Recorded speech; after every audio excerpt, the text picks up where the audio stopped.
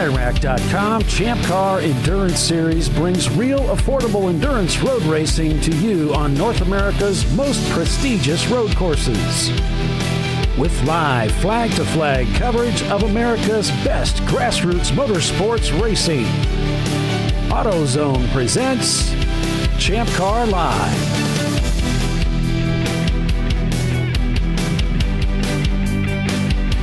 Hello, everyone, and welcome to ChampCar.Live, presented by AutoZone. It's the TireRack.com Champ Car Endurance Series. This weekend's race, it's the 8+7Hr Enduro at Harris Hill Raceway. I'm Paul Veltum, along with Doc Waldrop, Bill Strong, and Tiffany Alexander, bringing you full-length race coverage again this weekend.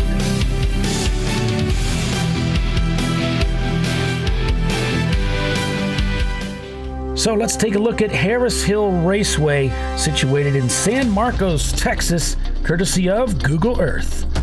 As we head out onto this clockwise road circuit, around turn 1 very quickly, down into turn 2, almost like a double apex, as we go through turn 3 onto one of the fastest parts of the racetrack, climbing steeply into turn 4, which tabletops and begins the descent downhill through a very quick turn 5, rocketing the machines through a very fast turn number 6,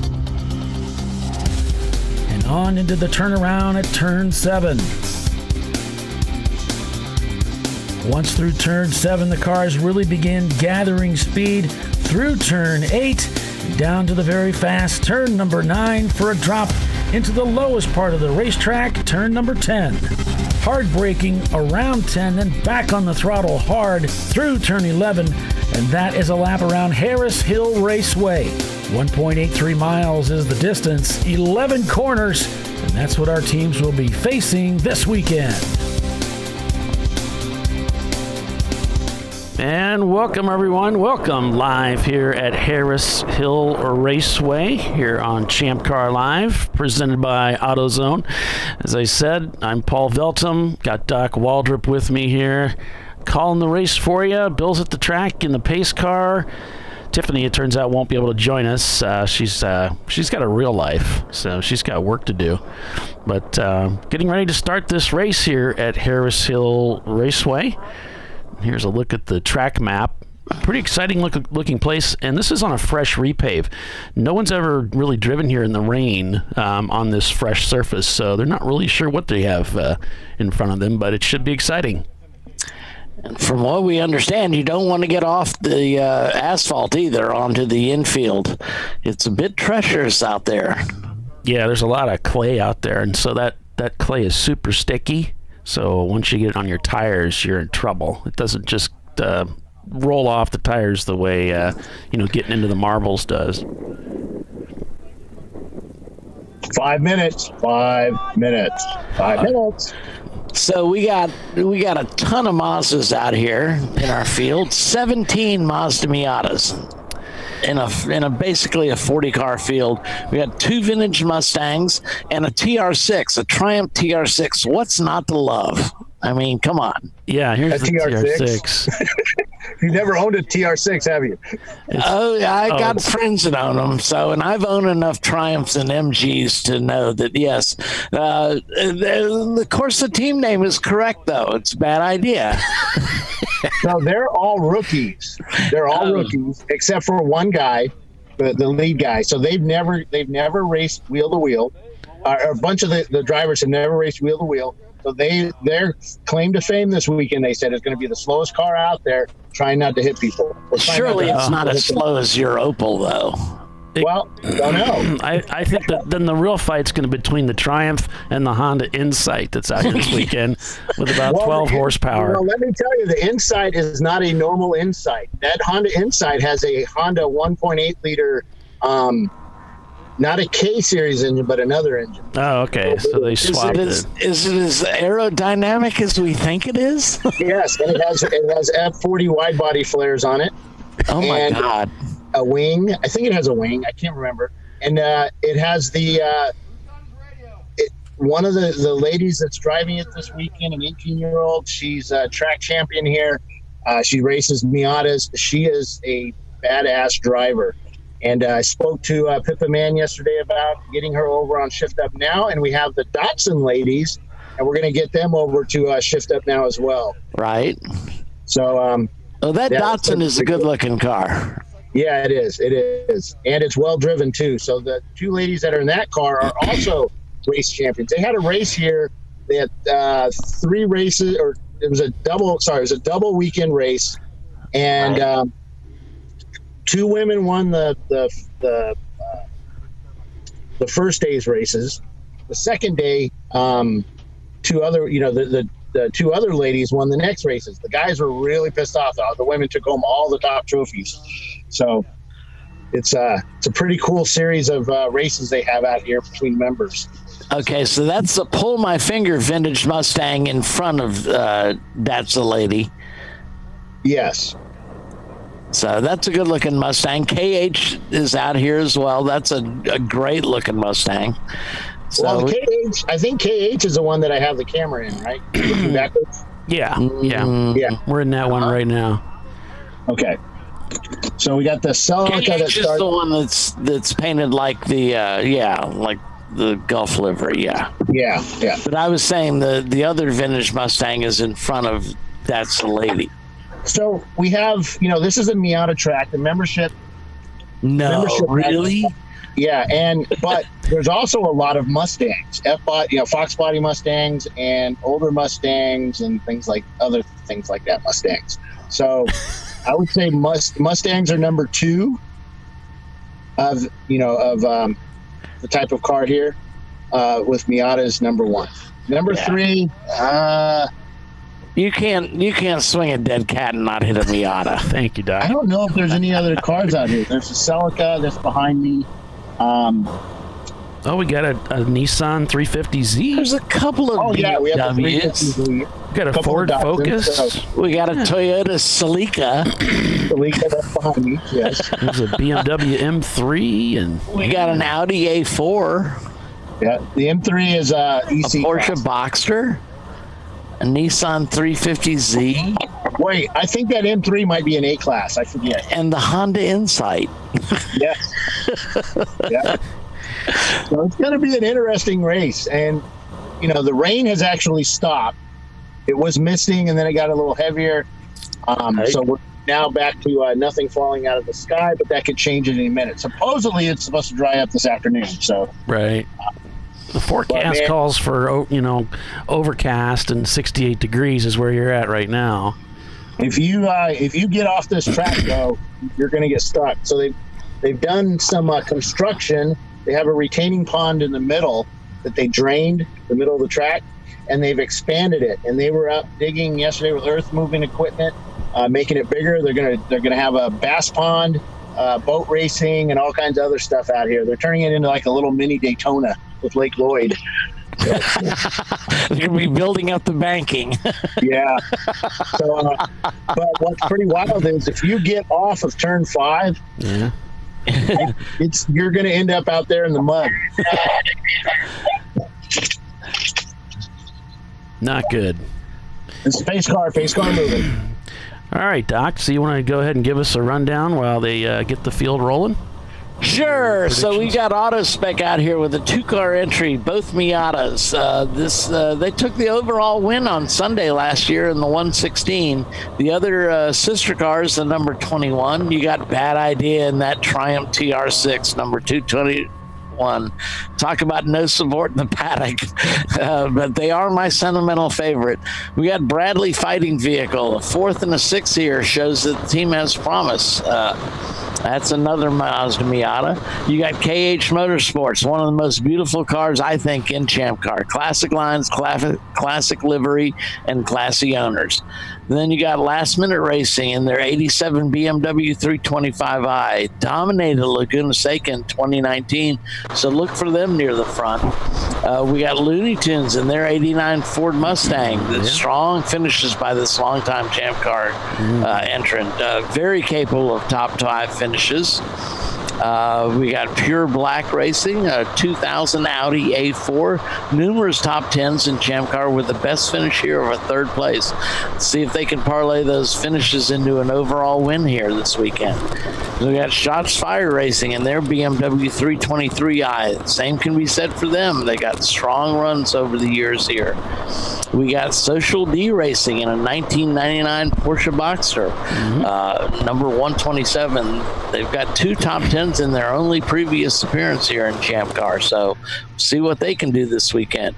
We got Team Hong Kong Fooey, one of my favorite team names, in their 94 Mazda Miata. A Miata team knocking on the door for a top 10 finish, so we'll see how they do.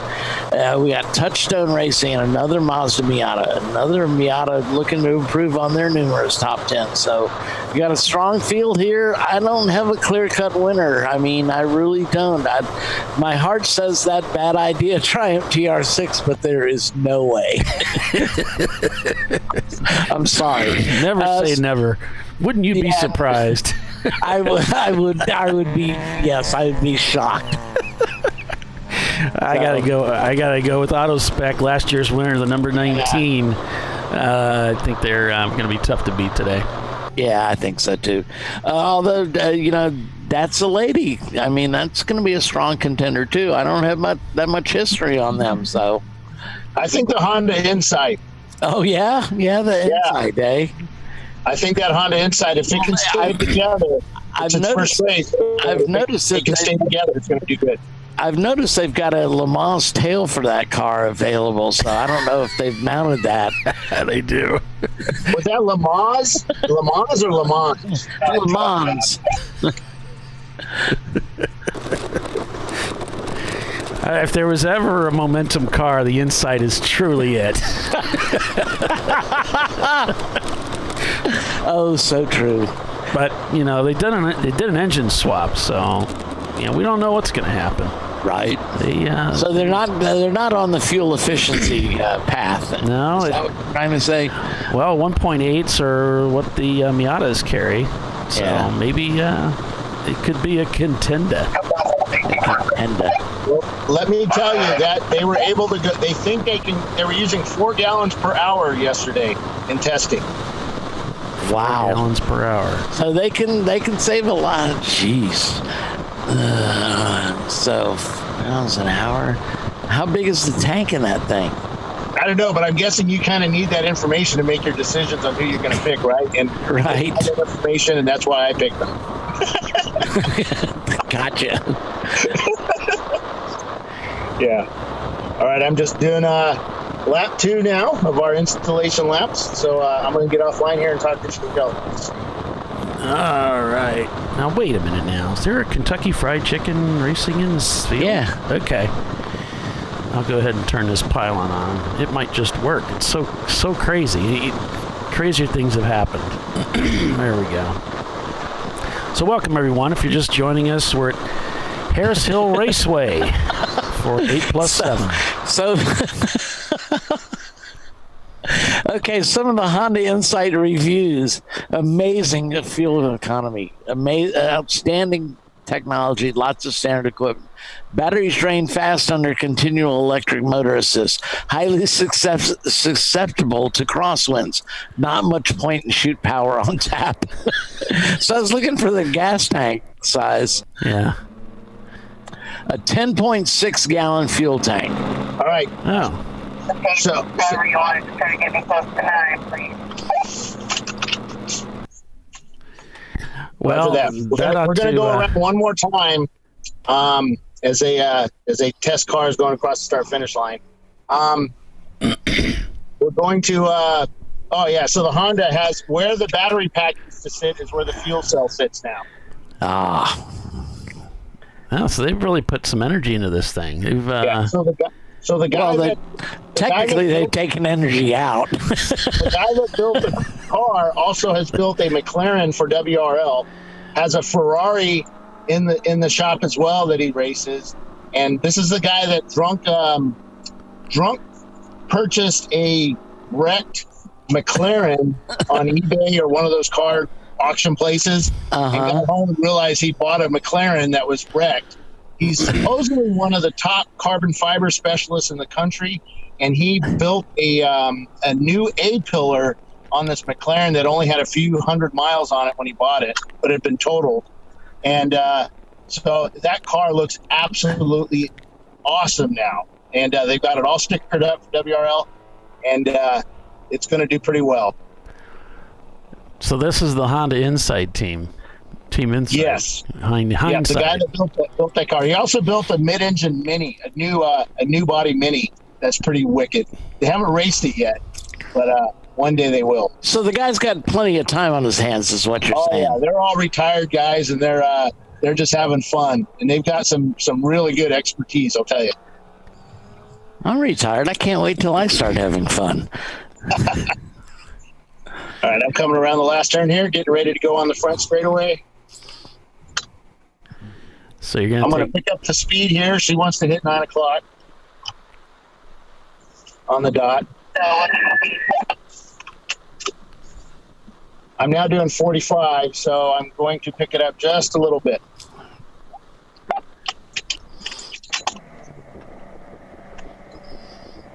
Just joining us, folks. We're at Harris Hill Raceway. Today's race, 8 hours. They'll check her at 5 o'clock local time.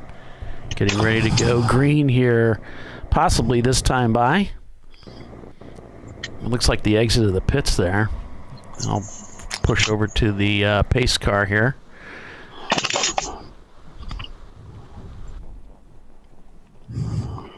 Here's the Insight. I've got all-wheel drive, and this track has no issues right now. It's actually not drying up, but it's not as slippery as I thought it would be. Those Continentals are just biting into it, which is good. Now, these guys with their race tires on it now.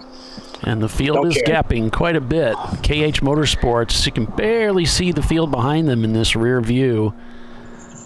So we're hoping that they'll get caught up as the field is beginning to spread out a little bit here. All right, Chelsea, am I good to go? Lights out?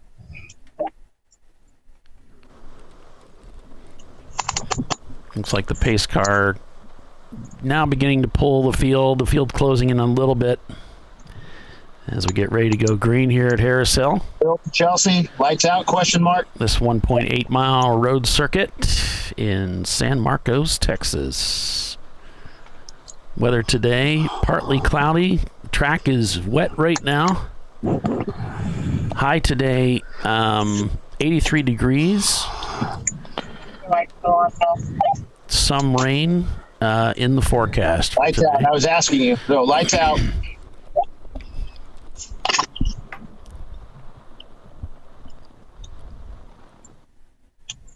On board with Last Minute Racing and their BMW.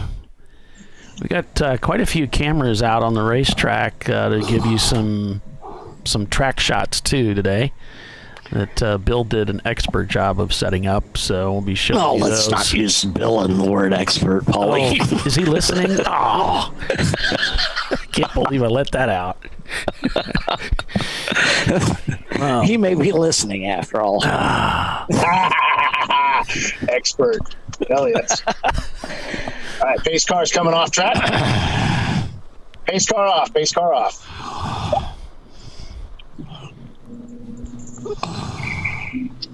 Bill does this thing where he accelerates into pit lane. Unfortunately, I don't have a camera on the start-finish line, but I got cameras like everywhere but that. So we are green here at Harris Hill Raceway. Here's a look at turn 2. As the cars will come down to start their very first lap here on the racetrack, and I think this is turn 2. There we go. So we had, how many cars starting, Doc, was it? 43 was the last thing I saw. So, respectable field of race cars this weekend. 410 spun. Back on track.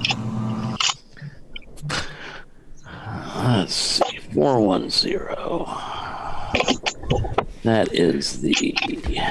Bill, you got a lot of clicking going on in the background there. I think I'll mute you for a little bit. I'm not sure what all that's going on, but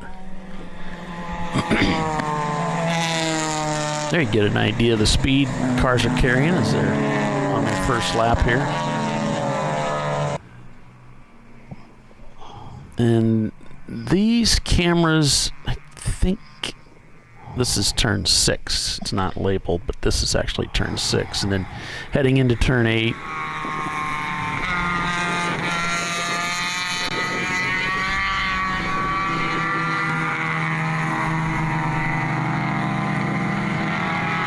And coming out of turn 8. And I don't have any audio on that camera. And that looks like another section of track that they're not using. Well, nobody's used it yet. Well, let's look in on the Honda Insight and see what's going on here. As the timing and scoring begins to populate, we're showing Lone Star Rallycross leading over AutoSpec in the 21 car. I think they changed their number again. Now it's number 21. It just looks like he's at a crawl here behind another competitor. They might be yellow in that corner, not sure what's going on there. Here's AutoSpec in the number 116 car. This is the sister car, so there's 2 AutoSpec cars out here this weekend. 116 we're showing in 4th place. Yeah. So, and their sister car is just 2 spots up ahead right here. Yep. Really chopping at the wheel there. And I've seen some footage, and you may have seen some footage in the opener, folks, of drivers racing in the rain here. There's a lot of water that gets gathered up on the track. Now, they may have improved the drainage during that repave, but this track's probably going to stay wet. And we're seeing the wipers up, so that means there's some rooster tailing. Might still be raining a little bit as we look out the back of the Ford Mustang here. Well, the wind's going to kick up this afternoon, so that'll help dry the track. Oh, and there's a vintage BMW there, one of the 2002s. 2s, yep. Beautiful. Oh, we got a car, the Datsun. One of the Datsuns is turned around facing the wrong way. They localed yellowed that corner. It looks like it was getting turned back around and back underway.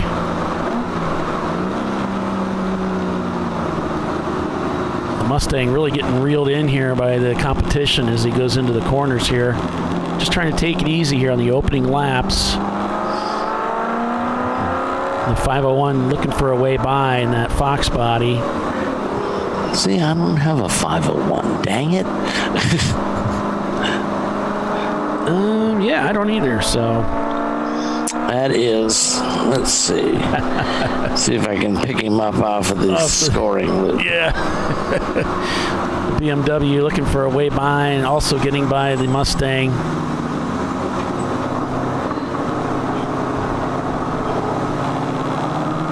And then we're on board with the TR6, who's probably exposed. Come on, get it. You can see his windshield's about the size of my wallet. Right. Yeah, not much of one. So he's enjoying the weather out here in That'd Texas be a best today. to fly screen.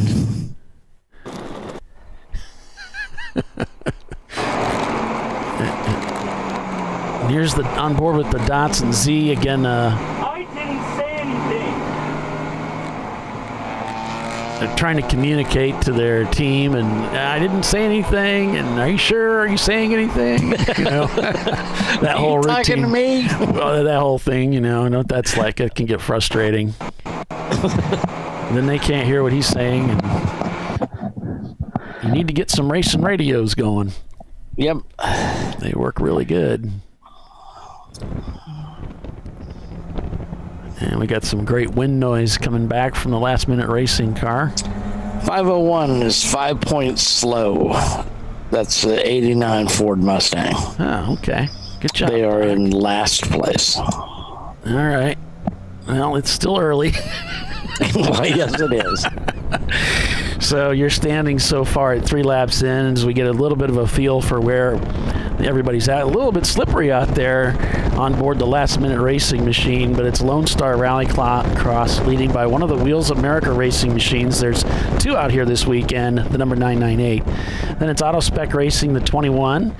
Bradley Fighting Vehicle is fourth. Wheels America, their sister car, is fifth. Then we've got an EC car, and then it's Touchstone Racing, Auto Spec in seventh in the number 116. Then it's Viking Chung in eighth. Last Minute Racing is going to be in ninth place right now, and then it's Dots Lady and their Datsun rounding out the top 10. As we're just getting started on this 1.82 mile road circuit in San Marcos, Texas. This is a really cool racetrack. I like it. It reminds me a lot of Gingerman. It's one of these tracks you can go to and race really hard and not worry about sliding off into something that's going to destroy your race car. There's a lot of open grass, so if you do get it wrong, you've got some place to go. I've been to San Marcos before in my high school days. Yeah. And there's not a whole lot out there to hit. It's rather flat. Although this track's got some nice elevations. Yeah, it does. There's a pretty good climb going into turn 4 where the track kind of flattens out as they go around the corner. Right. And then it plunges back downhill as they head towards, 5, 6, 7, 8. It's pretty cool.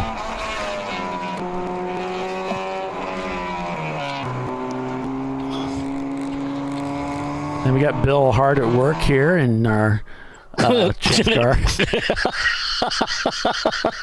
I'm sorry, you said something funny.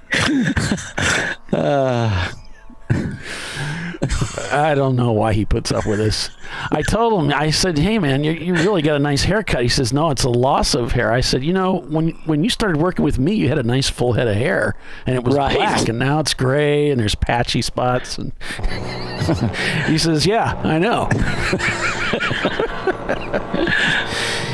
Oh, shoot. So your leading A-Class car, Wheels of America, has taken over the overall lead of the race. Lone Star Rallycross is in second overall, but they're leading B-Class. City Garage is leading CEC, and D-Class is being led by Pull My Finger right now in their Mustang.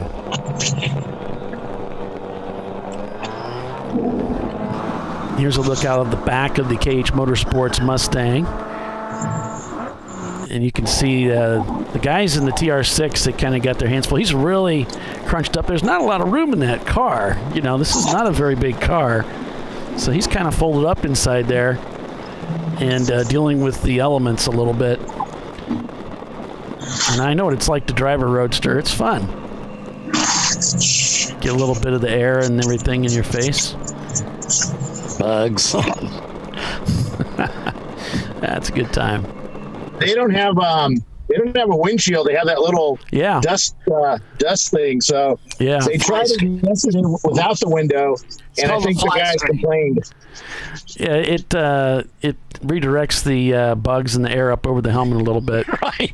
The rubber. I wouldn't be concerned about the bugs. I'd be more concerned about the pieces of rubber, rocks, dirt, mud, that kind of stuff. It is busy out there. We got some cars carrying a lot of speed in this wet stuff. But now, you know what? My Roadster had something just like that. Just a really low-profile Lexan contoured windscreen. It worked. You have a June bug hit your helmet. It's going to get your attention. Yeah. Well, Texas, June bugs are like humongous. So. Oh, yeah. And frankly, the roaches fly there, and anything that's that big and flies ought to have feathers by law. So Wheels America Racing in their Mazda is taking the lead. They're out about 4 seconds over Lone Star Rallycross. And then it's Auto Spec Racing in the number 21, last year's winner. They're all right together. Lone Star just crossed the start-finish line, and they closed the gap a little bit on the leader. No, it was the 116 that won last year. Oh, okay. Yeah, I think. I don't know. There's that vintage BMW 2002. Yeah, that's cool. That 116 last year that won in the fall isn't racing this weekend. They had the car inspected for Road America because they're going to the national championships. But that car is a ND, I think, or NC. It's an NC Miata. Oh, okay. Maybe an ND Miata. It's a newer one. For not racing, they're doing pretty well because they show up in 8th place. Well, no. They have they're using another car. Sons of Orange. Yeah. Gotcha. So they kind of did a Bill Strong then. They brought a different car but put the same number on it. Yeah, they're just making. Well, you know, a lot of us are assigned numbers, so we just move those from car to car. Yes, thanks for letting me know when y'all do that. I appreciate it. That's why I thought it'd be good to assign a VIN to all that. But hey, the board said that. No. Oh, well, the board hasn't ruled on that yet, Bill. I know. I'm just thinking no. about the future. I'm being proactive. Gotcha. You're measuring your disappointments. Yes. Or managing your disappointments. And folks, I'll be getting you the petitions so you can view them and start talking about them. I'll get that up next week. I travel from here directly to NCM, so I have a couple of days where I can work on that, and I'll get that up for you guys. The board wanted to get it out to you earlier so that you guys have a lot of time to discuss and make notes. So, whoa, we have a car sideways going into one. He straightens it up. Oh, he was right side by side for the BMW. Miata on the left, driver's left, totally sideways. That BMW may have kept him going in a straight line as he was going into one. Helped him corner, eh? Oh my goodness, that was a little scary. He was. I bet he was totally sideways. Yeah. Lots of skill there.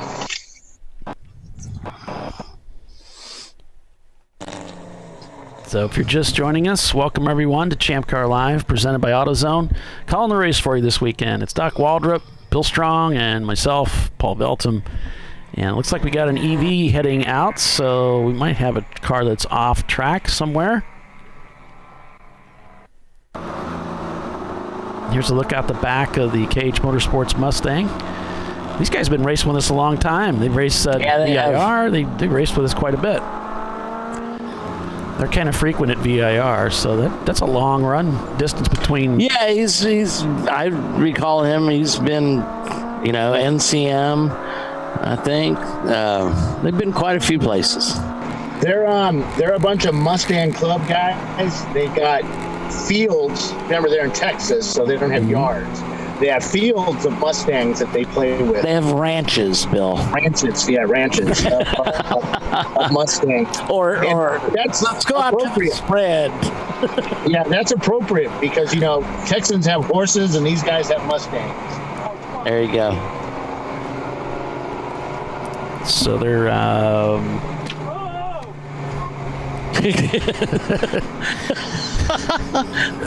We have a car stalled, driver's left, turn 8, the entrance of 8. Let's see if I can find that. I have no earthly idea where we are on track right now. There's there the it car. It's driver's left. We saw it parked there. Yep. You can kind of see it from this view if you look to the left there. Yeah, he kept it on the pavement, which evidently is important. Yeah, your 2,000-pound car will come out weighing 3,000 pounds. That's why Georgia has shallow graves. Georgia Clay. So right now, at 8 laps in, it's Wheels America Racing leading by about 10 seconds, stretching their lead over the field from Lone Star Rallycross. Lap times are about 1 minute and 45 seconds is what they're looking at out there in the rain. And Bradley Fighting has moved up to 5th place. Touchstone Racing is in 4th. And let's see, AutoSpec has dropped 6 spots in the 116 car since the beginning of the race, which used to be called Sons of Orange. And you'll notice when we go to that in-car shot, that's why it's orange. Hey, how about that? Looney Tunes has moved up to 15th. That's 10 spots they've hopped in that D-Class car, and they are now leading D-Class over Pull My Finger. Hey, the TR6 is running 24th before we pull the EC cars out. So it looks like it's the Viking Chug Motorsports team that is stranded on the racetrack. That is an 09 Mazda, I believe. And and it's on tow now. It's they're coming through 8 behind the safety vehicle. Okay. So that's a B-class car. And then we got a Reposado Racing also not turning laps. Those are the only 2 cars that aren't turning laps. Everybody else is on track. Oh, and then, yeah. So Viking Chug falling in the standings, but we're still green.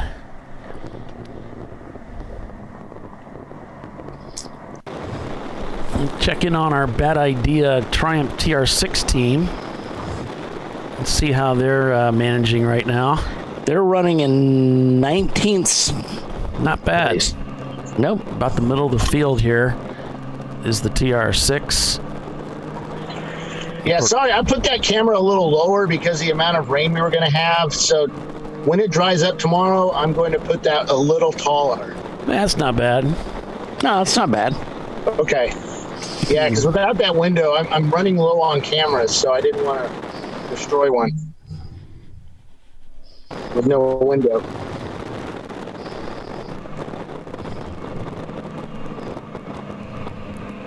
Here's a look at turn 2. You can see how those skies are pretty overcast there. So what do you think of this track, Bill? Does it look like a fun track to drive?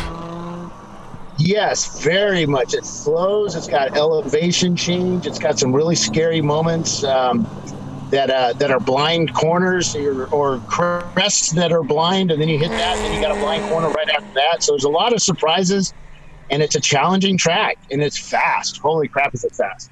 And so I really want to race on this track. I really do. And I was supposed to in the fall, but the team had to withdraw their car. But I may bring one of my cars out here. I think the MR2 would actually do pretty well here. It's hard to get into this track because we only allow 45 cars or entries, and it sells out pretty quick. This is a country club, the Harris Hill Country Club. For track, for racers, it's a very inexpensive track to become a member of too, and they'll work with you, and it's pretty cool. But it's a great track. I think everybody needs to run this track if you're out in this area. I mean, it's a good track, I think, to draw, to do a long haul to too. Yeah. Yeah, it reminds me a lot of Gingerman. It's one of those places, I think, that seems to have a really good draw because of its nature. Yeah. It's a safe track, but a lot of fun. The paddock, we don't have a pit lane, but they have a paddock that we do the pitting in. That's kind of old school, like when, if you've ever run in Lemons, it's kind of like that, where you just roll into your paddock space, you do your fueling and everything right there. We still have the 5-minute rule involved, but it's that's the only downside to it. But if you're spending all your time in the paddock, you're doing it wrong. You need to be out on that track. But yeah, this is a must-do event. If you ever get a chance to do it, do it. Sign up early. We got another one in the fall too. In September. Is that September? Yep. Yeah. September 25th and 26th. It's an 8+7. In the fall, we did it with 55 cars. We kind of we oversold it because we knew everybody wanted to come back racing, and I wouldn't say the track wasn't happy, but the track wasn't happy. There was mainly because there was no place to park cars. Parking on top of each other. Yeah, the track guys are awesome. I mean, they're racers. They have a blast doing this, and they're actually out there this weekend racing. They've got one guy that they have a shop up here. He kind of runs a shop, fixes all these guys' cars, and Miata's. He can do an engine swap, a rear swap, and a training swap all in about 2 minutes. It's pretty awesome watching him do stuff. But they've got a dyno up here that one of the team owns, and it's pretty darn cool place. And the back lot is just filled with Miatas. I mean, it's a little scary. Can't swing a dead cat and not hit one, huh? Exactly. You know, no, you don't really have cats out here. You got those armadillos. So swing a dead armadillo out there.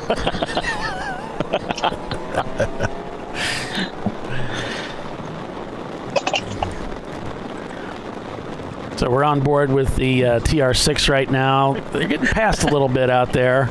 You think? Confidence may be low in the TR6 in the wet. But there's a dry line developing. He's got Lucas Electrics. He's got Lucas Electrics, and he's got like 12 cars in front of him in the next 12 feet of racing. They are really stacked up like 4 wide, going around this racetrack. And so eventually the track's going to dry out a little bit. Well, there's a dry line already developing along the front straightaway here. It looks like he's just taking. And when guys get offline, you can see a rooster tail a little bit. So there's still a lot of water off. Looks like he's holding down the outside line here, trying to stay out of the way, keep his speed up. Yeah, well, he's turning 2:12.928.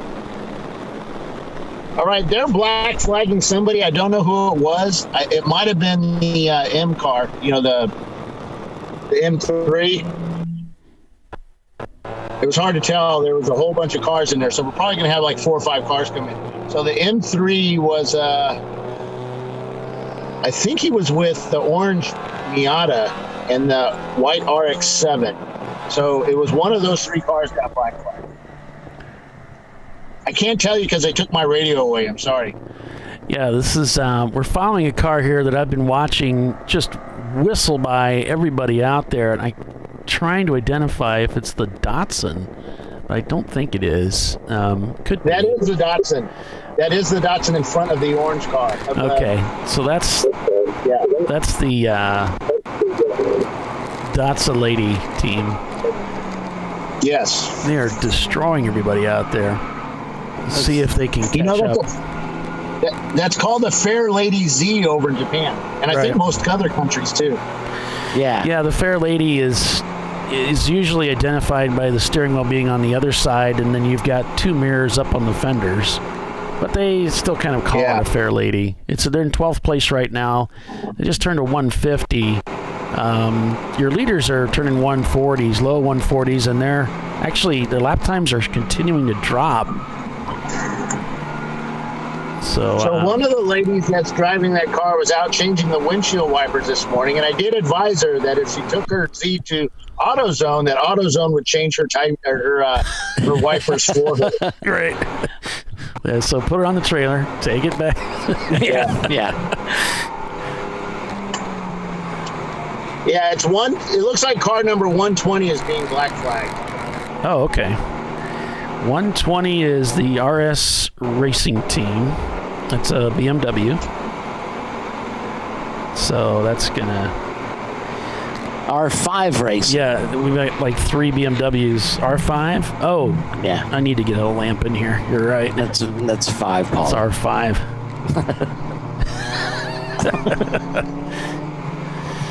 Don't shoot the messenger. Yeah, right. Gotcha. Oh, shoot. Coming down near the bottom of the hour here. Looks like the Mustang's coming into the paddock area. This is the pits. They drive in a clockwise rotation around the paddock. They have like a square that's near the racetrack, and this is how they're pitting this weekend. So it's quite a bit unusual. It's not a regular pit lane. So they have a square, or sort of almost, it's like a rectangle. Like a town square. And their pit stalls are organized around the perimeter of it. And that's how they're doing the pit stops this weekend at Harris Hill, because that's the only way they can do it.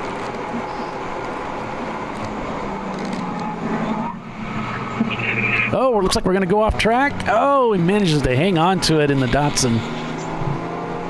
almost put it off the racetrack there. That's why you give yourself a little bit of a buffer. Some wiggle room, as it were. Yeah, on board with the Honda Insight. Team Hindsight.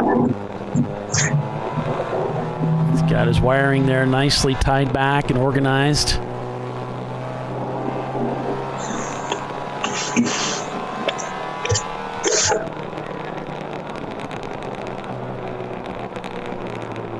Trying not to hit the Mustang here as he comes by. There we go. Nice clean pass down the left side.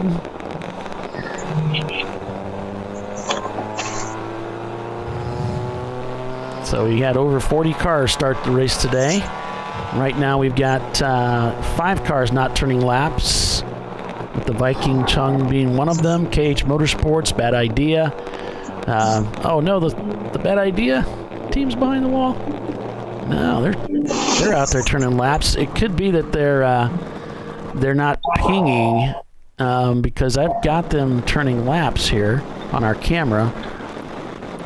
So maybe I'll send a massage up to the tower. I'm sure they already know about it.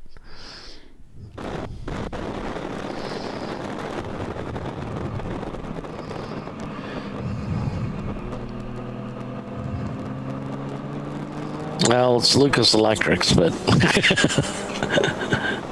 you'd like to think the transponder would keep working. So KH has the hood up on that car. They're working on what looks like the brake system over on the driver's side of the engine bay, and somebody's working on the passenger side up on the floorboard. So I don't know what's going on there. They got the hood up, or they have the hood up. I gotta use my good English.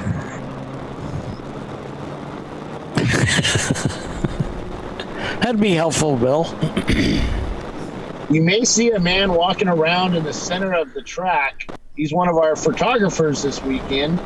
I don't know how he's going to get back across, but he's stuck in the middle taking pictures. So there should be some really good pictures this weekend. All from one spot as he gets stuck in the mud, huh? Yeah, and it looks like he's trying to cross at that point too, in the mud. I think he's like 5'8". Now he's like 6'2". Is Ben at the track this weekend? Is he doing? Yes, time? Ben's running timing and scoring right now. Okay. They're having some because it's raining.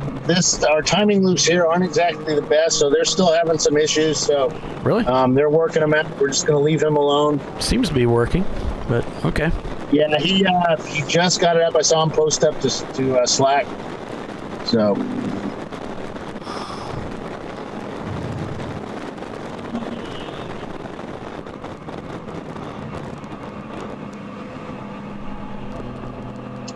The Mustang's still in the pits right now.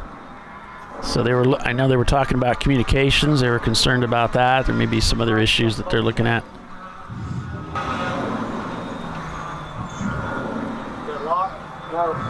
So meanwhile, the Bad Eye team is on the racetrack turning laps, even though it's not showing. They were pinging earlier on their transponder, but it's not pinging any longer.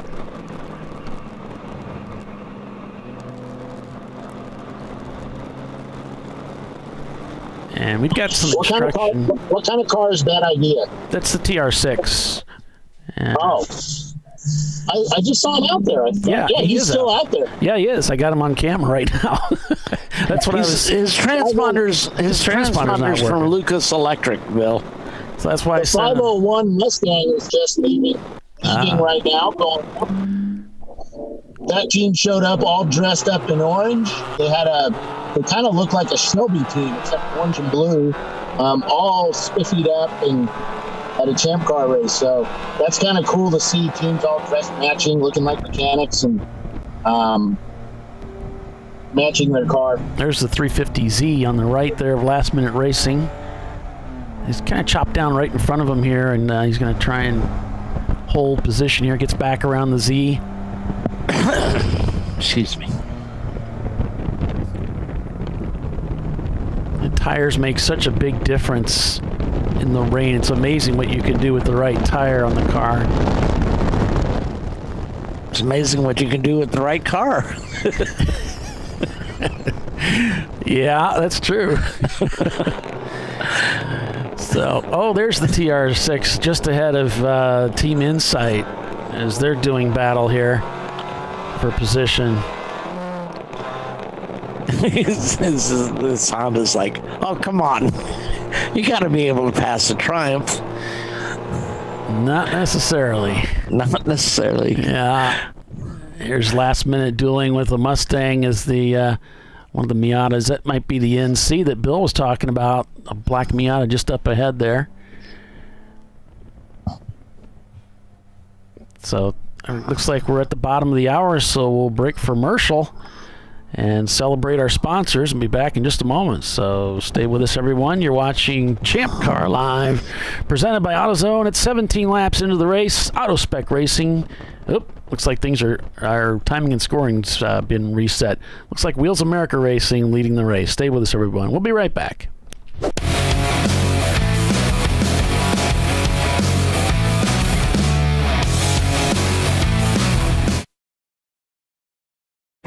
An important decision is afoot. This man is about to buy tires on TireRack.com.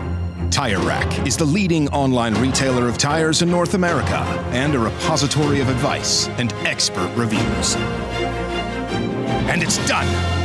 All that's left is to arrange for safe, easy installation at one of our independent recommended installers. Well, I guess he did that too. TireRack.com, the way tire buying should be. Come on, Road. Do your worst. We'll be at our best. Engineered to meet or exceed original equipment performance, exclusively at AutoZone. Frozen rotors from Diversified Cryogenics deliver increased performance and a higher level of safety, while significantly reducing braking system costs. So to tell you a little bit about the durability of this product. So we have seen an incredible extension of the life of our brake rotors using frozen rotors. We've gone from brake rotors every other weekend to 6 weekends on one set of brake rotors, and I think they can go farther. The durability has been amazing. And it's been a fantastic season, and man, a lot of that is due to the way our car can brake on those frozen rotors. For more information, go to frozenrotors.com. Lifeline USA is a leading manufacturer of onboard fire suppression systems. Lifeline's continuous commitment to research and development ensures that we supply the most innovative and cutting-edge products available. Used by the majority of the world's motorsport championship-winning teams and constructors, Lifeline has a proven history of success. Lifeline offers a complete range of fire suppression systems for all budgets and needs, and we continue to push development and limits on both extinguishant materials and our patented delivery systems to make the race car environment almost as safe as sitting on your sofa at home. Every kit has been designed for a professional and simple installation. For more information and to purchase your Champ Car fire suppression system, go to www.lifeline-fire.com.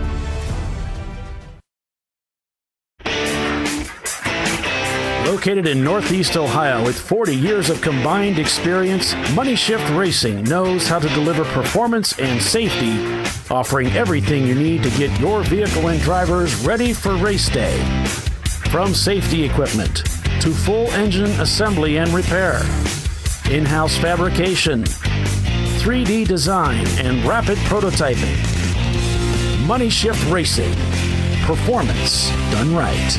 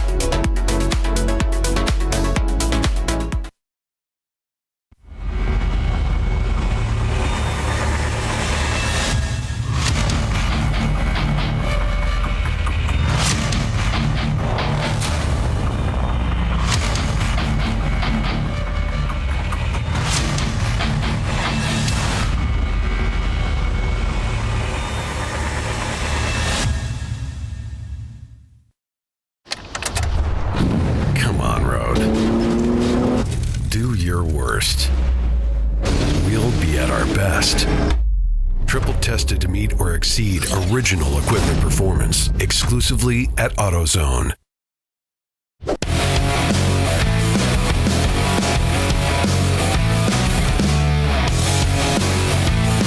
So welcome back, everyone, to ChampCar.Live, presented by AutoZone. We're at Harris Hill Raceway for an 8+7 this weekend. The race has just begun, got 21 laps complete. We've been green since the get-go. And the message coming back from Bill is an update on the KH Mustang. It's like they've had engine temperatures are getting hot, catch can is catching oil, and they're trying to fix the baffle issue. So referring to baffles, that means that there's a lot of oil getting into the catch can, and of course the catch can has a limited capacity. They don't want to see a lot of oil going in there, so there's they probably have it vented from the valve cover, which has a baffle in it, a plate, to allow air to come through, but try not to allow oil to come through there.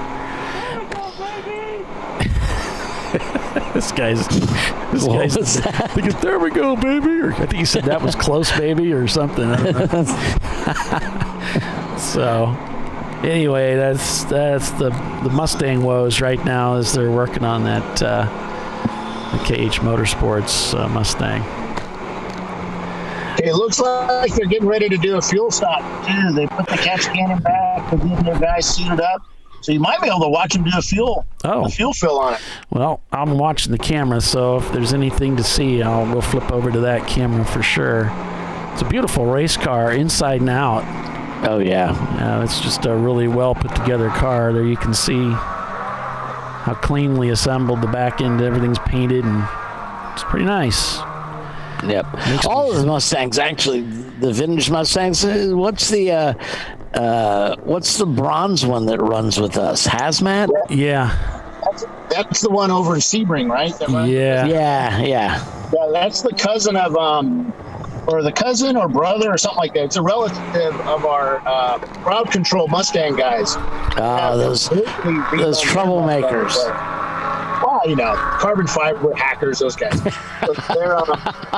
have completely rebuilt their car. They stripped it all down.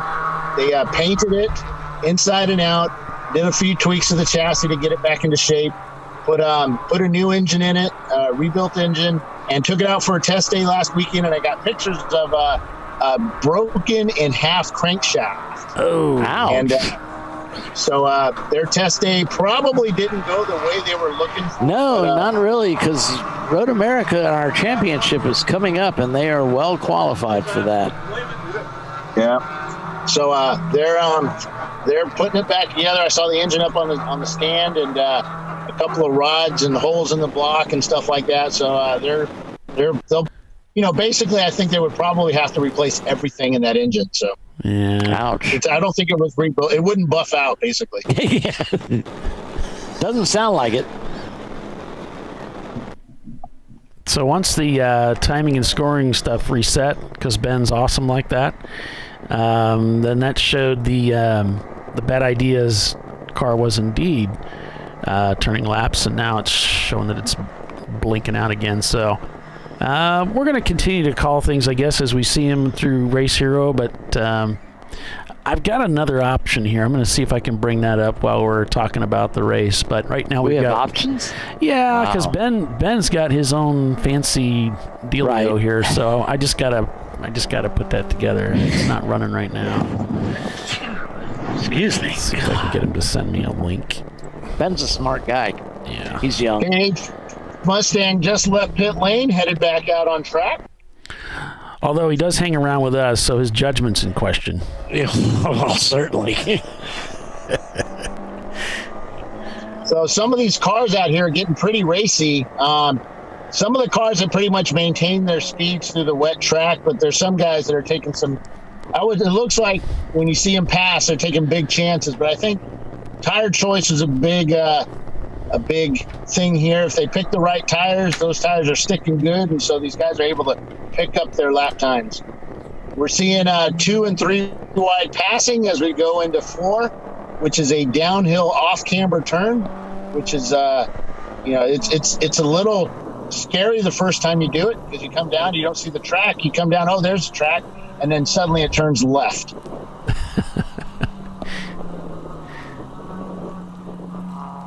Yeah, we've got this Race Hero pylon, but I've also got Ben's pylon, and that one can be more accurate sometimes. So I'm gonna flip over to that and see if we can. So Ben just stepped out of the trailer and he gave me a thumbs up, so it should be working good. Yeah, he's got all sorts of bells and whistles put into his program. Where it alerts. Well, we're working with a few people. We're going to be. We had a meeting this weekend with a couple of people, with one person that's doing some really cool homemade telemetry stuff. And we're getting him with Ben, and we're going to see what we can make of the telemetry / Ben's timing and scoring feed. So there's some really cool stuff we can do. And we're going to try and bring it to ChampCar.Live to give you guys more information about what's going on in the race, combined with Flagtronics, which is a really cool system. And we'll be able to follow along.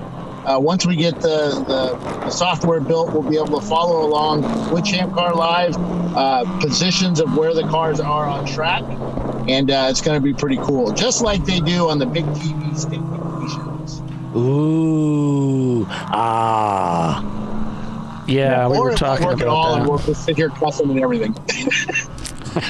Yeah, Ben and I got to talking during the race or after the race one day, and I'm like, whoa, this is really opening things up. So I told him, I said, hey man, let's do this thing. And so he's like all about it. And keep in mind, folks, this is technology upping the quality of the show. It's not anything that we're doing. Oh no, yeah. I just thought I should point that out. But Doc, these are people that typically watch our show. I don't think there's any danger of that. Right, true. Well, the other issue too is that it's really difficult to drag us into more technology because it just adds more. We have to be smarter. And I'm not getting any smarter. I got to draw the line somewhere. There's a limit at what we can and can't do. Exactly. Especially since and we have to keep it simple because, one day Doc is going to be setting up all these cameras, and you know how that's going to go.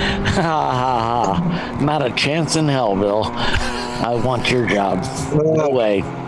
Yeah, this morning I got out here. It was wet. It wasn't bad. And as soon as I got to the first camera to set up, it starts raining, and I'm just like, oh, God, why did I pick this job? Well, that's why I watched Young Frankenstein. It's like, oh, could be worse. Could be raining. Yeah. That's why we compliment you, Bill. You're doing such a great job because we don't want your job. Nobody wants your job. If anybody's got job security, Bill, it's you. Yeah. I don't know about that.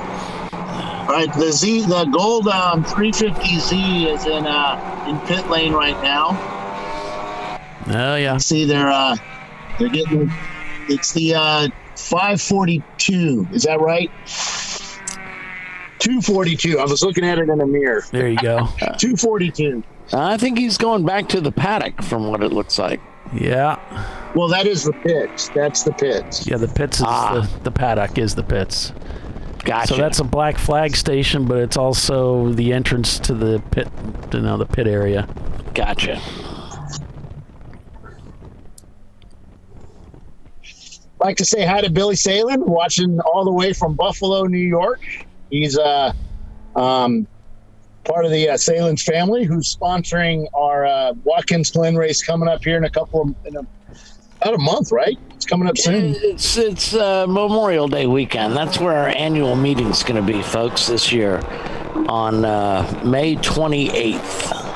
An absolutely incredible racetrack. If you haven't been to WGI, guys, you've got to get out there. I'm going to go. I already made my reservations at the Seneca Lodge. It is simply, I could say too much, but I'm going to try not to for a change. It's great. I mean, that track is, for me, it's the most enjoyable racetrack to be on. So if you haven't raced there, I hope you guys take the opportunity this year to get out there, that's going to be a huge race. Looks like KH is back on the racetrack. Yep, he slowed down a little bit for turn 1, which is more like a kink. It's not really a turn, but it does get a little slippy there, and you can end up sliding the car off, which we saw a lot over the fall. Hold on. I'll be back. I got to stop a guy from walking across track. Got to stop a guy from doing something silly. Well, he's still a part of the show, though. Yeah, well, true. He hasn't stopped us yet, so again, right. His judgment called into question. Well, there's a limit to everything, Paulie. and Lord knows we've passed ours. I know that our CEO just texted me a little while ago. Says, "Hey, if you don't have anything going on here in the next day or two, maybe we can record another video." It's like, well, you're actually paying me to do something right now. I know you don't really pay much attention to what I do, but right. However, we have a race this week I'm actually covering, but yeah, it's funny. So you're saying we could not do this and still get paid? Saying we're under the radar to some degree. It's like I told Doc, I said, I can't believe the FCC still hasn't banned us from doing this. Right. But yeah, so it's funny.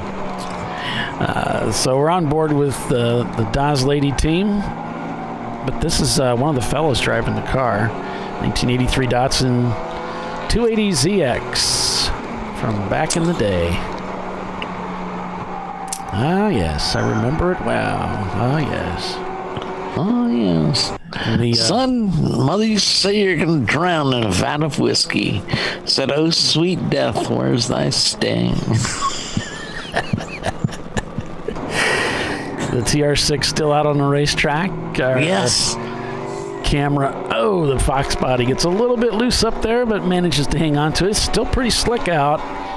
And of course, the last thing we want to see is guys getting off the track and bringing any of that clay up onto the racetrack, because that's going to be treacherous. Yeah. You think it's bad now? Where do you put that sticky, slippery stuff? It's not sticky, it's slippery out there. Looks like the Mustang is going back into the pits. Still not satisfied with the way that the Mustang is working on the track. It looks like the TR6 is off the racetrack. Now, he looks like he's trying to come in. Into pit lane too. Okay, he's pulled the belts off of his shoulders for some reason. Not sure why. So maybe he's going to come in and make a pit stop. Bill, if you could get to that car and clean the condensation off the lens. All right. So you're not supposed to take your belts off until you're in your pit box, guys. He's taking his gloves off and everything, but yeah, you don't want to do that. You want to be fully suited and buckled in and everything till you get into your pit stall. You don't need to take that stuff off. You're going to be getting out of the car anyway.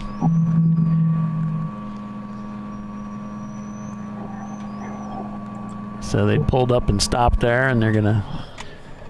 Did they talk to you about taking your belts off? Oh, no. Do not take your belts off until you get right here, ever. Got it. Okay? Yep, sorry about that. That'll get you a really big Thank you. yelling at. All right, so Bill straightened them out on that, and then we got a lot of teams that don't race with us very often. This is their first weekend racing, so it's a whole new experience for these guys, and they're going to learn a lot and have a great time for sure. That's great to see the car is still out there running. You know, they don't appear to have a mechanical issue with the car, although it's been less than an hour. They're in the pits, but it looks like they're getting ready to do a driver change though. So this is good. It's going to be a good experience for them. A little wave, a thumbs up there from the Datsun team.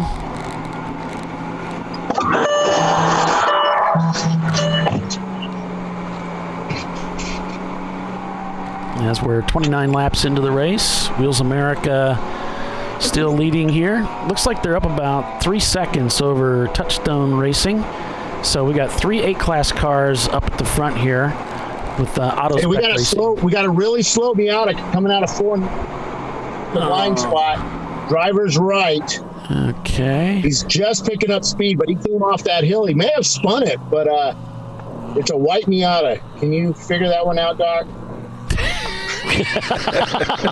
Sure. Be glad Get to. right Bill. on it, man.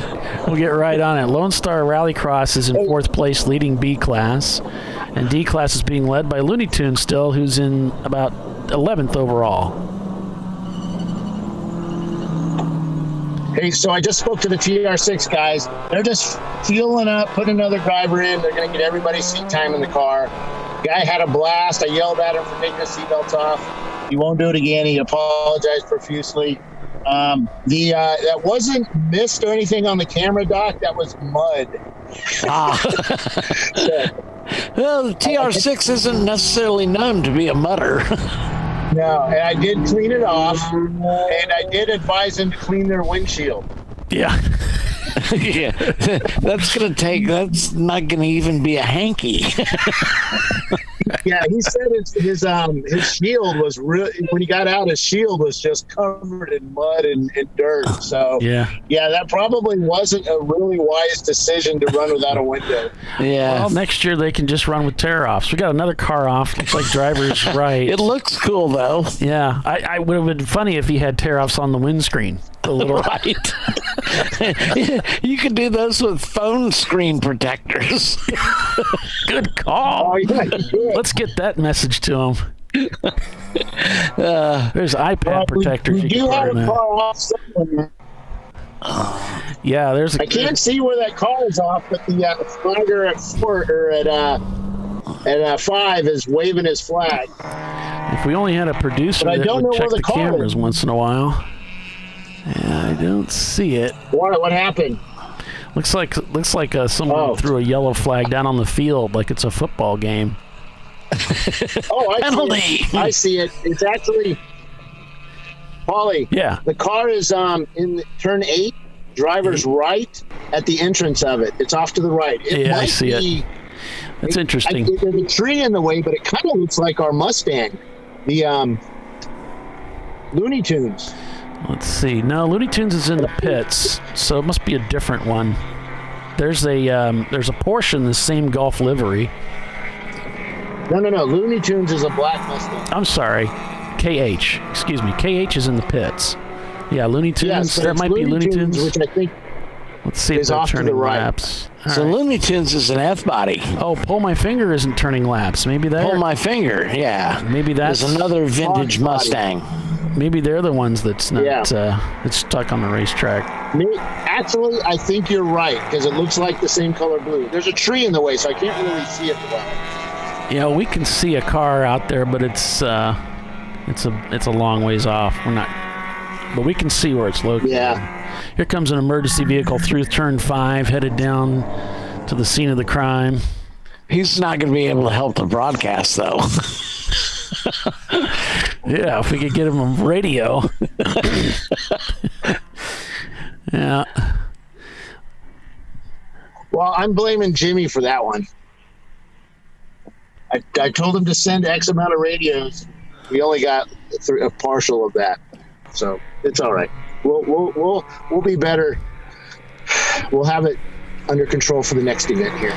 So here we got turn 8. We supply the radios to the corner workers, so we have to bring all of our stock of radios.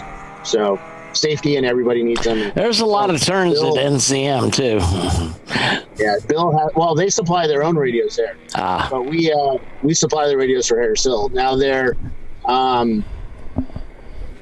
what do you call it? We have a lot of, I think 20. We brought 20 radios, and we should have brought 26. So yeah, Bill's radio got given up real quick. Let you know where your standing is. Yeah. He's a pace car driver. He doesn't need one. Really? I said, really? Wheels of Merit. Don't they know who you are? Yeah. Don't you know who I am? I've not read my contract. I have a rider, you know.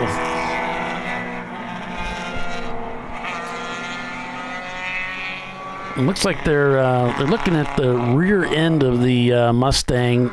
I noticed they were pushing up and down on the rear suspension on the quarters. Yeah, I saw that too. And they're still looking at the back of that car, so there may be something that they're having trouble with there. Hey guys, It's talking about leakage, so they may be dumping fluid. What's up?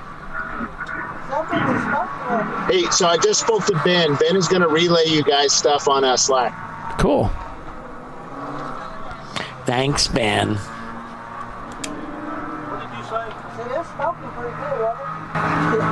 Okay, I'm hearing that you're talking about smoking, and I remember, Bill, you said that they had an overheat issue, so just lots of teething issues here for the KH team. They're draining oil from the catch can, so it's filling up the catch can from the breather, and they've got a lot of blow by. It looks like it looks like they're going to send the car back out. They drained it. I think what they're going to do is run it for a while until it fills back up, then come back and drain it. Gotcha. Yeah.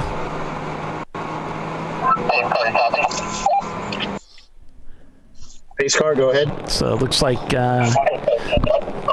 the Bad Ideas team suiting up a new driver. They're going to head out there and get some track time as the track Pace car's up.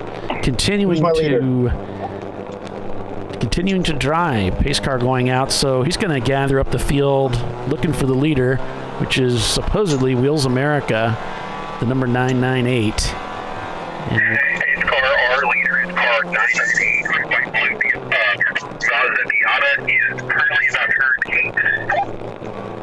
8. So there's the call coming down from the tower so that the pace car driver, Bill, knows who to pull out in front of. Yeah, but I have a blind spot, so it's really difficult to see.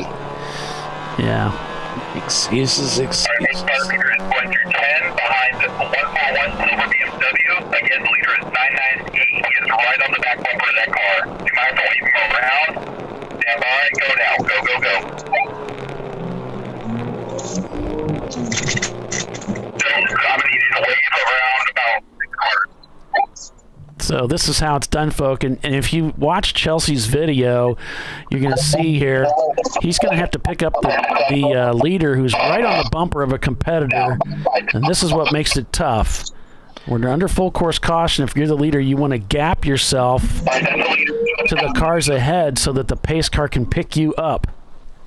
And you should know if you're the leader and you see the pace car. If your guy is leading, you need to tell him, crew.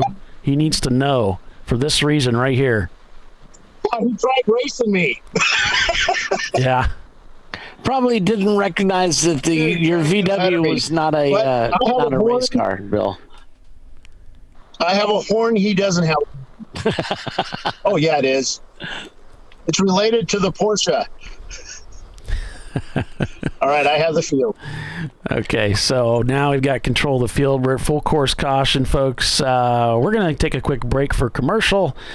What was the incident? And we'll be back in just a couple minutes, so stay with us, everyone. You're watching ChampCar.Live, presented by AutoZone, and it's Wheels America, your leader. Back in a moment. Yeah. Here we go.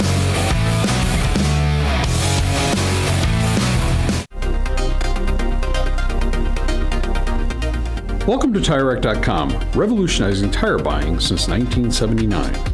With our unmatched selection of branded products, finding what fits your vehicle and is right for you and how and where you drive has never been easier. Through helpful online shopping tools that include our professional hands-on reviews done at the introduction of a tire and consumer reviews that give real-world feedback over the life of the tire, you can make the right tire choice and find exactly what you need. And if you prefer to talk to someone, our tire testers, our sales team, are available on the phone. And that's how we get you the right tire for you and your vehicle for where and how you drive.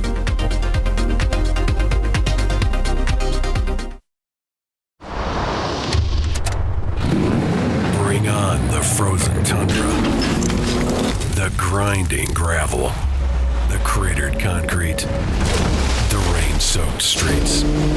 Come on, road. Do your worst. we'll be at our best.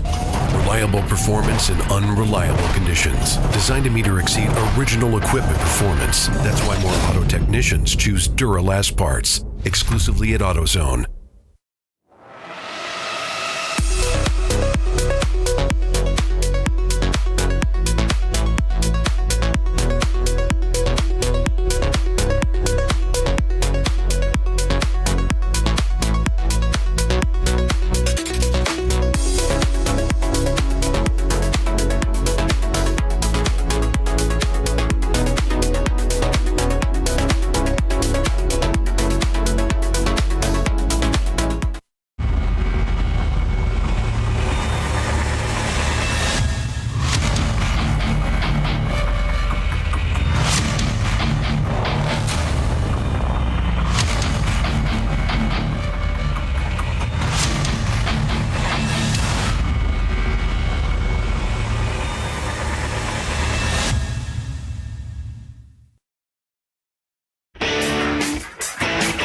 Located in Northeast Ohio with 40 years of combined experience, Money Shift Racing knows how to deliver performance and safety, offering everything you need to get your vehicle and drivers ready for race day.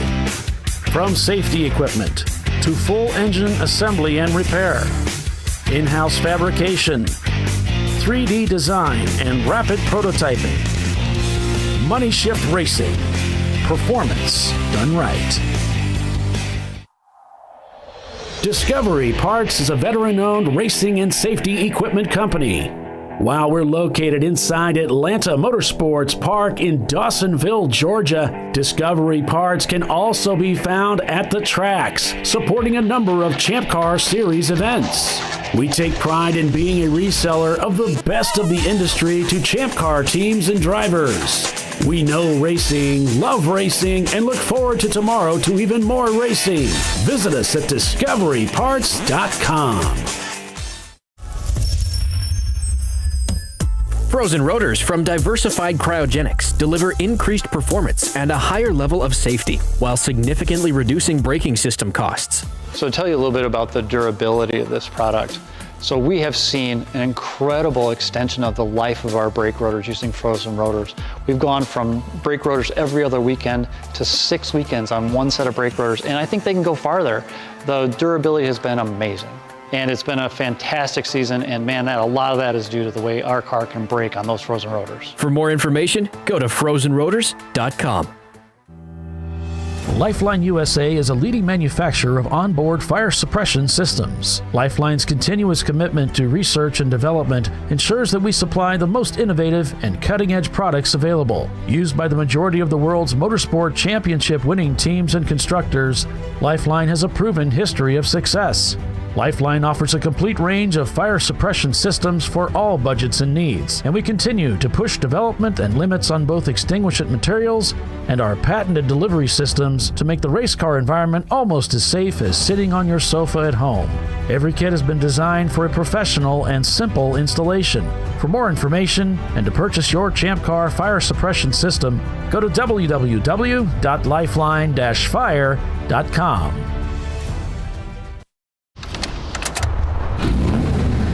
On road. Do your worst. We'll be at our best. Engineered to meet or exceed original equipment performance. Exclusively at AutoZone.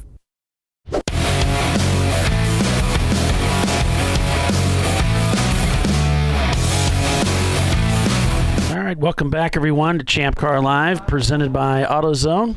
I'm Paul Veltum, along with Doc Waldrop, Bill Strong. Calling the race for you this weekend at Harris Hill Raceway. It's an 8+7 this weekend for the TireRack.com Champ Car Endurance Series. And while we were away at commercial, I noticed that the KH Motorsports Mustang, they went out and did a lap under caution, and then they brought it back in. So, unfortunately, still working on that Mustang, trying to get it motivated to be out there on the racetrack so they can have some fun this weekend. And we're under full course caution, if I didn't mention that. We got Bill out in the pace car leading the field. Now, we did have a car that was stranded over in T8, and It looks like that's been cleared, so we may be going back to green here shortly. I'm not sure what the cause is of the yellow. Let me see if I can get Bill. Hey, Bill, can you hear us? Yeah. Okay, do you know what the cause of the caution is? Yeah. So, hold on a second. Looks like we're going back to green. Yeah, we're back to green. So the Stelka actually went to the wall at turn 10, so they had to pull him out. Once they got him out, he's back in the paddock right now. The car didn't look that bad, so they're looking it over. They're looking at the right rear of the car right now and the front. He's back out. The Mustang, the pull my finger was on the rollback, and they've got that car. They're delivering that car to their trailer, so I don't know what's really going on with that one. Okay. But we're back to green flag racing. Our leader actually slowed down behind me to an actual stop almost, trying to get a running start. And I don't know what's going to happen with that, but you don't do that. You stay with the pace car. Yeah. Don't try and game the system folks. What he did was wrong. And your camera just went down, Bill. But yeah, you're going to get a talking to for that. Your pit cam, your pace car cam. Let me see if I can. Let me see if I can. I'll see if I can call it back up. Well, I don't have a lot of. I only have one bar right here. That's probably why. Yeah, I got it back. It's just the bar. It's just the signal. You're good. There's your TR6 there. Yep, and here's a lot of traffic. Of course, the field is all stacked up right now, so everybody's busy out there, trying to bring you the live action here as it's happening. So going to be changing cameras here and trying to stay where all the action is. The TR6 still getting past quite a bit, but again, these are new drivers. They're just getting acclimated, and so this is going to happen. They're going to be doing some rear view mirror driving here. And as Chelsea said in the drivers meeting, just hold your line. Don't do a lot of crossing the traffic or track kind of stuff as you go into the corners. I like the fact that his rear view mirror is bigger than his windshield. Yeah. Well, he's got his priorities. He knows he needs to keep an eye on what's going on behind him. Looks like there's a car going to be black flagged, and it is the 997 is being black flagged. Yeah, it looks like that's Bradley fighting vehicle. And the 969. Well, no, it's not. They had it furled and pointed at him, so that's sort of a warning. The 969, the Viking Chug Motorsports team, is being meatballed for a faulty transponder, it looks like. So they'll bring them in and get that sorted so they can get their timing and scoring, keep track, as they don't want to do this by hand for the whole day, folks. It's really important you get that thing mounted. And Bill, what do you think is the best way to mount these transponders so they're reliable? Seems like most of the guys may get it to work, right? Duct tape. I'm kidding. Okay, maybe I shouldn't ask Bill a question like that. Yeah. So the best way to do it is, put it on a frame rail, put it away from somewhere it's going to get damaged, because if it gets damaged, it's a $500 or $600 fee to you. You get it fixed. Basically, you bought it. But we sell mounts for them. A lot of guys already have the mounts, and basically bolt that mount to your frame rail. Exactly. And, needs to have a clear view of the track. Yeah. You want a clear view of the track. You want it pointed downwards. And some of them it's black, some of the bottom, and some of it, some of them are red. If you go to our rule book, it'll actually show you how to do it for each model. Oh, and then so you got to read. Some guys actually mount them without a hole. Somebody's getting black. Yeah, this 997 is getting black flagged again. They haven't come in. So you had the waving black flag this time. Well, last time as a meatball. Last time the flag was furled, so yeah. Now they're black flagging him. We really meant it. Yeah. They're now, turn 4 is black flagging him as well, pointing at him, waving that flag.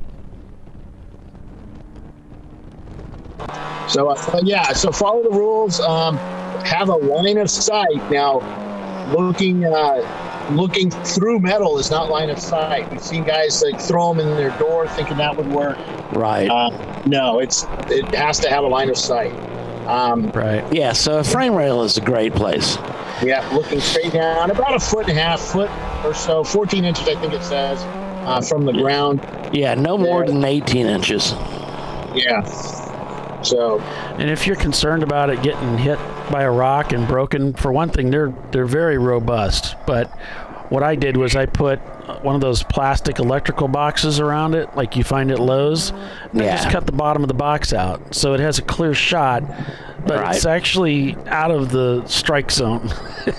Anything's going to hit it's going to hit that blue plastic electrical box. It's not going to hit the transponder itself. And that worked really well. Had no problems with it.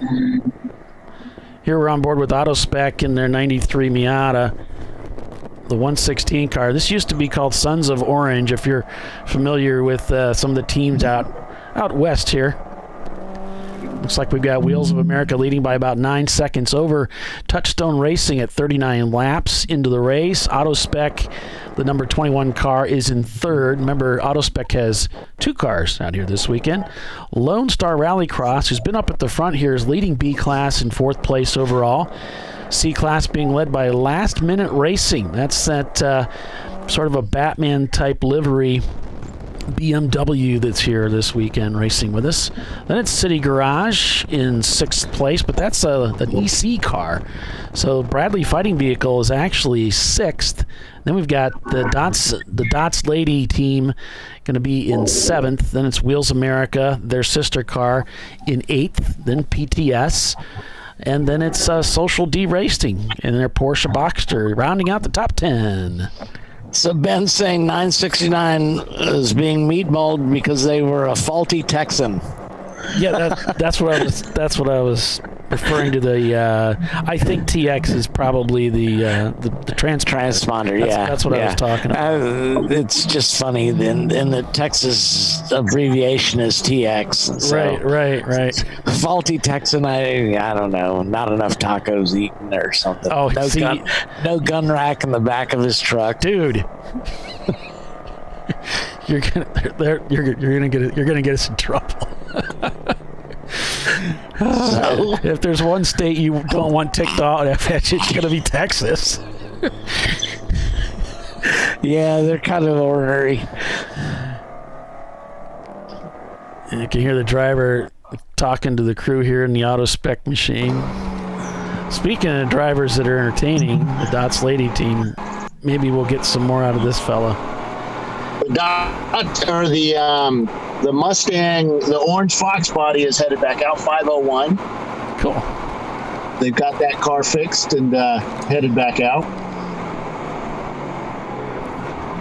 On board with the 280ZX. Now, the 280 would have been a fuel-injected engine originally. There's the Mustang. 5-point slow Mustang. There they go. So you get kind of an idea of how things are arranged here. You just pull off the racetrack, you pick up your clock, but instead of progressing down pit road, you take a left and you go into the square there. That is the paddock.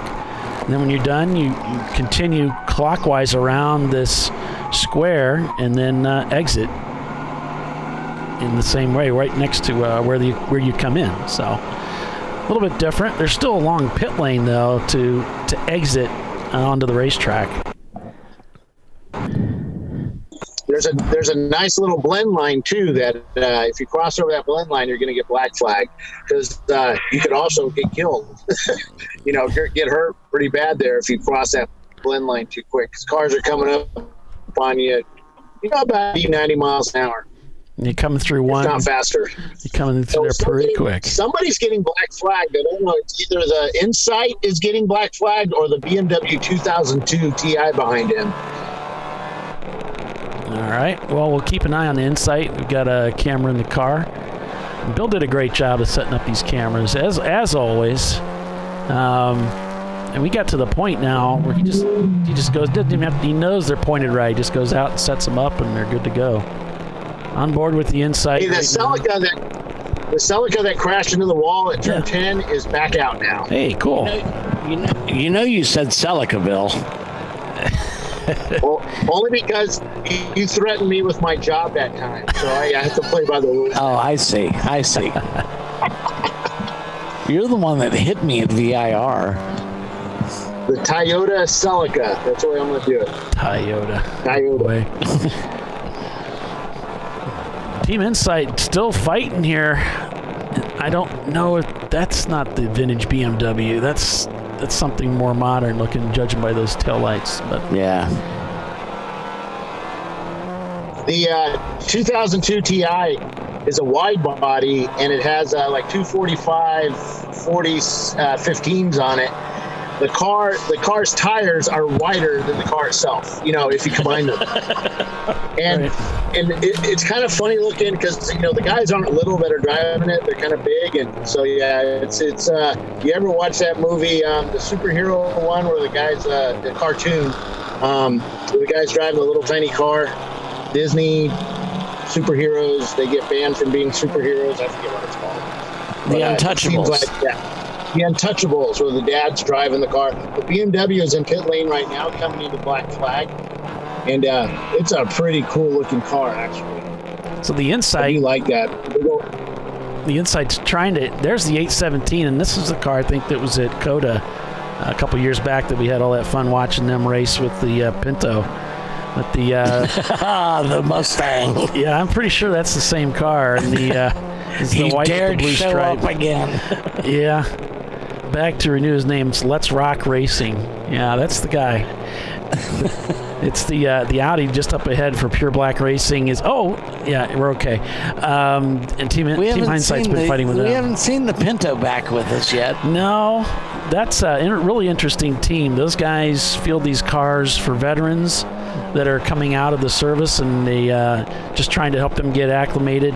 Maybe they've had a tough go of it, over in their service, and so they have a really cool service that they offer for veterans, getting them involved in racing. But yeah, they're not here this weekend with us. That was a pretty awesome race. There's a lot of great racing in Champ Car because of the nature of the way that Champ Car does things, and that was just fantastic. That was awesome.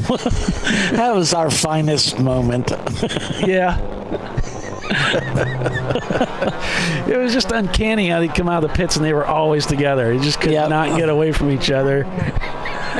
Pinto finally forced him into a mistake. Pinto was relentless. I'll tell you what, that Insight is about 4 foot off the ground. It seems like compared to the other cars. Yeah. But I'll tell you what, that thing is keeping up with the best of them out there. And, that would be kind of disconcerting. You've got a big you've got a V8 Audi or whatever that thing is, and you can't pass that Insight. Right. He just passed the Mustang, Bill. And that Audi, and the Audi is one of the only Audis that's actually ever finished races and podium in Champ Car, which is pretty wild. They don't normally do very well in our type of endurance racing. Yeah. We're back on. Yeah, the Insight is pulling away from Team Hindsight, he's running in 18th place, so, and he's turning. And they're pulling away from it.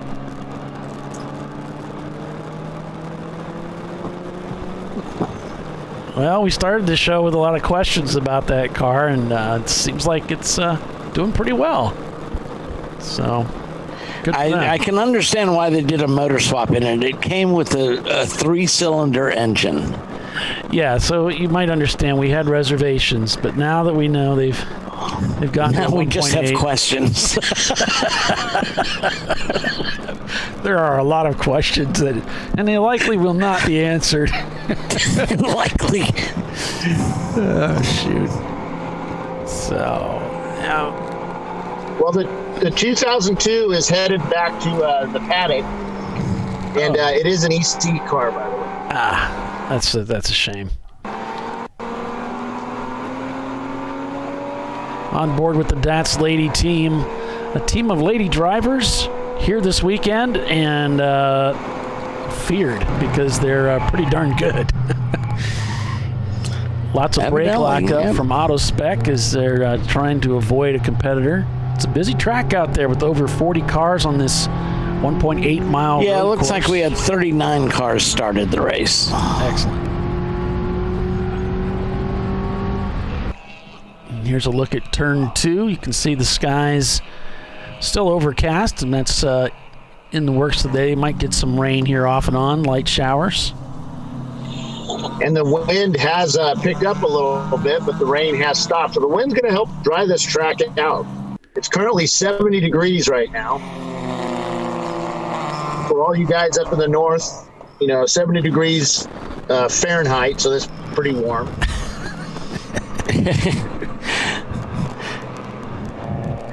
Downright I know balmy.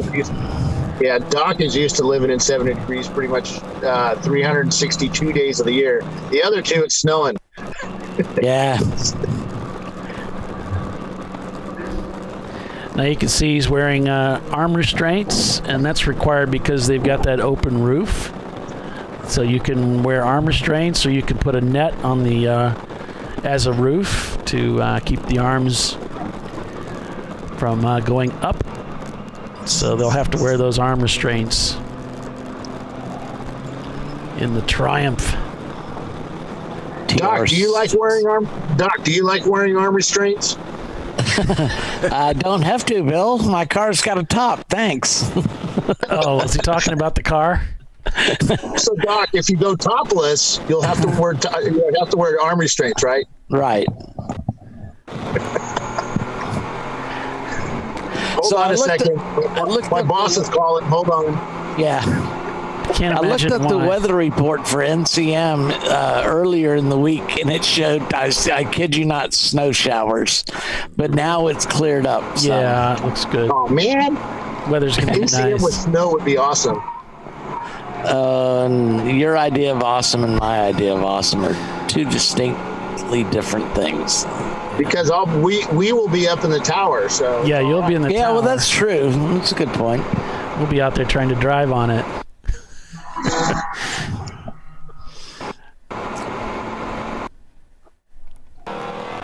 Go back on board with Team Hindsight rather.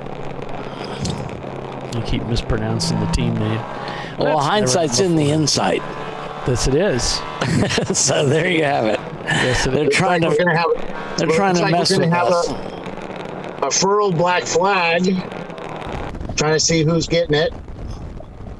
Oh, no, meatball for 108.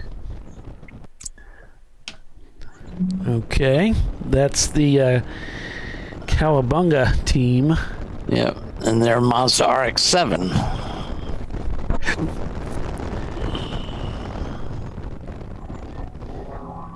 So meatball is a mechanical flag, and that means they've got a problem with your car, whereas a solid black flag means they've got a problem with you. Either way, you're coming in. Yeah, either way. Yeah, so this track has a noise limit, and it's 80 dB at the fence line. Wow. Of course, Champ Car has a noise limit, which is 95 dB from 50 feet. So most of the cars here have been well within those limits. We did have a Porsche Boxster out yesterday that was blowing about 123 dB or something. It was way up there. You know those Porsche drivers, they're always causing trouble. Well, he turned his exhaust around to point towards the middle of the track, and that seemed to have helped. So, but he did have mufflers on the car, which I couldn't understand why. But a lot of times those mufflers have a lifespan. A lot of these guys, well, I put a muffler on it 10 years ago. That kind of stuff. It's all blown out. But they do blow the gas out of it, or the bafflings break and stuff. And so you have to, that's a consumable, especially with some of these hotter running engines like, the rotary engines from some of the Mazdas. And they are consumables. They do wear out. I did have a muffler style I was using at one point in our car. It's the 108 that's being black flagged or being called right now. So, but he hasn't come in yet. So I did have a muffler I was using that it seemed like every race and a half I had to replace it. I ended up finding one that worked, and it would last about a year, and I just replaced it. over the winter. So on board with Auto Spec in the number 19. These guys are. Oh, and by the way, a loud car does not make a fast car. And when you're endurance racing, sound can be, hey, the 168 just left pit lane. They're back out. There they go. That's our Mustang. Pull my finger. I think a loud car is a step in the right direction for me, Bill. I mean, it leads me to believe I'm going fast. And if not, I'm at least making a lot of noise. Yeah, true. That is true. But, noise can make you tired, too. It can... no kidding. It's fatiguing. Yeah. I've been told that I tend to fatigue people. I don't know what they mean. Yeah. Well, so one of the things, as a race car builder, you can make a nice sounding car, but it doesn't need to be ear splitting. So it needs to be happy sounding. Yes. You need to make the race officials happy. That's our goal. That's always a good thing. That's always a good thing. When I used to autocross my Datsun, they just loved when I showed up at the track because the whole time I was on the course, they couldn't use their radios because the car was so stinking loud. They couldn't hear each other. Had to wait till I got done with the run. How to win friends and influence people. My carbureted and my side drafted carbureted and straight piped Toyota Corolla GTS with 4AG at 9,000 RPM would make people's ears bleed. They did not like it when I autocrossed it, so they made me put a muffler on it. So it's like, I just spent all this money building this really cool exhaust system, and I had to go cut it up and put a super trap on it. Wow, that Insight is really cutting and carving through a sea of Miatas out there, which is really fun to watch. Yeah, they're doing well. We've got Wheels America leading at 49 laps, up about 12 seconds over Touchstone, and continuing to gradually gap the field. They just set their FTD for their team, a 135.3. Auto Spec is in third place in the number 21 car. Then it's Lone Star Rallycross and Last Minute Racing, the top five. And Auto Spec in the 21 has set the fastest lap time of the day with just a 134.9. So not much faster than these top three teams are currently. They're kind of all on pace together, really.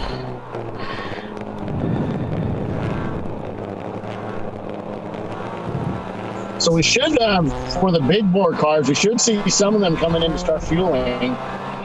Miatas you probably won't see until about the 2-hour mark. Oh man, I just saw that Insight, Doc. On the other camera, it's blue, and it does have the rear tires covered, just like. Nice. Yeah. Like a Citroen. Yeah, it's like a Citroen. Yeah, so the guy that that helped build the car has two Citroens sitting in the shop. DXs or whatever. They're the old late 60s, early 70s Citroens with the hydraulic suspension. So you start it up and it goes up in the air. Sweet. Yeah, they are pretty sweet cars. Pop-up headlights. It's. Oh, you can't go wrong with pop-up headlights, baby. Nope. Now you're talking my language. Oh, the Citroen slowed way down as he came out of four. Oh, yeah. He's under power, though. I think he might got a little crossed up or something, but he's... There's a lot of traffic around him, too. Yeah.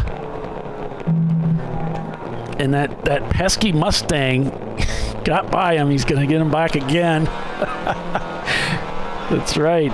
It's our friends in the Let's Rock Mustang, the white with the blue rally stripes on it. Well, the car looks okay. So that's good to see. Yeah, he seems like he's back up to speed. Looks like the meatball is going to come out again. Let's see who they pointed at.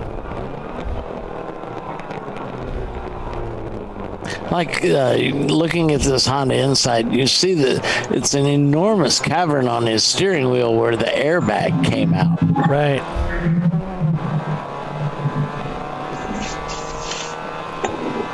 lot of these cars showing a lot of wear and tear, mainly from dirt, down the side of the car. They look really dirty, really, from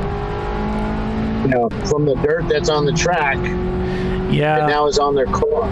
So the concern that I have is these guys somebody gets off track and then they pull all that stuff up onto the racetrack, and then now everybody's in it. All right, car number 120 is being black flagged, not meatball, but black flagged. Okay. 120 is the R5 racing team. Yeah. We set it in stereo for you folks just to help you out. R5 Racing, and that's their BMW 325 in 1999. So that's an E46. So, Doc, we're still under green here, and it's time to break for commercial. Do you want to take us out? Sure, absolutely. You're watching ChampCar.Live, presented by AutoZone, and the ChampCar, TireRack.com, ChampCar Endurance Series here at Harris Hill for a double 8 and a 7 hour. So we'll be back again in a few minutes and back tomorrow as well. Stick with us, folks.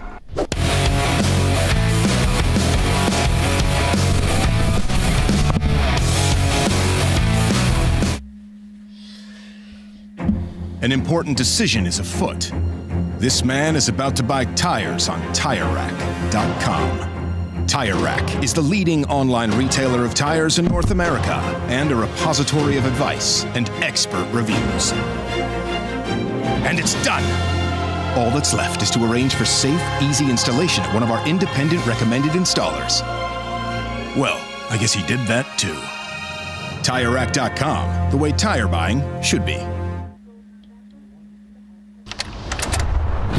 Come on, Road. Do your worst. We'll be at our best. Engineered to meet or exceed original equipment performance exclusively at AutoZone. Frozen rotors from Diversified Cryogenics deliver increased performance and a higher level of safety while significantly reducing braking system costs. So to tell you a little bit about the durability of this product. So we have seen an incredible extension of the life of our brake rotors using frozen rotors. We've gone from brake rotors every other weekend to 6 weekends on one set of brake rotors, and I think they can go farther. The durability has been amazing, and it's been a fantastic season, and man, a lot of that is due to the way our car can brake on those frozen rotors. For more information, go to frozenrotors.com. Lifeline USA is a leading manufacturer of onboard fire suppression systems. Lifeline's continuous commitment to research and development ensures that we supply the most innovative and cutting-edge products available. Used by the majority of the world's motorsport championship-winning teams and constructors, Lifeline has a proven history of success. Lifeline offers a complete range of fire suppression systems for all budgets and needs, and we continue to push development and limits on both extinguishant materials and our patented delivery systems to make the race car environment almost as safe as sitting on your sofa at home. Every kit has been designed for a professional and simple installation. For more information and to purchase your ChampCar fire suppression system, go to www.lifeline-fire.com.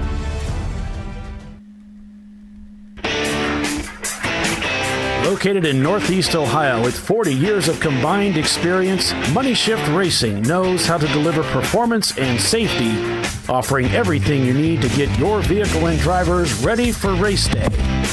From safety equipment to full engine assembly and repair, in-house fabrication, 3D design, and rapid prototyping. Money Shift Racing. Performance done right.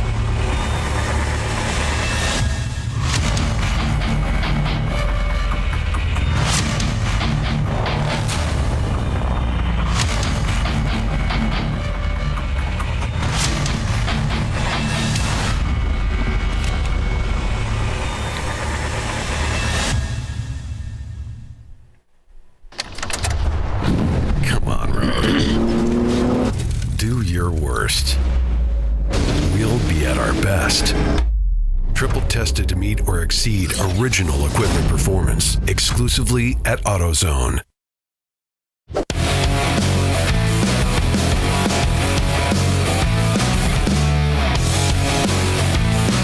All right, welcome back, everyone, to ChampCar.Live, presented by AutoZone. We're at Harris Hill Raceway this weekend for an 8+7, and this is the first day. We've been running for about, looks like about an hour and a half, 55 laps completed. Wheels of America, your leader over Touchstone Racing. Top 3 cars, all A-class cars. Looks like it's a Miata race up at the front with AutoSpec in third place. Touchstone has set the FTD of the event, a 132.8 as the track continues to dry out and warm up a little bit. That's a pretty stout time for the Touchstone team in second place. AutoSpec also setting their FTD for the event back in third place with a 134. And then we've got Last Minute Racing in third place. Lone Star is going to be, let's see, Last Minute is fourth. So Lone Star is going to be fifth. And that's also your lead B-class car in the Rallycross team machine. And then it's Bradley Fighting Vehicle behind them. And then all the teams are starting to set their fastest times of the day as this track continues to dry out. Yeah, there's a really good dry line now, pretty much everywhere. We see teams getting ready to pit. They're getting all suited up. We got some cars in, some of the big 4 cars, but dry line. Looks like Social D Racing is in 7th place. Then it's the PTS team in 9th and or in 8th rather. Then it's Dots Lady in 9th, and then Wheels America in 10th. So we've got some EC cars you'll notice in the top 9, and those get pulled out because those cars are not eligible for a podium position in Champ Car racing. They are an exception class, so everybody behind them moves up a spot. That's a quick rundown as to where things are right now. So far, we've had Wheels America leading most of the race there in the number 998 car. The KH Motorsports team and their Mustang has been in the pit several times with oil blow-by issues that they're concerned about, having to empty their catch can. Touchstone just set the FTD of the race, took it away from Wheels America. We've got the Celica into the wall, but they got that car straightened out enough to where they could get it back on the racetrack, so they're back out there. Pull my finger, and their Mustang was on the rollback, and I just noticed the 350Z has also pulled back into the pits. And we got a car. Whoa, sideways. There goes that Mazda around. Oh wow! I thought the Z was going to get hit, but the Mazda got off into the dirty, grassy, muddy stuff, and fortunately did not jackknife back up onto the racetrack and hit the Z. Yeah, he is now back on track, but getting on track, man, he was leaving 2 rooster tails of that limited slip differential just as he was going through the mud. So he's underway. Our Mustang, KH Mustang, is back out on track now. I think that camera's down, though, right? Yeah, I'll check it here one more time. Yeah, unfortunately. It might come back up. Where they were sitting, they had some they were really weak cell signals, so maybe that'll come back by itself. Hope springs eternal. Yes, it does.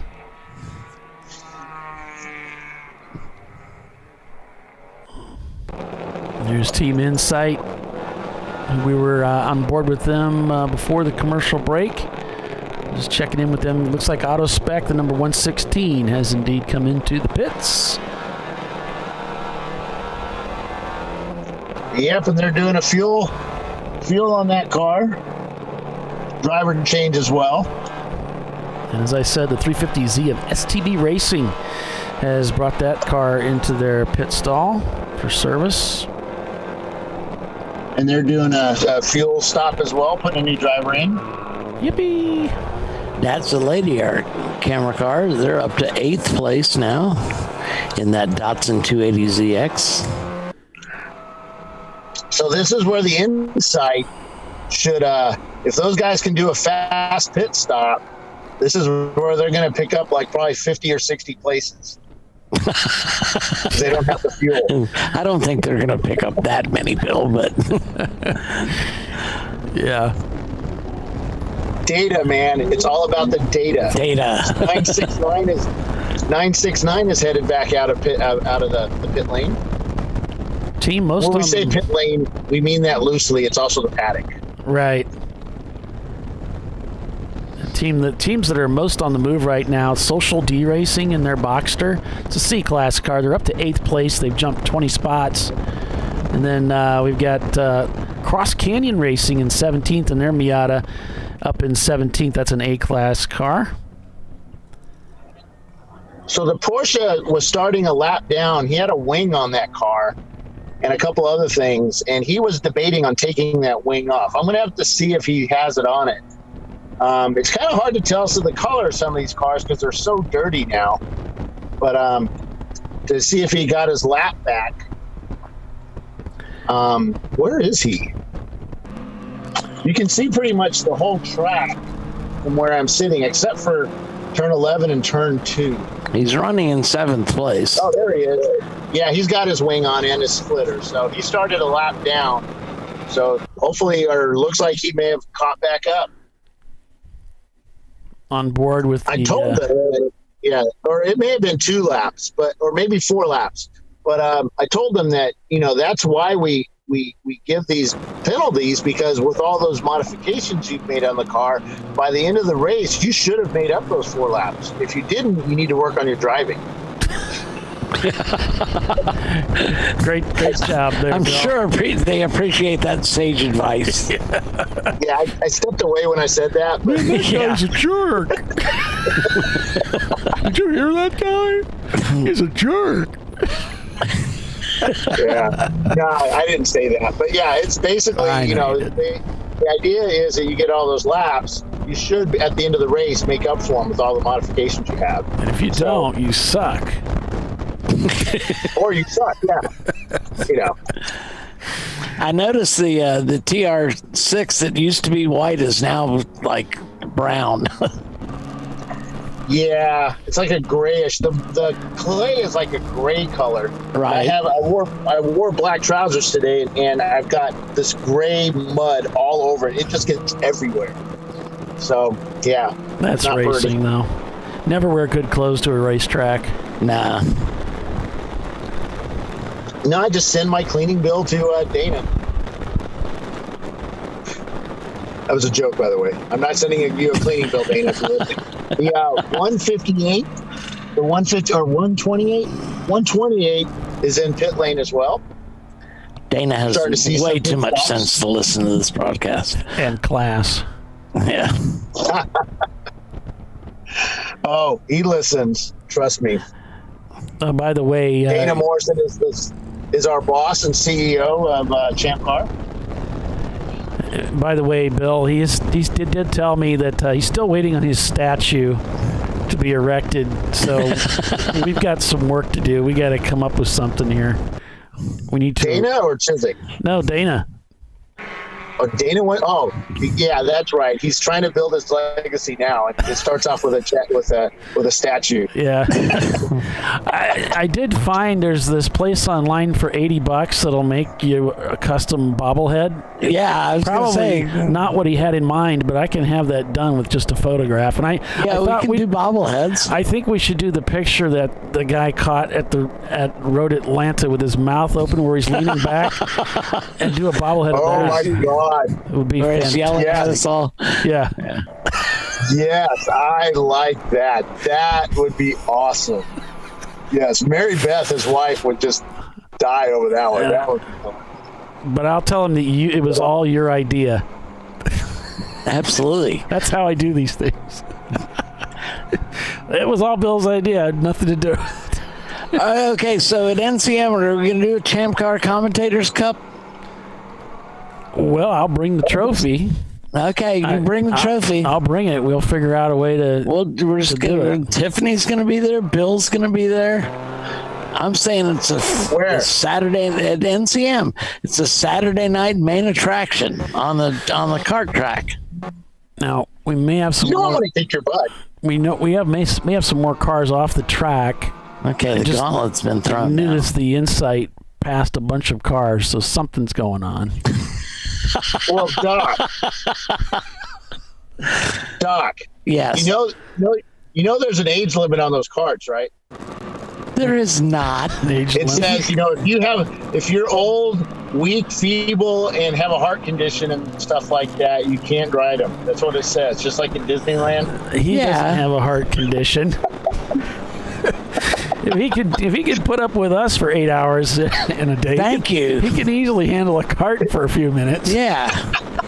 How hard can it be? How hard can it be? How hard can it be dodging around, blocking you from getting by? That's what comes to my mind. Right, exactly. And these carts have bumpers, right? Yeah. I'm planning on using them. He's gonna get his money's worth, buddy. That's right. I do forget, Doc's pretty, old and feeble, but he's also pretty lightweight. Thank you. So, I think. And he ain't afeared. He's got that power to weight ratio going for him. Right, exactly.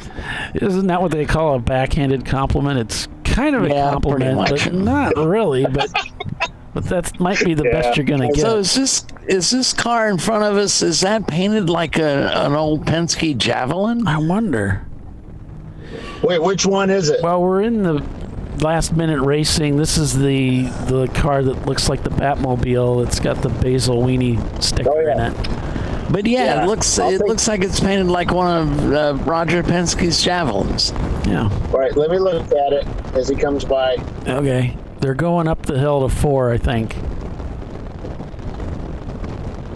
Well, they're probably coming out of 4 by the time because of the delay. Oh, that's the Celica, I think. Oh, that's the Celica. Okay. Well, what's it?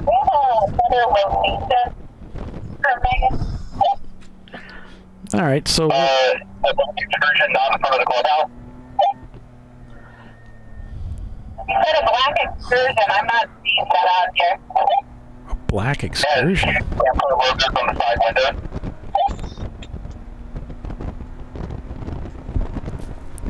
Our pylon's working so good, I don't even feel like I need to do rundowns anymore. But anyway, that car, that Toyota Celica's got a paint job reminiscent of Penske's Javelins. Mm-hmm. It's red in the front, white, and then a blue rear end. Yeah. Which is interesting, being on a Toyota. There's no relationship there at all, but it's still a cool look. Zero zilch point shit. Yeah. Unless he was a really big Mark Donahue fan. That might be why he did it.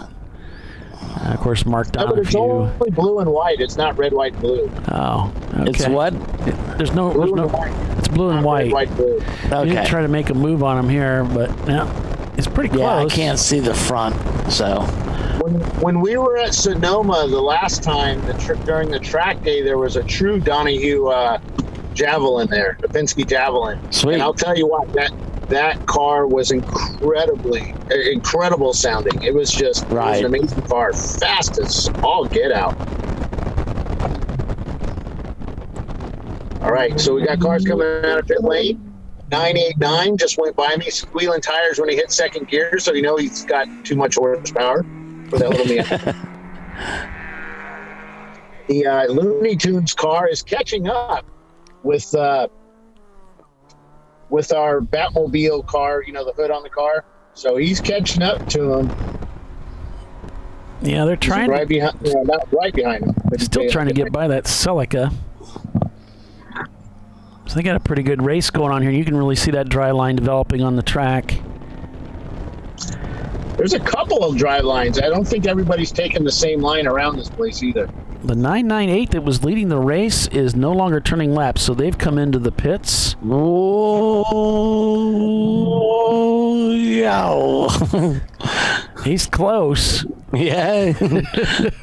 Yes, he did. We got a whole bunch of cars coming into pit lane now doing their fuel stops and driver changes. Still 10 minutes to the top of the hour. So having to pit a little sooner than they want to here.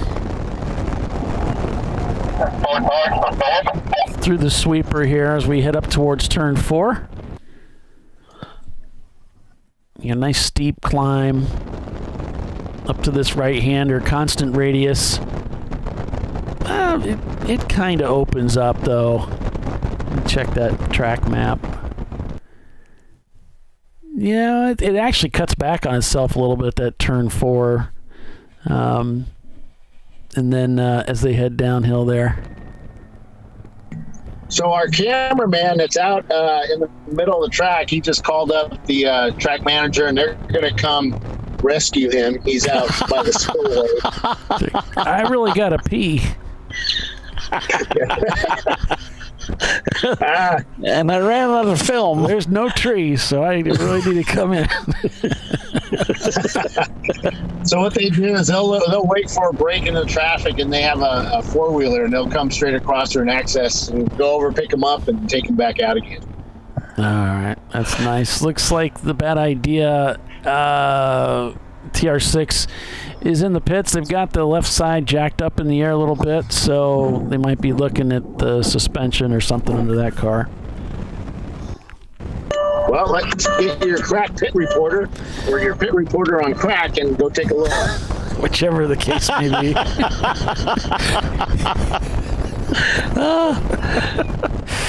So looking at the standings at 65 laps so far. Sorry about that, folks. We can't take him anywhere.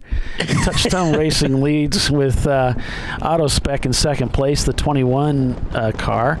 Last Minute Racing is in third place. That Last Minute also leading C class, with Touchstone leading A class. Your lead EC car, fourth overall, City Garage. Of course, that'll be pulled out. So really fourth place right now is the Viking Chug team in fourth overall, but leading B class. Then it's Social D Racing behind them in their Porsche.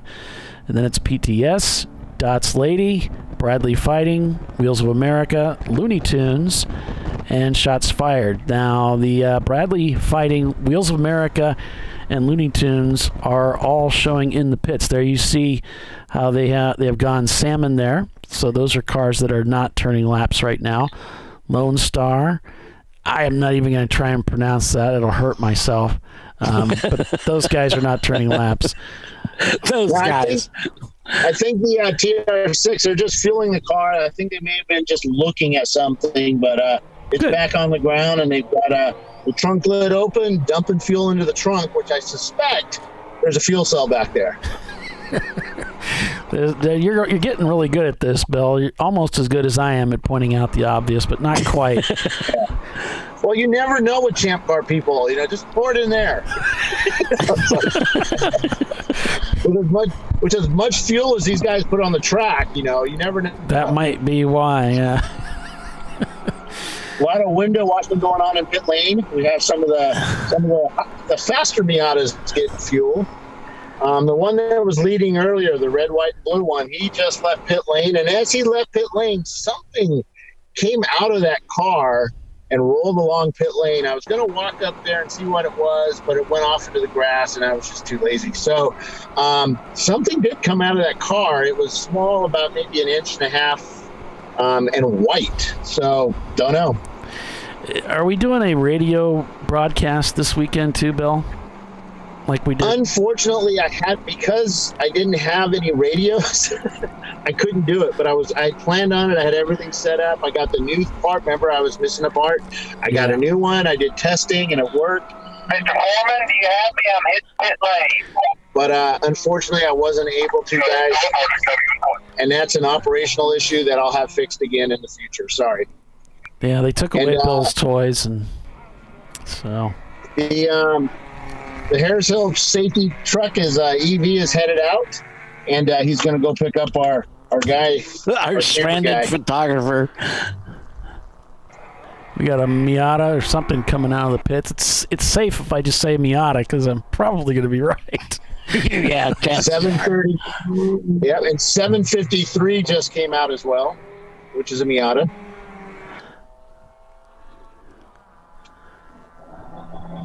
So there's some quick updates. The safety truck just pulled out in front of the K&H Mustang, and everybody's stuck behind them because these guys know how to drive this track, and I bet they're going to put in the fastest lap of the day with that Suburban. Hey, it could they're happen. getting around him. It could happen. Wow, the tow trucks at Nelson Ledges a bunch of years ago, they were pulling on us down the back straightaway. It's like, what the heck? Made it pass, so I'm full throttle. I mean, we did have a slow car, but still.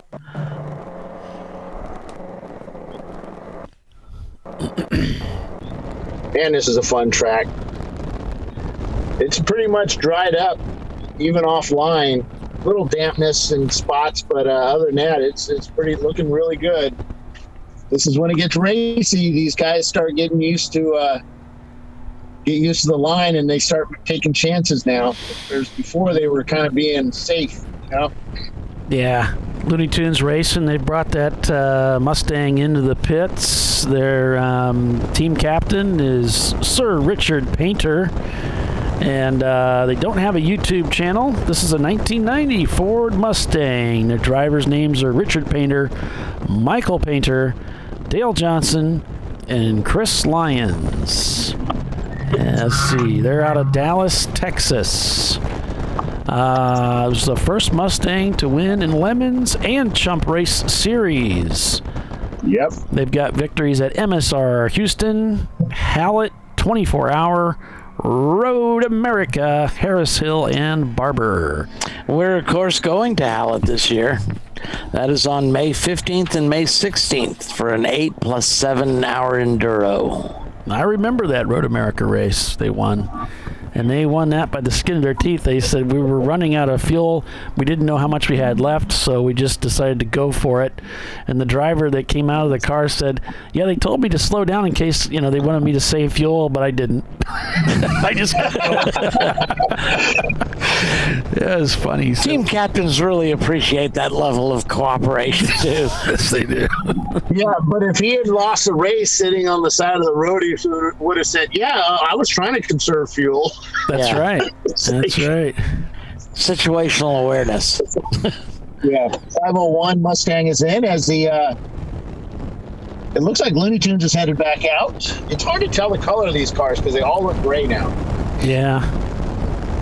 Well, the Looney Tunes driver that day said, I just didn't want to give it up. We'd lost the race before running out of fuel, and I just didn't want it to happen again. I just decided to go for it.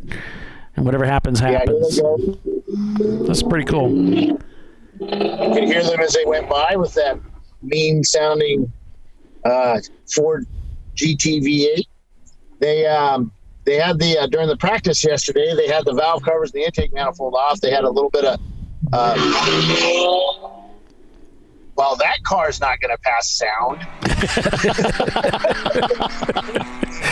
That's the billow meter right there. Holy cow. That was an M3 that just went by with open pipes, it sounded like. When it rings your ears when they come by, it's might be too loud. Yeah. So we got a whole line of cars coming into pit lane now. They go up into the paddock and start fueling their cars. The paddock is on an angle, and you kind of want to get your car so your fuel fill is, the highest part of that angle. There are guys that come in and they don't realize that, and they start fueling it with their fuel at the bottom, the lower angle, and you can short fuel your car, which really hurts your time out on track. It does affect the strategy, yeah. Yeah, why did my car only last an hour and 40 minutes? Normally I'm at an hour and 50. As the 221 is being checked over to make sure they have all their safety gear on, and they're headed back out here. Same with 127, our Porsche. Our lone Porsche this weekend. We've been having a lot of Porsches racing with us lately. It's a Porsche Boxster. He's kind of loud as well, but he's got those pipes pointed to the inside of the track to try not to upset our neighbors here at Harris Hill. We have houses on the I forget which direction is which now, but I think over by turn 1 there's a farm. We really don't need to. That guy's pretty cool, but right on the other side of that farm they're building houses, and they don't really want to upset those folks over there. And then on the other side towards turn 11 we have a whole housing development, and they of course don't like being woke up at 8 o'clock after a wild night of partying here in Texas. Shouldn't have moved near a racetrack. Well, they hang out at those honky tonks all night.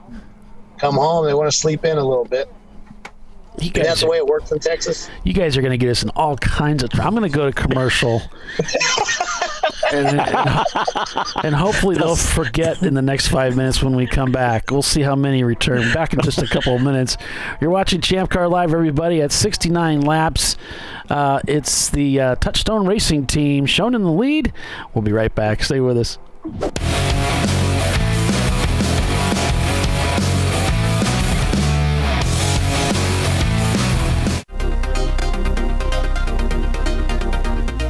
Welcome to TireRack.com, revolutionizing tire buying since 1979. With our unmatched selection of branded products, finding what fits your vehicle and is right for you and how and where you drive has never been easier. Through helpful online shopping tools that include our professional hands-on reviews done at the introduction of a tire and consumer reviews that give real-world feedback over the life of the tire, you can make the right tire choice and find exactly what you need. And if you prefer to talk to someone, our tire testers, our sales team, are available on the phone. And that's how we get you the right tire for you and your vehicle for where and how you drive.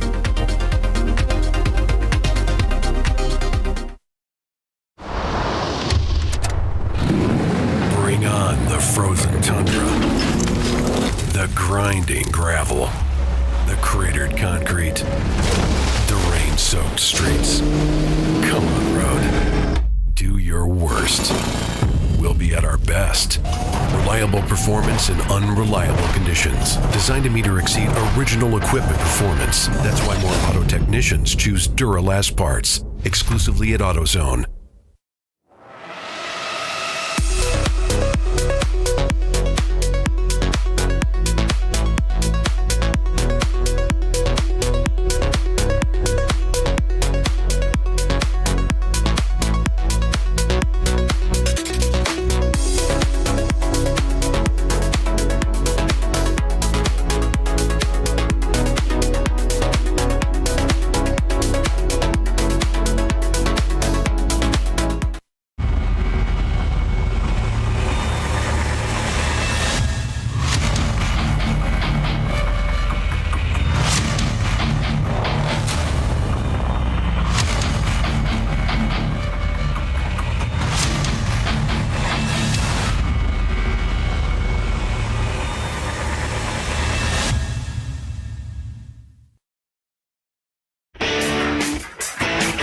Located in Northeast Ohio with 40 years of combined experience, Money Shift Racing knows how to deliver performance and safety, offering everything you need to get your vehicle and drivers ready for race day.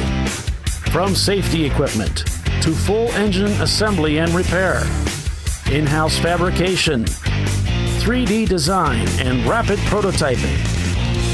Money Shift Racing. Performance done right. Discovery Parts is a veteran-owned racing and safety equipment company. While we're located inside Atlanta Motorsports Park in Dawsonville, Georgia, Discovery Parts can also be found at the tracks, supporting a number of Champ Car Series events. We take pride in being a reseller of the best of the industry to Champ Car teams and drivers. We know racing, love racing, and look forward to tomorrow to even more racing. Visit us at discoveryparts.com. Frozen rotors from Diversified Cryogenics deliver increased performance and a higher level of safety while significantly reducing braking system costs. So to tell you a little bit about the durability of this product. So we have seen an incredible extension of the life of our brake rotors using frozen rotors. We've gone from brake rotors every other weekend to 6 weekends on one set of brake rotors, and I think they can go farther. The durability has been amazing. And it's been a fantastic season, and man, a lot of that is due to the way our car can brake on those frozen rotors. For more information, go to frozenrotors.com. Lifeline USA is a leading manufacturer of onboard fire suppression systems. Lifeline's continuous commitment to research and development ensures that we supply the most innovative and cutting-edge products available. Used by the majority of the world's motorsport championship-winning teams and constructors, Lifeline has a proven history of success.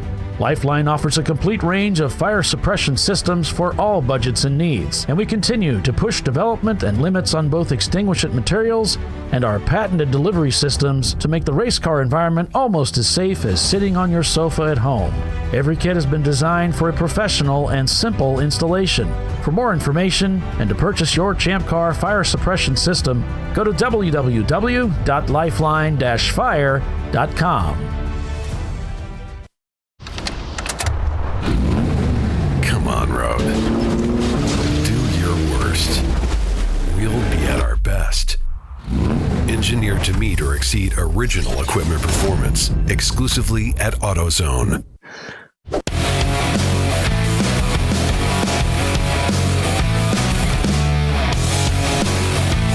All right, welcome back everyone to ChampCar.Live, presented by AutoZone. We are at Harris Hill this weekend for an 8+7. About 2 hours into the race here at Harris Hill Raceway. And we've got Wheels of America coming back out to claim the lead again as they've left the pits to rejoin the race. And we're going to go checker at 5 o'clock tonight. I'm Paul Veltum. We've got Doc Waldrop and Bill Strong calling the race for you. Tiffany is taking the weekend off. She's got a lot of work to do at home, So Timothy Elliott over on our YouTube feed says, man, y'all are way more talkative in the early hours. Awesome broadcast so far. So by interference, or interference, I don't know. You could make the case that he wants to talk more. We did talk about the dead airspace. Dead air is bad. So, I prefer to think of it as dramatic pause, but whatever. Yes, exactly. Dramatic pause. I like it. So I haven't seen the Insight come in yet. Did they pit? I don't know, but if you're saying you like the broadcast, just stick around. It'll pass. Yeah, you'll get over that real quick. The Insight must have come in. Yes, what? Huh? Hello. Okay, I'm trying to find out if the Insight had pitted. Let me take a look. So they had a couple 3-minute laps, 3.5-minute laps. So I guess the answer is no.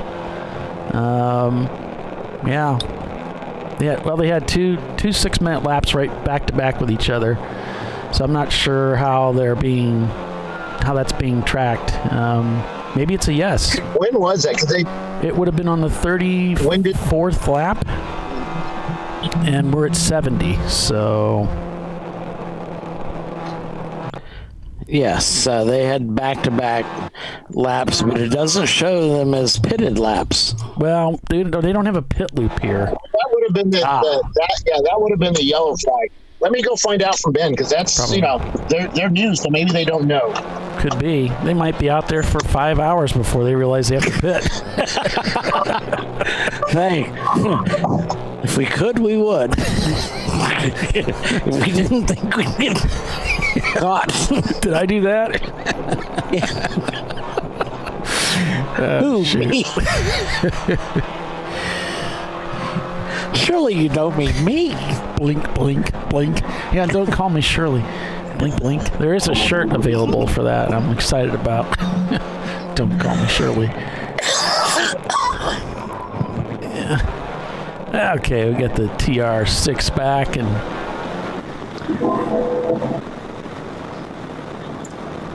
it's great to see these guys out here racing for the first time. And they've picked a Champ Car race. They brought a vintage TR6 out to the track with the vintage slots. So I'm loving it.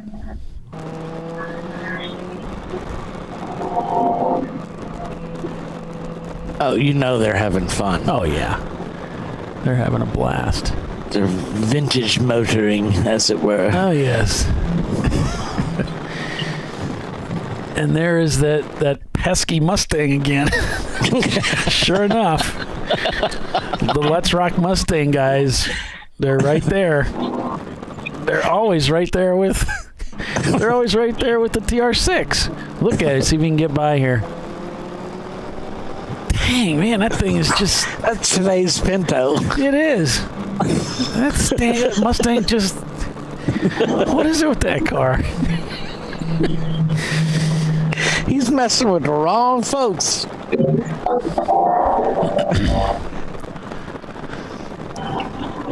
The RAF on my tail. I can't shake him up. I can't shake him yet. Oh, that's a great story with Jay. Is that what you're referring to? Yeah. Jay, yeah. Oh, that's so funny. So if you don't know the story, Robin Bank tells us the story after the race is over that Jay was in the Saab at pit, and he was racing, and they're in the lead. I have to douse your mic there a second, Bill. So anyway, they're in the lead, and Jay's driving, and he notices there's this guy behind him, and he starts to really pick up the pace because he doesn't want to get past, and he starts pushing harder and harder, and he looks back in his mirror and he keeps seeing the rear wing of this car. It's like right on his tail, like everywhere he goes. And he calls in, he says, "Man, I can't shake this guy." And a couple more laps goes by, and then he realizes he was looking at his own wing. Oh, that poor guy. But Jay's a great guy. I've raced with him, and that's a great story at Jay's expense. So sorry, buddy, if you're listening. Sorry. This is Bill in the base car. Are you looking for me? So on this TR6, you see there's a little thing right above the on the left side of the license plate by his timer, and I keep thinking that's a fighter plane's yaw string. Oh.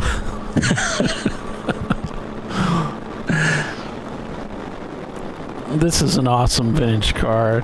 Yeah. It's just so cool that they're doing this. And, you know, vintage racing is a lot of fun. I like the way he's mounted his mirrors. Yep. Right on the roll cage there. Yep. Oop, little mischief there, trying to get used to it. That's kind of normal in TR6. Damn it, where's the... And see, so, you know, we're riding along with this guy, and you have to say everything in a British accent. I cannot believe this Mustang just cannot get by this sucker. I've been docketing for laps.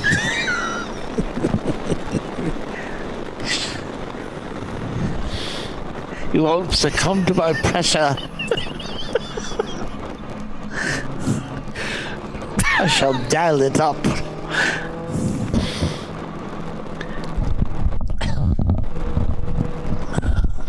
Can you wear a monocle under a hood, under a helmet? I would suspect so. We'll see. Well, the Honda Insight just pitted. Who have we not insulted yet? What demographic? I would think on a British car you'd have some opera glasses though.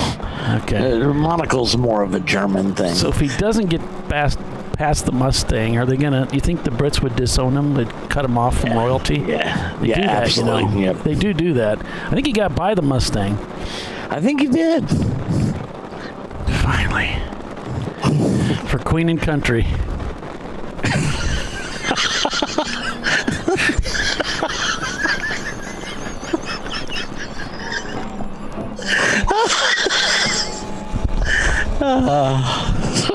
Queen and Country.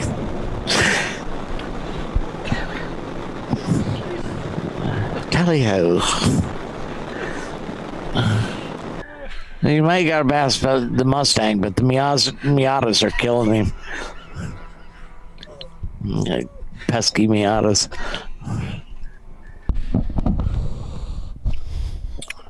I hope Bob Varsh is not listening to this. Surely he's not. And stop calling him Shirley, will you?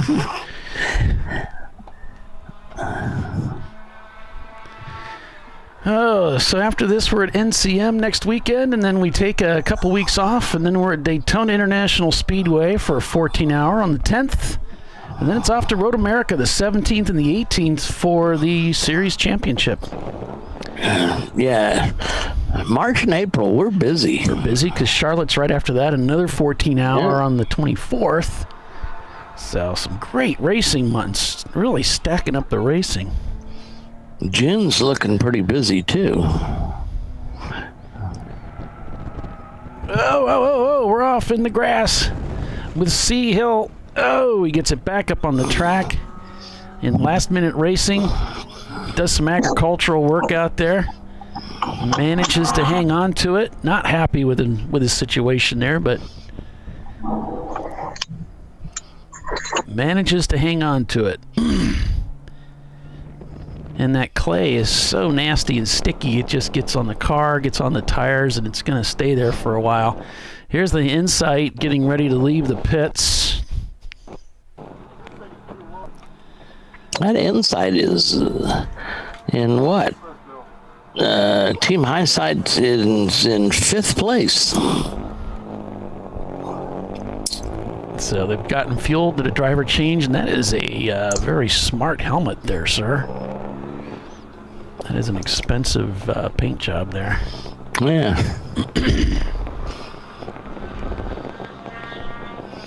So he's doing the clockwise rotation around the pit area, which is also the paddock, and as he rolls to pit out, he'll show his driver's band. They'll do a quick cursory check of the gear to make sure he's strapped in properly and send him on his way. But it is the responsibility of the crew to make sure that you're buckled in properly. And you can see he's sighting to the right. He's looking for traffic. He's going to blend into the racing here. He's staying left of the blend line. He's making sure that he's not going to get clobbered coming out of the pits. And this is the same technique you want to use at NCM. It's just like that. You're coming out of the pits, right down into turn 2, tight right-hander.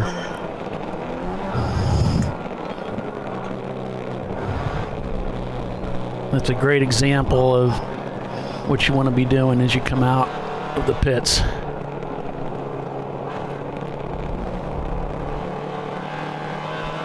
So Team Insight, also the Z, as you saw, was coming out of the pits. So the Dots Lady team back on the racetrack, new driver plugged in.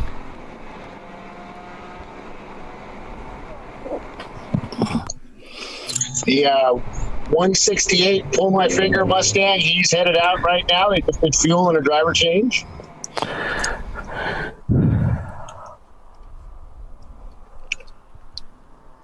Yep, here they come.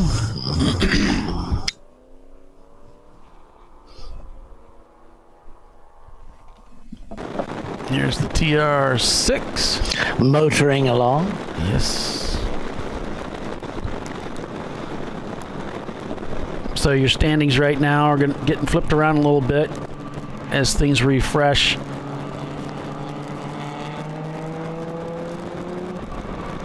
I don't believe these are accurate because, it's showing Wheels of America not turning laps, and then it just cleared. So let's just give it a minute as we're watching the standings here. By the way, if you want to follow along, you can go to racehero.io and look for the Harris Hill event. You can follow along on the standings yourself, or you can watch here on the broadcast. We've got the pylon that we use is actually coming off of a separate source from Ben's setup, so it might be more accurate than what we're finding at Race Hero, but looks like Race Hero is just refreshed. Team Ghetto not turning laps in 15th place in their Maxda Miata, and also the I think it's Siamo, Tutti, Pilati in 23rd, not turning laps. Air Fryer Racing not turning laps. Pull My Finger, as I think Bill or Doc said, not turning laps. Pull My Finger just came back out. That's right. So still got some cars cycling through their pit stops, but we're 78 laps into the race now. Wheels America does seem to be leading the race now. 6 seconds over Touchstone. The gap closed up a little bit. 3 A-class cars at the front, all on the same lap. And then it's the Viking Chung Motorsports leading B-class in 4th place. D-class being led still by Looney Tunes Racing, and they are in the 11th spot right now overall. All right, 214. Looks like they're being black flagged, and it may be for sound. 214 would be that M3. I think. That's the M3 that you were talking about. Yeah, that's it. Liquid that Racing. One. Yep. Yeah, he's really loud. So they'll bring them in. But it's a race car. It's supposed to be loud. It's supposed to be loud. Yeah, not that loud. Where were we that somebody did that? Laguna Seca. Guy got really mad because it's like, man, it's a race car. Why does it have to be quieter than my street car? Yeah, well, Laguna Seca is a little ridiculous. But, it's a rule. And it's easy to work around. Just prepare your car with 15 mufflers. Yeah, but the sound limit is less than it is on the freeway. I know. But that's part of the rules. Yeah. It's because a bunch of rich folks live next to the track, Laguna Seca Estates. I used to date a lady that lived there. It's not a bunch of rich folks. It's one person that's a lawyer. So that's all it is. It's one guy. Well, the lawyers pretty much run all the counties and the cities anyway. Are you running your disclaimer? Oh, maybe I should. The one at the beginning that says everything we say. 989 may be getting black flag, and there was a bunch of cars there, but it looked like it was 989. 989 is Wheels America. That's our leader. No, that's 998. Oh, but that's but it's close. That's the sister car. Yeah, it's still Wheels America, but it's not the leader. Right. They're in 12th. Yeah, I did edit the disclaimers so that any offense, anything that anyone, we don't mean any offense, but if we do offend, that it's Bill's fault. Yes. Email me at dana.morrison. Oh, got a little crossed up there in the BMW again. Gathered it up. Manages to hang on to it there. Looks really overcast. It's supposed to be overcast today, but chance of scattered showers. Well, let me tell you, it's because of the vortex of air that's being created by these fast cars. Yeah. We're starting to get clearing over us. It's lightening up over the top of us. The vortex of air. The vortex of speed. It's 72 degrees out, heading towards... I like Texas. You can see your weather coming in Texas. Yeah. It's not like Georgia. Creating a vortex of speed. Parts the clouds. So here's a look at turn 2. A really loud BMW just pulled into pit lane into black flag, so they're going to talk to him. Andy is working black flag this weekend, and he's doing the chatting.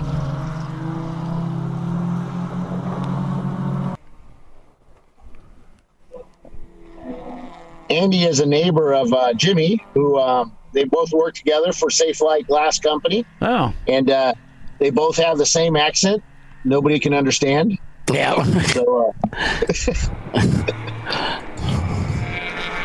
both great guys. Hard workers. Yeah. Andy's the next machinist mate in the Navy, submarine guy. Well, we'll overlook that. It's the Navy. I was waiting for that one. Still better than a Coast Guardie, right? A Coastie? Oh, no. Still better than Air Force. Hey. Somebody had to look good while doing their job. Yeah, well, I know your golf game's better than mine. Yeah, that's true. We had a really nice golf course at RAF Lake Mead. I bet you did. The AutoSpec Racing team, let's see, you got a little bit of information there. Dale Rye is the team captain. We have a really slow Miata going up into 4. He barely makes it up the hill. Looks like he's driver's left and has almost come to a stop. And that's kind of a blind spot as everybody comes under braking. As you come up that hill there, it's hard to see over till you we were on the in cars right then. So we saw him off to the left. So if he keeps going, he'll have some momentum going down the hill, but then he'll really be in a blind spot.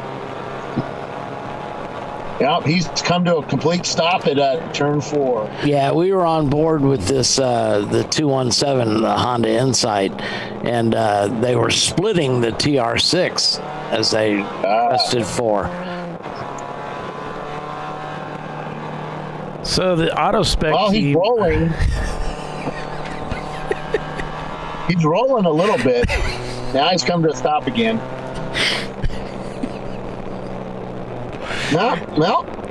He's moving slowly. He's up. He's down. He's up. He's down. As soon as I start to talk. He's kind of slowed down a little bit. You might see him on that turn 4 camera or the turn 5 camera. You might see him come down the hill in a minute. I've got that camera sitting out in the field. Yeah. And it's really cool. Hopefully it's working. Yeah, it's working, but it's it's a ways away. It's coming down out of 4. Yeah, now they're he's in a blind spot, so this might be a little tricky here.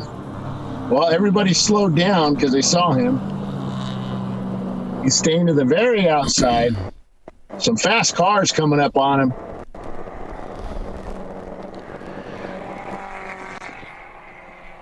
Yeah, he comes almost to stop again at the bottom of 5 on the straight at the entrance to the straightaway. Now he's still moving, but barely. So there's one of the Miatas heading back out onto the racetrack. And the AutoSpec guys, they brought 2 cars here this weekend. This is one of the Sons of Orange car, as we talked about earlier, that's been turned into an AutoSpec car. And it says they're from Austin, Texas. It says they're a father and son team. And we enter they've entered the second car, the Son of Orange car. There it is. And the sons of Dale and Andy drive that car. Dale's son is Alex, and Andy's son is Max. Both are 20 years old. Harris Hill is our home track, and we are all members here. John Long, our mechanic and crew chief, is the mechanic for Harris Hill Raceway. We have been competing in Champ Car for 5 years, winning this event here at Harris Hill last spring, finishing 1st overall. In the September race at Harris Hill, we were 5th overall and 3rd in class. So I think it was Dale, while he was going to University of Virginia, he worked in the same place that I worked at. So I retired from the University of Virginia bookstore. And they have the same people. And they have a sponsor. It's their primary sponsor is called Chill Out. Yep. Chill Out Systems. No, AutoSpec is their primary. Chill Out is the secondary. So that's the cool shirt competitor, right? Yep. Now, I know we've talked to AutoSpec. I can't remember what it is they do. But that's a company. But I remember you interviewing them years ago. They talked a little bit about what they did. I don't remember anymore. Long time ago. Long time. So safety vehicle was on track to go rescue that Miata, who has come to a stop. Where is he now? Well, let's see. It's a shame we don't have a producer that changes the cameras around for us. So we can find things on the track. I don't know. He might be over at 11. He's out of my sight, so he might be over at the last turn. Out of sight. Groovy. Yeah. I don't see him.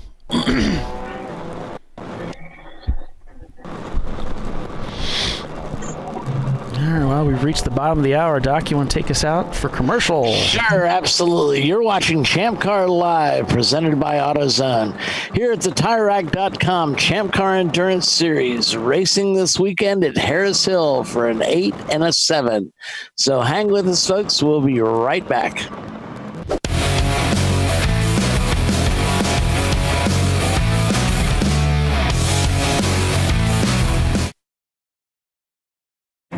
An important decision is afoot. This man is about to buy tires on TireRack.com. Tire Rack is the leading online retailer of tires in North America and a repository of advice and expert reviews. And it's done! All that's left is to arrange for safe, easy installation at one of our independent recommended installers. Well, I guess he did that too. TireRack.com, the way tire buying should be. Come on, Road. Do your worst. We'll be at our best. Engineered to meet or exceed original equipment performance, exclusively at AutoZone. Frozen rotors from Diversified Cryogenics deliver increased performance and a higher level of safety, while significantly reducing braking system costs. So to tell you a little bit about the durability of this product. So we have seen an incredible extension of the life of our brake rotors using frozen rotors. We've gone from brake rotors every other weekend to 6 weekends on one set of brake rotors, and I think they can go farther. The durability has been amazing, and it's been a fantastic season, and man, a lot of that is due to the way our car can brake on those frozen rotors. For more information, go to frozenrotors.com. Lifeline USA is a leading manufacturer of onboard fire suppression systems. Lifeline's continuous commitment to research and development ensures that we supply the most innovative and cutting-edge products available. Used by the majority of the world's motorsport championship-winning teams and constructors, Lifeline has a proven history of success. Lifeline offers a complete range of fire suppression systems for all budgets and needs, and we continue to push development and limits on both extinguishant materials and our patented delivery systems to make the race car environment almost as safe as sitting on your sofa at home. Every kit has been designed for a professional and simple installation. For more information and to purchase your Champ Car fire suppression system, go to www.lifeline-fire.com.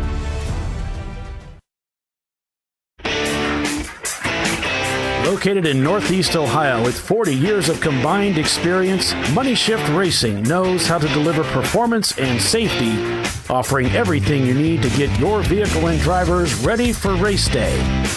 From safety equipment to full engine assembly and repair, in-house fabrication, 3D design, and rapid prototyping. Money Shift Racing. Performance done right.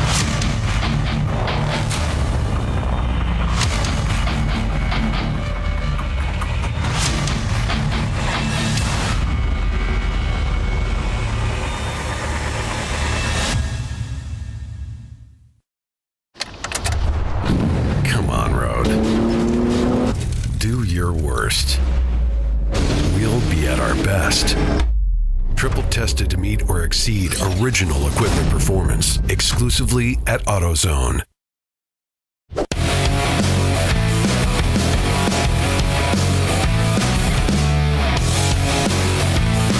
All right, welcome back everyone to Champ Car Live, presented by AutoZone. We're at Harris Hill this weekend. 88 laps completed so far.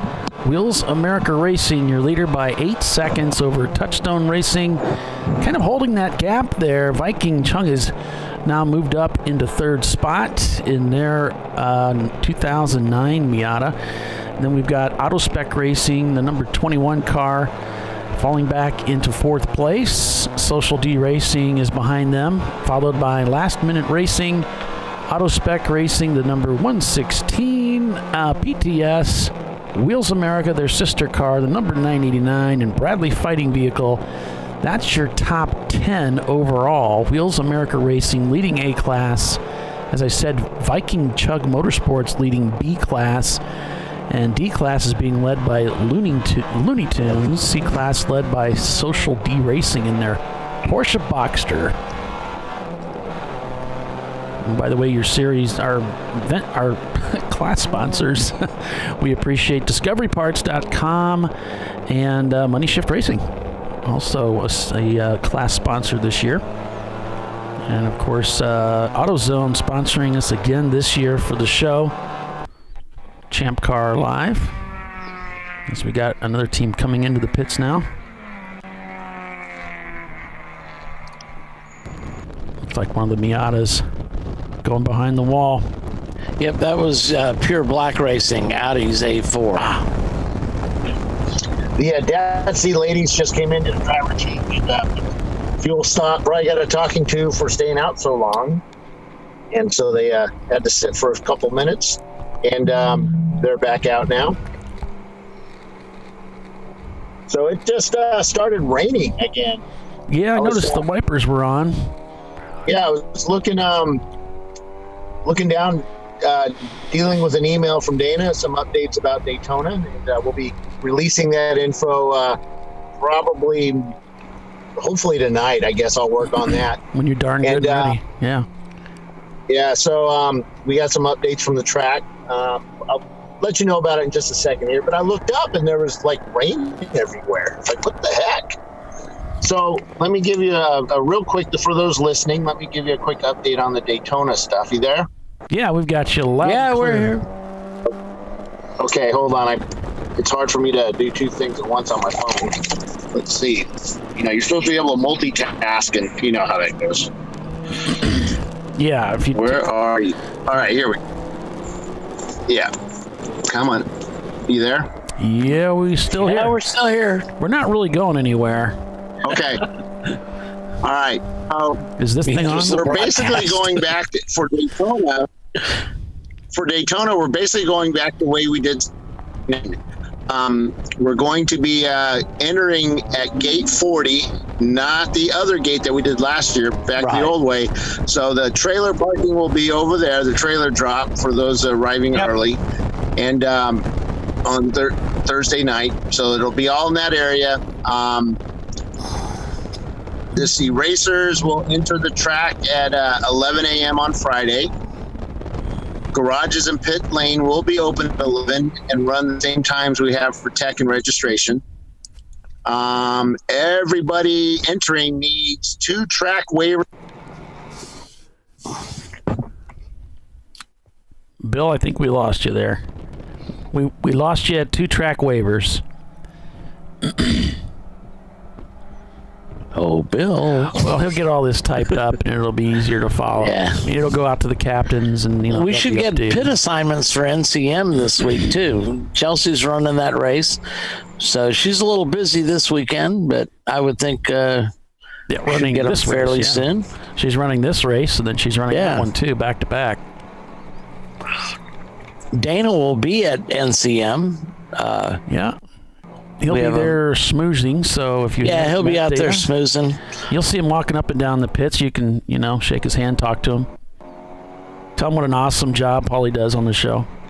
And Doc. Yeah, that guy. Yeah. The additional announcer. Come on, folks. Work with us. And then he'll say, who? I'm sorry, who? I'm sorry, I thought you were talking about the ChampCar.Live crew.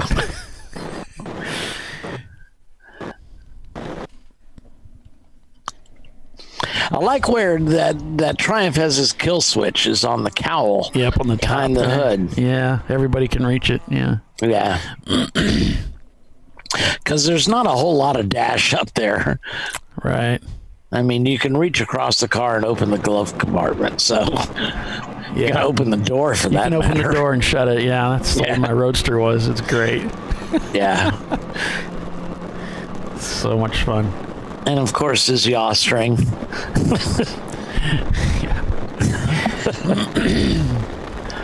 The flag for me really tops it off. I just think that's a great idea.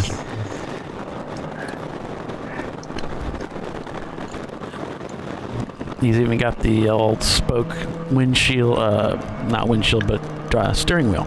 Yeah. The 3 Absolutely. Did you guys not hear any of my Daytona info? No, we got some of it. After the waiver thing is when you cut out. Oh, yeah, I lost the internet. So, but yeah, I'll put it up online tonight and look for it tomorrow. And we'll. It's nothing new. It's just basically the same stuff we've done in the past. We're going to allow weekend memberships. Again, we're not a spectator sport, but we will allow you to come out and take a look at what Champ Car is all about with a weekend membership. You'll buy that at gate 40. I don't know the prices. I think it's like $20 for the weekend. So got a car parked over on the right-hand side. Lake Lloyd. So might get another local yellow. We got a car parked on the right, driver's right. And I'm not sure where on track that is, though. Oh, is it right in front of you? Front straight. Okay. Yeah, just as I saw. Yeah, he's on the front straight. Oh boy. About 100 yards from the start-finish line. Oh boy. Driver's right. Not a good spot because the cars track out to the right at the exit of 11 there. Well, they're apex where he pulled over. They're actually apexing driver's left. Oh, okay, good. So, it's going into one. It's still scary right there. Yeah. He's probably feeling a little exposed. The guy hooking up the hook, that's the guy I'm always afraid of. Oh, yeah. They got him hooked up, and these guys are really professional. They also operate out of COTA, and they know what they're doing. Good safety team. COTA's not that far from us, maybe about half an hour or so. Yeah, I mean, San Marcos is in between Austin and San Antonio, so... Neat little town. We've been here for a couple of days and had some good meals over the last couple of days, and hopefully we're going to do barbecue tonight. I hope Chelsea's listening. Barbecue. like me some Texas barbecue.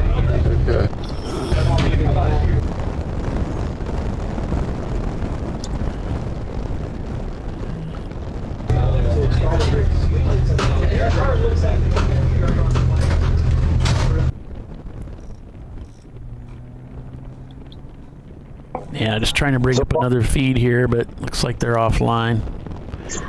Oh, is that Looney Tunes? Yeah.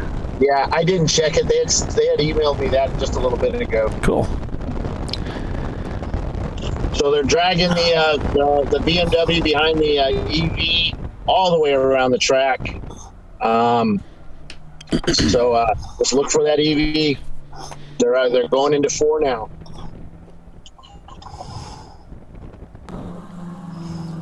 Yep, looks like they've come down the hill and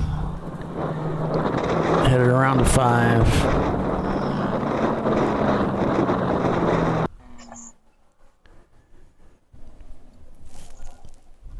It's a pretty interesting racetrack. I think that this is one of those places. I think it's cool that we're coming back here in the fall. So if you didn't get signed up for this race, you've got an opportunity to sign up for the fall race. But don't dilly-dally around because it will sell out pretty quick. Yeah, it always sells out every year, both dates.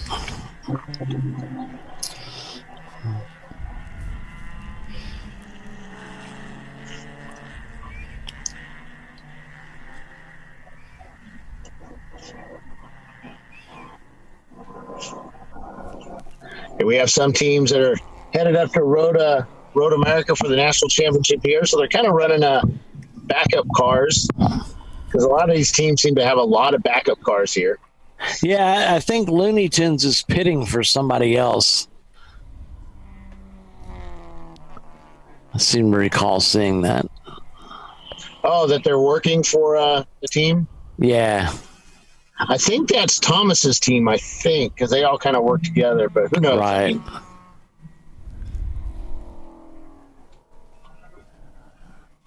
That's okay. Just trying to fix some things here. Cars are starting to bunch up again. We got a single file line, but they're bunched up, and we have more mist coming on parts of the track. It looks like between 2 and 3 or 2 and 4 going up the hill, we got some rain up there. All right. The 20 cars headed back out on track. The Audi. This would be. I need a nap and some food. Who's in charge of food? Doc, you in charge of food? No, not this weekend. Nope. You're in your car. Just take off and get some. Probably a drive-through daiquiri barn near you. No, we're in the middle of nowhere. We've got construction sites all around us. That's signs of progress there, son. Yeah.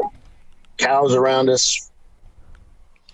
But Harris Hill does have a really good little cafe inside that they do a lot of tacos and really good food. Their breakfast burritos are awesome. But their tacos, yummy, yummy. Brings out the Garcia in me. All right. So back at the action here. 96 laps completed so far. Wheels America Racing leading overall 8 seconds up on Touchstone Racing. Viking Chug Motorsports is in third, also leading B class. And then we've got AutoSpec in fourth place in the number 21. And that's important because they hold the fastest lap time of the day with a 127.2. Then we've got Social D Racing in sixth place, leading C class. Behind them, it's Last Minute Racing, PTS, AutoSpec Racing in the 116, Wheels America Racing, and then finally Bradley Fighting Vehicle. That's the top 10 for you. Looney Tunes still leading in 11th overall. So that's where your standings are at this time, folks, at 96 laps complete, 2 hours and 48 minutes into this 8-hour race, which we're going to checker at 5 o'clock this afternoon. There's the number 22 in the pits there. Looks like they're having to give it a push.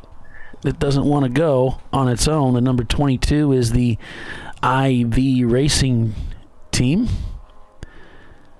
We haven't decided if it's IV or 4. So somebody clear us up. Help us out. Help a brother out. AutoSpec in the 116 has come into the pits. Looks like the driver's getting on or belted in. Looks like they're putting on the belts here. Yep.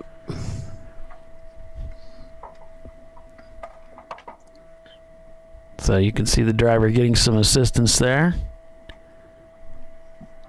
And in Champ Car, you're allowed to fuel the car while you're putting your driver in, but you're not allowed to work on the car while you're putting fuel in. The only thing you can do is belt the guy in, assist the driver getting in. And that's as far as it goes.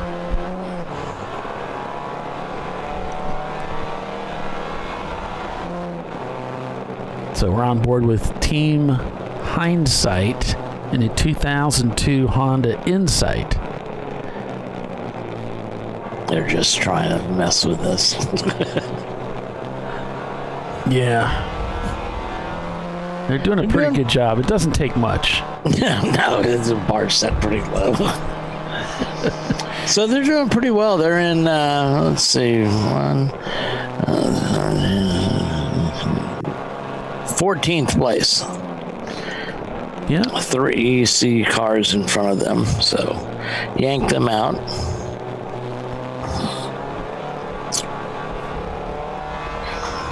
What does it take to put a camera in a car?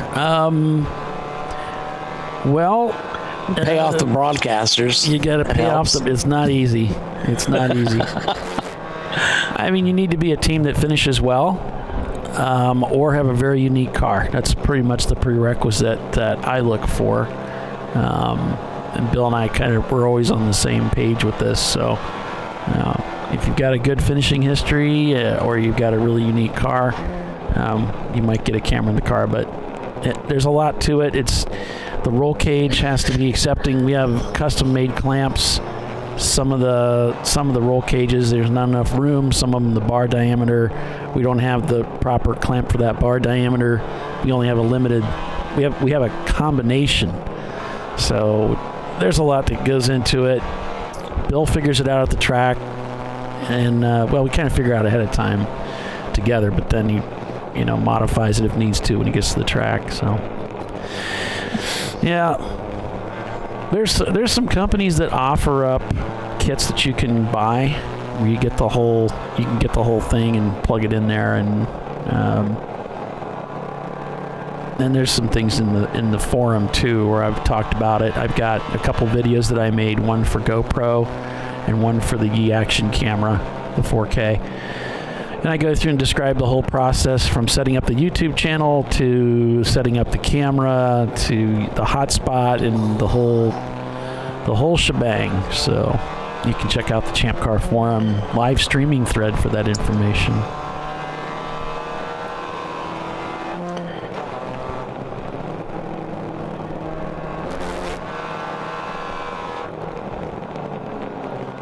So we're on board with the Team Hindsight team. And it's always interesting to watch other drivers drive and try to get some cues off of what they're doing.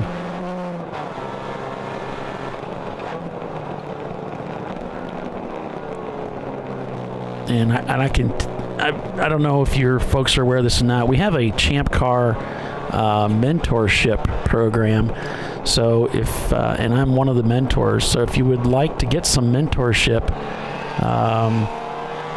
maybe you're a new team, new driver, kind of new to racing, whatever the case may be, you can head over to the Champ Car website and you can look that up. I don't even know where it's at, but it's a pretty interesting program. And for those, there's a few of us that have signed up to be mentors, and if you like, I'd be happy to help you with whatever I can help you with. Let's see if I can find it. I've already got a guy that I've worked with a couple different drivers.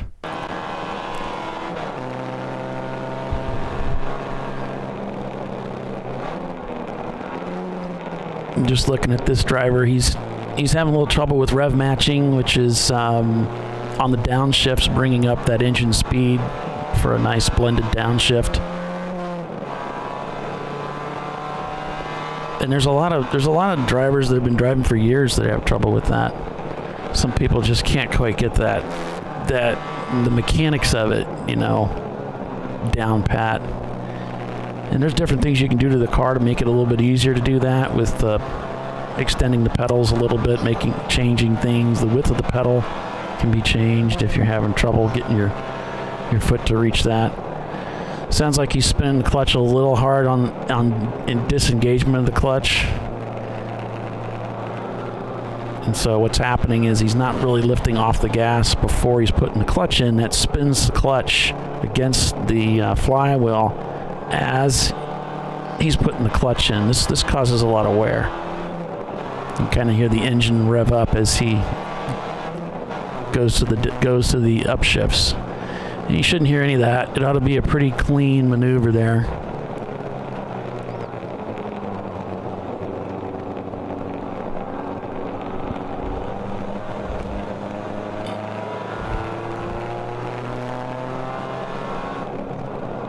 We got several cameras that are being disobedient. We'll go to this other 8 car. The data out there, the cell phone strength's not all that stellar out there, so. The TR6 is currently running in, let's see, in 38th place. Yeah, they It's like they got somebody in the car there's working no on way it. to sugarcoat it by removing the EC cars. They're having a tough time. Yeah. It's a bad idea. No, but they're having fun. Yeah. Looks like Viking Chugs come into the pits in their B-Class Mazda, the 09.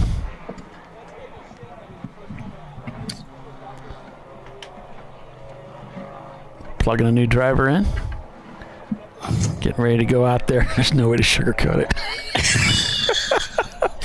That was funny. Oh, shoot.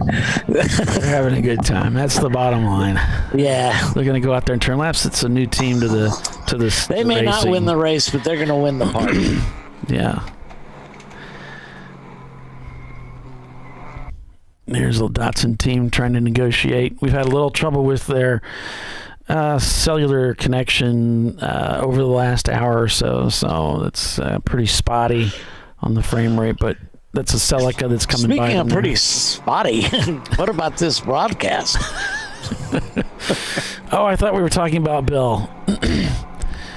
I think he went and got some lunch. I saw him getting back in the car. So yeah, just off looking for ice cream. No, this broadcast hasn't changed much. It's still a pretty lowly thing. 102 laps turned. Wheels of America still leading by almost 12 seconds now, gradually pulling a gap over Touchstone Racing, then Social D Racing, your lead C-Class cars in third place. And they're back a couple laps, actually, from the leader. So the field beginning to stretch out a little bit. Some of the close battles right now are between Auto Spec Racing in the number 21 and Social D, who's in fourth place. There's only an 11-second gap there. Yeah, 4 cars there working lap 100. Which is about the same gap we see between the leader and second place. So there's a pretty good fight going on there. But remember, this is a 1.83 mile or 1.82 mile road course, so it doesn't take much to be down a lap. It's only about a minute and a half. So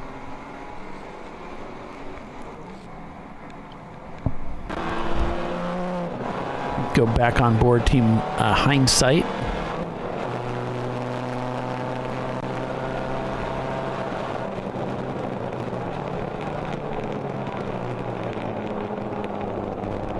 It's the TR6 right in front of you. Yeah. The TR6, guess who the Dots lady is caught up with? The Let's Rock Mustang. Mustang, yep.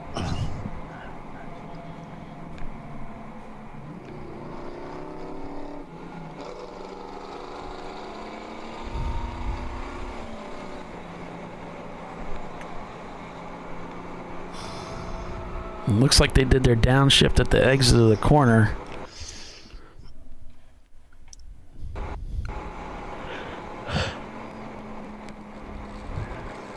The TR6 actually still in the pits. They're still putting their driver in. So I don't know what that was out there on track. It looked like them.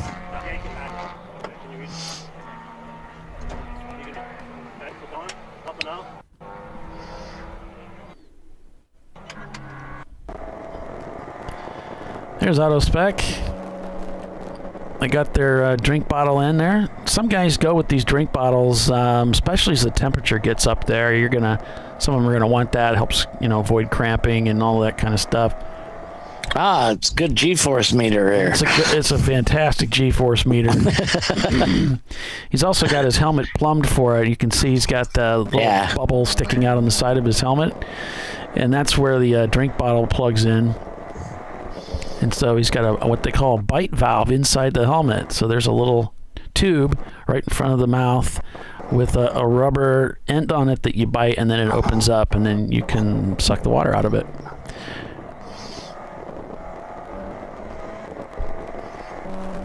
And I'm not sure you really need one today, but on the hotter days, it's definitely a good idea. It's going to be about 80 degrees there today. Well, then you're going to want it. I would. Yeah.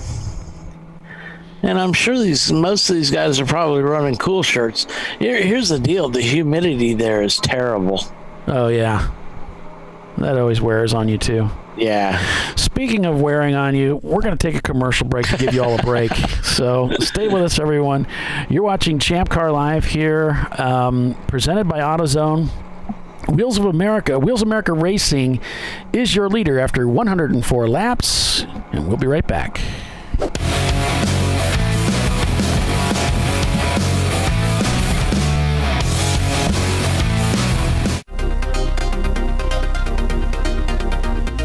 Welcome to TireRack.com, revolutionizing tire buying since 1979. With our unmatched selection of branded products, finding what fits your vehicle and is right for you and how and where you drive has never been easier. Through helpful online shopping tools that include our professional hands-on reviews done at the introduction of a tire and consumer reviews that give real-world feedback over the life of the tire, you can make the right tire choice and find exactly what you need. And if you prefer to talk to someone, our tire testers, our sales team, are available on the phone. And that's how we get you the right tire for you and your vehicle for where and how you drive.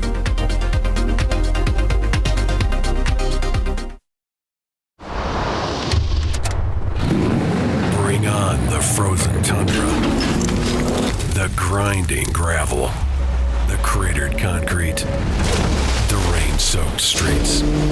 Come on, road. Do your worst. We'll be at our best. Reliable performance in unreliable conditions. Designed to meet or exceed original equipment performance. That's why more auto technicians choose Duralast parts. Exclusively at AutoZone.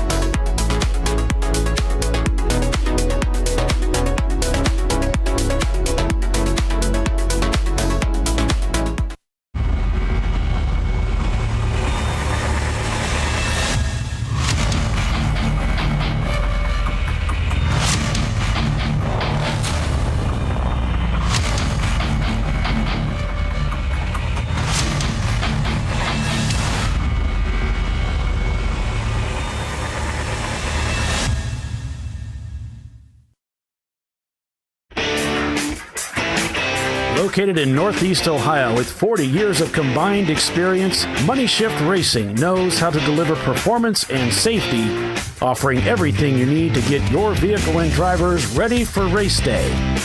From safety equipment to full engine assembly and repair, in-house fabrication, 3D design, and rapid prototyping. Money Shift Racing. Performance done right. Discovery Parts is a veteran-owned racing and safety equipment company. While we're located inside Atlanta Motorsports Park in Dawsonville, Georgia, Discovery Parts can also be found at the tracks, supporting a number of Champ Car Series events. We take pride in being a reseller of the best of the industry to Champ Car teams and drivers. We know racing, love racing, and look forward to tomorrow to even more racing. Visit us at discoveryparts.com. Frozen rotors from Diversified Cryogenics deliver increased performance and a higher level of safety while significantly reducing braking system costs. So to tell you a little bit about the durability of this product. So we have seen an incredible extension of the life of our brake rotors using frozen rotors. We've gone from brake rotors every other weekend to 6 weekends on one set of brake rotors, and I think they can go farther. The durability has been amazing. And it's been a fantastic season, and man, a lot of that is due to the way our car can brake on those frozen rotors. For more information, go to frozenrotors.com. Lifeline USA is a leading manufacturer of onboard fire suppression systems. Lifeline's continuous commitment to research and development ensures that we supply the most innovative and cutting-edge products available. Used by the majority of the world's motorsport championship winning teams and constructors, Lifeline has a proven history of success.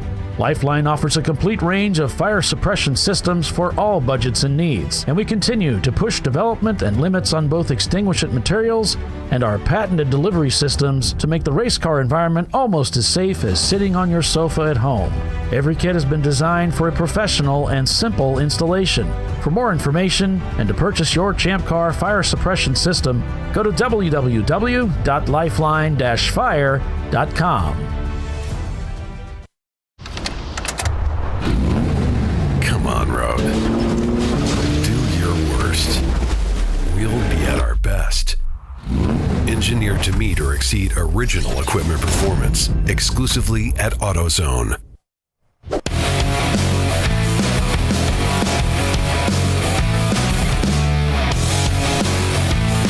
All right, welcome back, everyone, to Champ Car Live, presented by AutoZone. We're full course caution here at Harris Hill Raceway, and as soon as I get some information, maybe I can even tell you why. But the pace car is pulled out right now. track. It's a mystery. So we have a car off at turn 6 or 7. It's a Miata, and it had some really bad damage to the back of it. I don't know. No, it didn't look like it rolled over, but it's missing some parts. I couldn't get the number. There we have it off to the left there. Too far to get a number off of it. So let's see. Maybe we can see somebody who's not turning laps. There's Team Ghetto. That's a Mazda Miata. And the Valdez. That's another Miata. It was dark. Let's see, the Valdez team. No, it's like midday, Bill. He's a funny guy. Slavey. Pit car that the pits are heading for tacos. It looked funny. The tail lights were completely gone out of it. So I don't know if it was meant to be like that or.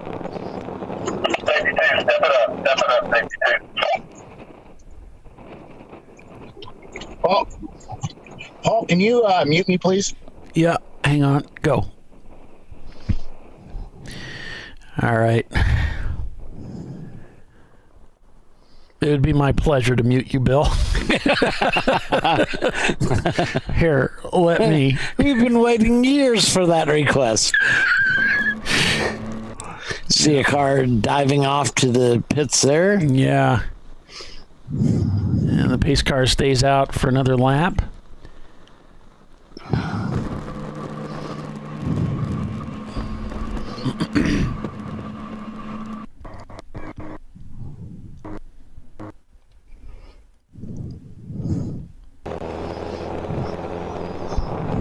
So we're under caution here at, boy, I almost said Harlot.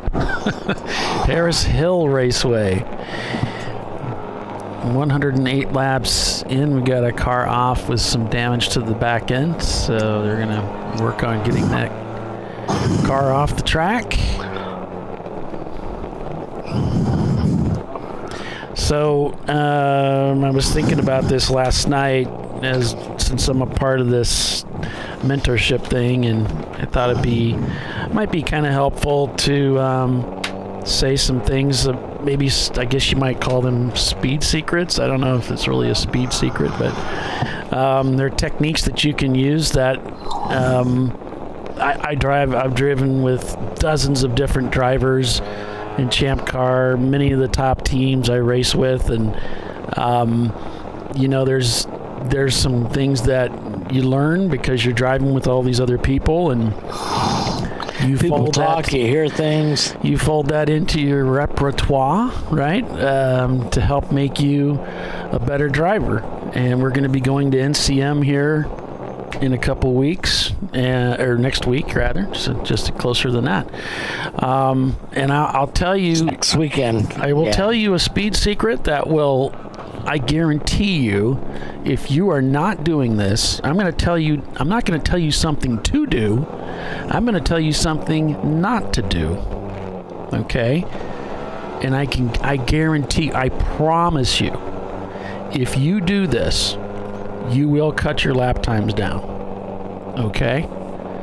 So what you're going to do is you're going to look at the corners where you find yourself downshifting on the way in, and as you come out of the corner, you're upshifting almost right away. Okay? I guarantee you, if you cut those downshifts out, okay, leave the car in gear. So let's talk about turn 6 at NCM. If you leave the car in 4th gear, most of us approach that turn in 4th gear and we downshift, brake around the 2-panel, dive in. And then as we come out, what do? We upshift as we're heading down the hill. And then as we come up to 8, we downshift again. Okay? I promise you, you will hack time off of your lap times if you just focus on your braking and start cutting these unnecessary downshifts out.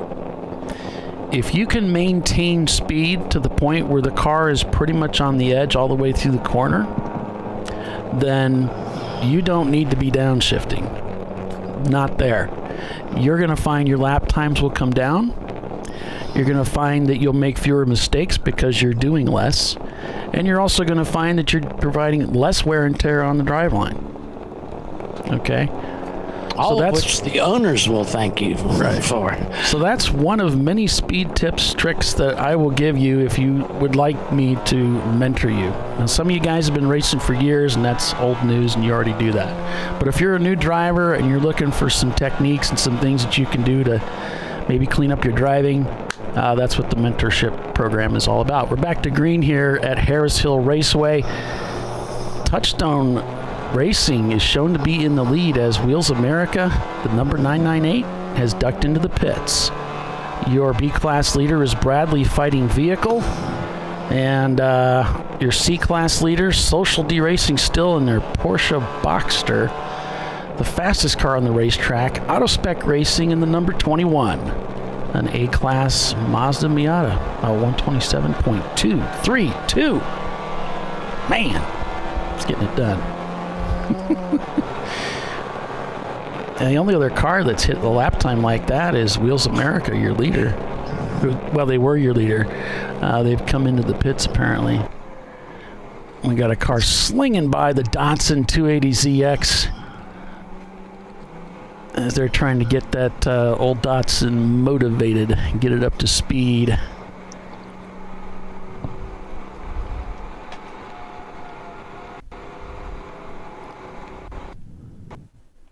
Here we got a car coming. Looks like it might have come into black flag and been sent right back out.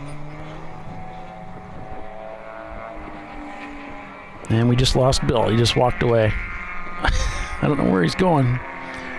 Probably out of his mind. He's had enough. He's had enough of us. He did look kind of disgusted. I think I had enough of these clowns.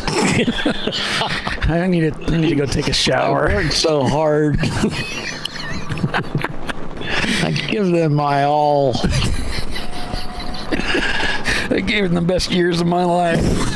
Exactly. Okay. Jerks. They've been mean to me. Oh, let's take a look at our caps here. We've got... because we care, Bill. That's right. So Autospec has come back onto the track, but they're 2 laps down. So right now, Touchstone is really sitting well. Now, they've come off that caution. I'm looking for their... We had this I'm looking at Race Hero. We've got these glitchiness, so I'm not real sure when they pitted last. Who, Touchstone? Yeah, it looks like maybe lap 70 or something. I don't know. It's kind of hard to read this, but it sort of looks like that. Because 35... yeah, it looks like... about every 35 laps or so they're pitting. Looks like lap 70 or so. Yeah. 80, 90, 100. So they should be pitting pretty soon. They're pitting about every 32, 35 laps. Yeah, now... Because they pitted, according to this, they also pitted at lap 35.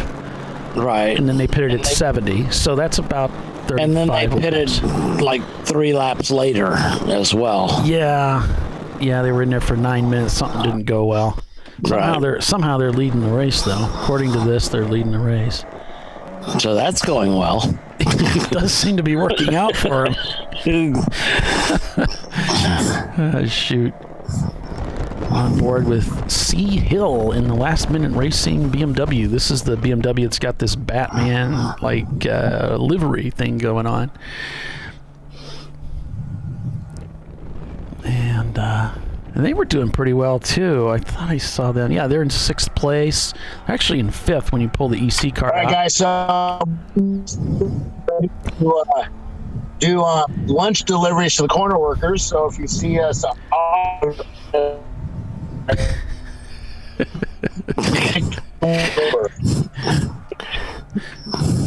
I think Bill just said that he's going to do some Uber delivery. Yeah, for the corner Uber workers. Eats, yeah. Uber Eats. Thank you. You're breaking up there, Bill. We're not really getting but a couple words, but it is entertaining, and I guess that's the goal. So you've succeeded. That counts. Oh man, we are so mean. Oh, there he's sitting at pit out, getting ready to take food out to everybody. The Mazda poised. The Mazda poised to spring into action. And just be aware, Bill, everybody knows there's supposed to be a cookie with each one of those. So they already know about it. No fast ones here.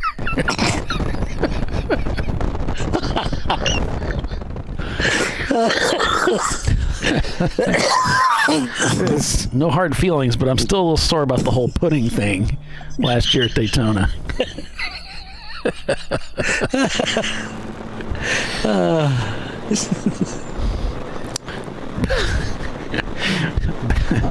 Back to the Queen and Country force here. With the bad Called idea. Save the Queen. Oh, look, it's the Queen.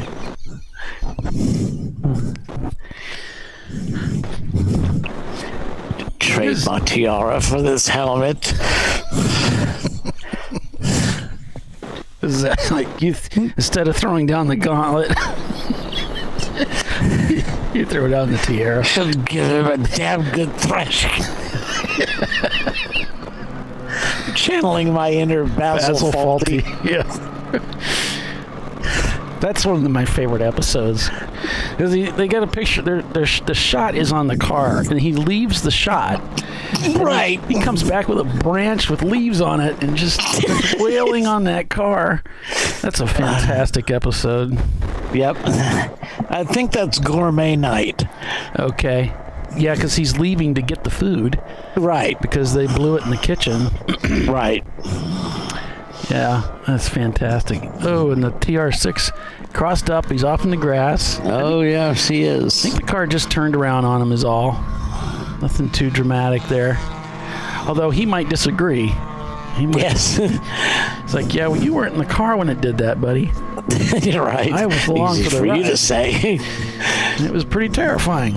He's not stuck, though. Nope. Trying to get up to speed here.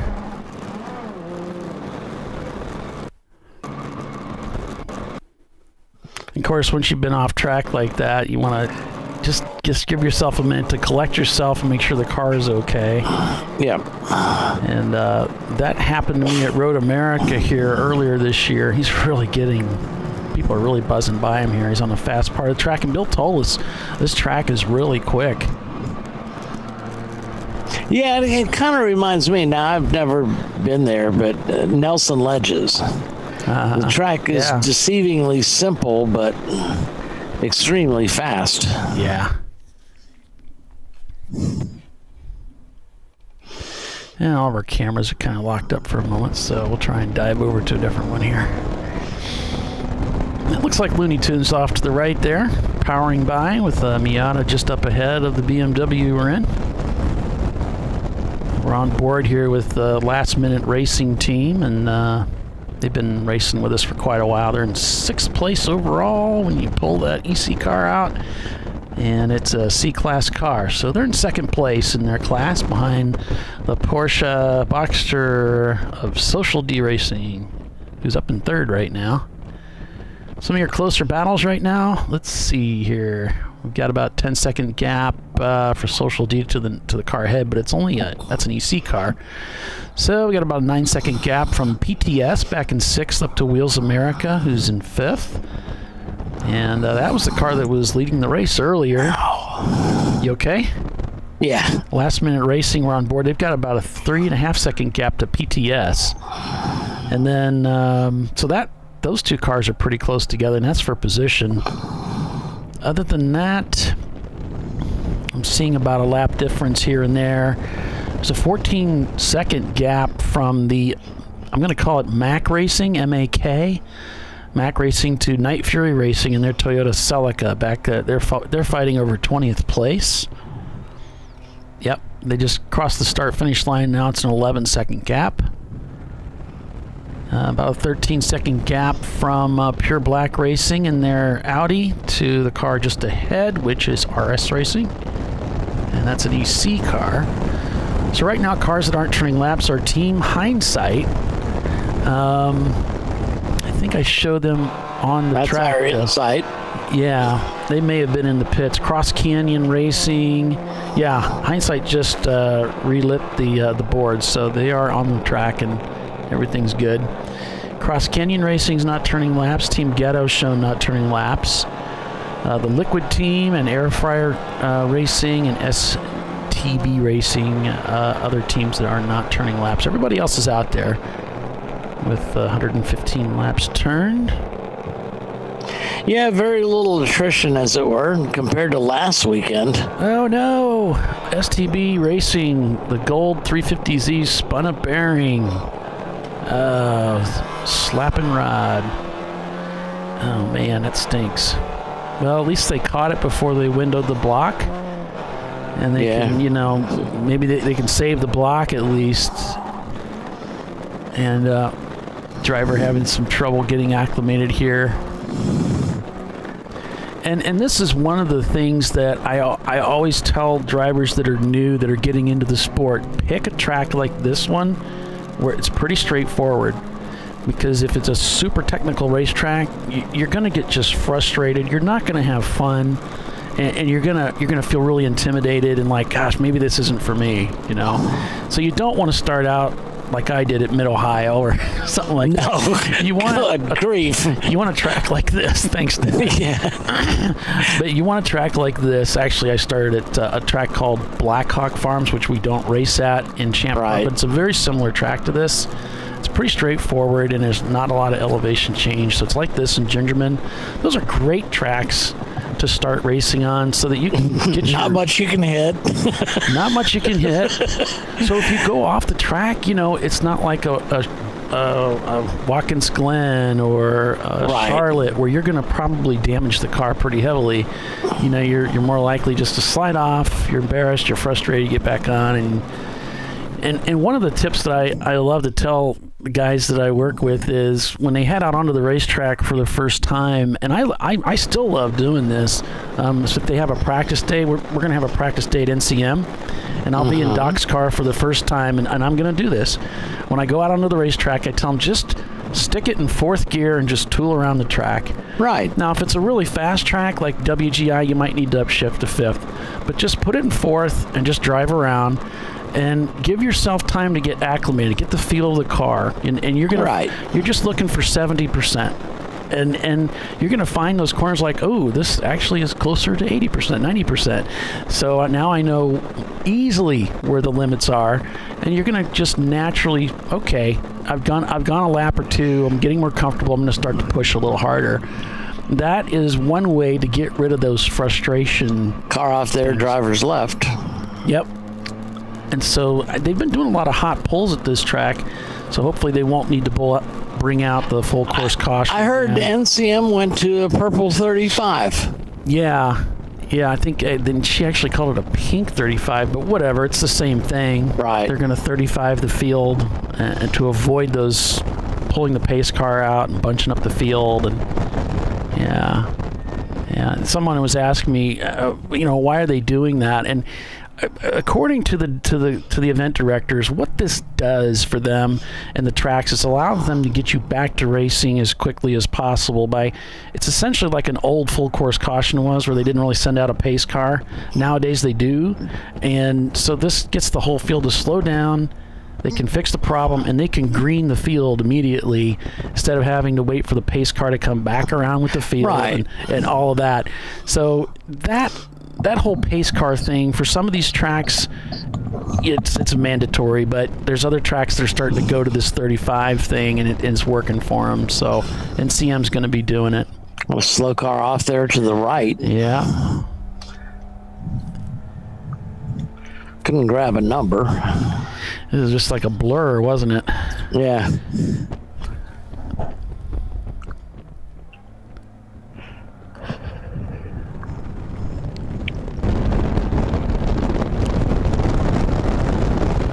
Sorry it's so dark out there on this camera feed, but it's not really quite that dark, but camera having some light issues there. It's a nice clean feed though. Yeah.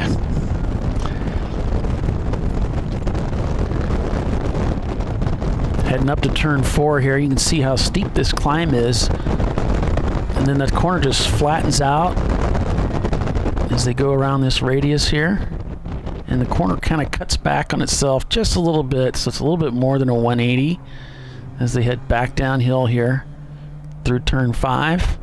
Looks like the Celica up ahead of the Miata just ahead. And this section of the track's pretty quick. This right-hander here.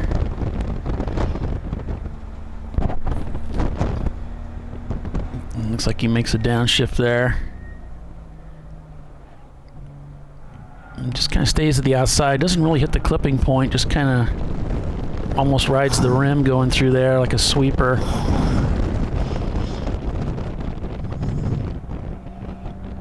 And there he takes the second apex. You saw there's the slower car. It is actually parked on the racetrack. That driver's right there. Still couldn't see the number. We blasted past him too fast. Yeah, this is around this turn 8 area, I believe.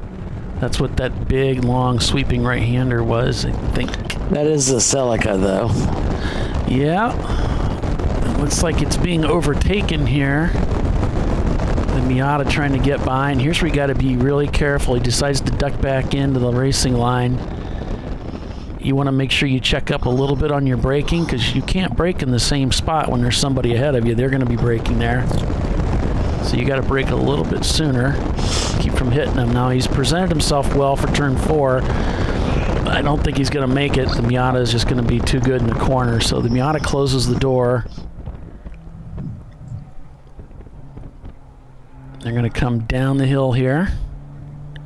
Miata's just feathering the brake pedal a little bit. Bless you. Thanks. I think I lost math there. I never was very good at it.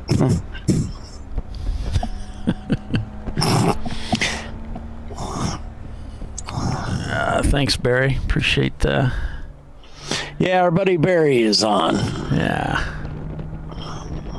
Let us know what you're working on out there, guys. Love to hear from you. Hear what's going on with your builds in the garage. I know we got one of the guys, it's Barry, I think. Are you heading out to work on the car? One of you guys was. Oh, it was Timothy. He's heading out to work on the race car. That's a cool way to do it. Put the show on and work on the race car.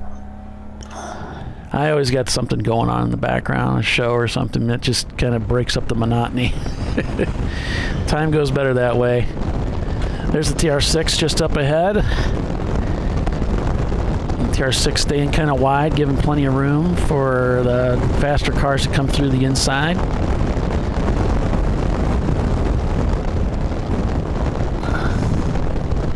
That's fine if you're, if you want to do that. Just as long as you have the wherewithal about you to know how to drive that outside line. Sometimes you can get into a lot of gravel and stuff out there, but for the most part, we don't have that problem in Champ Car.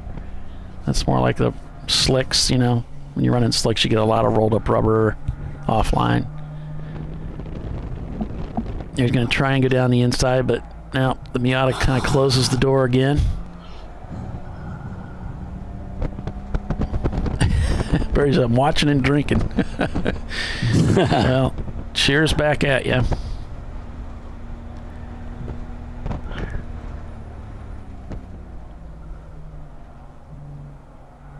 Made me quit drinking on the broadcast. Oh, geez, we're going to go back to that again, Doc? Really? Let it go, man. That was years ago. Go, man. Good God, man. Oh, Jason, first time watching, or as my son would say, long time caller, first time watching. First time watching, co-working, running the Z. Very interested in checking out the course in September. Enjoying the broadcast. Cool. Yeah, I checked it out. There was only like 4 people signed up, so there's room to get in. Yep. For now. But it'll go quick. Let's see. Good luck getting the car back to racing form again. Hey, guys. Yeah. So I just got an update on the car 25, the Miata that was caused the last yellow. Yeah. It now breathes really easily from both sides of the block. Oh. It was a brand spanking new engine from I won't say the name of the company. Not anymore. No. $4,000 for a long block. So they're going to see if that no questions asked warranty works. Yeah.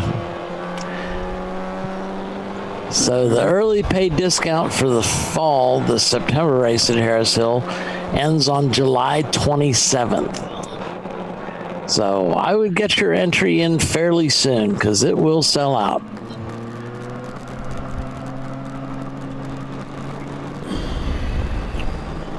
Yeah, they said the rods exited both sides of the block. So it was an Ecotech rock. Oh. And they removed the rear tail lights to help with the aero. So the air just flows straight through the trunk and out the back of the car. Oh, the parachute effect. Got it. Yeah. And it's all very science-y. Sounds like a lot of BS to me. Then they really should be watching the broadcast, shouldn't they? Yeah. Man, is it time for another commercial break? I guess it is. Why, yes, it is. You want to take us out? Sure. You're watching the ChampCar.Live broadcast from Harris Hill in San Marcos, Texas, presented by AutoZone here at the TireRack.com Champ Car Endurance Series. With 123 laps completed, your leader is Touchstone Racing in their Mazda Miata. Stick with us, folks. We'll be right back.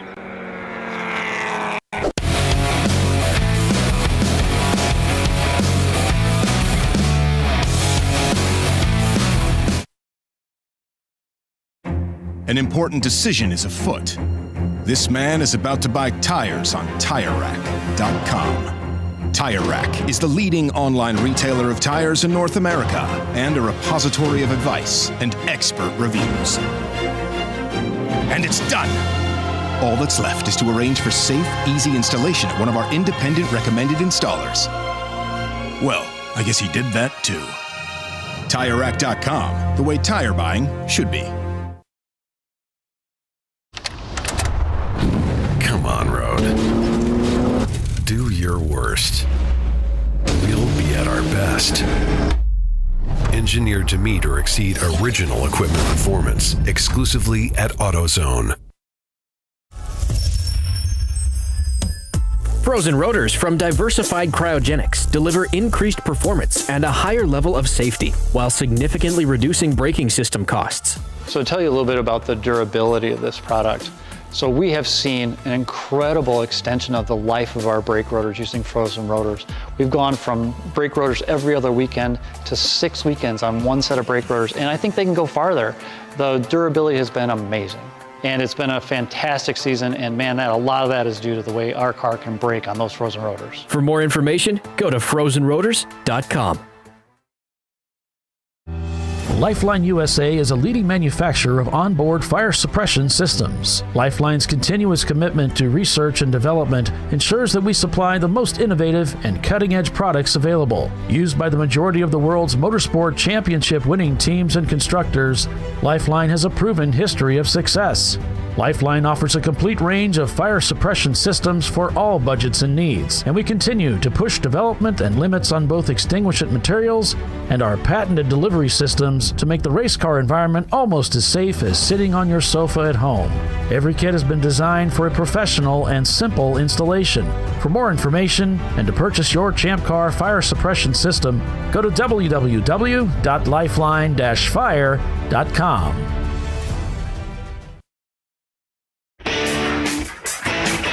Located in Northeast Ohio with 40 years of combined experience, Money Shift Racing knows how to deliver performance and safety, offering everything you need to get your vehicle and drivers ready for race day.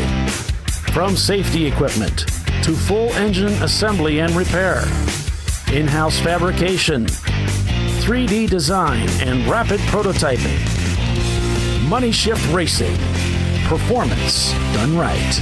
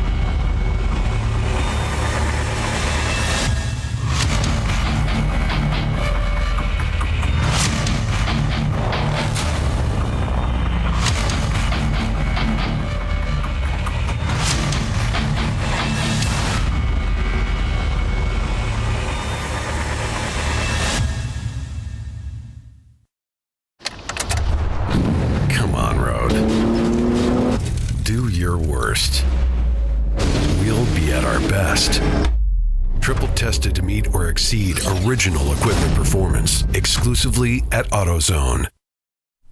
All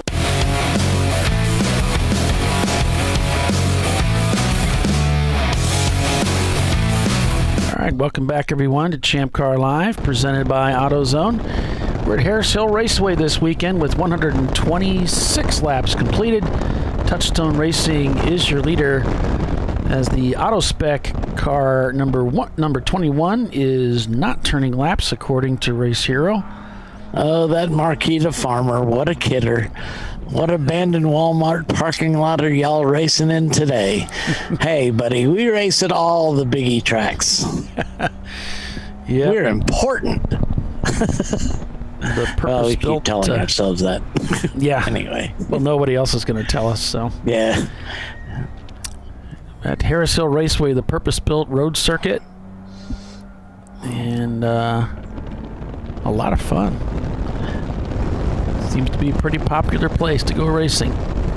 Yep, always sells out. On board with the TR6 1970 vintage racing machine, trying to lean into it. Like, come on, baby, you can do it. Come on, mate. Now, if he starts ducking like he's on a motorcycle, we're going to pull him off the track. Yeah. Come on, bloody hell. Yeah. I only kid because I owned MGs and Triumphs, and I can relate. Yeah, it's, you know. And then again, I can't help but think of Basil Fawlty. So after 127 laps turn, we've got Touchstone leading over Social D Racing, who's now moved into second place. Wheels America, the number 998. They brought 2 cars here this weekend. They're in dropped third down to place. third. Oh, PTS just overtook them, so they've dropped to fourth now. Then it's Last Minute Racing behind them, Bradley Fighting, Lone Star Rallycross, Wheels America, their sister car, Viking Chung Motorsports, Autospec Racing, and their sister car, the 116 Autospec. So those 2 cars are now right next to each other. You got Touchstone leading A class. C class is led by Social D. You got B class being led by Bradley Fighting. And our D class car for the longest time was Looney Tunes. And I'm going to look through the standings here. Looks like they are still leading D class, but they are not turning laps right now. So they might just be in the pits. You know, it's a Mustang. They might have to pick up extra fuel. Let's Rock, that white Ford Mustang with the blue rally stripes. They're showing 2 spots back in 28th. Pull My Finger is turning laps, though, just behind them. Oh, they just moved up to 27th. So right now, Looney Tunes and Pull My Finger are on the standings. They're right with each other. So we'll see if there's going to be a change for position there. As we're getting, we started the race. Yeah, Wheels America keeps dropping, so they're not shown turning laps. And we're getting near that 2-hour mark. So for those teams that are able to make a 2-hour stint happen, they're going to be needing to pit in about the next 20 minutes. We'll see how that works out. Here's some cars coming into the pits. We got actually a line of cars trying to come in. A lot of Miatas, go figure. It looks like someone's cutting through the grass. This is also the Black Flag I ain't got area. time to wait on this one. Yeah, he might be in Black Flag because this is also the Black Flag station. Right. And then he's just cutting through to get to the pits there. The pits here at Harris Hill are a little different. They don't really have a pit lane per se. They have like a square paddock area. Yeah, they have a paddock area that's squared off. It's like a rectangle, and they pit around the perimeter of that square. It's just off to our left here. You can't, our right, actually. You can't see it. So there he kind of pulled off to the side to let cars through. Yeah, he's in Black Flag. So naughty. He's been a very naughty boy. Yes. That's a Life of Brian reference, in case you didn't get it. He's the Messiah. No, he's not. He's a very naughty boy. Fire under backside of Market Department. There's more people watching the live feed of trains rolling through Tuscan than this. Well, there's something interesting to watch there. Thank you. Michael says they're watching getting a new engine. Can't wait for the Roval. Well, you might be talking. I don't know if you're talking about Charlotte or you're talking about Daytona. Or, yeah, we've got a couple of them on the schedule, but cool. Y'all better light a fire into the backside of marketing department. That's Bill. There's no lighting a fire under Bill. I mean, we could try, but no, we do. We do our darndest to destroy the market. Yeah, on a regular basis. So, but we appreciate you folks tuning in and listening. It's fun to have everybody here as we go through and watch this race. The gap now is a couple laps from Touchstone over the rest of the field. Those EC cars that we see standing there, which is the City Garage team and the Valdez team and the Kentucky Fried Racing and Effective Team Race. Those are all EC cars, so those get pulled out of the standings. They're not eligible for a podium position. There's your TR6 on the right. But since we have at least 5 EC cars here this weekend, there will be a trophy for the overall winner. So there is a race within a race, so to speak, and right now it's City Garage leading in that 325 IS. 94 325 IS which makes it an E36. I have my cheat sheet here. Now pace car, looks like the pace car, he just moved out and parked. Okay. Yeah, I'm just moving. I had to help tighten down the hatches there. The wind's picked up pretty good, and we didn't want our easy up flying onto the track. Yeah, that would be bad. That'd be bad. Yeah, they frown upon that, especially the guy that hits it. Yeah. Well, now it's our lunchtime, so I'm going to eat. We have lunches from Jason's Deli, which are actually really good. Did yours come with a cookie? Yes, it did. I just pulled that cookie out. Okay. I'm just wondering if you knew about that, and if the other people in the corners knew there's supposed to be a cookie. So yeah, I have like 15 cookies in my car now. That's what I was thought. Yeah. Corner worker. Yeah, nobody told me about that. There's some pissed off corner workers lately. That's right. They're gonna turn on you come fall, Bill. Yeah, there is they do function under a union, so they are under union rules. Coming after your butt. Might be as soon as Sunday tomorrow. Lots of cars coming in for fuel right now. Yep, we're approaching the halfway mark of this race, so it's an even hour. So we can expect to see everybody pitting. Lone Star Rallycross, Bradley Fighting, and Wheels America, the number 989, all shown in the pits between positions 11 and 23. So the rest of the field ahead, the top 10 all out there turning laps. Fastest lap time of the day so far, a 1:27.1, turned by AutoSpec Racing, the number 21. Wheels America just left pit lane after doing their stop.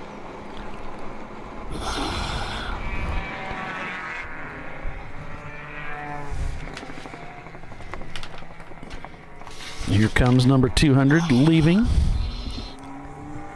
Air Fryer Racing, Austin.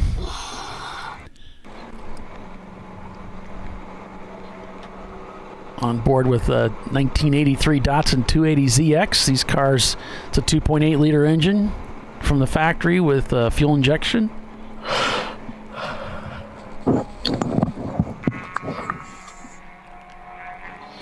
Kind of a sports car with a lot of racing pedigree behind it. I think Paul Newman probably made it one of the most famous race cars when he was racing back in the 80s. Yeah, for Bob Sharp Racing. Yeah. Paul, you might be old enough to remember, but when the ZX came out with that fuel injection, there was a lot of old-timey guys that just did not like the fuel injection because they didn't understand it. They thought carburetors were the way to go. Well, carburetors are definitely cool. A lot of the cars came out, at the time they were coming out with what they called Hitachi carburetors, which were basically SUs.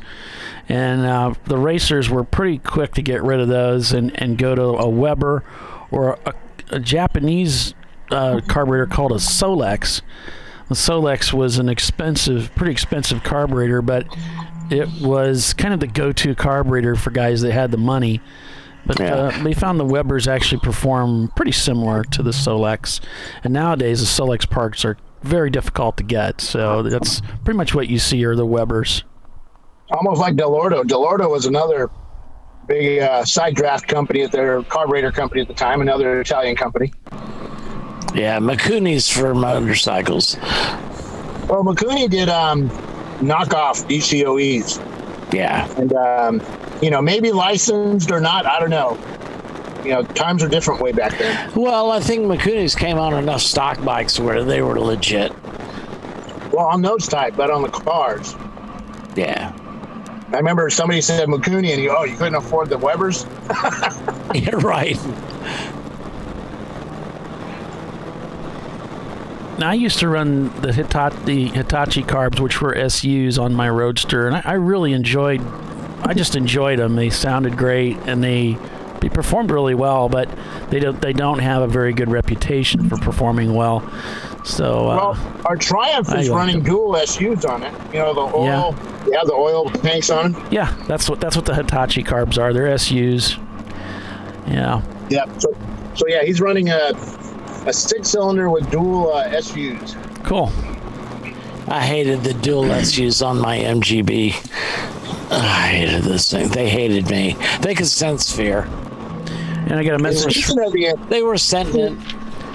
Speaking of them, their 221 car just came in pit lane. Yeah, I guess the 210 car was just black flag for passing under yellow. I don't have a 210 on my sheet, so I'll have to look through the standings. 210, I'll look it up. Let's see.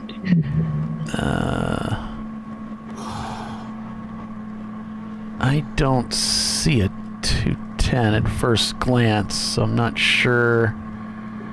I see a 120 that's not turning laps. 120 just left pit lane. Okay. So that's the word that I got from Ben, that we got a car that was black flag for passing under yellow.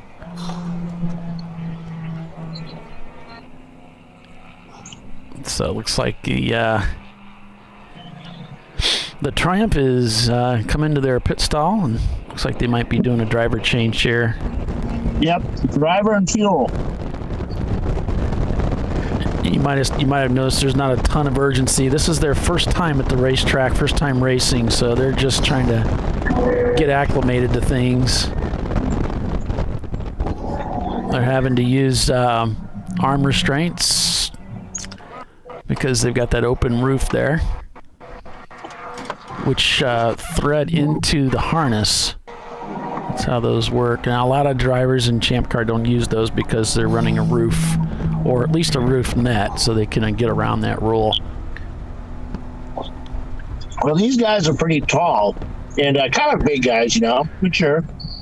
And it's easier for them to go out the roof than it is to go out the door. So they're just climbing out the top of the cage. Sure. You just hop up on the seat and hike it over the bar.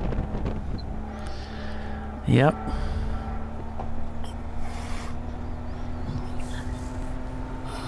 So and the wind has really picked up.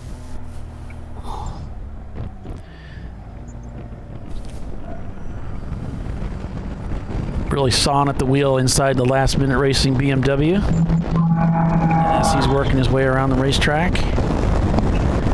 Got another car coming into the pits here. This is the white BMW. I'm not sure what the team name is. Number 40. Looks like we have the 127 car. One of their guys is out on the over by pit out with a huge, like 4 foot by 8 foot sign that says pit now. Yeah, so they can see him. Kentucky Fried Racing just came into the pits. That was the white BMW. So we head back to Team Hindsight rather, in their Honda Insight. I always get that messed up. Yeah, I'm telling you, they're messing with us.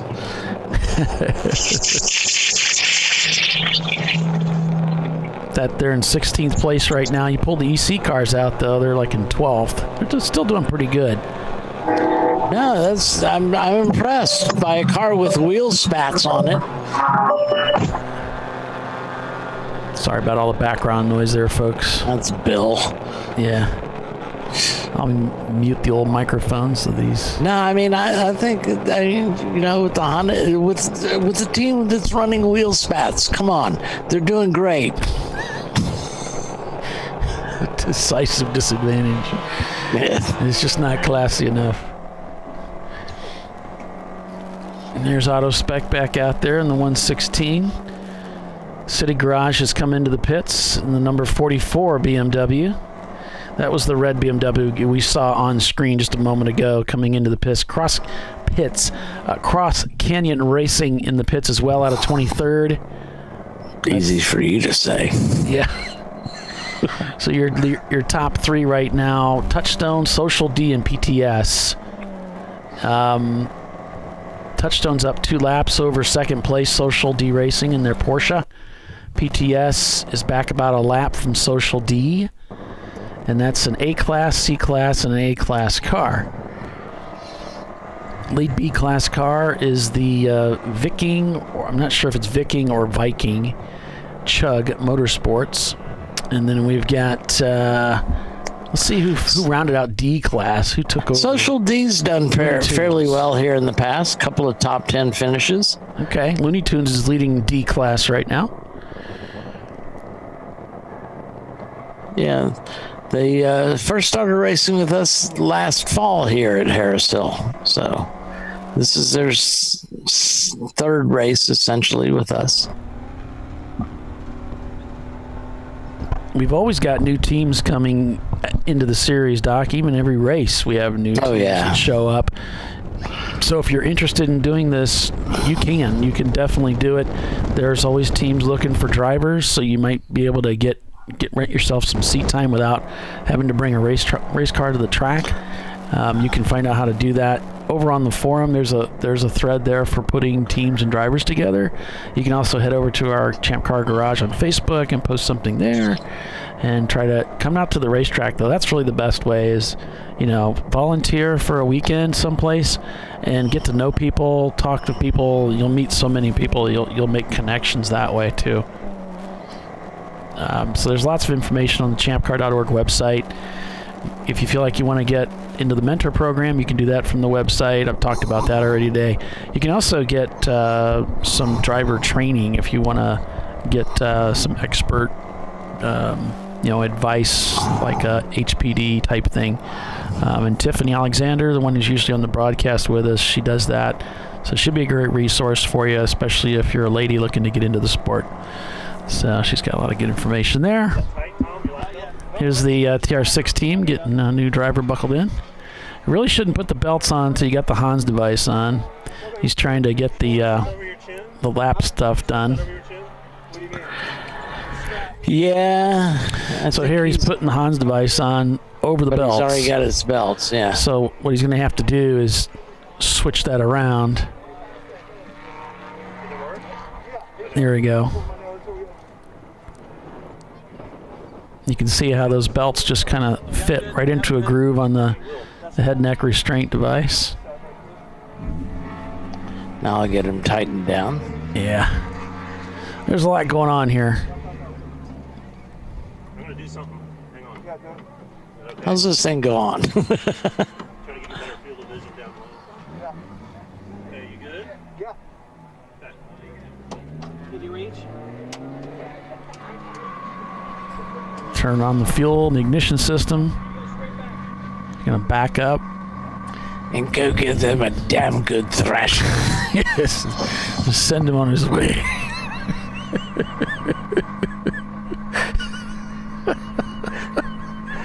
Oh, shoot.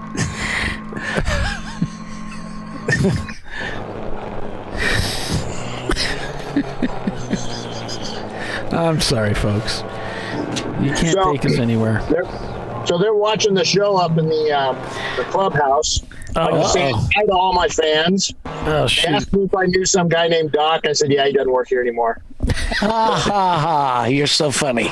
We should have run a disclaimer, Doc. I forgot to do that. Yeah, they were really nice old ladies though when they were talking. Yeah, that's the League of Little Old Ladies. Yeah, the LOLs. I'm still waiting on that Signature Series walker to come out, Doc. How are we coming on those? The what? I'm sorry, who? Your Signature Series walkers. Oh, yeah. They're currently undergoing wind tunnel testing. I thought that the dive planes were a little much, but then when I saw the rear wing, I thought, come on. Yeah, you got to have those dive planes.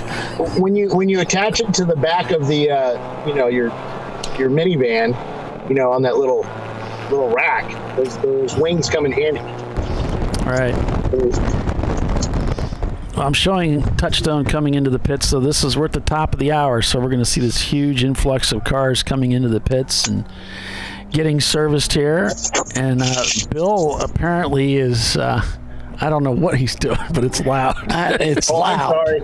I'm sorry. It's okay. I was trying to get my cookie opened up. I had a lot of them in my lap here. So. Okay, well, we'll break for commercial, and I'll see if I can get somebody to bring you a pair of scissors. You want me to do this?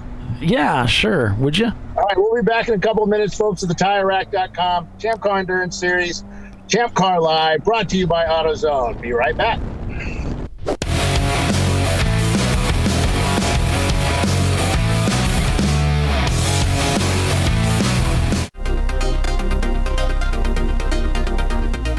Welcome to TireRack.com, revolutionizing tire buying since 1979. With our unmatched selection of branded products, finding what fits your vehicle and is right for you and how and where you drive has never been easier. Through helpful online shopping tools that include our professional hands-on reviews done at the introduction of a tire and consumer reviews that give real-world feedback over the life of the tire, you can make the right tire choice and find exactly what you need.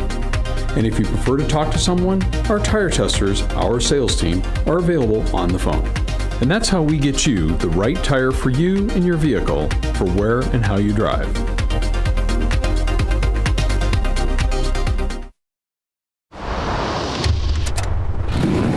Bring on the frozen tundra, the grinding gravel, the cratered concrete, the rain-soaked streets. Come on, road. Do your worst. We'll be at our best. Reliable performance in unreliable conditions. Designed to meet or exceed original equipment performance. That's why more auto technicians choose Duralast parts. Exclusively at AutoZone.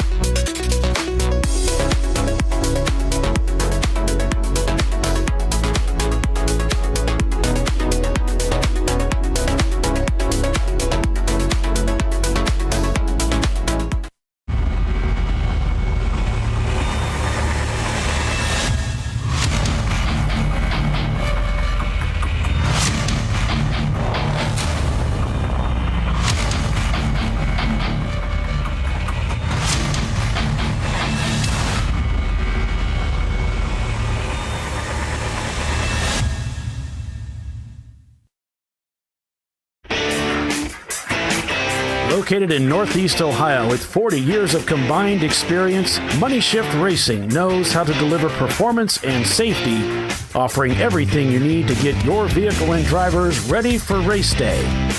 From safety equipment to full engine assembly and repair, in-house fabrication, 3D design, and rapid prototyping. Money Shift Racing. Performance done right. Discovery Parts is a veteran-owned racing and safety equipment company. While we're located inside Atlanta Motorsports Park in Dawsonville, Georgia, Discovery Parts can also be found at the tracks, supporting a number of Champ Car Series events. We take pride in being a reseller of the best of the industry to Champ Car teams and drivers. We know racing, love racing, and look forward to tomorrow to even more racing. Visit us at discoveryparts.com. Frozen rotors from Diversified Cryogenics deliver increased performance and a higher level of safety while significantly reducing braking system costs. So to tell you a little bit about the durability of this product. So we have seen an incredible extension of the life of our brake rotors using frozen rotors. We've gone from brake rotors every other weekend to 6 weekends on one set of brake rotors, and I think they can go farther. The durability has been amazing. And it's been a fantastic season, and man, a lot of that is due to the way our car can brake on those frozen rotors. For more information, go to frozenrotors.com. Lifeline USA is a leading manufacturer of onboard fire suppression systems. Lifeline's continuous commitment to research and development ensures that we supply the most innovative and cutting-edge products available. Used by the majority of the world's motorsport championship-winning teams and constructors, Lifeline has a proven history of success. Lifeline offers a complete range of fire suppression systems for all budgets and needs, and we continue to push development and limits on both extinguishant materials and our patented delivery systems to make the race car environment almost as safe as sitting on your sofa at home. Every kit has been designed for a professional and simple installation. For more information and to purchase your Champ Car fire suppression system, go to www.lifeline-fire.com. Come on, road. Do your worst. We'll be at our best. Engineered to meet or exceed original equipment performance. Exclusively at AutoZone.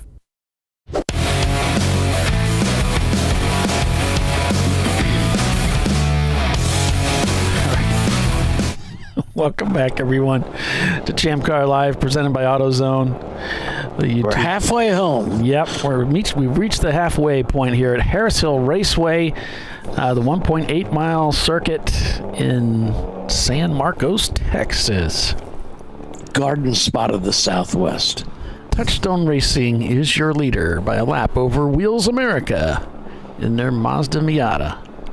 We're showing several teams still processing their cars, running through the pits to change drivers and get a load of fuel.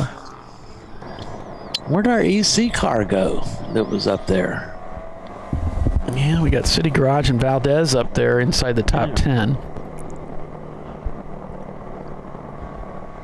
We're on board with Auto Spec Racing, one of the two cars they brought here this weekend, the number 116. We got cars. The Insight just left pit lane. Yeah, there it is. It was in between two really loud cars, that BMW, which they put a huge Laguna pipe on it, and the Porsche that just left. You probably heard. Yeah, it sounds great. I love this Boxster sound. I missed the Insight, the picture of it. No, you missed them twice. Yeah.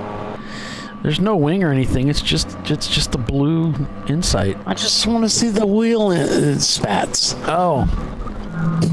I don't remember the wheels. It was kind of hard to see. No, the spats. He wants to see the box flares with the covers over them for aero. Right. Yeah, I kind of figured what he was looking for. I remember when Jaguar and the Chevy Intrepid that Tommy Kendall raced used those. And they said they worked. And when you lost one, it was really a little scary. Yeah. I think, they use those as the end caps on wings, I would assume. The Jaguar at that race in IMSA, it ran those back in, I want to say 89, 88. The Castrol and then the Bud Light cars. Yeah. Tom Walkinshaw racing. Yeah. There was a really good, on YouTube, one of the races, I think they're at Mid-Ohio. Pretty certain it was Mid-Ohio. And where they lost one of them, and they were talking about, it's really critical at Daytona, but not so much at Mid-Ohio, but it did cause some issues, just with the way it handled, because all the aero was based on something on that or something. Pretty cool race. I've been watching a lot of YouTube old racing from the the 70s, 80s, and 90s. Mm-hmm. I believe that's old, Doc. No, I'm not taking a snap at you. I just Yeah, no, they're fun. The GTP cars were awesome to watch. And I think the cars look more, the racing looked more fun because the tire technology isn't where it is today. Right. Oh, the Mustang just locked up both rear wheels going into turn one, which was weird. It's just two puffs of smoke just came right out of the back of that car. I assume it was the tires locking up. But that car came to a real quick stop. Oh, he may have blown. Oh, he's blown his engine. Oh. He is shooting oil all the way up the front straightaway, or the between two up to four. Okay. I was going to say, why would he be locking up going into one? That should be pretty quick through there. Yeah, he's coming to a stop at the top of four. Oh, boy. Yeah, it was like he to me, it kind of looked like he downshifted for one, and boom. Hopefully and this was what car, Bill? Mustang? The blue Mustang, the 68. Pull my finger. Oh, boy. I'll bet you we're going to hear oh, yeah, there's some oil down there because the car just spun out right there. At four. Yep. We got it. Go around. Yep. We just saw him go around at the base of four.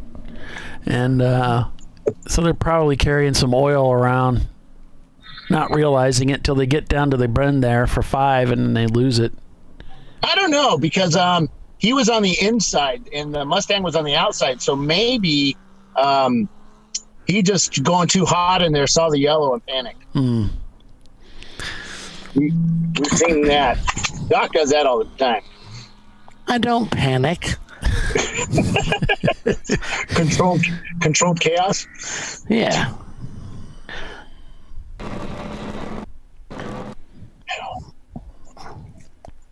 So I would expect that we're going to go to caution here to get that cleaned up.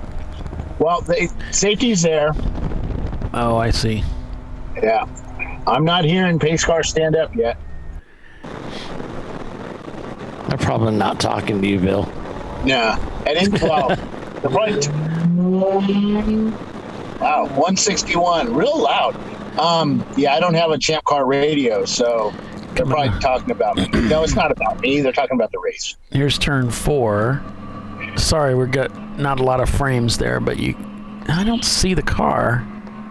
The car is actually at the apex of 4, just past camera view. So we missed it. Okay. Here we got a flatbed heading out.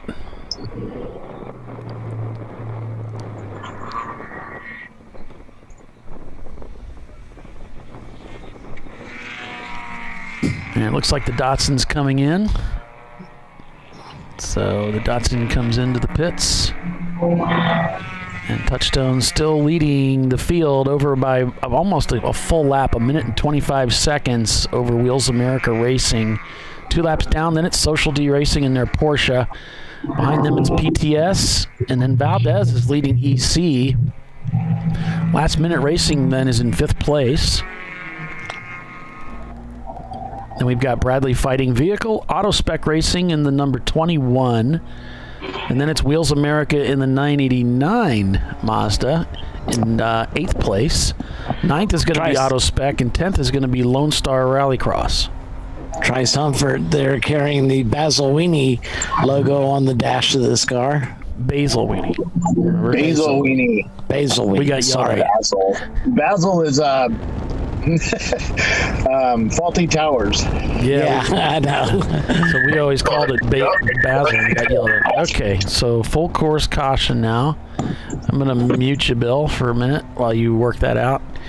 And they'll probably be sending the Z-Pace cut out as they are, and we can see, here we go.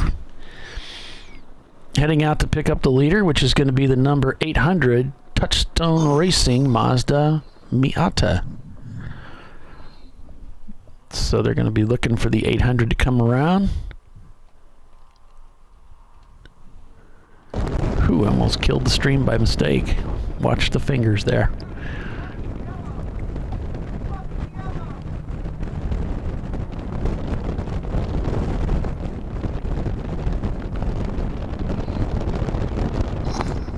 So everybody's stacking up as we're full course caution here. There you see the car off to the driver's left.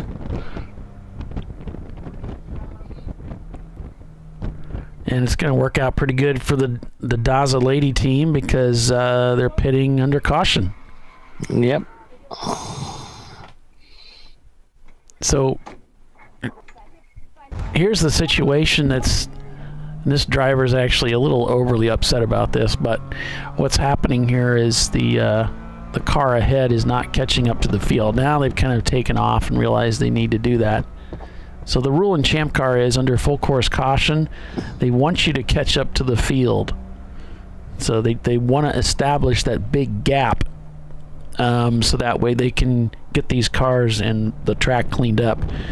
If everybody's all spread out, then they can't really get out there and work safely. So by getting you to catch up with the pack, if everybody does that, then there's no basically a second pace car. If one guy's going too slow, then you've got these 2 packs, 3 packs, 4 groups of cars rolling around there.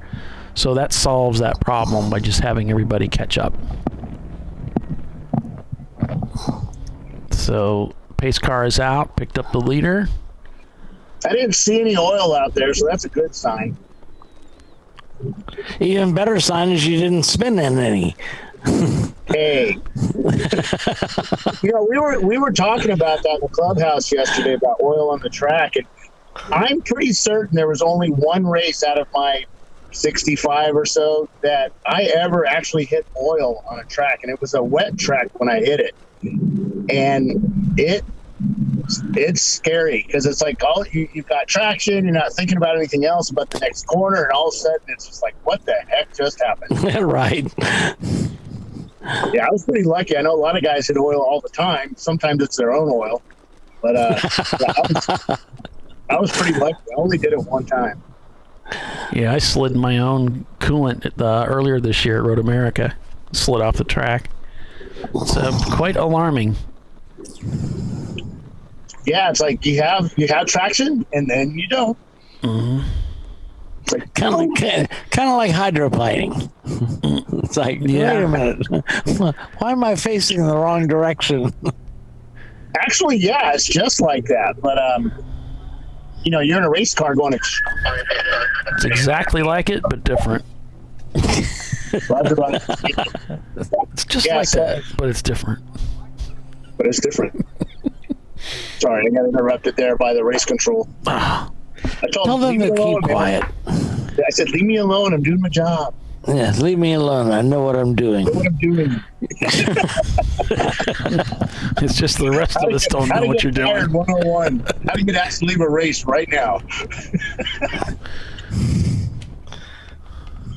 Yeah, that wind's really picked up. We have vultures circling overhead. I don't know what that means. You got to keep that vortex up there, Bill. You need to pick up the pace. Got to keep the weather off you. And you're not moving fast enough if vultures are circling. The track is 110% dry. There's like nothing out here. 74 degrees. Yeah, 79 degrees actually by the Volkswagen temperature gauge. Well, we can trust that. Not the engine. Yeah. Yeah, well, no, that's the only light that works properly. Actually, all the lights work properly because all the lights are on. I noticed somebody commented that on your Facebook post. So I started up the car this morning, and the check your right rear tire light went off. So now, so one tire's got air in it. That right rear tire has seemed to be out of it. Measurement. This car had a car oil or let their engine let loose, and all kinds of oil came out the exhaust, but it looked like it was burnt oil. So I don't see any on track, which is good. Safety car is going around up to turn 11. I'm waving hi to everybody on the turn 4 camera. Not above the tiara, right? Roger that. You got a lot of feedback, by the way. Yeah, David has radio right now. So I'm coming in this lap. Don't let anybody know, man. We don't want to give any away speed secrets. That pace car's coming in this lap. They're hanging on our every word, Bill. Oh, for sure.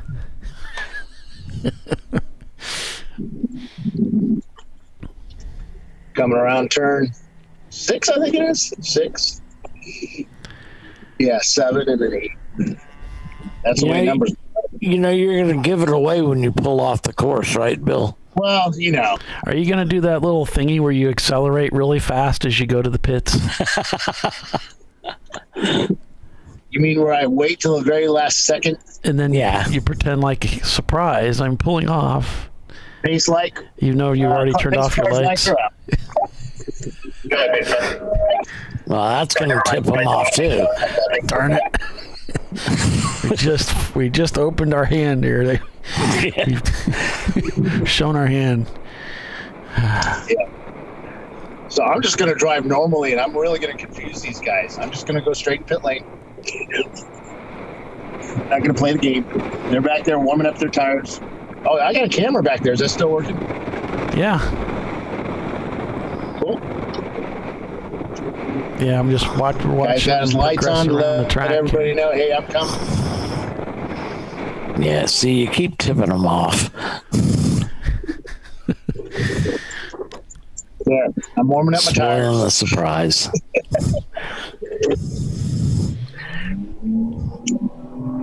He did his little accelerate thing. We can't take your fun away. I mean, you got to do that stuff. And if I could, I would do a hot lap with these guys, but they frown upon that one. Yeah. Well, you don't have the right number plates. You're not in compliance.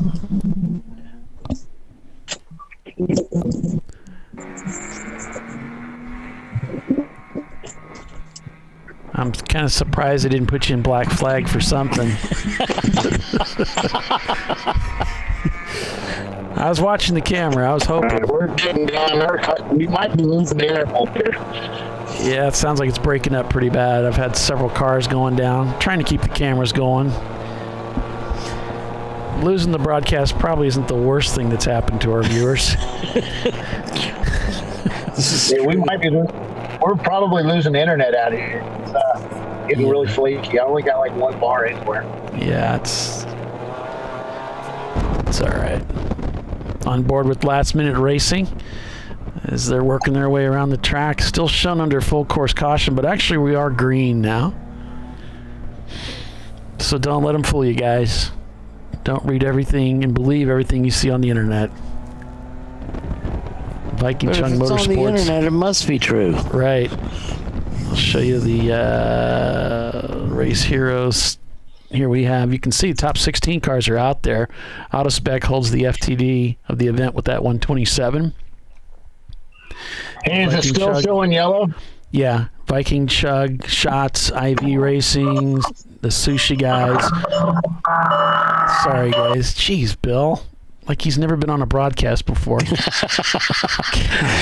be retrained every time. Mute your freaking microphone. 147 laps complete. So there you get an idea of who's in the pits right now.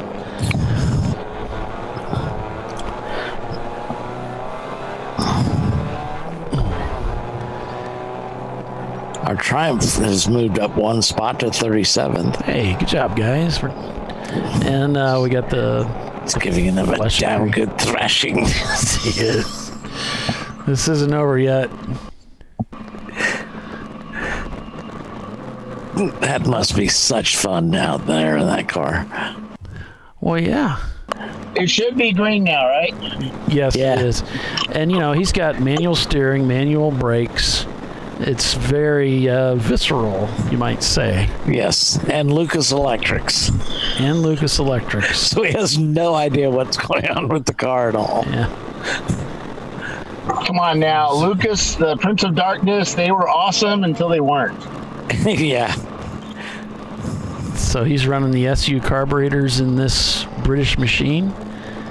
And those are a variable Venturi carburetor. It's a really interesting carburetor.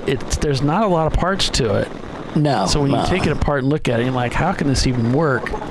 But it's an interesting carburetor. Now, a lot of racers get rid of them because they have a tendency to create a flat spot in the corners where they just lose power. But I never had that problem in mine. Maybe I wasn't going fast enough. Most of that was due to the oil going low on the damper. Well, whatever the case may be, there are a lot of guys that were moving to the Webers. And that kind I just had an impossible time trying to sync them. Oh, really? Yeah. They were, I've never found, because I had dual SUs on a 1275 Mini, and they were pretty good. I Little like mine. tiny things. Yeah.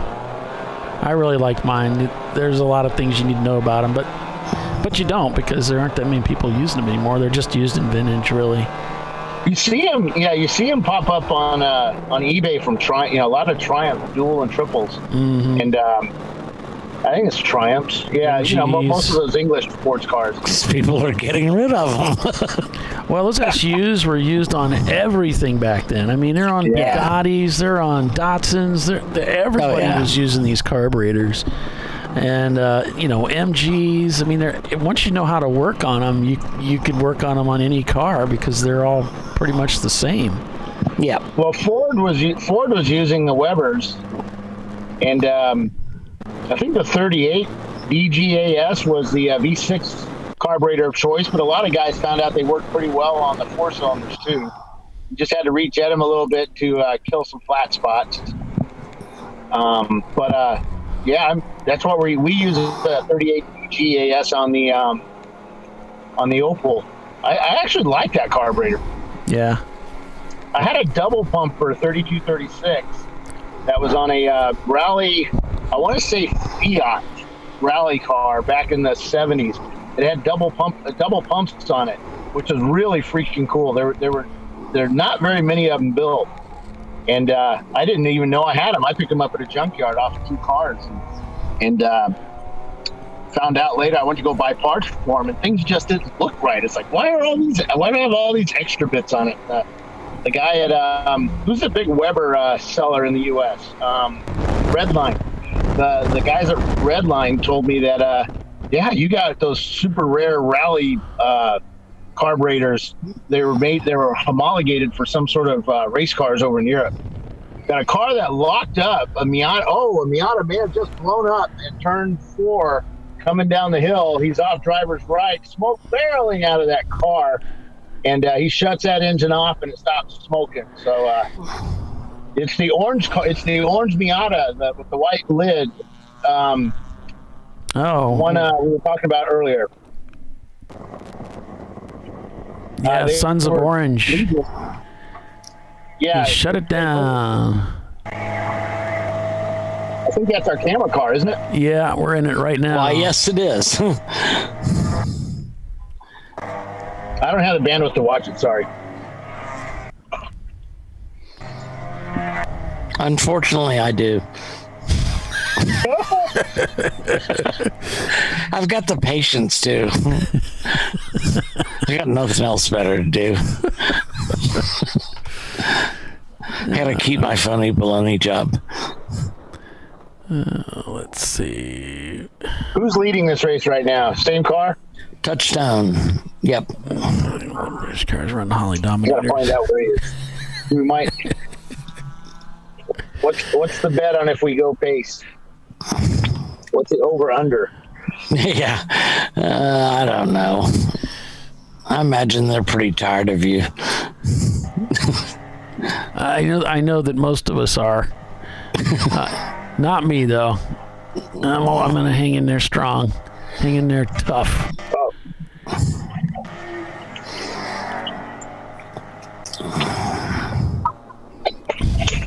I'm just trying to do my job, man. Now, don't cry. Did I make him cry? I think I made Bill cry. I think you did. I'm sorry, I'm Bill. trying to do my job.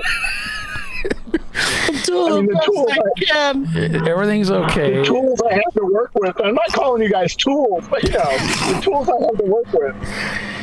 Bill, you got to say I've given you all the best years of my life.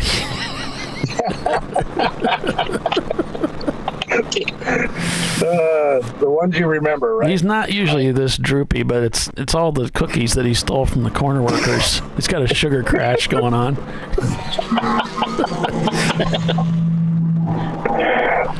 Funny. They gave us noodles, but no, some sort of salad, noodle salad. And there's no spoons or forks. Oh, great.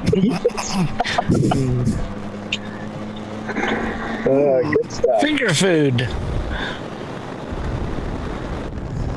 So Andy had to push a car up the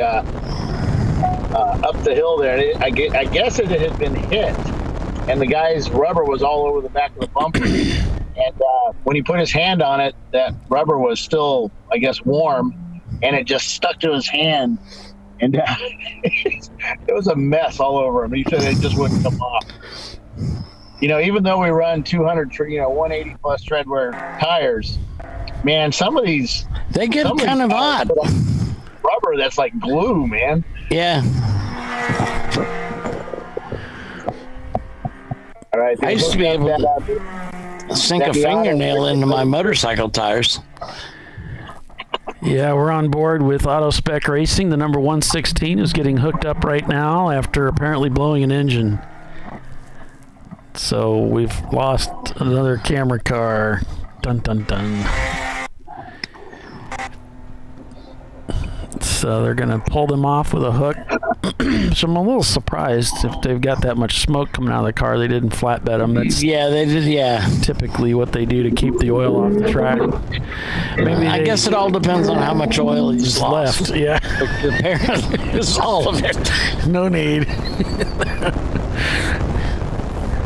Well, it also depends on how it blew. If it just blew a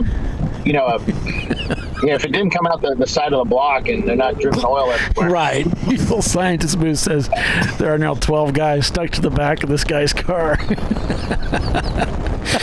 We're pushing on. They're all stuck. Oh, that sucks. He said he thinks all the British cars should be running Holly Dominators. Who said that? It's this Evil Scientist Moose on our feed. Yeah, they would probably be more reliable, but overjetting.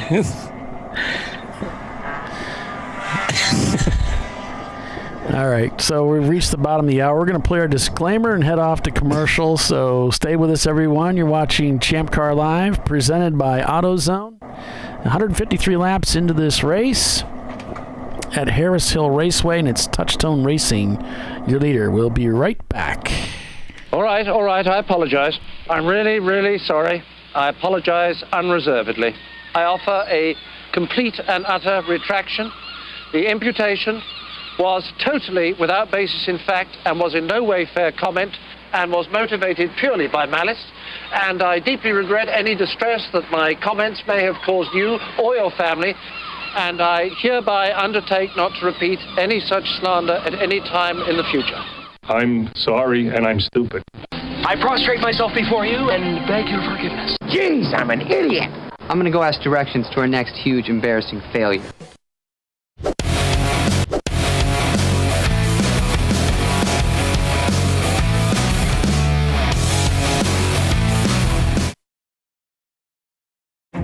An important decision is afoot.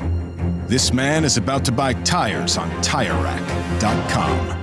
Tire Rack is the leading online retailer of tires in North America and a repository of advice and expert reviews. And it's done! All that's left is to arrange for safe, easy installation at one of our independent recommended installers. Well, I guess he did that too. TireRack.com, the way tire buying should be. Come on, Road. Do your worst. We'll be at our best. Engineered to meet or exceed original equipment performance, exclusively at AutoZone. Frozen rotors from Diversified Cryogenics deliver increased performance and a higher level of safety, while significantly reducing braking system costs. So to tell you a little bit about the durability of this product. So we have seen an incredible extension of the life of our brake rotors using frozen rotors. We've gone from brake rotors every other weekend to 6 weekends on one set of brake rotors, and I think they can go farther. The durability has been amazing. And it's been a fantastic season, and man, a lot of that is due to the way our car can brake on those frozen rotors. For more information, go to frozenrotors.com. Lifeline USA is a leading manufacturer of onboard fire suppression systems. Lifeline's continuous commitment to research and development ensures that we supply the most innovative and cutting-edge products available. Used by the majority of the world's motorsport championship-winning teams and constructors, Lifeline has a proven history of success. Lifeline offers a complete range of fire suppression systems for all budgets and needs, and we continue to push development and limits on both extinguishant materials and our patented delivery systems to make the race car environment almost as safe as sitting on your sofa at home. Every kit has been designed for a professional and simple installation. For more information and to purchase your Champ Car fire suppression system, go to www.lifeline-fire.com.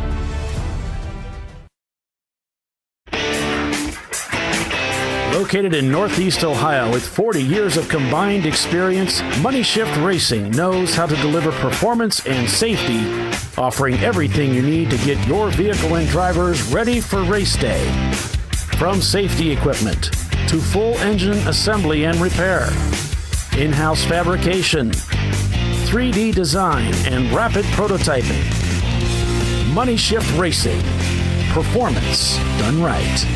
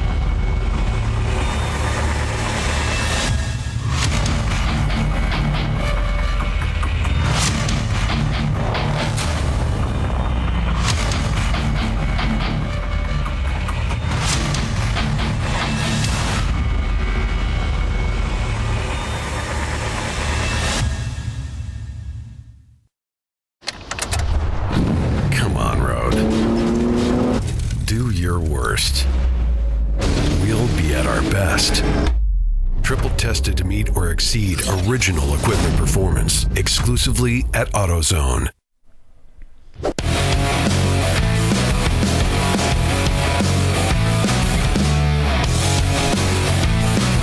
Welcome back to Champ Car Live, presented by AutoZone. After 156 laps here at Harris Hill Raceway, it's Touchstone Racing leading the way. We started the race this morning in the wet.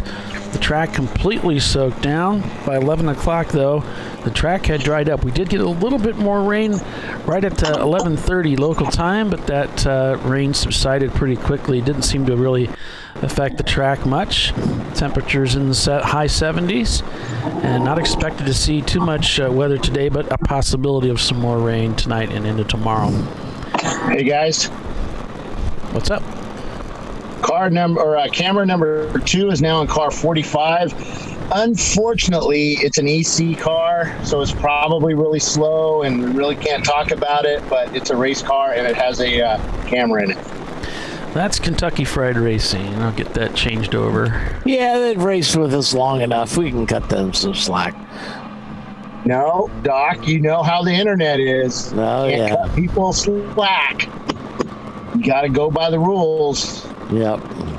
So the marketing / media / safety / whatever the hell my job is, director has said, go ahead and put it in an EC car. I see. If you have any issues about that, contact Chris.Huggins at ChampCar.org. Nah, those guys are pretty good. He made a mistake. He was sitting in Black Flag, and that was his mistake, sitting in Black Flag and giving me time to put a camera in the car. Right. Punishment. Yeah, there was only about 3 or 4 cars in pit lane with their hoods up, or cars that actually all of them have hoods up. Gosh, in Virginia last week, leading the race was the kiss of death. Why? Hey, Bill, the next one you can be looking for is that Mustang to the KH rear-facing camera. Something's up with that one. Is he out on track? Yes, he is. He just passed me. That would be a yes. All right, they're pitting. Yeah, they're pitting right next to where I'm sitting. So, okay. When they come in, I'll take a look at them. Yeah, that'd be cool. That was kind of a neat shot. We were looking out the rear view of that Mustang.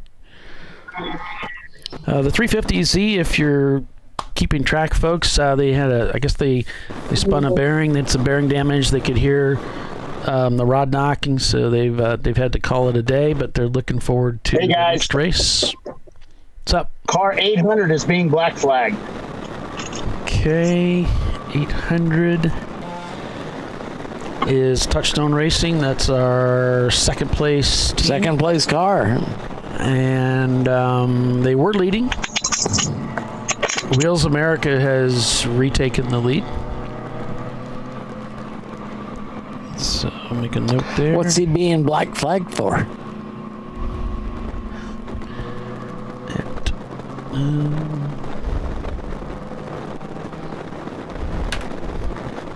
Let's see if there's anything on our notes. No. Nope, not that I see. Passing under yellow. So your lead A-class car is Wheels of America, and they're leading overall. Then your C-class car leader is Social D Racing in the Porsche. And then you've got B-class being led by Bradley Fighting Vehicle, who is in 6th place overall. And then D-class, take a look here. Down the line. Oh, it's the Mustang of Let's Rock Racing, the white Mustang with the blue stripe. EC's being led by Valdez Motorsports, currently 5th overall. So that last the car, the Mustang that blew up along, or not the Mustang, the Miata that blew up along the straight there. Mm-hmm. Guys were passing like right beside where the car was sitting. So I know that there was a bunch of cars in black flag. 800 just came in pit lane. Another car is just serving their black flag for passing under yellow. It's a white Miata, and I'll get a number as soon as he turns up. We don't allow him to come straight on pit lane. They have to go through the paddock and come back. It's car number 200, and it just served its black flags passing under yellow. The like I said, the 800 is now sitting and serving his time. Car number 200, Air Fryer Racing out of Austin. Mm-hmm. Yep, and they're the 800 sitting there talking to Andy about the etiquette of not passing a scene. There's only 2 correct answers at Black Flag. Yes, sir. No, sir. Well, and it does bear. We should point out that the correct etiquette is you should be at a reduced speed, and you're going to pass on the opposite side of the track. Right. So if you're not doing Just that, you're in trouble. Just like when you pass the popo sitting on the side of the road. Yeah. Change lanes, move over, slow down. Is that the terminology you young people say, Paulie? Popo? 5-0? Sure. You young people. Yeah.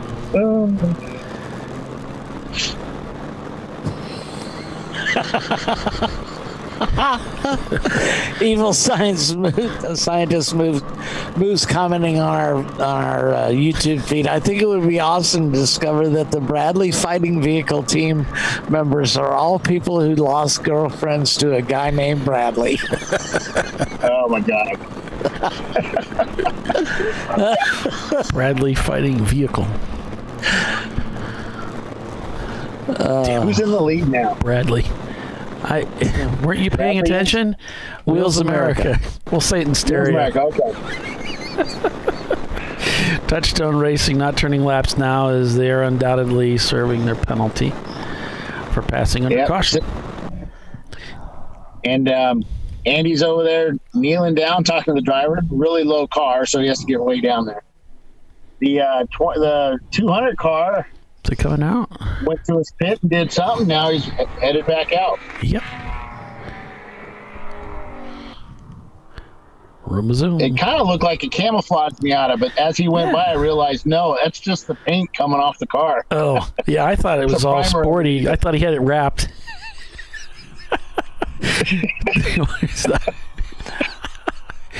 No, it's not that at all. So here's a look at the standings. You can see Touchstone not turning laps. They're in the pits. So is this Mac Racing in 12th. Autospec is the car that just expired. So that's the old Sons of Orange car that apparently lost an engine. I hope we can find it. Viking Chung Motorsports in 22nd. Shots Fired Racing down in 25th. And it's the Kentucky Fried Racing team that we currently have camera in now. So right there we go. And 800 just served us plea and goes by me at about 120 miles an hour on pit lane. I hope we got the pull my finger. We got a Mustang, the other Mustang. I'll pull my finger, but KH is sitting driver's right at the top of 4. Okay. Yeah. Just sitting there. I like the fan he's got pointed at his windshield. I'm not going to be able to get it there, but in Kentucky. No, it's out of view. Yeah. Here we go. We're going to see it. He's heading up to 4. But we need more than a few frames. Here we go. Safety is now headed out. Something about, it's the highest part on the racetrack. You think it would be really good reception up there, but it seems like the cars always skip when they get up there. Yeah, we have limited cell coverage here, but sometimes it's really good, sometimes not so good. Pretty limited talent too. Isn't everything limited though? I mean, really? Isn't there a limit to all things? Stop us. No, unlimited fries at some places. I'm still looking for those unlimited taco places, but unlimited beer night. That's always a big hit. I don't know where any of these. I've never heard of any of this stuff. Let's see, maybe the windshield is hot and bothered. It looks like they're black flagging car number 903 is getting a waving black flag. Not a little point. I mean, it was waving big time. They want to make sure you can see them. Got another BMW. Today is Black Flag BMW Day. Another one is in pit lane right now, getting black flagged by, I can't see the number on it, but it's black. Andy going over to talk with him. Obviously passing under yellow.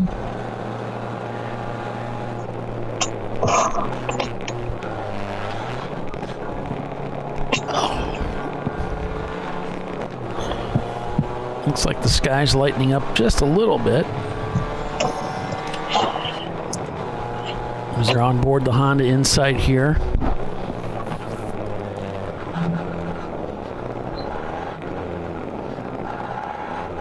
All right, they're hooking up the Mustang up there. It's kind of waiting for a call because the flagger was pointing over here, so I don't. Maybe not.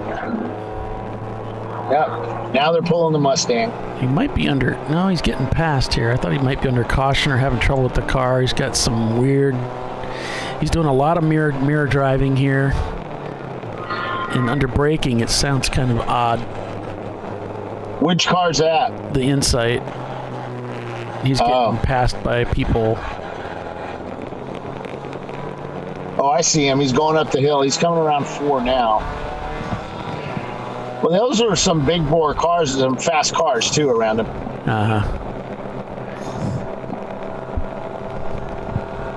So safety is pulling that Mustang. He's down around 4 right now. They're coming to a stop, and I don't know. It's weird. Maybe those Mustang brakes are really good. He's kind of dragging them, but stopping the Chevrolet. Chevrolet and all. Stopping the tow vehicle with his brakes. Nothing's worse than a GM pulling a Ford.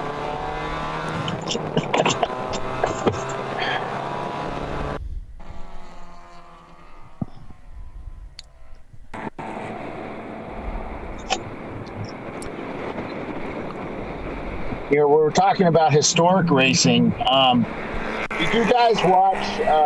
One night I posted up to our little group about some English race, and the 997 is being black flagged. The 997 is Bradley Fighting Vehicle. So passing under yellow. Passing under caution. So I was watching this historic race that took place in England in the late 60s. And it was a Mustang. It was, what was that called? It was British touring cars. And a Mustang was racing, and a Mini was basically on his tail the whole time. The Mustang led, but the Mini was just, it was an amazing race. Yeah. Murray Walker was calling the race, which, whatever Murray Walker calls is exciting anyway, just by him, the way he talks. Right. And, it was a great race. And that Mustang ended up making a mistake towards the end, and the Mini got around him and was never able to recover. But, it was cool seeing a big V8 engine getting stalked by a little 1275 Mini.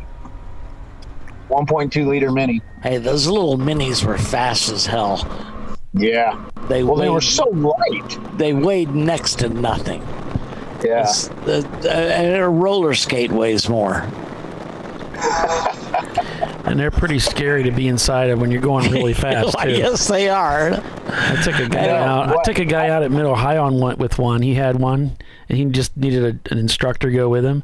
So I went out there with him, and you're laying right up against the roll cage. Right. If you get into it, if you get hit, you're getting hurt. There's no way around it. Well, I drove them in England on I had them as a regular daily driver car. And what's scary is when you get up beside a semi-truck. A lorry, yeah. And the English semis aren't as big as the American trucks are, but oh my God. They're still big enough. Yeah. When you're in something that's basically the size of a roller skate. Yeah. My buddy Troy has one of those. He made into a wide body, put a Toyota V6 in the back of it, made it mid-engine, and you're squished into that. Well, I'm squished into that car. Skinny guys wouldn't be squished. But so the Triumph is coming into the pits. TR6 is on pit lane. Yep. Into the pits we go. I should go get. His camera's working. Yeah, let me go get that Mustang camera. Oh, okay. Oh, another black flag being issued to 429. Okay, 429 is the PTS team.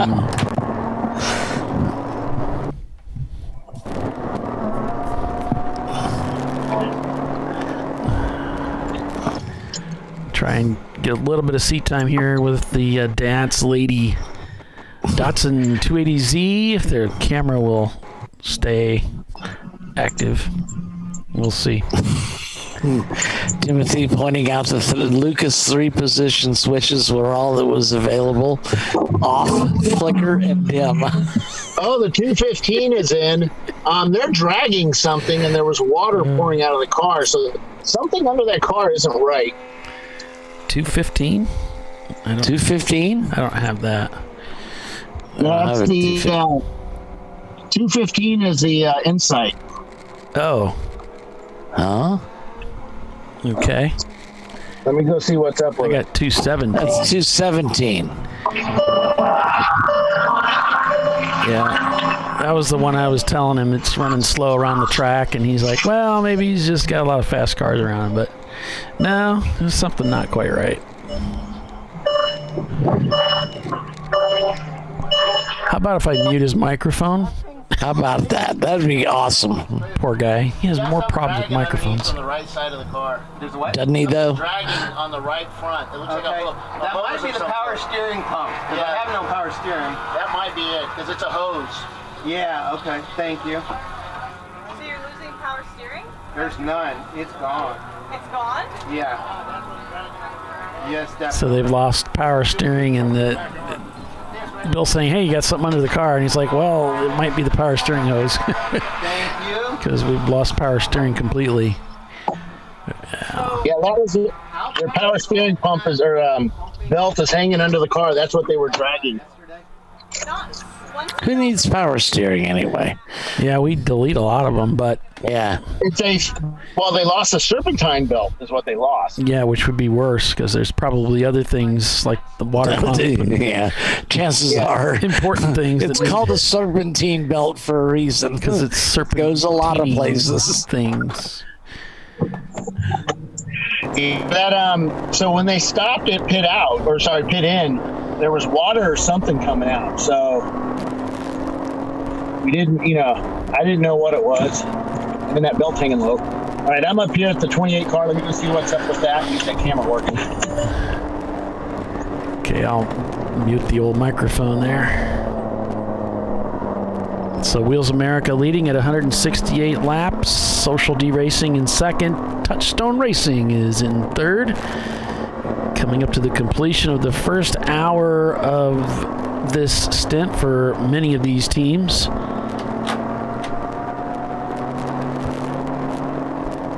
Expecting some of the wet stuff tomorrow, so this race might be quite a bit different tomorrow.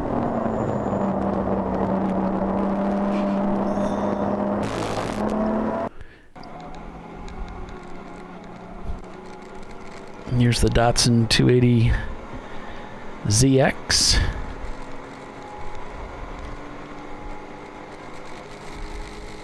Being a 2.8 liter engine from the factory. Shout out thanks to DiscoveryParts.com and Money Shift Racing for sponsoring, being class sponsors again this year. Appreciate those guys. So if you're looking for help for parts, accessories like for your drivers and helmets, safety gear, your bathroom, bedroom, boudoir, the Hans sucker jugs, the Hans devices, you can get a hold of DiscoveryParts.com. The experts there be glad to help you, get you all taken care of. So the 28 car, the Mustang, it just died on him. He said it was making a vibration, no noise or anything, just a vibration.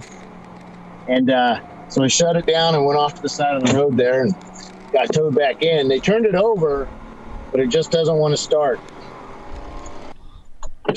So they think their day is done. I'm going to get this camera fixed and toss it into something with a Too bad. 1.5 or 1.75 cage. And we'll try and get you another camera out there. All righty. Thank you very much. And the Datsun looks like it's that camera. We're having a little trouble with that one locking up. So we'll just go to Kentucky Fried Racing for now. Maybe the skies will clear up.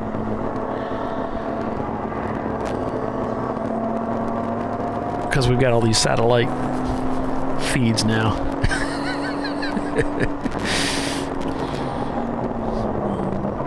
I'm on the phone with the Tesla guy to see if we can get those satellites working. All right. Thanks, Bill. I have a direct line and all. We'll make sure they know who you are. How's Elon doing today? The red phone. Champ Car, we have so much pull out there. Right.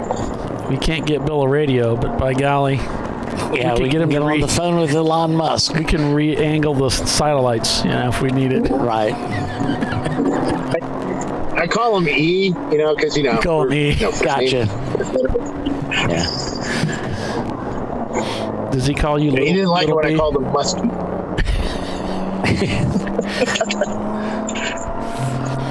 He calls me all kind of stuff, but never calls me late for dinner. All right, let's see if we can get a camera up here working. Oh, that's why the hotspot wanted to do an update. Great. Jeez. Oh gosh, why? Hotspots that are getting sentient. They know. Our leader. Oh my God, no kidding. Our leader is in the pits, so that's going to give Social D the opportunity to take over the lead of the race for the first time today. They're shown down one lap from the lead. And if Social D is pitting on a regular cycle, they came in and it looks like they were in the pits just before the caution on about lap 38. So this could give them the opportunity to take over the lead of the race. They might be on a normal 2-hour pit stop cycle. So that's going to be good for them. Touchstone Racing is behind them about a lap. So there's 3 hours to go. Yeah, we could see wheels falling down to third, down to fourth, maybe even fifth place on this pit stop. I'm not thinking this is. See if it's really scheduled. Yeah, it is. They were last in the pits, looks like, at about the 124 lap. So I don't think this is ideal for them to be pitting, but they don't really have a choice. Both of their cars are in the pits at the same time. It's really interesting. They're on a similar regiment. Team Hindsight shown not turning laps as that car is in the pits dealing with a power steering issue. And the auto spec machine, number 116, blew an engine, so they are no longer turning laps. Their sister car, I believe, is still out there. Auto spec is in 5th place right now.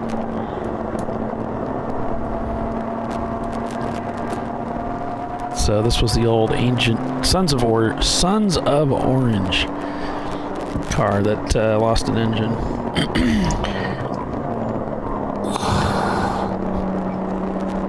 Earlier, we had reported that the Celica had gotten into the wall this morning, but they did get that car repaired and get it back out on the track.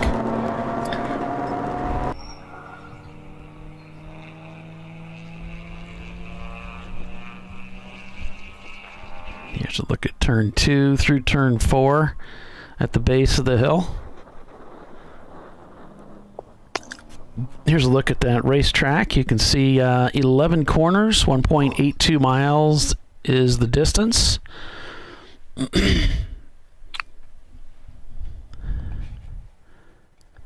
Looks like the Triumph heading back out onto the track here. It's got his motor fuel topped off. It's petrol? Yeah. Yes, it's petrol.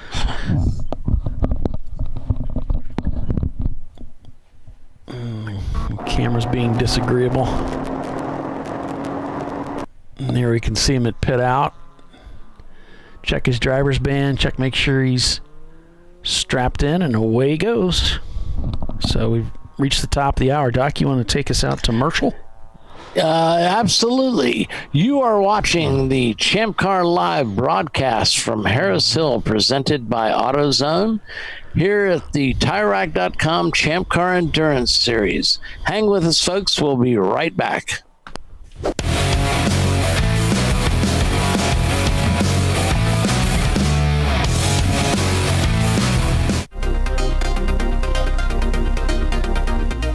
Welcome to TireRack.com, revolutionizing tire buying since 1979.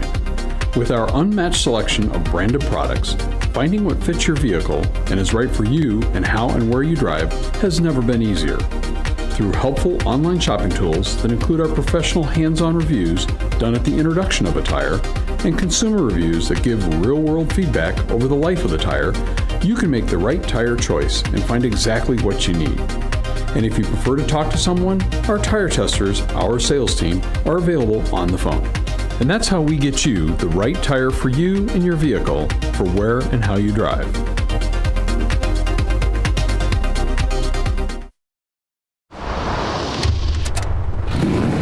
Bring on the frozen tundra, the grinding gravel, the cratered concrete, the rain-soaked streets. Come on, road. Do your worst. We'll be at our best. Reliable performance in unreliable conditions. Designed to meet or exceed original equipment performance. That's why more auto technicians choose Duralast parts. Exclusively at AutoZone.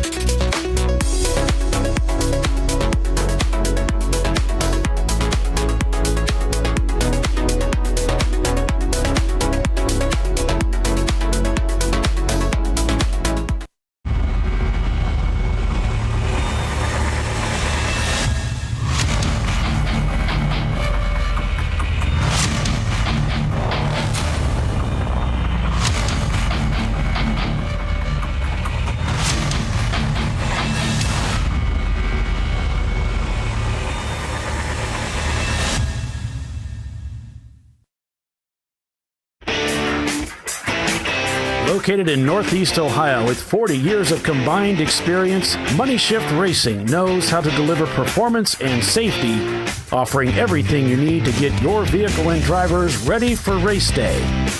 From safety equipment to full engine assembly and repair, in-house fabrication, 3D design, and rapid prototyping. Money Shift Racing. Performance done right. Discovery Parts is a veteran-owned racing and safety equipment company. While we're located inside Atlanta Motorsports Park in Dawsonville, Georgia, Discovery Parts can also be found at the tracks, supporting a number of Champ Car Series events. We take pride in being a reseller of the best of the industry to Champ Car teams and drivers. We know racing, love racing, and look forward to tomorrow to even more racing. Visit us at discoveryparts.com. Frozen rotors from Diversified Cryogenics deliver increased performance and a higher level of safety while significantly reducing braking system costs. So to tell you a little bit about the durability of this product. So we have seen an incredible extension of the life of our brake rotors using frozen rotors. We've gone from brake rotors every other weekend to 6 weekends on one set of brake rotors, and I think they can go farther. The durability has been amazing. And it's been a fantastic season, and man, a lot of that is due to the way our car can brake on those frozen rotors. For more information, go to frozenrotors.com. Lifeline USA is a leading manufacturer of onboard fire suppression systems. Lifeline's continuous commitment to research and development ensures that we supply the most innovative and cutting-edge products available. Used by the majority of the world's motorsport championship winning teams and constructors, Lifeline has a proven history of success. Lifeline offers a complete range of fire suppression systems for all budgets and needs, and we continue to push development and limits on both extinguishant materials and our patented delivery systems to make the race car environment almost as safe as sitting on your sofa at home. Every kit has been designed for a professional and simple installation. For more information and to purchase your Champ Car fire suppression system, go to www.lifeline-fire.com. Come on, Road. Do your worst. We'll be at our best. Engineered to meet or exceed original equipment performance, exclusively at AutoZone.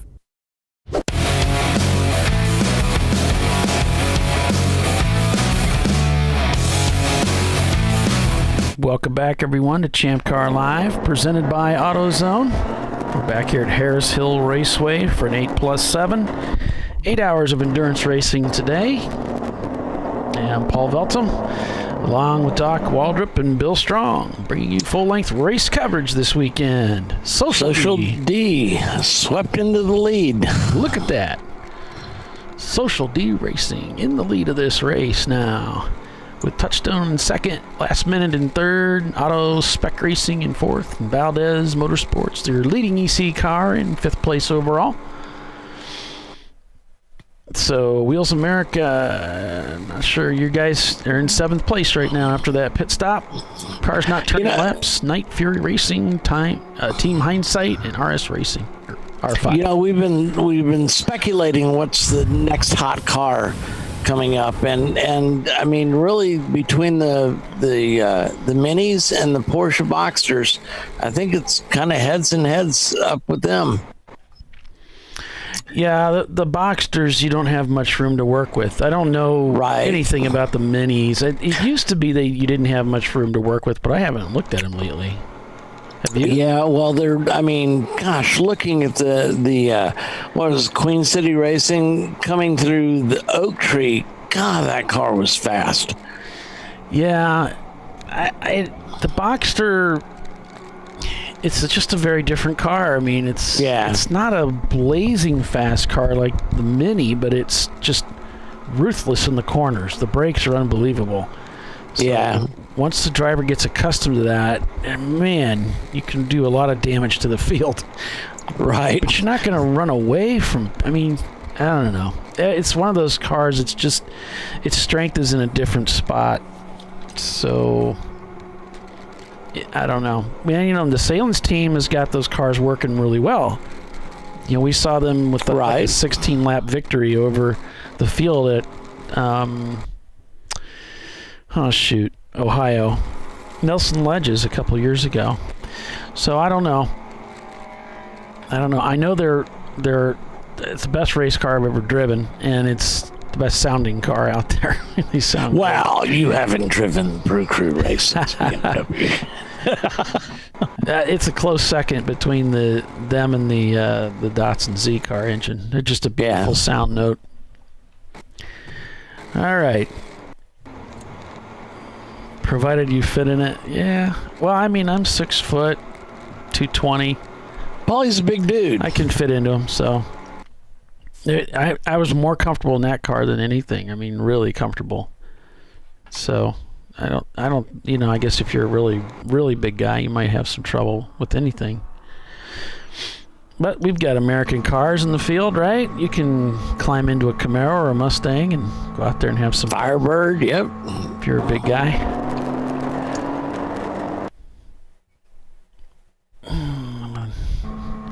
So bad idea working through the getting ready to head out. Cleaned off that windscreen.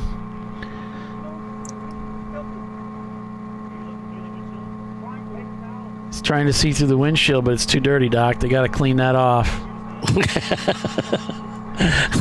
Can't you reach up there with a hanky?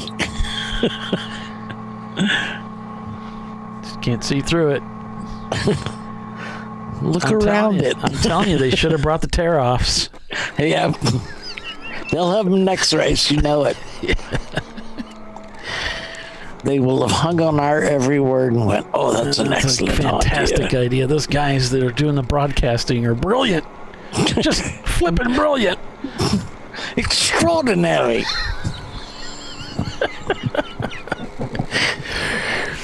You think I'm kidding? They're actually cleaning that windshield. They're in the pits to clean the windshield. Okay, we're good. We're ready to go racing. We're ready. Yep. I don't see much change in it. To tell you the God's honest truth. It's a proper windshield now. Gotcha. It's a proper windscreen. Right. Hip. Pip. So we go checker at 5 o'clock local time, 6 o'clock Eastern, to determine the winner of Saturday's race. Social D up about 2 laps over Touchstone Racing right now. And let's see, they last pitted at about the 138th lap, so we can expect to see them coming in here fairly soon. Looks like a lot of these teams are getting about 35 laps or so and then coming in. So let's see, 40, 50, 60, 70. Yeah, they should be getting close to a pit. Well, they are. So they are. There's no shit about it. They are getting close. Datsun Z, pretty interesting race car. It's sort of you get that independent rear suspension.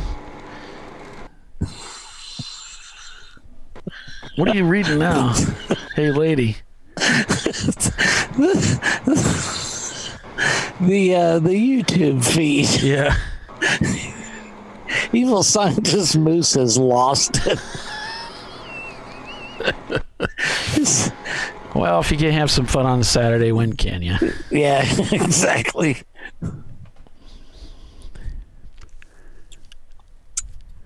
Even numbered laps, yeah.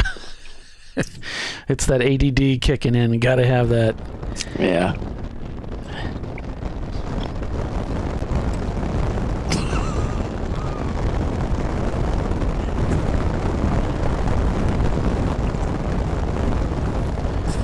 So there you have it.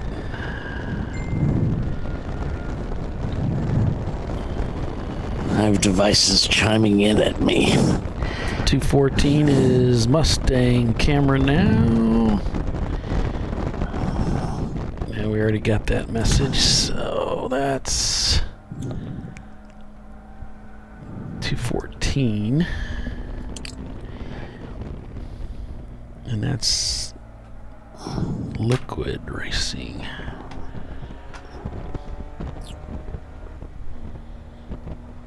All right. Let's see if we can get in here and catch up with any of these drivers. I know we've got Bill sticking a camera here.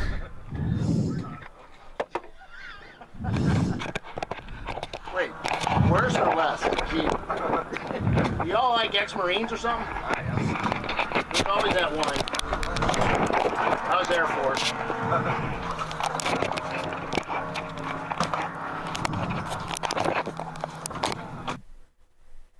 As soon as he gets it mounted, it freezes, of course. As soon as you mention Air Force, it froze. Yep.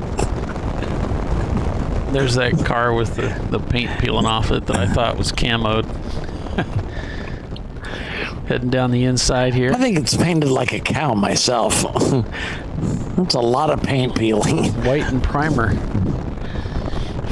Last minute just sets their FTD of the day. It's at 130.6. Sitting in good shape up there in third spot. On board with them right now with Mr. Humpert at the wheel.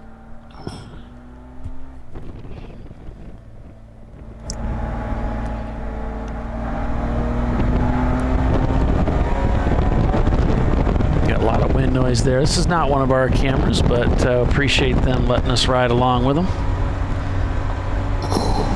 This is a BMW 325i. 87, that's the E30 version. Yep. Yes, Bill?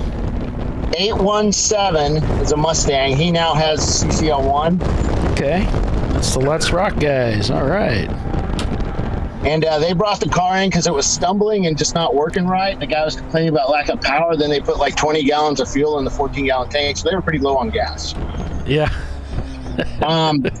The other one is, I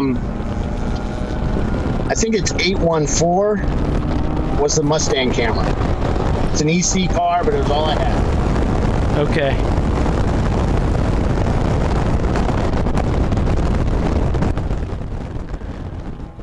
So Let's Rock Racing.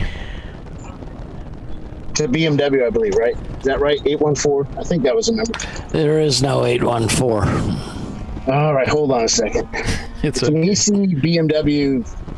That's liquid ass racing. It's 2+7Hr. It's the M3. 2+7Hr, yes. And that's the one I thought about putting the camera in yesterday, only so I could hear you say that.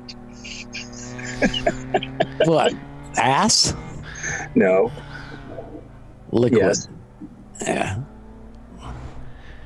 Let's Rock Racing. LAR. You know Andrea's going nuts right now. It's Andrea. No, it's Andrea. No. Still isn't. Oh, that's okay. 2+7Hr being Black Flag. As soon as we put the camera in there. As soon as we put the camera in there. When I was putting the camera in, the guy said, "Hey, you can go 6,000 up here, but when you get down over here, only do like 4,800." So I guess this guy failed to do that. You're talking about DB levels then? Yes. Yeah.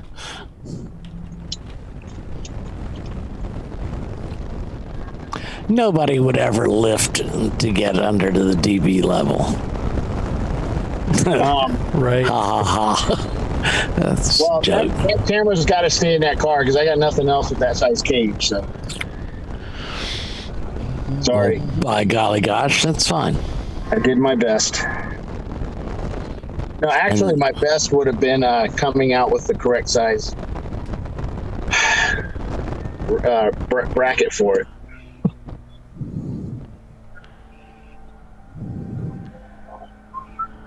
Why is it all quiet? Why aren't you guys talking? Well, I'm working on cameras. You guys are. Well, no, that's good. But I'm just asking about Doc. You guys are open to talk as much as you want. He's napping. Oh, okay. Because you guys were talking like crazy this morning. I heard on the internet. Yeah. Just gabbing it up. We had so much to talk about. I'm telling you. A whole week off and boom. So next week we're at NCM Motorsports Park. Well, yes, we are. Always a great place to go. I have a lot of history at that place. Bill, you got one win and it happened at NCM. Yes, it did. That's a lot of history. A lot of history of watching races. Right. Best track ever. Best track ever. That's where I met Tiffany.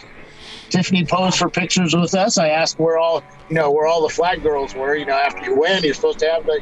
You asked for the trophy girls, Bill. There's a difference. Girl, yeah. I said, "Where's the trophy girl?"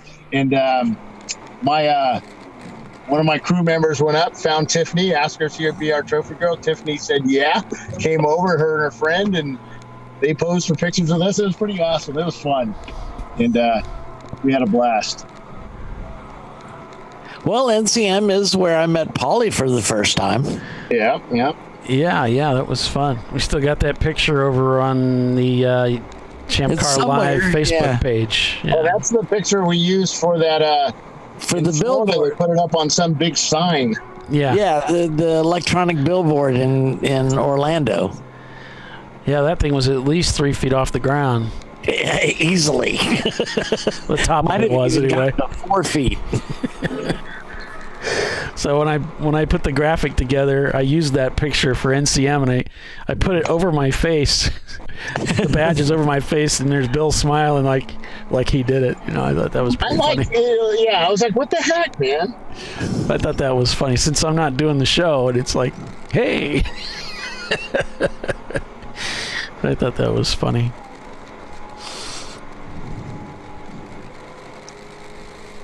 So 183 laps complete. We'll do a quick rundown here for you. Looking at A-Class, led by Touchstone Racing with Autospec Racing in second and PTS Racing in third. B-Class, it's Lone Star Rallycross, Bradley Fighting, and Night Fury Racing. Down to C class, it's Social D Racing, Last Minute Racing, and That's a Lady. That's a Lady. I think that's what they're trying to get you to say. In third, and then in D class, it's Looney Tunes, Let's Rock, and Point Slow. And then EC is being led by Valdez Motorsports.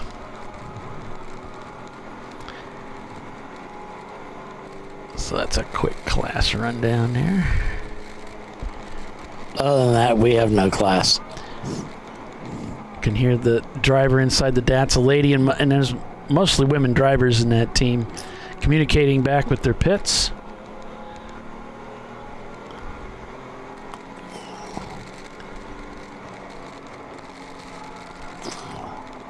Back in, and that car is really sailing through the corner. I mean, it's just like really loose.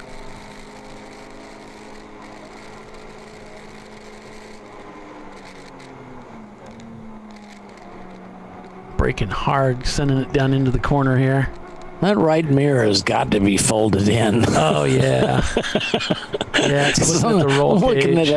I'm looking at a roll bar tube. Yeah. Either it's broken or she got into somebody. So, I don't know what's up with that.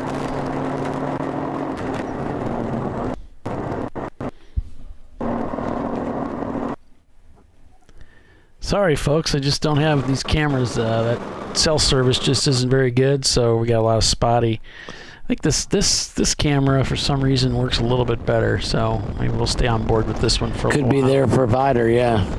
We don't know who that is. Yeah. This is not one of our cameras. You can tell by the fact that it's working. I'm sorry, I'm kidding. All of our cameras were working at the end of VIR, so there. Yeah. They're kind of like us. They work when they darn good and ready. They damn well feel like it. It's a good match for us.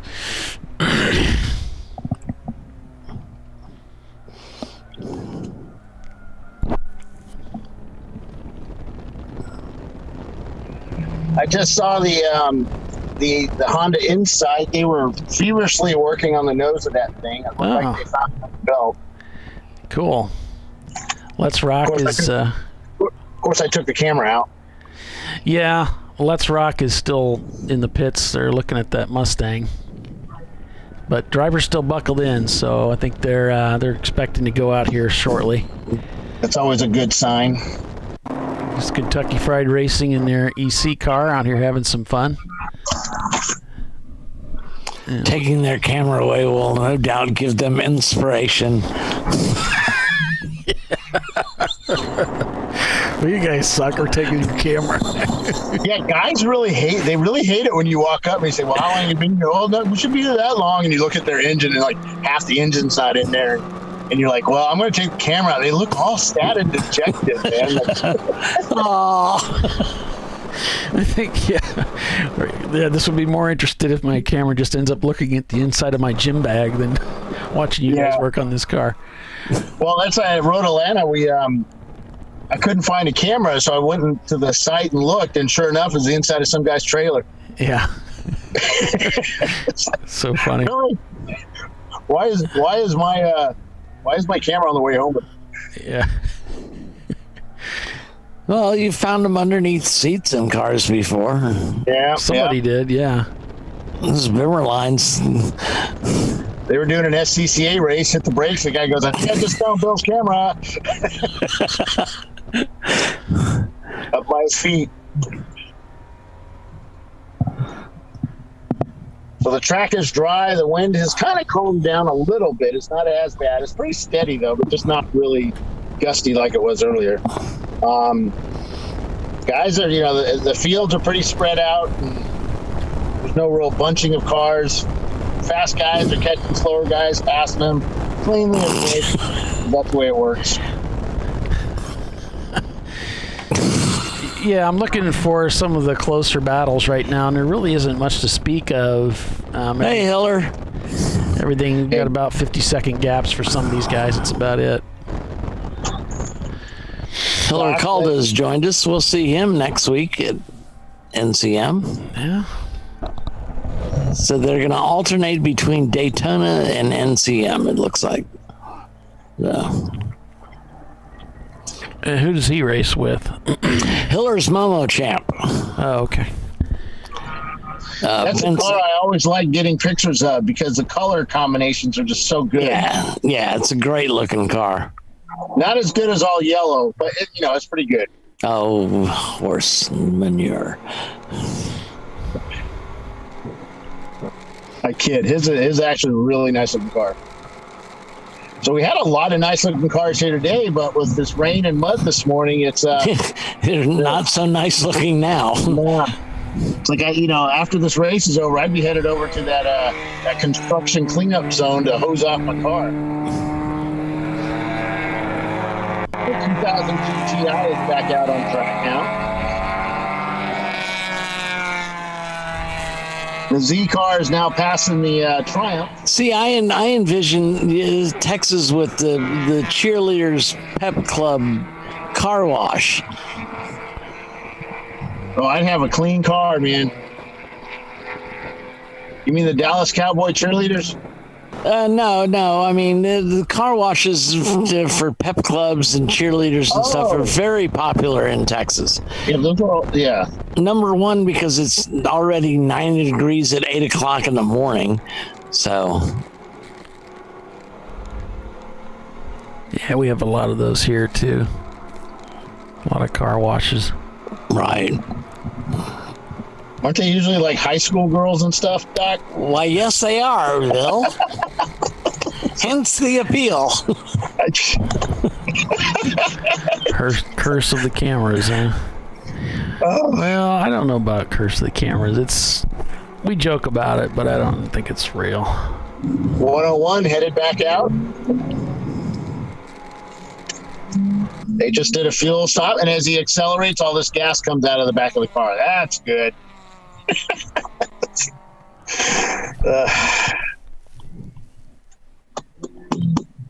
There's the 501 headed out as well. The front of that engine sounds a little weird. It sounds like you have a cracked header or a cracked exhaust manifold. It had that tick to it. You know that? Yeah. Yeah. Yep. It's interesting. Touchdowns in second place here. They were black flag for passing under caution at 2:30, which is 1:30 local time. They're looking at a Miata. I couldn't see the number on it, but looking at a Miata, the start line flagger went down on ground level just to see if he could look under that car to see if something was dragging on it. I'll get a number on it. He's currently behind the lone RX-7 in this field. The Datsun lost control there, gathered it up, back underway there. Looney Tunes shown not turning laps along with Team Hindsight. Auto Spec, of course, with the blown engine. Let's Rock still in the pits. Looney Tunes just left pit lane along with 501. Okay. And they're crossing the finish line about soon. Cheryl Gundersdorf on our YouTube feed says, "This is Dennis. Our only two DNFs were the 2 times Bill put a camera in our car." Oh, no. He doesn't tell you about the 4,000 times he's raced with us. Right. Dennis built one of the nicest Toyota MR2s ever created, Mark I, for the grassroots motorsports, I guess 2001 challenge or 2000 something challenge. Right. You only have $2,000 some odd dollars to spend on the car. All fiberglass panels. I mean, it was very pretty car. I was somewhere, Road America, and the guy said he had a fiberglass front spoiler on his MR2. And I said, dude, where'd you get that? 161 is the car they were looking at. They are black flagging that car right now, or meatballing that car right now. So That's Dennis made a front spoiler, a whole bumper assembly out of fiberglass, and it's super pretty. Racing. And I told the guy, I said, this thing's worth a ton of money. Why are you bringing it out here to Champ Car Race? And he didn't understand, and I explained to him that there's a very limited number of these made, and they were made by Dennis Gunders for. All right, gotta go. Oh, thank God. It's like, when are we going to be able to talk about the race? All right. It's time for a commercial. Yeah. Okay. Yeah. Well, stay with us, everybody. We'll be right back after a brief break here. You're watching Champ Car Live, presented by AutoZone. Back in just a moment.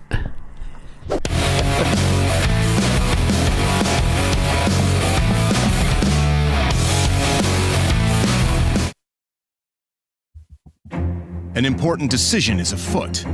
This man is about to buy tires on TireRack.com. Tire Rack is the leading online retailer of tires in North America and a repository of advice and expert reviews. And it's done! All that's left is to arrange for safe, easy installation at one of our independent recommended installers. Well, I guess he did that too. TireRack.com, the way tire buying should be. Come on, Road. Do your worst. We'll be at our best. Engineered to meet or exceed original equipment performance exclusively at AutoZone. Frozen rotors from Diversified Cryogenics deliver increased performance and a higher level of safety while significantly reducing braking system costs. So to tell you a little bit about the durability of this product. So we have seen an incredible extension of the life of our brake rotors using frozen rotors.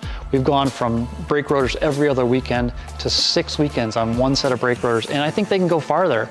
The durability has been amazing, and it's been a fantastic season, and man, a lot of that is due to the way our car can brake on those frozen rotors. For more information, go to frozenrotors.com.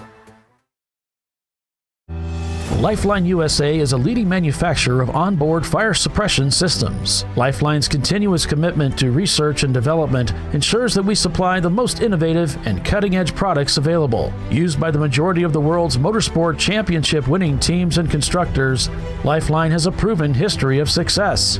Lifeline offers a complete range of fire suppression systems for all budgets and needs, and we continue to push development and limits on both extinguishant materials and our patented delivery systems to make the race car environment almost as safe as sitting on your sofa at home. Every kit has been designed for a professional and simple installation. For more information and to purchase your Champ Car fire suppression system, go to www.lifeline-fire.com.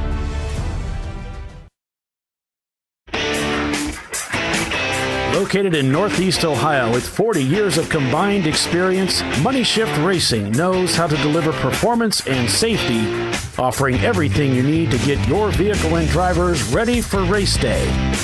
From safety equipment to full engine assembly and repair, in-house fabrication, 3D design, and rapid prototyping. Money Shift Racing. Performance done right.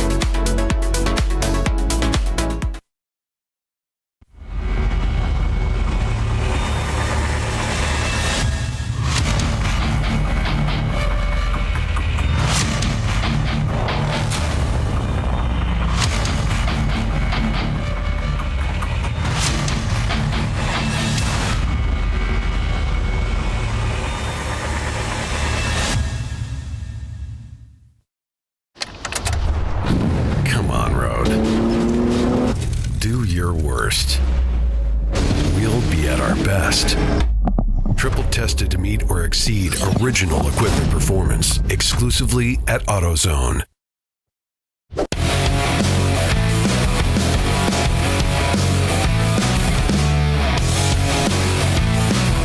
Welcome back. After 193 laps, we've got Social D Racing leading, and they've just set their FTD for the race at 1 minute and 29 seconds. I'm Paul Veltum, along with Doc Waldrop, Bill Strong, as we're calling the race for you here at H2R. And I sure hope Social D is named after the band. I thought it was Social Distancing. I don't know. Is there a band? Yeah, Social Distortion. Okay, sure. But yeah, you're probably right. It's Social Distancing. I don't know. Maybe it's the band. That would be more interesting than Social Distancing. Yeah, it would certainly be. Yeah, they're a band out of Southern California. Hard rocking band. Cool. They got some great songs. One of them is Ball and Chain. So this looks like pit in here for Kentucky Fried. They're coming down pit road. This is what it looks like when they roll into the pits here at H2R. See, the timer goes on the car, set at 5 minutes in case they take a fuel stop. 5 minutes is the minimum stop time in the pits if you take fuel for all the teams.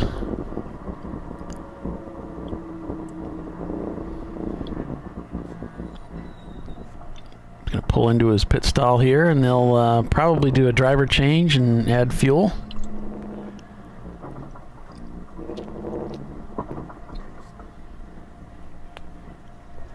Meanwhile, we've got the Let's Rock Racing team and their Ford Mustang. They're still working on that car. So we'll try and catch up with them. They can get that car back on the racetrack. The Triumph is still on the racetrack, turning laps. They're having a good time. Yep, they're back out there. Good for them. We're showing a lot of cars not turning laps right now. I don't know how accurate that is. But looks like the pits are pretty busy. Yeah, because they're showing the Triumph not turning laps, and he obviously is. Gotcha. He has yet to move up a spot, but there's hope. Still 2.5 hours left. Hope springs eternal, right, Doc? It does. It does. So 5 hours and 37 minutes completed so far in this race, unofficially, with 195 laps turned.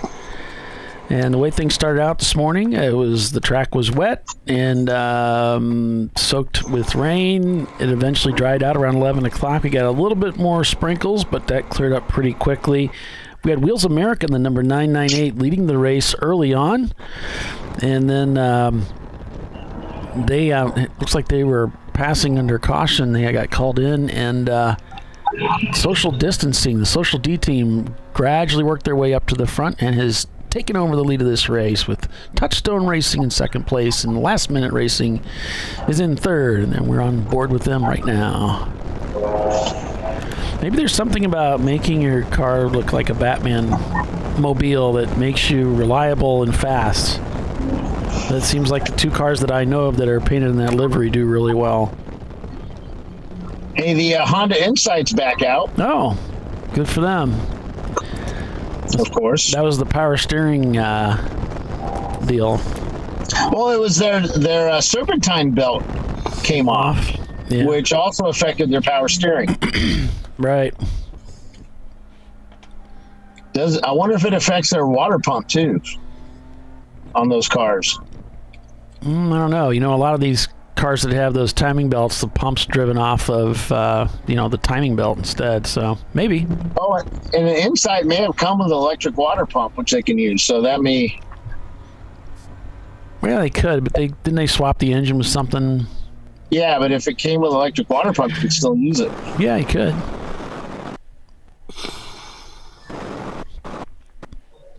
You'd have to have some kind of an adapter, right? Maybe I guess you could run it to the radiator, pump it that way. It depends on how it works. If it's a standalone system like some cars are, it should just go in there. Yeah. Looks like Kentucky Fried's lifted the hood, and Let's Rock is still in the pits right now. Are both cars in the pits? Yeah. Those two are. The one that came out of KH, I've never been able to get that to resurrect for some reason. That was the one that needed the update. And I don't know, it just won't come back online. All right, I'll have to take a look at it tonight. Sure what the Storio is there. I think that's the one that we had the issue last week. It wouldn't start up. It worked. I got it home and it worked fine. Okay.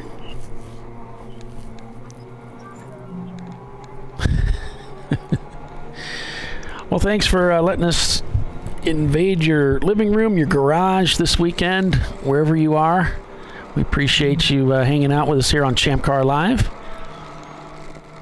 Whoa, got a tire off there in the dirt. That one could have gone around on him, but she hung on to it. These are pretty quick. Down the inside we go. There's pit in right there. So she's coming through 10, up through 11, back onto the front straight. And looks like she's triggering the comms device. This is really a good spot to talk to your crew on the front straight. Usually that's ideal just because of the distance.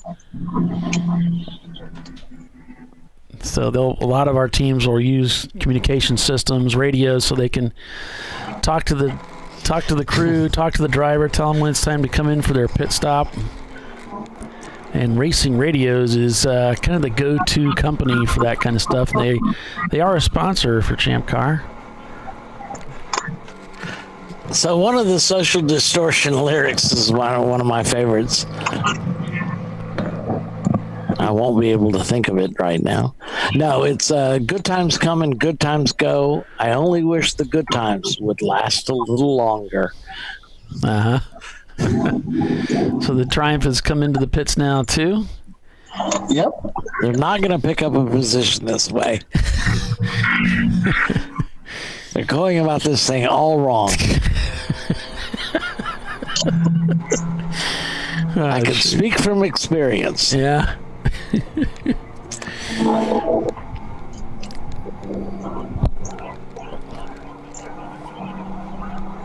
I stopped in at my local AutoZone yesterday and picked up some Duralast Gold brake rotors for my van and a set of Elite Duralast brake pads, which are the next generation copper-free ceramic formulation. Vehicle-specific coating with enhanced transfer layer technology engineered for longer life, low dust, and quiet stopping. They got a marketing department that's working overtime. Now, these are great. I've used their brake pads for a long time. These Elites are they're kind of a new thing, the copper-free. They're really cool. And the brake rotors are really cool, too. In fact, I can show you what they look like. They have this Z-clad coating on it, so they don't rust, they don't corrode. Here's one of those rotors here. You can see they've got that coating on them. Oh, yeah. So the nice thing about these is once you've mounted them, they don't freeze to the hub. Gotcha. So this black coating, you don't have to spray it, wash it, clean it, or anything ahead of time. This gets worn away in the proper way with their brake pads, and they don't cost that much more than the regular material. So here's their brake pads. You see they got this patented design here in the material, and it comes with the hardware. And then they've got the silencer pad on the back there too for it. It keeps it from squeaking. Yep. So these, the thing about these brake rotors, they have a high carbon content. So this is kind of similar. This is just for street, not for racing. But the value of the high carbon is that this avoids the pitting and so forth. So it's ideal, especially if your brake rotors are really expensive. You're going to want to use those for those rears. You know, your rear brakes only do about 25% of the braking. So those rear rotors are going to stay on the car a lot longer. And so that's one of the problems like I have right now is brake rotors that they start pitting and they really reduce their braking capability because of that. That's all AutoZone. Up where you live, won't those brakes outlast your car? No. Oh, we got lost. We got turned around.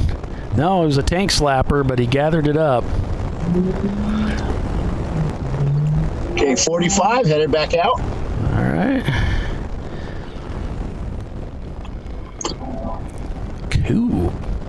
That's Kentucky Fried Chicken Racing. Yeah, we got a camera in that car, and it might even start working again, so we'll keep an eye on that. But there's always hope. It does spring eternal. Yep. Saw people posting the pictures from the event over on Facebook. Oh, yeah? Rod? Cool. Yeah. From what event? This event? Yeah. And then somebody posted up a picture of me sitting in the car. That's because you're a fan favorite. 200 laps turned here at Harris Hill Raceway as the Bad Idea team in their Triumph TR6. This is a new racing team putting their drivers in to go out and have some fun on the racetrack this weekend. Yeah, there's a bunch of guys up in the paddock pitting right now. Sorry I don't have my camera out there this weekend, but there's hardly any the connection on pit lane is not very good for what the cell system that we use. So we're saving it for next week and for Daytona. Actually, it looks like it's better there than it does on the racetrack. They seem to be able to hang on to the signal in the pits. It depends. Here's Bad Ideas, and here's Let's Rock, and they got the hood down, so they might be getting ready to send that Mustang back out.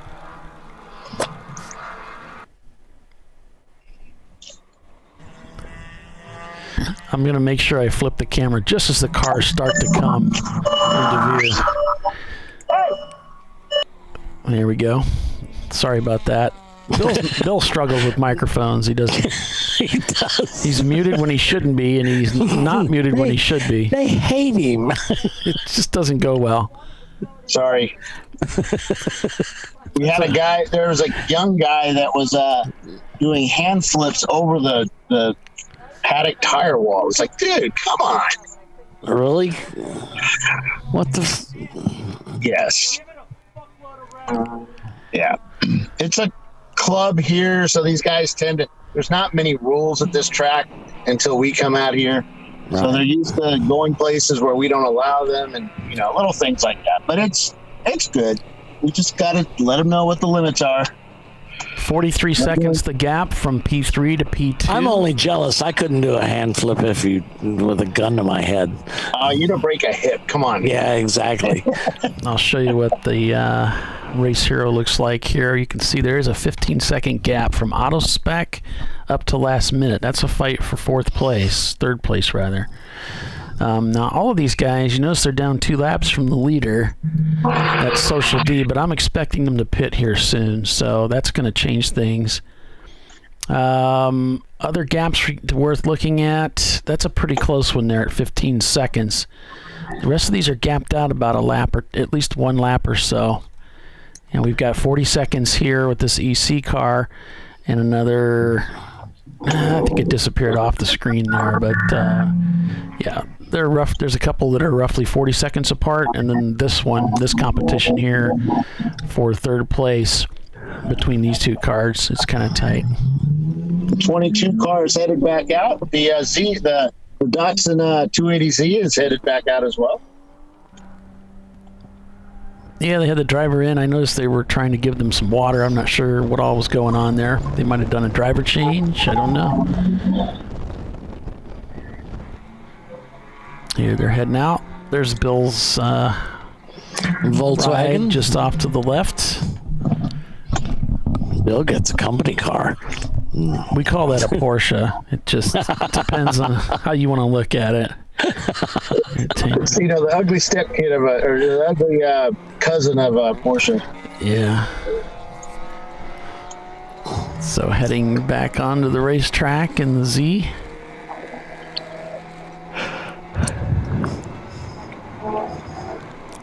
The cars are starting to bunch up again. Faster cars catching up with the slower cars.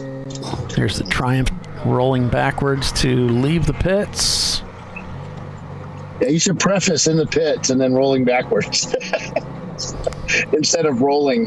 That kind of gets us like looking all around.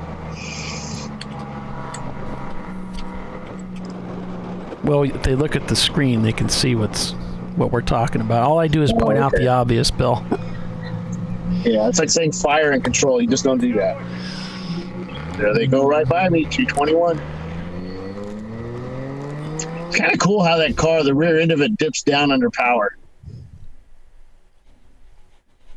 It crouches.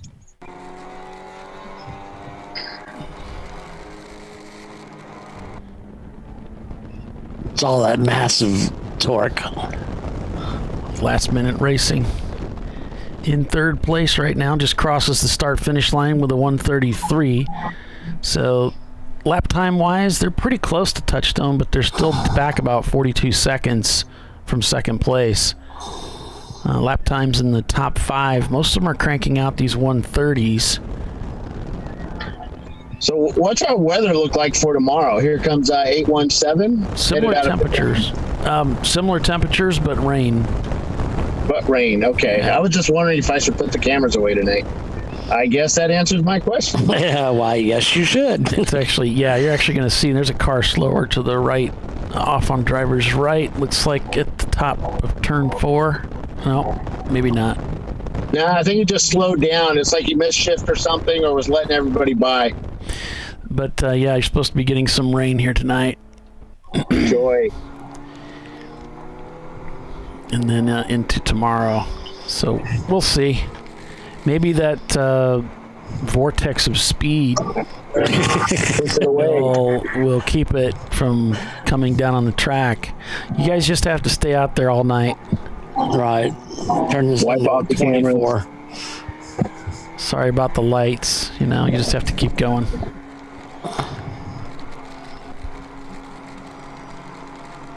Yeah, I don't know. We talked about a 24 here. I don't know if we can do a 24. I don't see any lighting, so. Oh, none. But that makes it fun. Yeah. Oop, a little bit, overcooks a little bit. The Datsun sees an opportunity there. Heads down the inside, can't get it done. 70s cars. Oh, wait, does that sound like an 80? An 83? Yeah, these are 80s cars. Oh, okay, both of them are 80s cars? Okay. Celica, I'll have to find it here. I don't remember the name of the team. I think it's an 83 Celica. 82 or 83. It's that body style.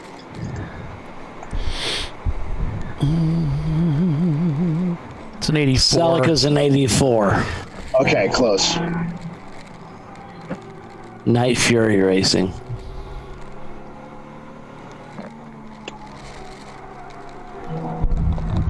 Well, those two are fighting it pretty good. Yep. We got a good race of it. Bless you. Bless you. Thanks. And there's our friend, the TR6. Trying to leave some room there. Might be some debris off track there on the left.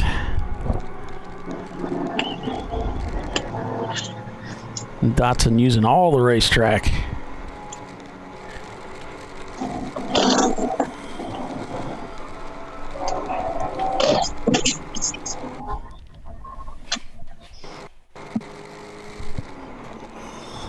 Back on board with Last Minute Racing in their 1987 BMW 325i. That's an E30. Yep. Sure is. Painted up with the Batman. It's painted flat black and it's got some Batman logos on it, so. 881 leaving pit lane. We got a car coming into the pits too, so car still cycling through as MAK Racing is tumbling through the standings, shown not turning laps. 881, that's Mark MAK Racing. Make. Just had a bunch of cars in their pit lanes for fuel and driver change. That's about that time. Yeah, top of the hour. If you can make a 2-hour stint. So we got Let's Rock back out on the racetrack, turning laps. He looks pretty casual behind the wheel. He looks very relaxed. Doesn't look like I don't think he's up to speed. Something tells me he's just taking it easy, man. Yeah. Yeah, you think?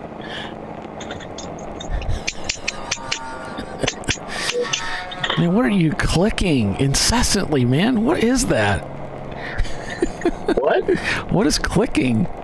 Oh, I have to check my lights to make sure everything's like still plugged in because they get loose. And it was the plastic bits. I set them down. That's what you were hearing. Sorry. It picks up. Yes, it does.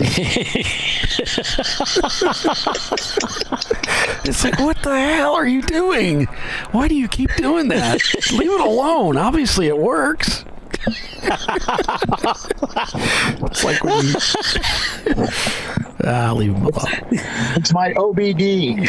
I know. It's okay. Let's your OCD. OBD. Onboard diagnostics. This is how I check them. This is OCD. This is how we work it.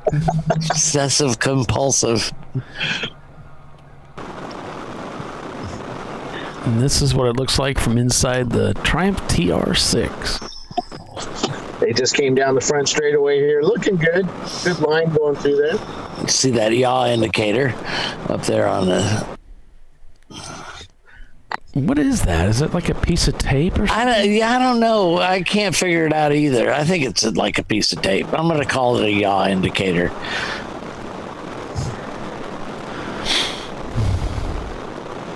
I can't think of... I don't know.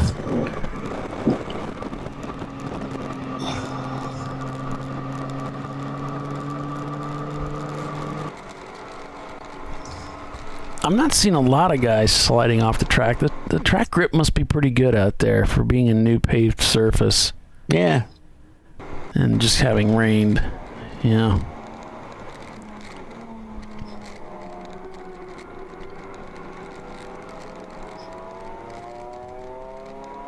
So a lot of these guys will use a quick release steering wheel to help them get in and out of the car. Some don't. I think it's the cars that have the full containment seat or a really small car that really benefit from that quick release. Yeah. And by full containment, I mean if you look at like this driver here, that's not a full containment seat. It should be coming up around the helmet if it was full containment. But a lot of teams still use these, what I call a wing style seat. It has wings that go up near the shoulders, behind the shoulders, but they're not really supporting you that much. That's what we have. Yeah, they make it. Those are nice for getting in and out of the car. They make it much easier. Yes, they are. I like the full containment until I have to get out. Right. Then it stinks. It's nice in a big turn like a carousel. You can just rest your head against it. Yeah. Most people, they'll have neck muscles. Yeah. Well, Doc, when you're going really, really fast and not hitting stuff, that's... I see. Gotcha. Yeah.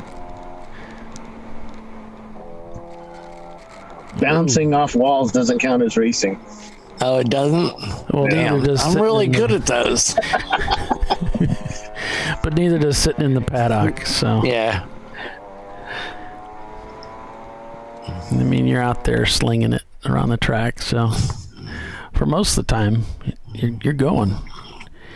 When was the last time you drove? Was it at AMP? Who, me? Yeah. No, I drove at NCM... A couple of years ago? Yeah, a couple of years ago. Okay. No, we don't do AMP. Yeah. Yeah, it's the rain thing. It's the track eats up tires. Yeah. And there's no place to get any rest at all. Right. And the time of year when it's gorgeous out there, it's friggin' beautiful. But last couple of years, it's been kind of like Road Atlanta. Yeah. It's been cold and wet. There's a car coming in the pits on our camera at I guess that's turn 10.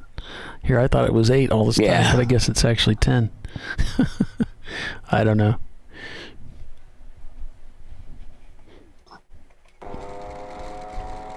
Back inside here with the Datsun. I wish we had some really good camera could see some people working in the car, doing the shifting and everything. I could talk about that a little bit.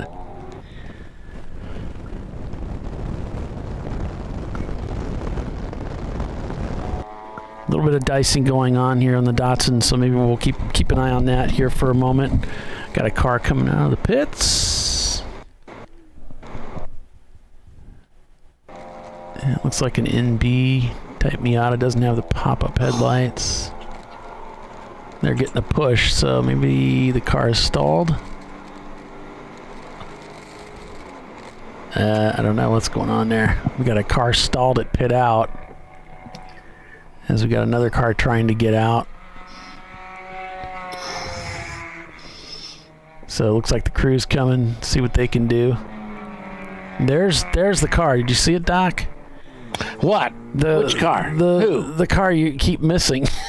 Oh, well, wait a minute. Let me switch over to the Insight. Hang on. All right. I'm watching the YouTube feed. Well, I think we missed it again. So next time I see it, it seems no like, way. Well, yeah, it seems like whenever I see see the it. dark blue one? Yeah. Yes. Do you see it? I see it. I see it. Awesome, man. I'm so happy now. Thank you, Paulie. Yeah. I can die a happy man. Hey guys, I just had a customer come up, and he was, commenting about how awesome you guys are on the show, and of course he was. I took full credit for it as always. Right. Shoot. Yeah, I told him I'd pass it on to you guys. He passed me on some info, which I passed on to Race Control, and that's it. That's all I'm gonna say. That's all you got. Looks like all I got. Social D is in the pits right now, homie. And we got last minute in second. They're out on the racetrack still, and Touchstone's in third. So we'll break. So with a minute 30 laps, Social D is going to lose the lead. No doubt. Bill, you want to take us to commercial? Hey, folks, you're watching or listening to the TireRack.com Champ Car Endurance Series here at Harris Hill for an 8-hour Enduro today. And we will be right back to Champ Car Live presented by AutoZone.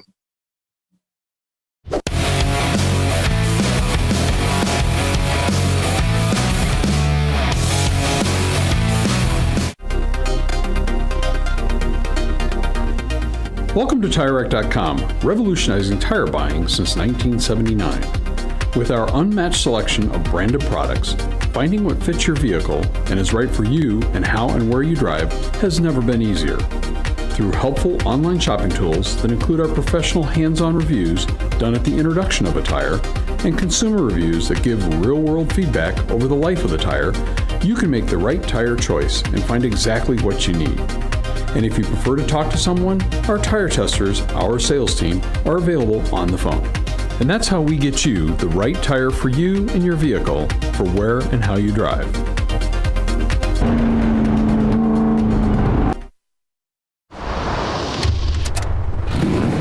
Bring on the frozen tundra, the grinding gravel, the cratered concrete, the rain-soaked streets. Come on, road. Do your worst. We'll be at our best. Reliable performance in unreliable conditions. Designed to meet or exceed original equipment performance. That's why more auto technicians choose Duralast parts. Exclusively at AutoZone.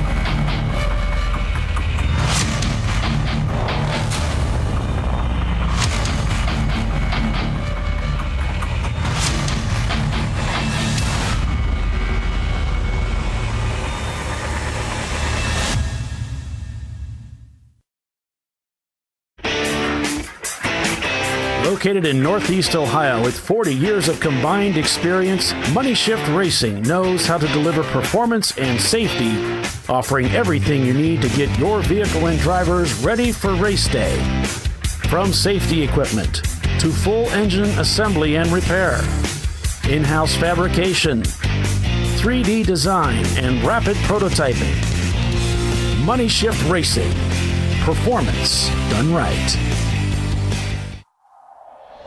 Discovery Parts is a veteran-owned racing and safety equipment company.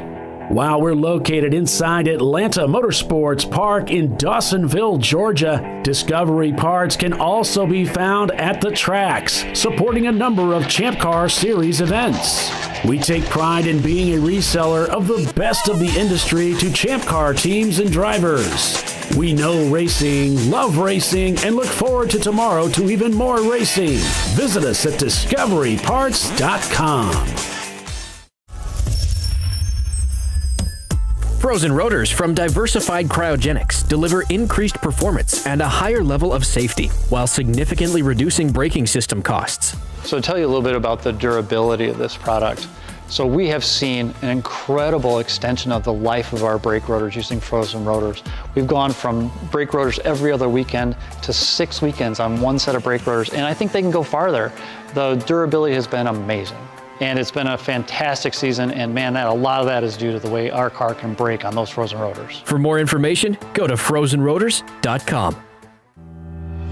Lifeline USA is a leading manufacturer of onboard fire suppression systems. Lifeline's continuous commitment to research and development ensures that we supply the most innovative and cutting-edge products available. Used by the majority of the world's motorsport championship-winning teams and constructors, Lifeline has a proven history of success. Lifeline offers a complete range of fire suppression systems for all budgets and needs, and we continue to push development and limits on both extinguishant materials and our patented delivery systems to make the race car environment almost as safe as sitting on your sofa at home. Every kit has been designed for a professional and simple installation. For more information and to purchase your Champ Car fire suppression system, go to www.lifeline-fire.com. On road. Do your worst. We'll be at our best. Engineered to meet or exceed original equipment performance exclusively at AutoZone.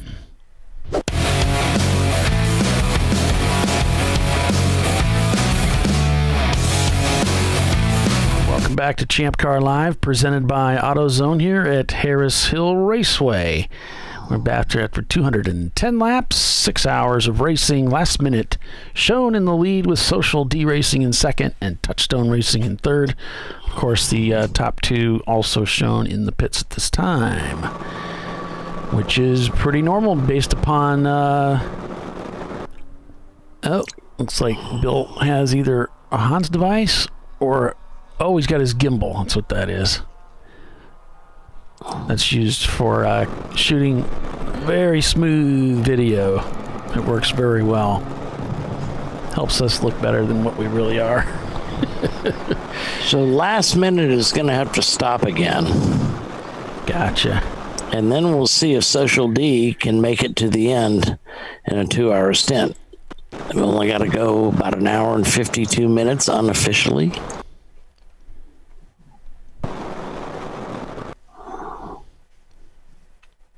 Man, yeah, is it that? I guess you're right. It's getting to be that time. It is. We're running short on time here. Really nice to see the Triumph out there for so long, turning laps. This is absolutely really difficult, for everybody with a more modern car to have a vintage car holding up like that. It's really great.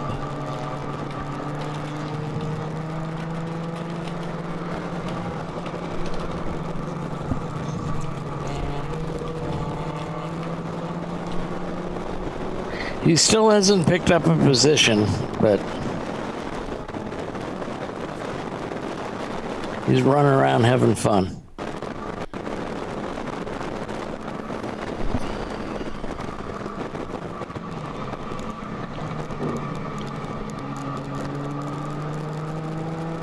We got a camera in the Looney Tunes Mustang here.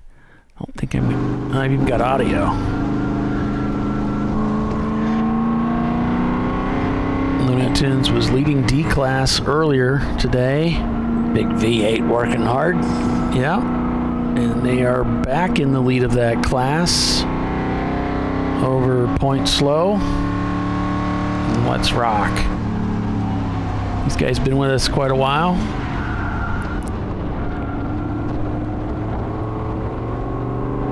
And there's the Triumph right in front of you. And been having some trouble with the video, of course, but just like this broadcast, we're very trying. Yeah. And they've had trouble too. They've had quite a few of these live broadcasts that they're sending to Facebook go down, and they keep setting them back up, trying to get them going. We got a bumper cover that's off. All the drivers by now have seen it. It's on driver's left on the racetrack, and they're just avoiding it.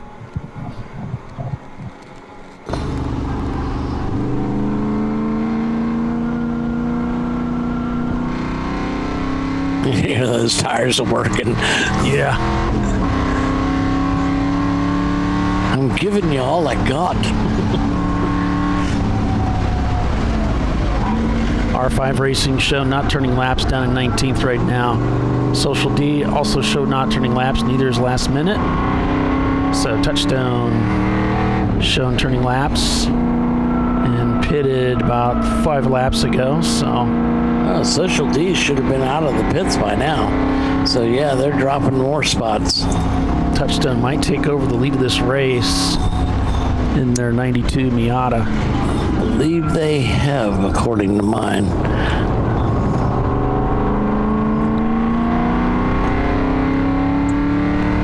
You're watching Champ Car Live, presented by AutoZone. Yep, there they've taken it. Good job, Doc. Thanks. Got an EV coming out of the paddock Got a gold star next to my name? Sure. Okay, good. I'm ahead of the game. They might be coming out to pick up that debris. Yeah, that's a pretty good sized bumper cover. And he's kind of out. It's kind of out there where people kind of want to be. If you're gonna smooth out that arc to that corner. Nothing's as good a story though as the time that you picked up a bumper cover on the back of Kenny.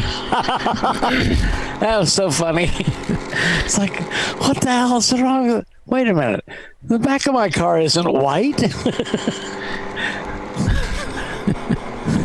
So yeah, we left it at pit in for them, and they thanked us for it.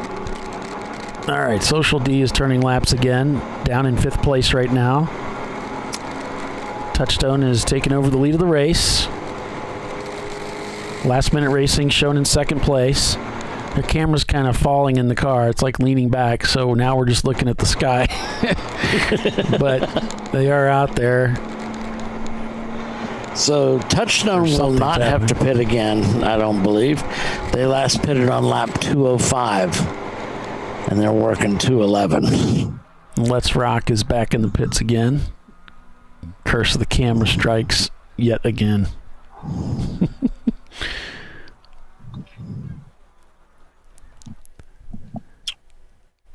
I'll put that in multi-view so I can see it.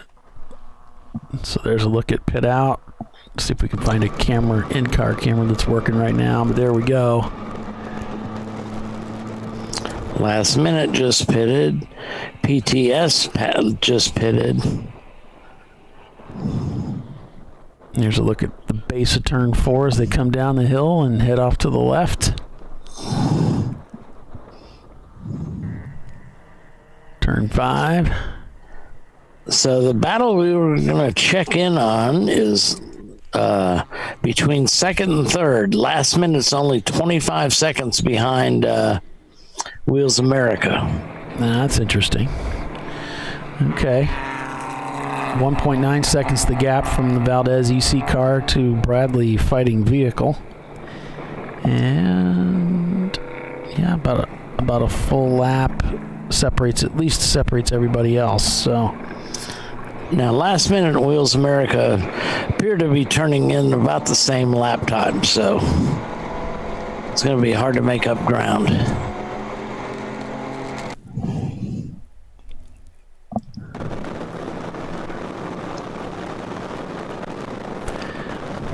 If you're into iRacing at all, Champ Car has an iRacing league. You can find out more information about that on our website if you want to get involved in iRacing for Champ Car. Yep. We run every Wednesday night, 7 o'clock Eastern. And it's a very well-run production. Yeah. Huge Jazz runs that for us, schedules the races, decides what cars are going to be involved, and basically the schedule mimics Champ Car's real-life schedule. Right. So, and there's enough room where we have a practice day and then a championship round day. So it's a lot of fun. Get a large turnout though, so get in there early if you want a spot.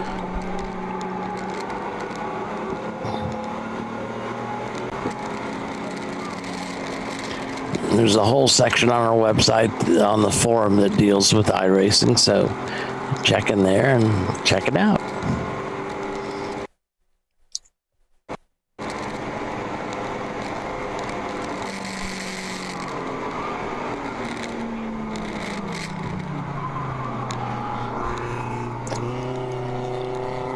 Oh, we dove into the pits.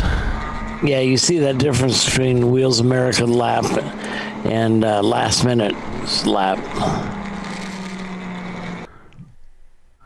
Last minute, better watch out for PTS. They just turned a 136 to last minute's 148.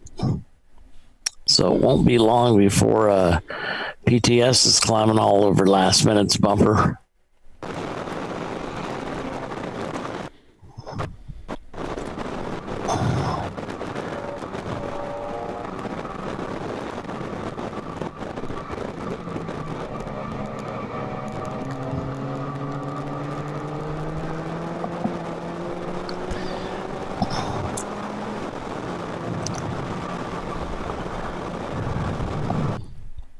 So the field continuing to stretch just a little bit as the race wears on.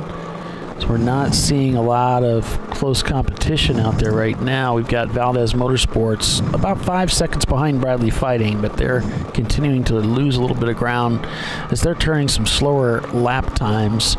So you've got Touchstone Racing up front. They were just in the pits at lap 205, so they're on their way hopefully to the end of the race. They won't need to stop again for them. Same can be said for last minute. Looks like Wheels America has pitted to do their final pit stop of the day. Something's going on with this TR6. He'll do a 751 and then crank off a 159 and then a 559 and then a 201. So he's alternating a quick lap with a slow lap.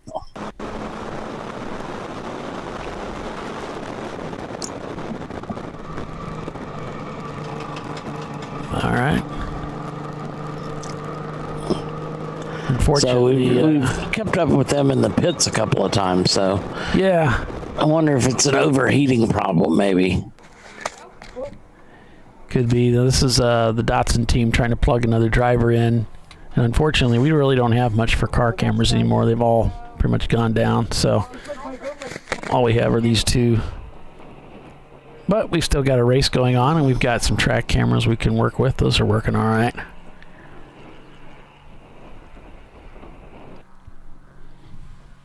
Still green at lap 215. It's been one of those typical Champ Car days. We've had a couple yellows at the beginning of the day, and then things really stretch out, and we stay green most of the rest of the day, which is great. That means, if it's green, everybody's out there pushing. That's fun in the dry.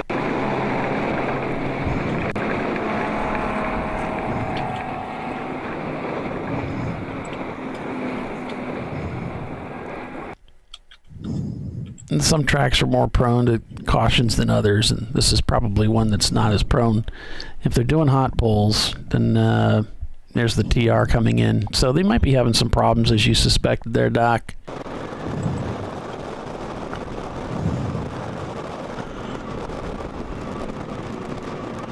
we were just talking about impressive they were able to keep this vintage car going out there. I know my Roadster would never have made it in an endurance race. I would have had to been a lot of changes made. But for what it was designed for, it was fine.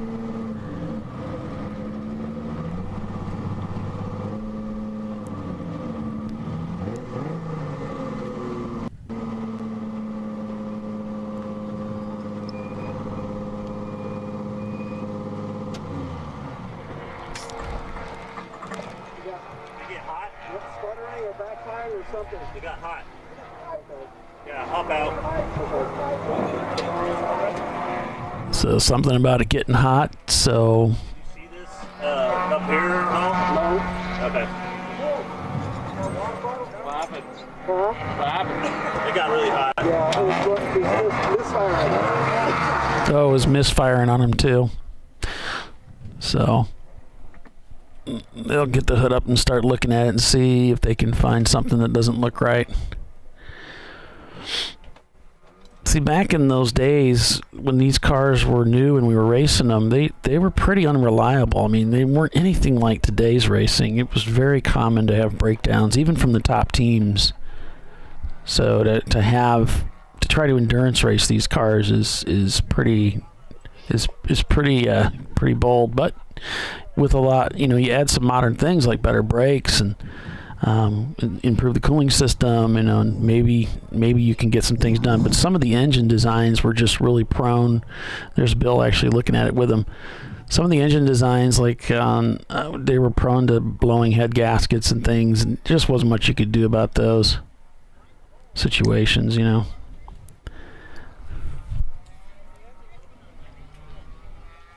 Such a fun car to drive, though. Oh, I'll bet.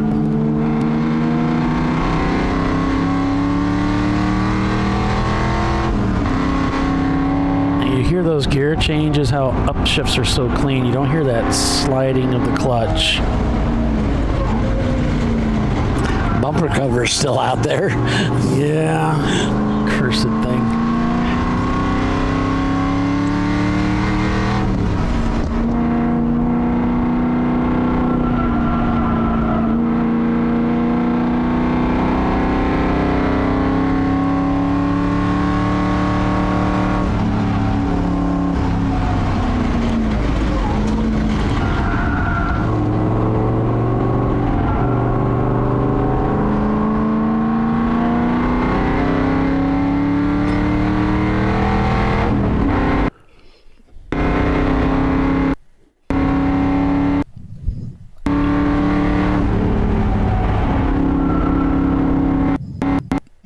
They too have a fan in the driver's compartment just to keep some air moving around there. Faced on the driver's face, he's got his visor up.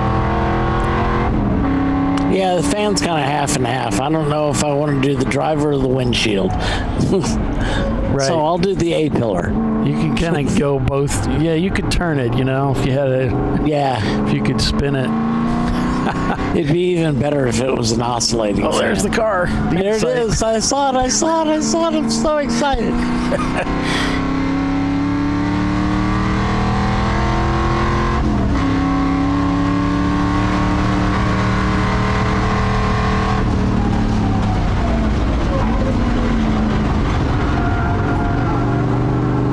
He's not rev matching his downshifts, but his upshifts are pretty clean. And a lot of guys don't. They just don't have that skill developed.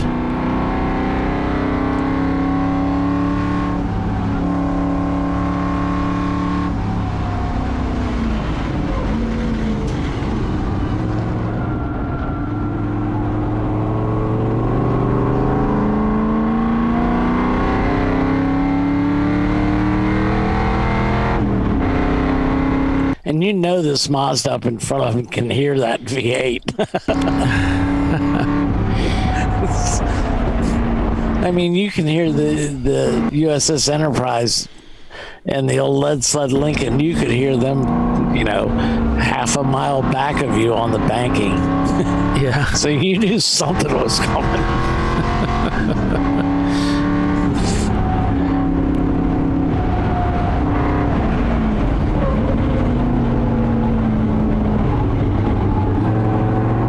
See, he's going to leave the hole open, so he'll go ahead and head down in there. Try and carry the outside line here. May get away with it. Yeah. I don't know. Those monsters are pretty nimble. Yeah, they're kind of giving him some room here. Right. Very fast through that part of the track. You can see that bumper covers right in line with where they want to be.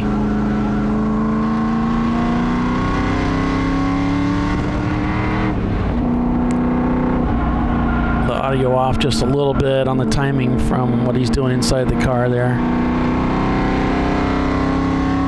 So what he's doing here is he's not really rev matching on the downshift, so he's just releasing the clutch when he's in the corner as the car is going at its slowest. And then it doesn't really affect the car that much.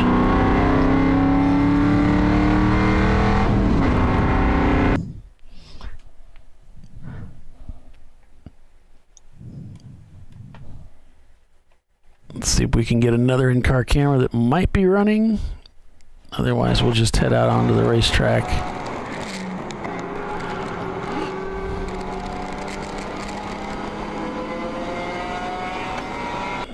I don't know if we should do another show here in the fall. It's pretty spotty. It's just really bad. I think that's why we haven't. But we've had fun. Yeah.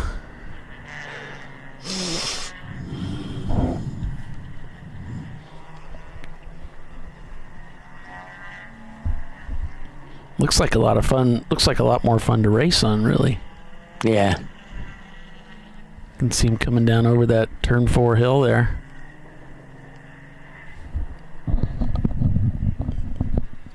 Coming up on NCM this coming weekend. And we will be broadcasting that race again.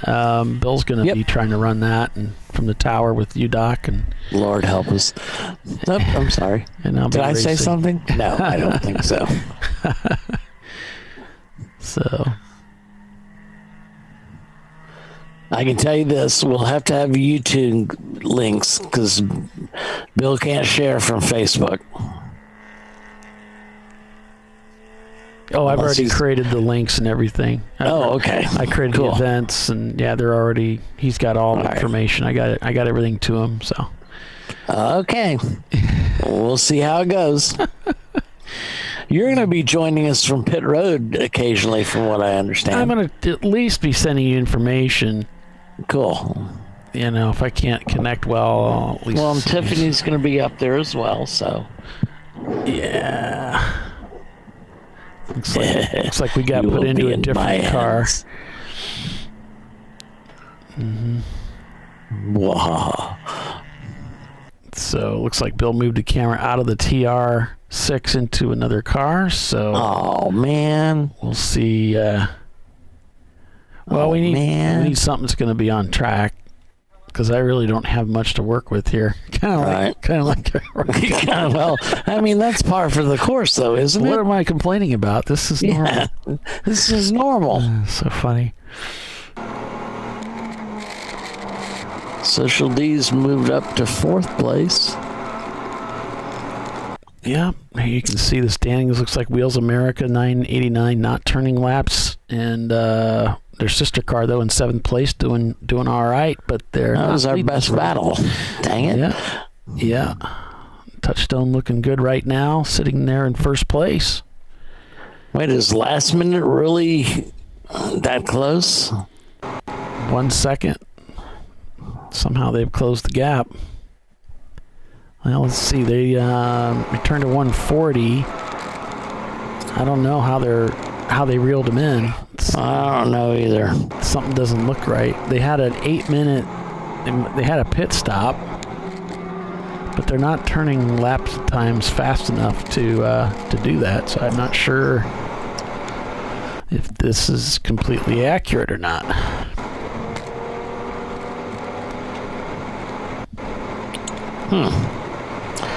The mysteries of life. The mysteries continue. Yeah. It's magic. That's how it happened. Magic. Poof. Smoke and mirrors. On board with your leading D-Class car, the 1989 Ford Mustang of Looney Tunes, number 101.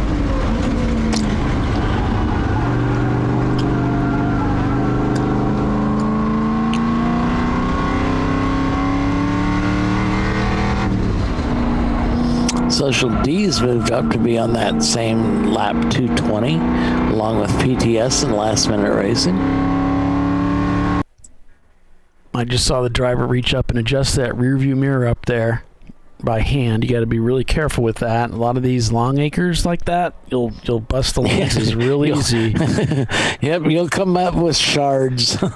They are about, I think they're the same thickness as a potato chip. What are those potato chips they sell that are flat? They're shaped like duck lips. Pringles? That's what they're probably as strong as a Pringle. You got to be really careful with them. I bumped one with my helmet getting in the car, shattered it. Yep. It's like, what? You can't. It doesn't take much. It does not. And I've watched guys break them in their hands just adjusting them. So when you mount that in your car, make sure it's not too tight, because when someone goes to move it, you don't want too much stress being forced into that mirror. That pivot point, you want it to be relatively, sticky but not tight. The problem is you mount them too tight, and the frame that holds the mirrored part in flexes. Yeah, exactly.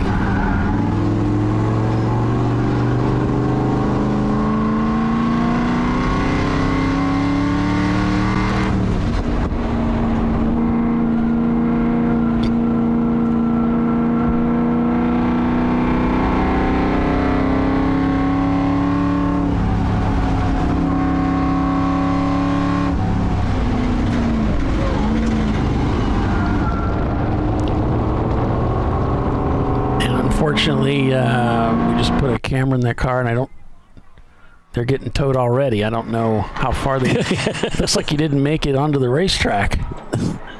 No. Damn, that's a new record for a camera failure. Being towed from pit lane. He's in the grass or something. Oh, maybe he got out and then he slid off the track, and they're trying to pull him up the grass. Yikes.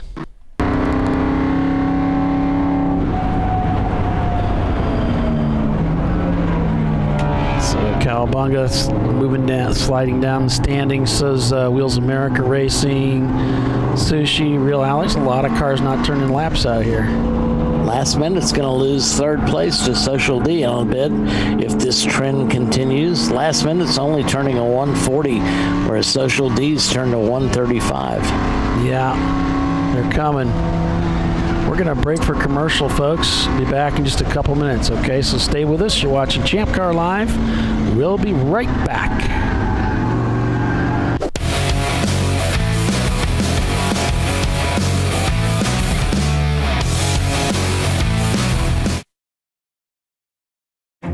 An important decision is afoot. This man is about to buy tires on TireRack.com. Tire Rack is the leading online retailer of tires in North America and a repository of advice and expert reviews. And it's done! All that's left is to arrange for safe, easy installation at one of our independent recommended installers. Well, I guess he did that too. TireRack.com, the way tire buying should be. Come on, Road. Do your worst. We'll be at our best. Engineered to meet or exceed original equipment performance exclusively at AutoZone. Frozen rotors from Diversified Cryogenics deliver increased performance and a higher level of safety while significantly reducing braking system costs. So to tell you a little bit about the durability of this product. So we have seen an incredible extension of the life of our brake rotors using frozen rotors. We've gone from brake rotors every other weekend to 6 weekends on one set of brake rotors, and I think they can go farther. The durability has been amazing, and it's been a fantastic season, and man, a lot of that is due to the way our car can brake on those frozen rotors. For more information, go to frozenrotors.com. Lifeline USA is a leading manufacturer of onboard fire suppression systems. Lifeline's continuous commitment to research and development ensures that we supply the most innovative and cutting-edge products available. Used by the majority of the world's motorsport championship-winning teams and constructors, Lifeline has a proven history of success. Lifeline offers a complete range of fire suppression systems for all budgets and needs, and we continue to push development and limits on both extinguishant materials and our patented delivery systems to make the race car environment almost as safe as sitting on your sofa at home. Every kit has been designed for a professional and simple installation. For more information and to purchase your ChampCar fire suppression system, go to www.lifeline-fire.com.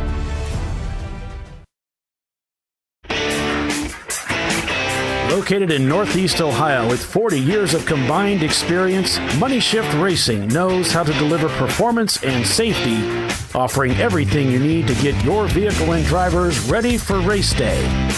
From safety equipment to full engine assembly and repair, in-house fabrication, 3D design, and rapid prototyping. Money Shift Racing. Performance done right.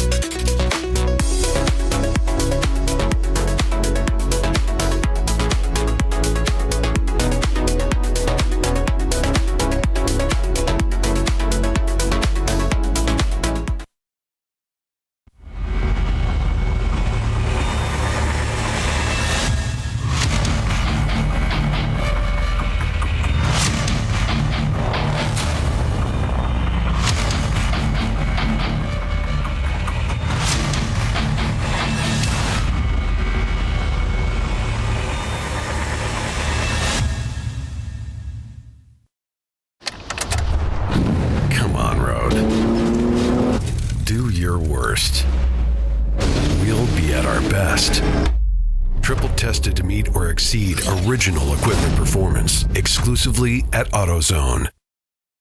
All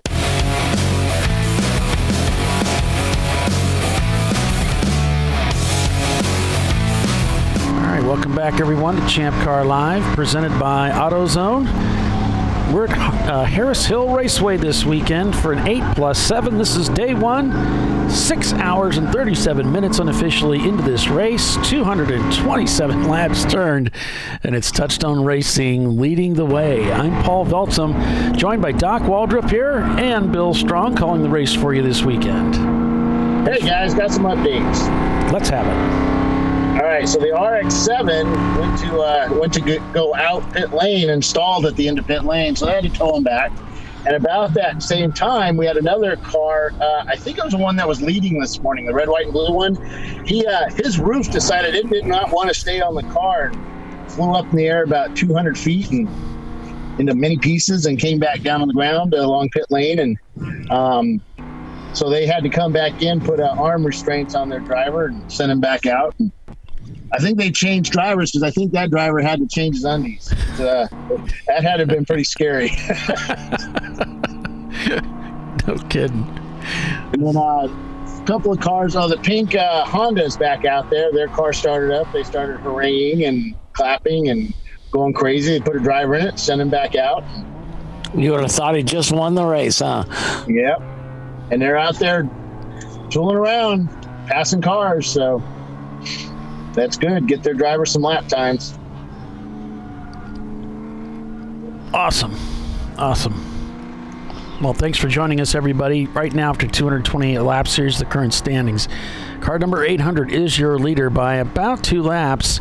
It's Touchstone Racing over PTS in their BMW 318 Ti, which is black, silver, and red, I believe. And then in third place, it's Last Minute Racing in their E30, a BMW 325i, back about 40 seconds. And then it's Social D Racing in their Porsche Boxster, back about 25 seconds.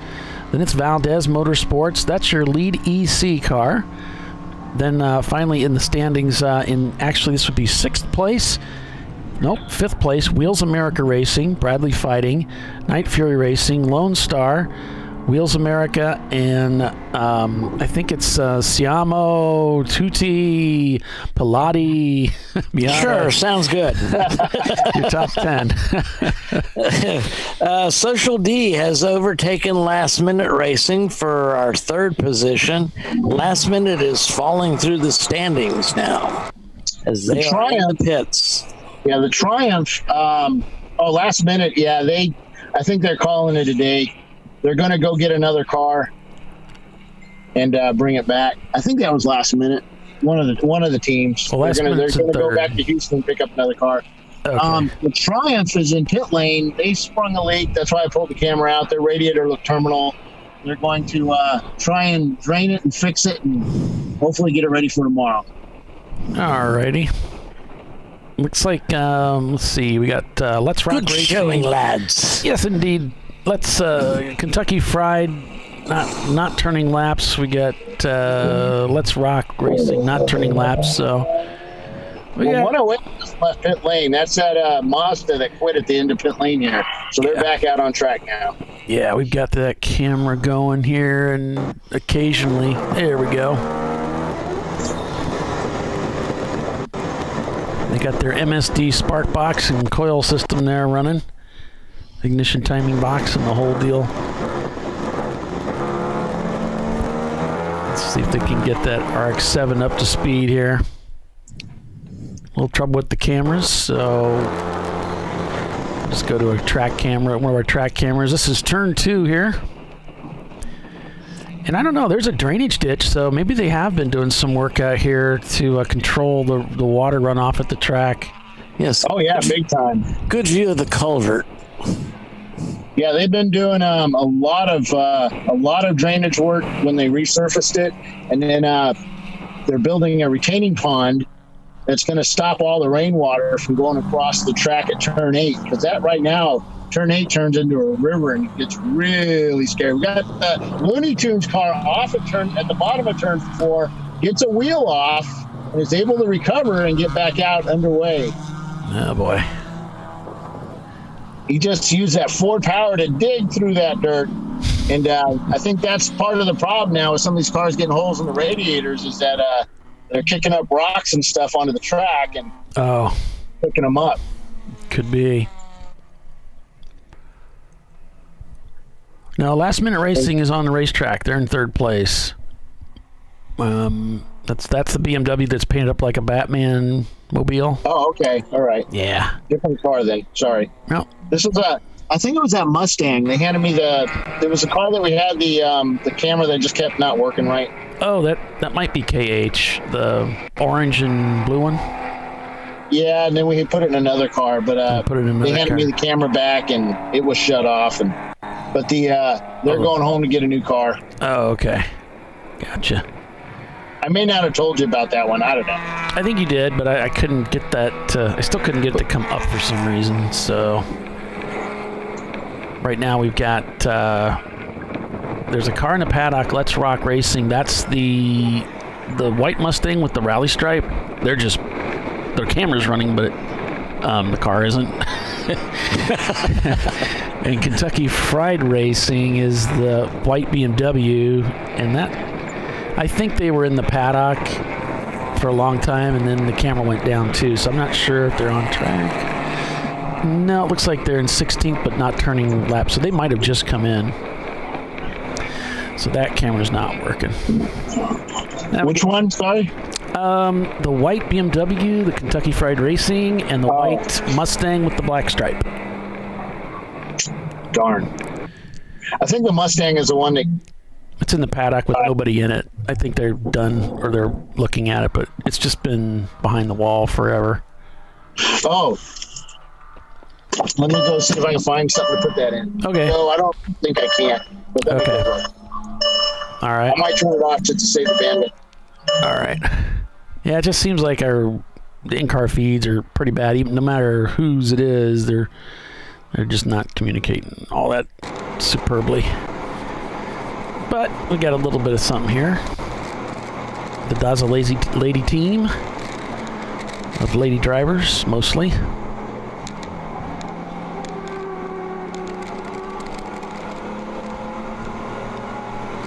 That'd be a fun car to drive. I'd like to drive a 280 or a 240 someday. That'd be fun.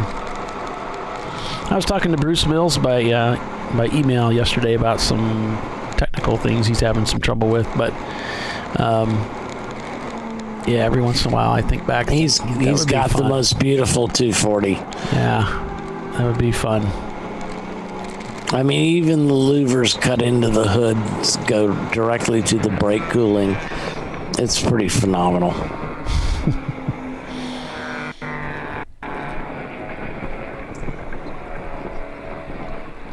So yeah, Looney Tunes is not turning laps right now, and their video is offline.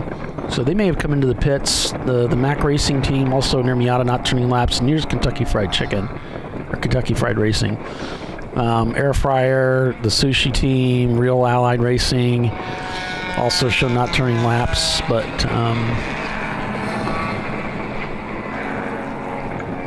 Pure Black is turning laps. And that's Pure Black is the Audi, and they're actually Audi A4, kind of in last place, but they're turning laps. Let's Rock is not amber, but they're not turning laps either. They're in the pits. So Social D's fixing an overhaul last minute. They're only 1.8 seconds behind.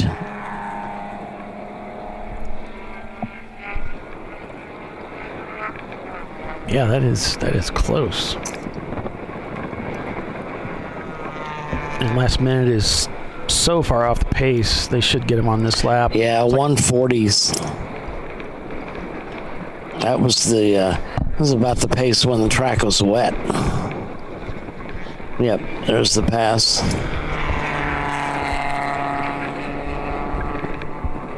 Coming up on that final hour of racing, Doc. These guys need to get it. Oh, yeah.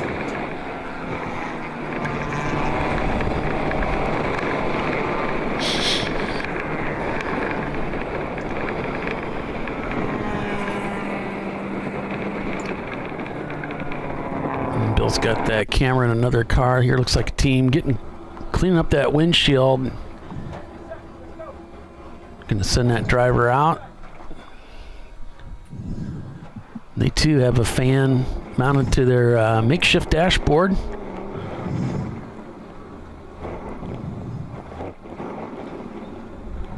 So a little late lap or late race drama.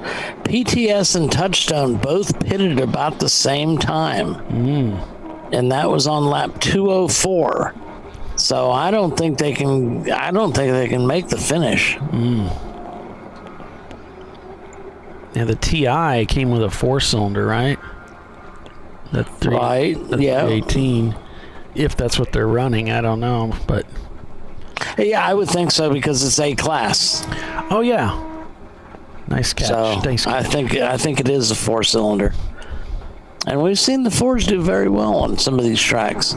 It's an interesting strategy that we don't see real often in the BMWs. Those yeah, I mean in the southeast, as we're all like 325s. Exactly. And in the north, they tend to go to these 4-cylinders. We know Tire Rack runs one, I believe.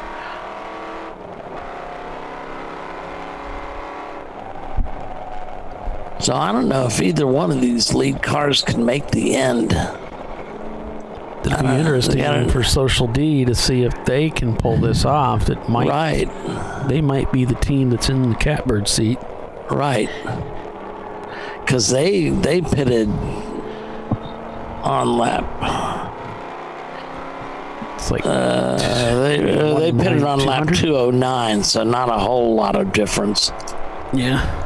It's a long stop, though, 15 minutes. Yeah, obviously something wasn't right there. Yeah. So they may be having some problems with that car, too. This thing might be wide open. Could indeed be. You know, last minute, just they picked up the pace a little bit. Social D and PTS, their lap times are almost identical, a .484 to a .487. That's crazy. race here. I'll bring that up here. You can see what Doc's talking about here. These 2 lap times. just a few tenths of a second, 4 tenths of a second. It changed, unfortunately. It was 0.842. Yeah. Craziness.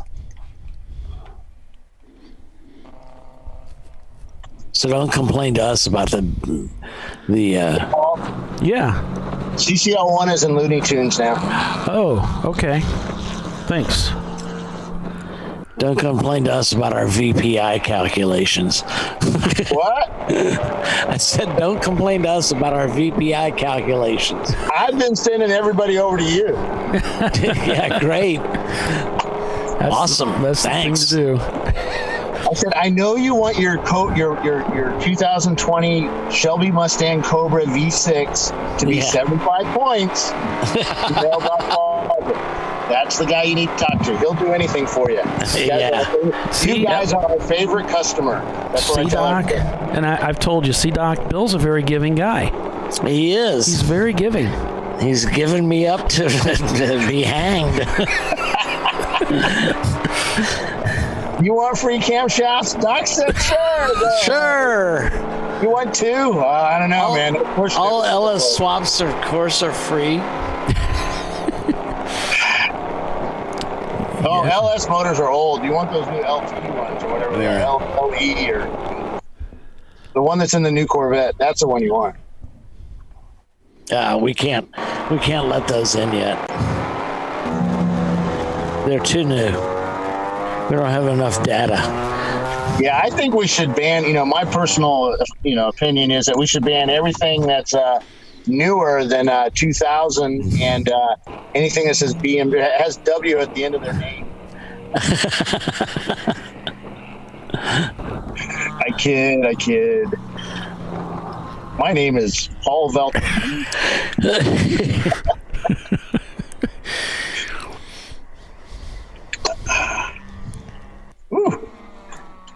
It's getting really windy out there. The Mustang guy, I was talking to the guys from the Mustang, and they, I complimented them on their save, and he says, man, I almost spun that thing right around. I just wanted to keep it on track. And I knew if I stopped that I would get stuck out there. So I just floored it, and you could tell by the rooster tails he was shooting up. But that's what he did. Those big I think he's running like 285s on that thing. Not kind of wet rooster tails, more like mud rooster tails. Oh yeah, and rocks and all that stuff. So right, he was able to save it, bring it in. They filled it up with fuel. He was out there digging ditches. Yeah, got bad dirt. So he said the car's doing good. So they're going to work on aero next. He says don't really know what they're going to do yet. Cleaning the underside of that car, probably. I told them what you need to do before you wash it. Take pictures of all these, these lines. Guys pay a lot of money to get their cars, painted up with that oil that you put on it. You go drive on the track. What is it called? AeroViz or something like that. And you can see how your aero flows. Right.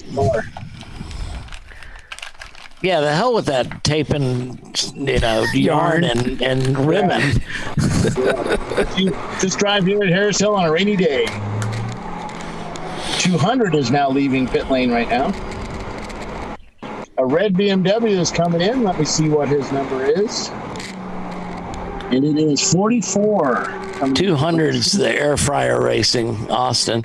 44 is City Garage. That's an EC class car. Yep. 94 325 IS. I think that's Mike That's Morrison. An E36. I think that's Mike Morrison's father's team. Oh, is it? Or his father racing with them or something like that, yeah. They handled our gear inspection this weekend. Yeah, it was nice to hear it was nice to hear Mike's voice. Yeah. After he's sort of left the club life. Mid-America was his last race last year. Well, he is. So Mike Morrison's a different character. He's still involved with ChampCar. Oh yeah. Oh yeah.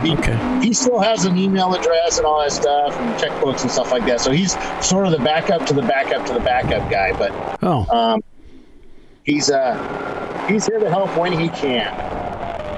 Well, we need all the help we can get. The Lord knows. And Mike's a very capable person. So nice guy. Yep.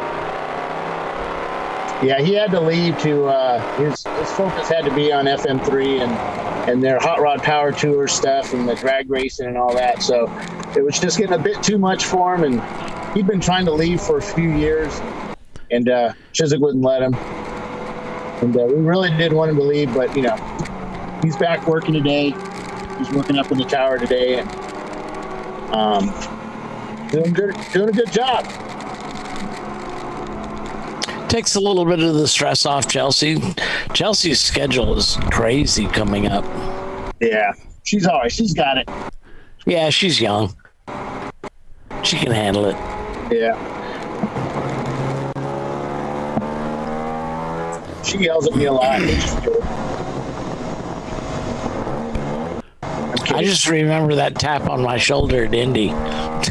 Yeah, I'll see you in the next race. No, now. Put the fear of God in me. And the next race was the VIR 24. And she said, I need to see the video from your car. And it's like, oh, God, not again. But you weren't part of it. You were just... yeah, we were just a witness to it.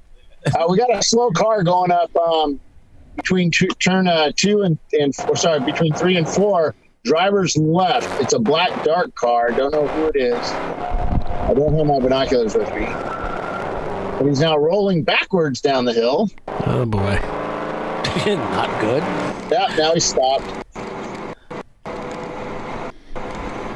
Some tracks will call you for driving backwards on the course when that happens. Well, I think what happened was he probably has a clutch and he's trying to start the car, doing the pedal, basically flooding it out while he's pressing the clutch in. So.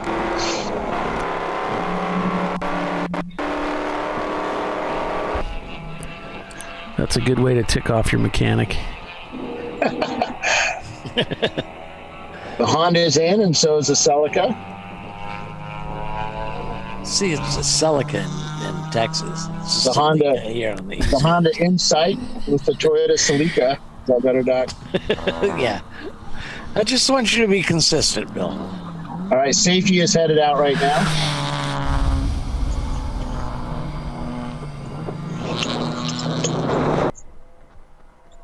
Who's our leader right now? Touchstone Racing is the leader of the race. What color is that car on the list? And we've got the 903. I can't tell. What number is Touchstone? Touchstone is number 800. Oh, okay, all right. You've picked him up as a leader before. It seems to me he's like a red, white, and blue or something like that. That's what I thought. No, it's like gray and white or something. I don't know. It might be red, white. I don't know. I just saw him in your race control tells me one thing, and I'm looking for something, and they're only seeing it from the side. It's like picking up. And you can only see it from the front. Yeah. It's like telling me Simon Says color. It's yellow color. No, it's not. It's green and blue. What are you talking about? They did that on purpose. The colors so that corner workers would get a different view of it. Have you been drinking again? So here's the next battle we should kind of watch. Social D is slowly catching PTS in second place. So they're 53.28 seconds behind right now. But PTS can pretty much cover the lap times. So, yeah, this is like VIR all over again, where they're. I think PTS is just kind of pacing Social D. It's like, we'll let you get this close, but no closer.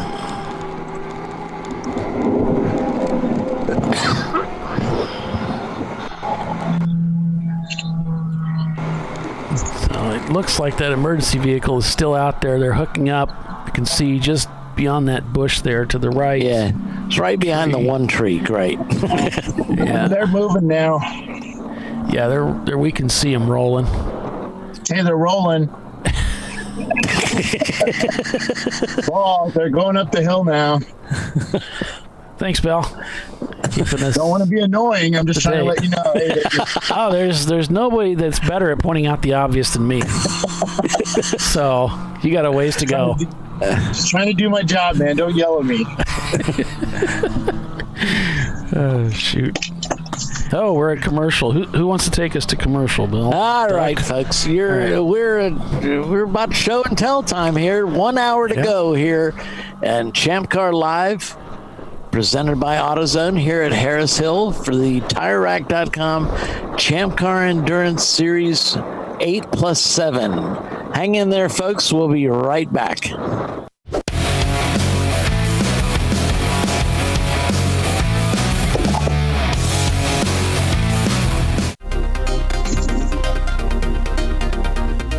Welcome to TireRack.com, revolutionizing tire buying since 1979. With our unmatched selection of branded products, finding what fits your vehicle and is right for you and how and where you drive has never been easier. Through helpful online shopping tools that include our professional hands-on reviews done at the introduction of a tire and consumer reviews that give real-world feedback over the life of the tire, you can make the right tire choice and find exactly what you need. And if you prefer to talk to someone, our tire testers, our sales team, are available on the phone. And that's how we get you the right tire for you and your vehicle for where and how you drive.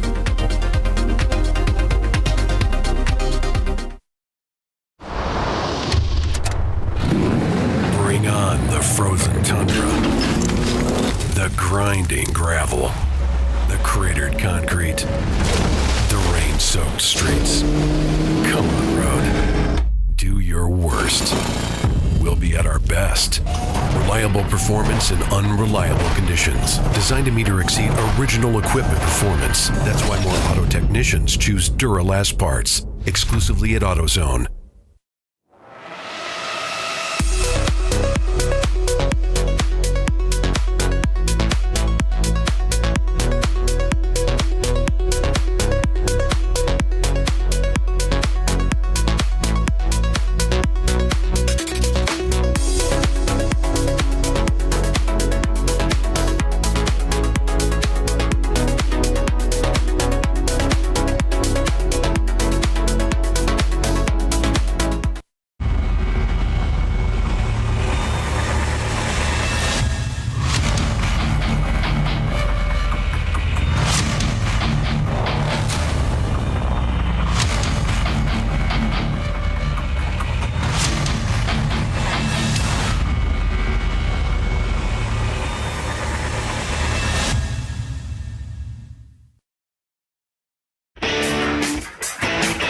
Located in Northeast Ohio with 40 years of combined experience, Money Shift Racing knows how to deliver performance and safety, offering everything you need to get your vehicle and drivers ready for race day. From safety equipment to full engine assembly and repair, in-house fabrication, 3D design, and rapid prototyping. Money Shift Racing. Performance done right. Discovery Parts is a veteran-owned racing and safety equipment company. While we're located inside Atlanta Motorsports Park in Dawsonville, Georgia, Discovery Parts can also be found at the tracks, supporting a number of Champ Car Series events. We take pride in being a reseller of the best of the industry to Champ Car teams and drivers. We know racing, love racing, and look forward to tomorrow to even more racing. Visit us at discoveryparts.com. Frozen rotors from Diversified Cryogenics deliver increased performance and a higher level of safety while significantly reducing braking system costs. So to tell you a little bit about the durability of this product. So we have seen an incredible extension of the life of our brake rotors using frozen rotors. We've gone from brake rotors every other weekend to 6 weekends on one set of brake rotors, and I think they can go farther. The durability has been amazing. And it's been a fantastic season, and man, a lot of that is due to the way our car can brake on those frozen rotors. For more information, go to frozenrotors.com. Lifeline USA is a leading manufacturer of onboard fire suppression systems. Lifeline's continuous commitment to research and development ensures that we supply the most innovative and cutting-edge products available. Used by the majority of the world's motorsport championship winning teams and constructors, Lifeline has a proven history of success. Lifeline offers a complete range of fire suppression systems for all budgets and needs, and we continue to push development and limits on both extinguishant materials and our patented delivery systems to make the race car environment almost as safe as sitting on your sofa at home. Every kit has been designed for a professional and simple installation. For more information and to purchase your Champ Car fire suppression system, go to www.lifeline-fire.com.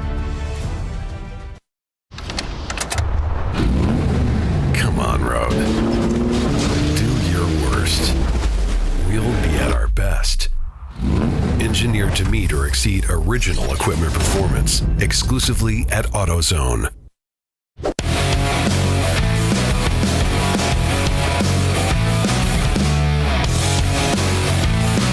All right, welcome back, everyone, to ChampCar.Live, presented by AutoZone.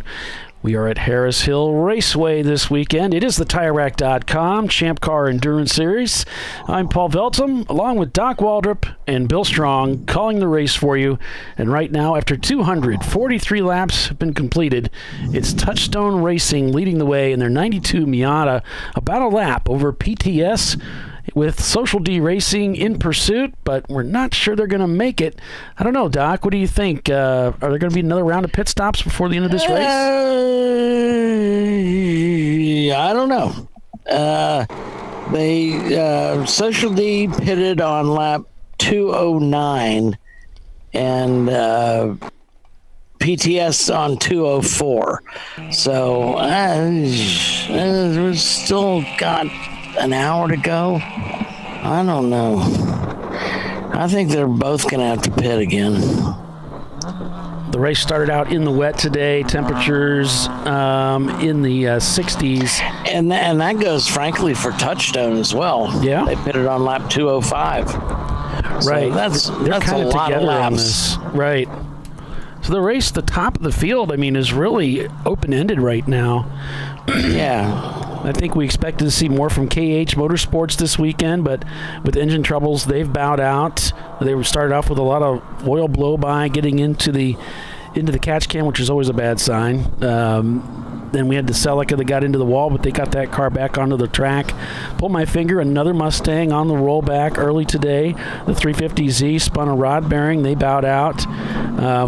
Track dried up by 11 o'clock local time. We did get a little bit of a sprinkle after that, but it stayed dry.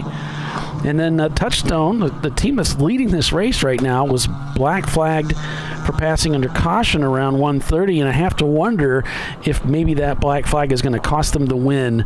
You know, they're in position to win, but if they need to make another pit stop, that black flag would be enough that's really hurt them. So we'll see. You know, PTS has got to be.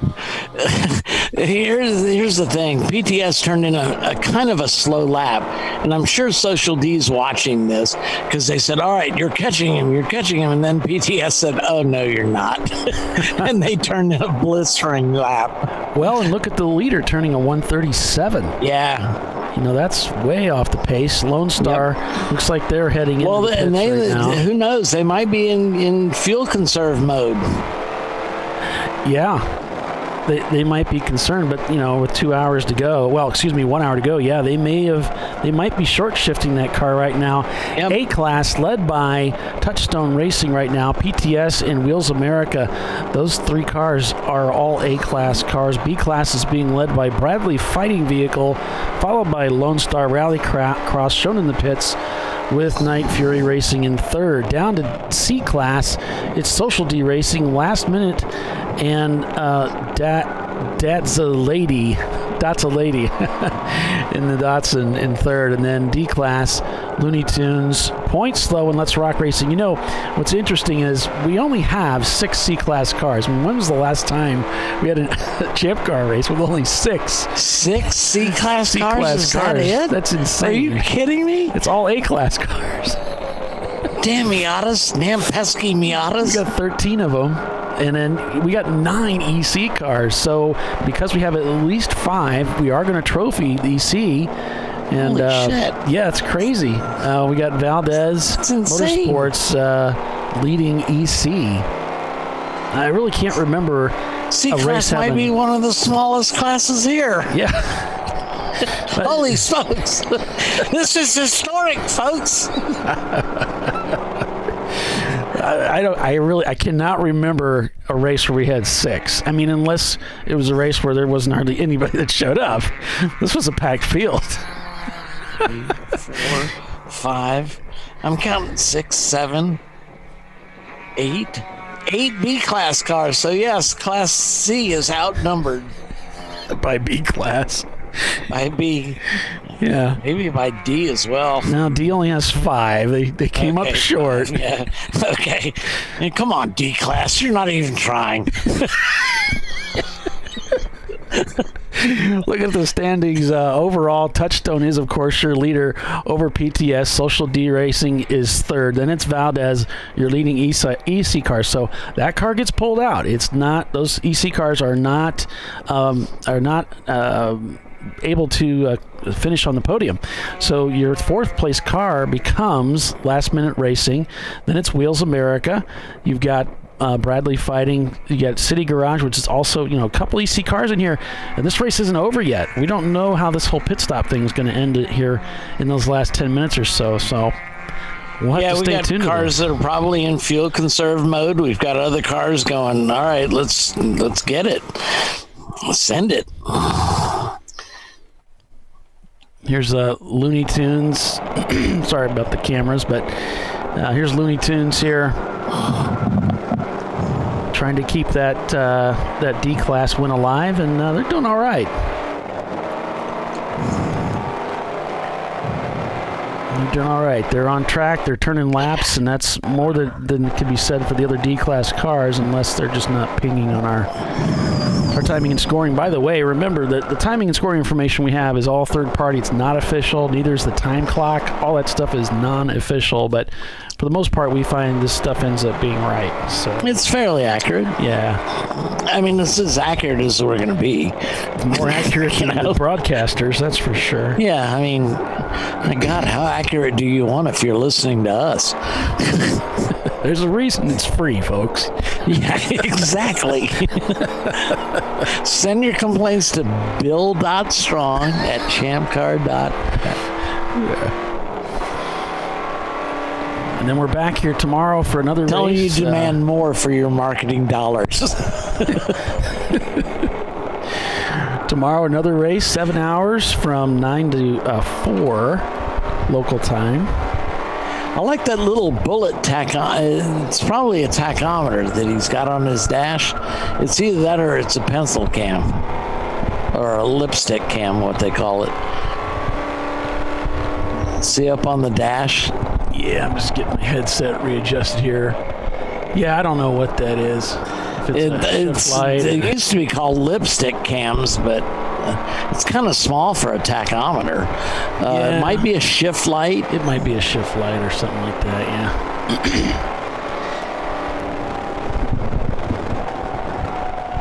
It's not like we know which car we're in. It's Looney Tunes. Yeah. Okay. Allegedly, it's Looney Tunes that we're in. Gotcha. I'll get a label on it. I've changed this label like 6 times today. So it looks like the Datsun Lady team is lined up. Oh, they've been stopped at pit out. You got 30 seconds yet. I'll count you down from 5. Thank you. Okay, so got a driver in the car. They can give him 30 seconds. They've taken fuel, so in Champ Car, it's a minimum 5-minute stay in the pits. Bill's mooning us up ahead. It's the best side of him we've seen all day. It is.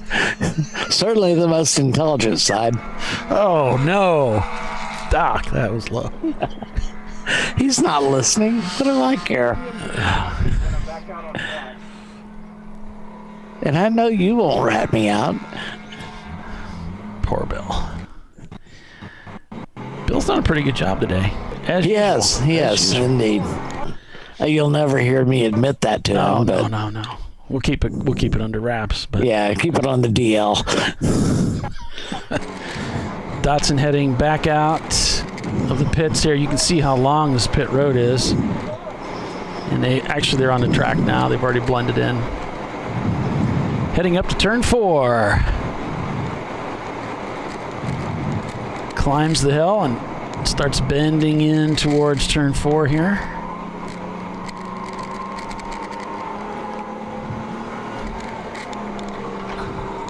If I can believe the highlights that we're seeing on the old tote board,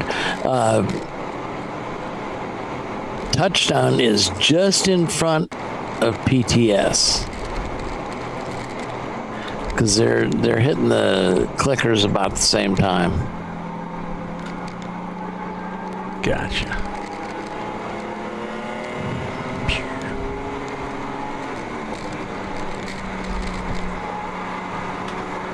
Yeah, looks like Last Minute has come into the pits out of 6th place now. I think they've dropped a couple spots, maybe not, but they're in 6th right now, show not turning laps.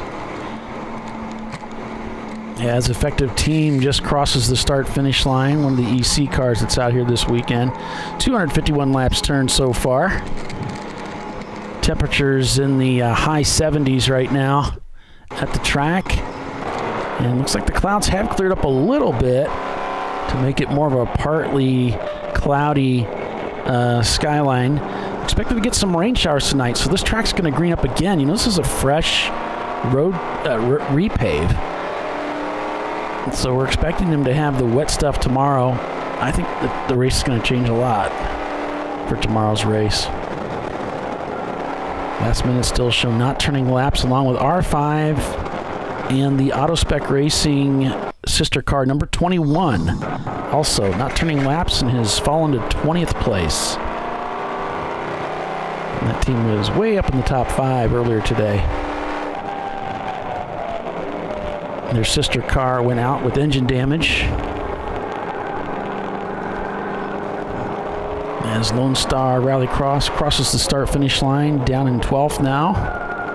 They've dropped 6 spots since the start of the race. Social D has climbed 25 positions since the beginning of the race. That is a car that has climbed the most positions of the day, with PTS in 2nd place to that climb of 22 spots to move into 2nd. So 2 A-Class cars leading the way, with a C-Class car in 3rd. Your leading B-Class car, still Bradley Fighting Vehicles. They've been holding that position the majority of the day. They're in 6th place overall. Looking to be a good race. Blows me away there's more B-Class than C-Class cars. Yeah. Hey, Paul. Yeah. In car 4 is your start-finish now. Oh, thank you. Get that. See if that's okay. All right. Checking now. Oh, I had to run guy wires off of it to keep it from shaking. The wind has really picked up. Yeah, that's going to be awesome. Thanks for doing that, Bill. Just got to get the text off there. There, we got it. Cool. We're getting close to the finish of this race, folks. Only about 42 minutes away. They'll bring out that checkered flag for the winner of today's race. And this is a separate race from tomorrow, so yeah. Hey guys, I'd like to say hi to a first-time watcher, first-time caller, Dana Morrison. He's listening to us from sunny South Florida. We'd like to say hi and make sure you click the like and the subscribe so we can let you know whenever there's a new show coming on, Dana. And thanks for watching. Yeah, it's good to have you along. Now we got to watch what we say. Taking all the fun out of this. Wait, what were you saying about Dana? Dana doesn't like Bill. Wait a minute, we can continue on. Doc, what were you saying about Dana earlier? I didn't say anything about Dana. No siree. I said he's Coast Guard. Yeah, baby. I got a message that said, "You know I'm listening, right?" So, good times. He doesn't talk to me. Clouds, like you said, the wind has really picked up. Temperature is shot back up to about 77 degrees, and it's getting a little overcast to I think it's the east of us, but it could be the north. I don't have my directions down here at this track, but doesn't that Volkswagen have a compass in it? Oh yeah, it's so it's saying that pit lane is looking northeast. Oh wait, I'm way off. So that's I probably shouldn't have done that. It's just going to confuse him. Oh my God, yeah. So that's north. So the clouds are really dark to the north of us, but to the south of us, they're pretty light. So that's a good sign. some parts of this track are still pretty busy. There are some clusters of cars that are together out there. We can see the Datsun has got their hands full with traffic right now. And you can when these guys come in for pit stops, their back windows are just flooded over, and it's hard to see out of them. And they're having issues out there. Looking around, seeing who's around them. Whoa! Oh, we got a Miata slid off the racetrack there. He sure did. Where? Almost collected that to the lady. I think it's over at 11 there. Well, okay, it's out of our range. But that's a lady's actually in 12th place with that Datsun. Hey, Paul, how is that camera over there at 11? Is that pretty cool? Yeah, because you can kind of see if people are coming into the pits. Okay. Yeah, that was, placing cameras on a track we've never really placed cameras at was, we kind of know how to do it at other tracks because we've done it so much and for so long. But this one was a little odd because of our field of view, and we can't really get too close because these, just like in VAR, these guys will hit our stuff too close to the track. That was awesome. Well, maybe we should quit painting targets on them. Yeah. And then this was the camera, too. For the turn 4 or turn 5 camera, I was actually going to put a cone down there and mount the camera to that. Oh, that just gives them something to aim at. Yeah, what do they call it? Visual fixation? Or something? Yeah, exactly. Target fixation. Yeah, that's it. You're supposed to aim for what look to where you don't want to go. Right. Look where you want to go. Look where you want to go, right. Something like that. We got a BMW coming in. He's got parts hanging off of his car. It's the 141. His side skirts are not where they need to be on the side. 141, that's shots fired. It's a BMW 323i. The 323 is that a 4-cylinder? I don't know. BMW's their numbering system is so screwed up. The wind is so crazy. I believe a 323 is indeed a 4-cylinder. And look at these guys holding on to that upright. I mean, it really is whistling out there. Yeah. Well, they said it was going to be like 20-mile-an-hour winds, which is fairly strong. Yeah. So our easy up was held down by a few things, and then the wind picked up this morning. So I went and got 2 25-pound weights, and we stuffed them on the edges. And it looks like a couple of brake rotors hanging by. Well, they're actually barbell weights. Oh, okay. Gotcha. Yeah. And it's the 22 leaves pit lane.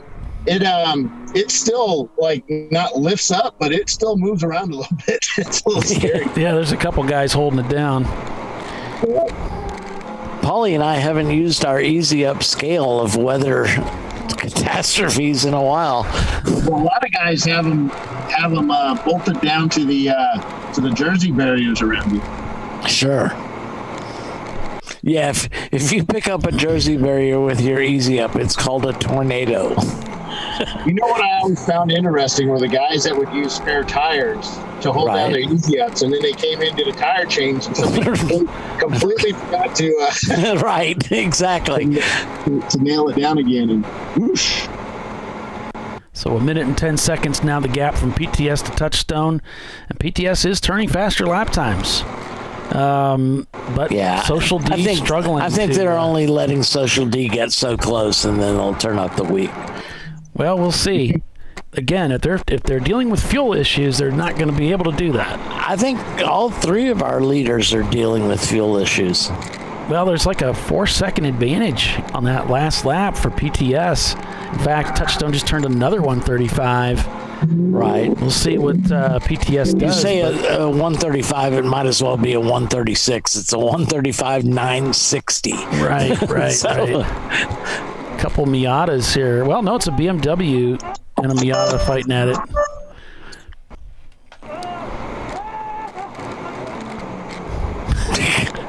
This guy that started the race is finishing the race for them. He's really animated in the cockpit. Just a lot of shouting and talking. Is that him? 'Cause Yeah. I thought it was Bill. No, it's the guy in the car. Gotcha.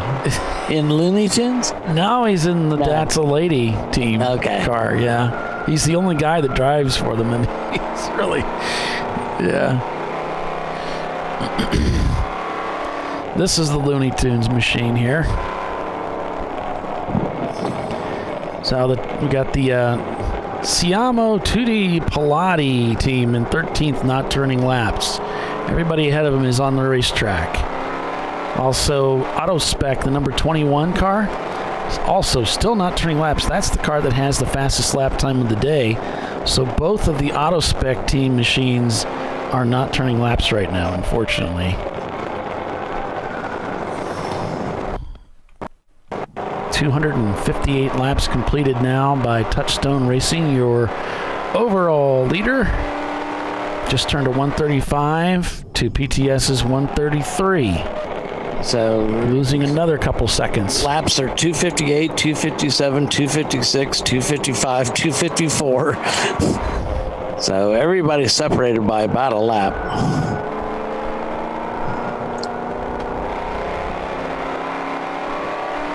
Yeah, Bradley in last minute.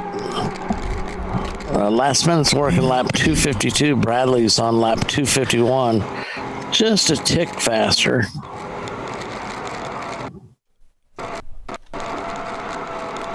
Well, you get free shipping on all orders over $50 from TireRack.com. That's right.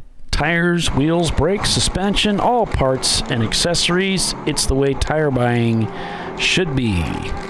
Make sure you check out their website, or you can give their experts a call at 888-541-1777. That's 888-541-1777.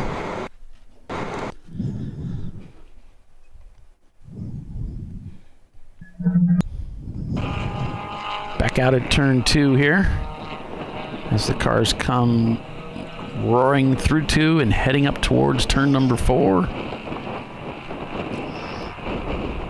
You can take a look at that track map you got there.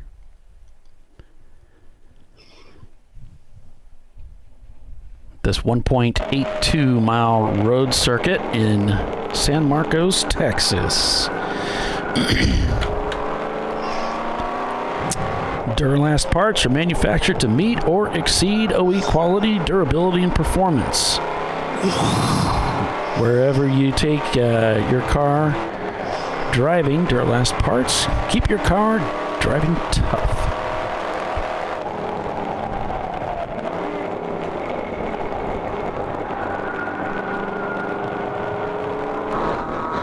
There's a look at that front straightaway. Just about 30 minutes from now, we're going to see a checkered flag in the sky for the winner of day 1 here at Harris Hill. And it's still very much in the air. As we kick off another very exciting season for the TireRack.com Champ Car Endurance Series. We're expecting a full season of racing this year for Champ Car, which is great. Can't wait for all the big races coming up with Daytona, Road America, Charlotte, and Watkins Glen. Yep, we had to cancel NCM last year. We had to cancel Watkins Glen, but they are both on for this year. Like I said, if you haven't been to WGI, you need to get in there. It's a fantastic racetrack. I can't believe I've never been there. Never could get anybody to pay me to go there, so... It's a special place. You stand there in the pits and you look out. It's a special. All the memories. It's a special place. My favorite place to drive, probably right up there with NCM. It's a lot of fun. All right, so we've reached the bottom of the hour here. I'll take us out to commercial one last time. You're watching Champ Car Live, presented by AutoZone here at Harris Hill Raceway. Touchstone Racing is your leader. Stay with us, everyone. We'll be right back.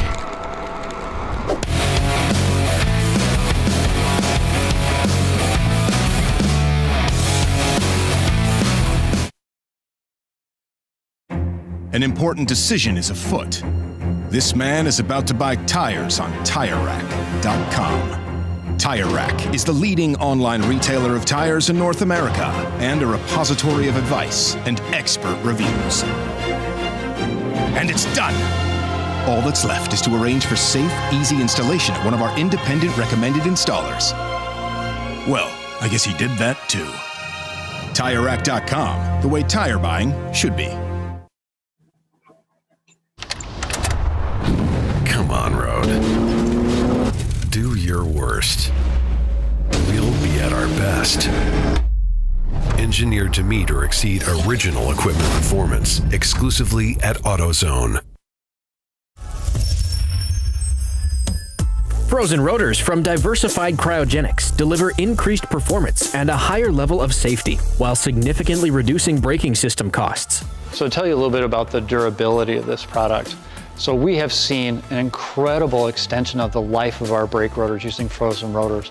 We've gone from brake rotors every other weekend to 6 weekends on one set of brake rotors, and I think they can go farther. The durability has been amazing, and it's been a fantastic season, and man, a lot of that is due to the way our car can brake on those frozen rotors. For more information, go to frozenrotors.com. Lifeline USA is a leading manufacturer of onboard fire suppression systems. Lifeline's continuous commitment to research and development ensures that we supply the most innovative and cutting-edge products available. Used by the majority of the world's motorsport championship-winning teams and constructors, Lifeline has a proven history of success. Lifeline offers a complete range of fire suppression systems for all budgets and needs, and we continue to push development and limits on both extinguishant materials and our patented delivery systems to make the race car environment almost as safe as sitting on your sofa at home. Every kit has been designed for a professional and simple installation. For more information and to purchase your Champ Car fire suppression system, go to www.lifeline-fire.com.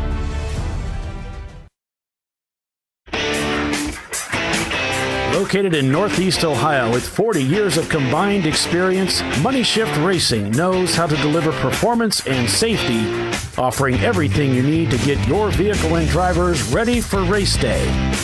From safety equipment to full engine assembly and repair, in-house fabrication, 3D design, and rapid prototyping. Money Shift Racing. Performance done right.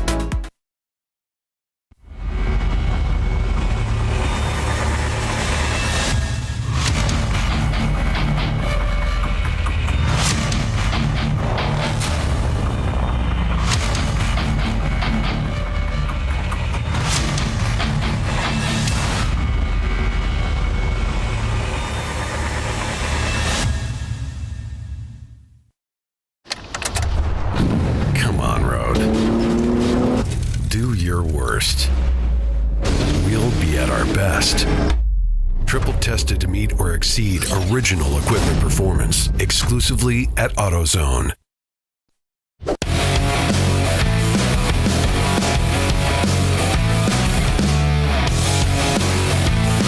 All right, folks. It all comes down to this. After 7.5 hours of racing at Harris Hill Raceway, you got what you got. You got what you got, and you got to carry it home somehow and make this happen. So if Touchstone hangs on for the win here, this will be their first win in Champ Car after 4 years of trying. They started racing with us in 2018. So that'd be pretty cool. Yes, it would. Looks like Last Minute has rejoined the race after a quick last-minute pit stop. See what I did there? I see what you did. Last-minute pit stop for last-minute racing. And they're back on the racetrack. So this should carry them to the finish. Now, if you look, Touchstone's picked up the pace a little bit.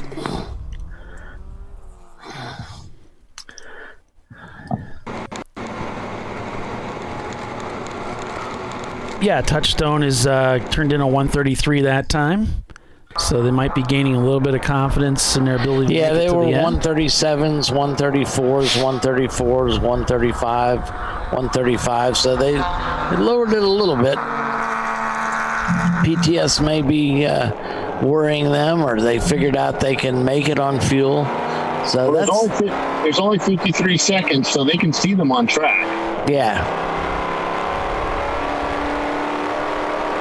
That's the advantage of being the guy behind. I mean, you have something you can focus on. Sure. But on this track, you can pretty much see everywhere. A couple of spots you can't see when you get there, but you can look. You know, you're always looking to see where you're. If you know what to look for, yeah, you can measure your progress on track with him.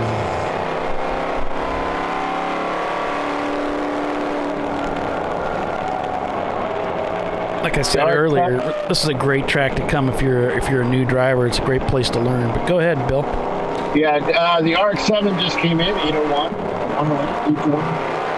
108. They just pulled in. But yeah, you're right about this being a great track for learning and new folks, because there's a lot of runoff. It's hard to get yourself. I don't know about hard. You could get in over your head a little bit in a couple spots, but there's a lot of room to recover. Right. Yeah, you're not gonna wad up your car. Not likely. Not like it, Charlotte or Road Atlanta. The concrete canyons. Yeah, Road Atlanta coming off the hill. So it looks like they're going to do a driver change here last minute in the RX-7. And Looney Tunes. Looks like it's just the camera's locked up, that's all. So let's see. PTS just turned in a 134.538, and Social D in third, chasing them, turned in a 132.011. So they're 30 seconds, 37.609 behind. Let's see if PTS turns it up this time.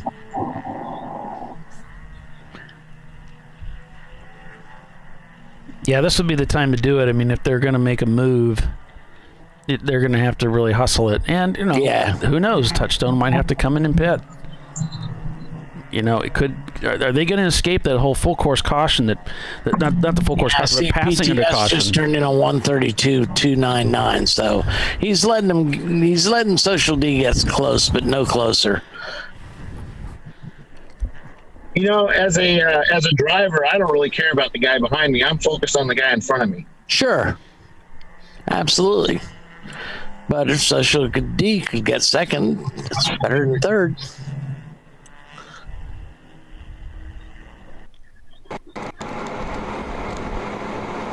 The Datsun out here using all the racetrack. Yeah, there's a minute 31 between the two, isn't there? Yeah.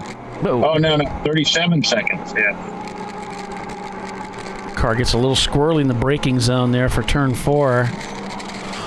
Yeah, and I think Touchstone's got the measure of them all if they don't have to come in again. This is a close race after 8 hours of this stuff.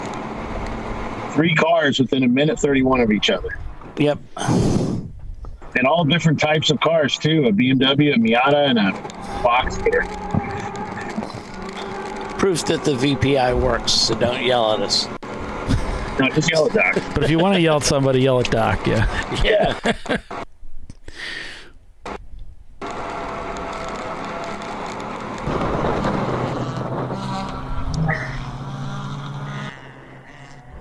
look at turn 5 there as cars come down off the turn 4 hill.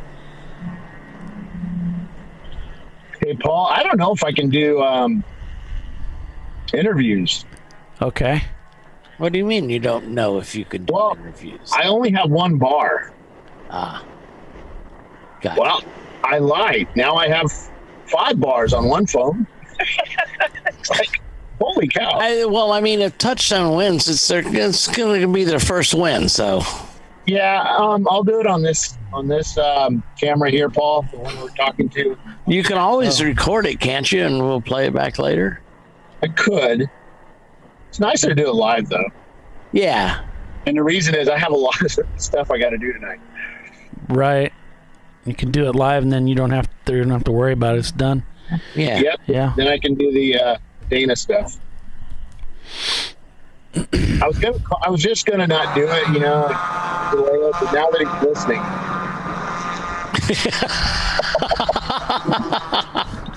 You know the difference between brown nosing and ass kissing, right? Yes, you don't need to repeat it.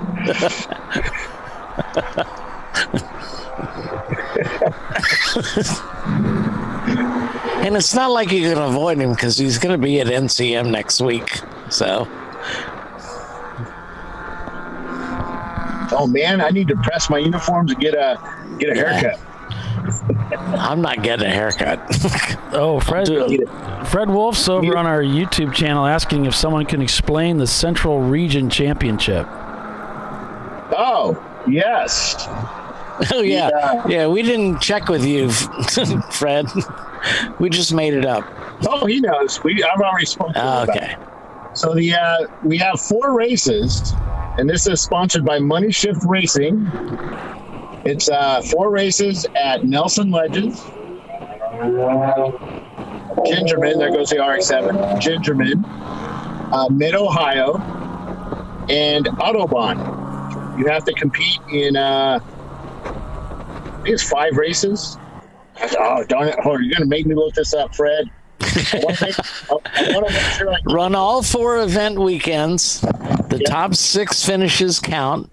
The lowest finishing score wins. And it's Autobahn, Nelson Ledges, Gingerman, and Mid-Ohio. Thank you, Doc. First place, 1,400 in race credits.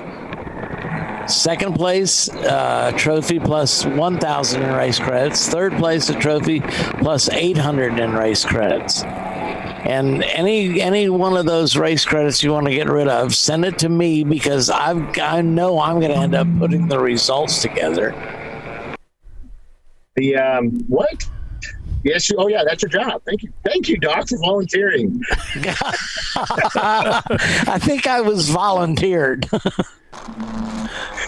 Yeah, it's a really cool idea that we had, and Money Shift stepped up and is going to help us out with that, and I think that's going to help draw a lot of folks to these races. And Nelson Ledges is such a cool course, as we say over and over again.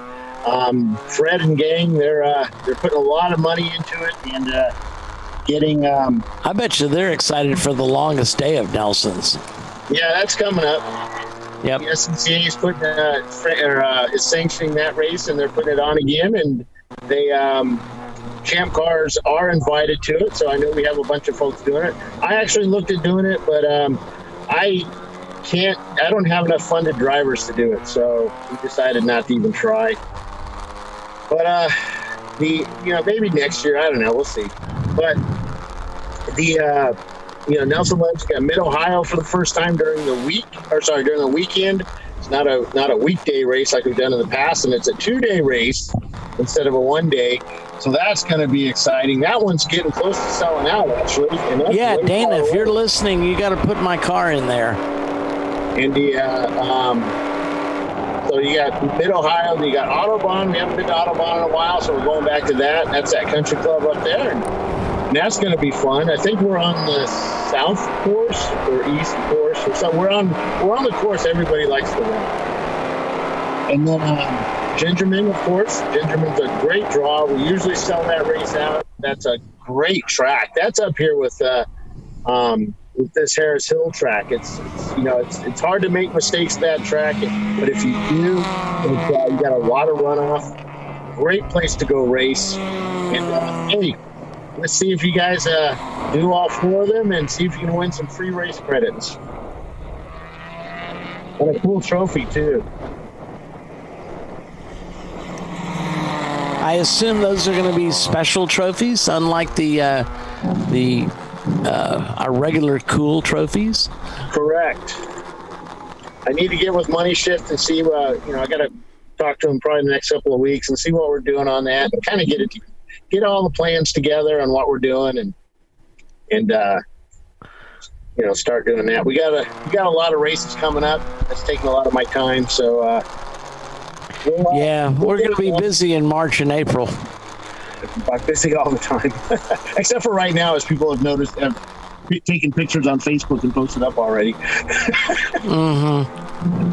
While Paulie and I slave over a hot monitor. Listen to you sitting by your lake, drinking daiquiris, doing the show. We know. No, it's an ugly day here. It's overcast. It's about 70 degrees, though. Yes. So yeah, we got a lot of stuff coming up. We got Daytona coming up. That's if you're going to Daytona, watch your email. Chelsea will be sending out updates up until race morning, I think, most likely. Just as always, we got a lot of updates. Parking we're going back to the way we did it in 2019, where you stage on Thursday. You're able to stage your trailers and tow vehicles over in lot 40, and that's like we've always done in the past, except for last year. Last year was special. We posted up all the waivers online this weekend, and you guys can download those, print them out, sign them, do whatever the instructions tell you to do. Hand them out to the guest. I think those are going to be your ticket to get into the event. And then you want to see what Champ Car is all about for that weekend. For Friday and Saturday, you're welcome to purchase a weekend membership. See what it's like, and maybe come and build a car, join a team, or won't have those pesky IMSA teams there this year. Yeah, it was nice opening for them. Or no, they opened for us. Yeah, they opened for us. Hello. So, we may have upstaged them. I don't know. But good times there at Daytona. We're gonna put Doc with his Segway on ChampCar Segway on pit lane. Yeah, right. So the week after Daytona is our national championship at Road America. Yeah. April 17th and 18th. It's gonna be a long week for me and you guys. Yeah, because the next weekend you've got Charlotte. And then you get a nice break. We're going to give you 2 weeks off. 2 weeks off. Yeah. 3 weeks off. I get to go home and before we send you to Cleveland, Oklahoma. Yeah, that'll be fun. My brother lives out there. So up in Tulsa, we're going to, what's that called? Hallett. 10 minutes to go, boys. The Hallett Motor Racing Circuit. 10 minutes. Things looking pretty tough here for Touchstone. They're looking good. PTS in second place with Social D in third in the Porsche Boxster. 2 A-Class cars lead the way over the C-Class Porsche. B-Class back there in fifth place, rather. That's the Bradley Fighting vehicle. In this racing field that's really dominated by Miatas. And to our own surprise, only 6 C-Class cars here and over 39 cars that started the race. Still blown away by that. Doc, we need to load this track up with C-Class cars and show these little cars how to do it. Oh, right.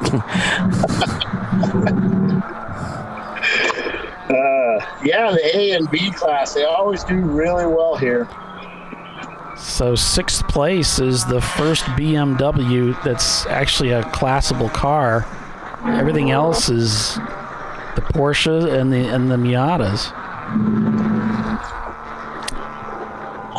And that 318 Ti, man, he's doing quite well out there.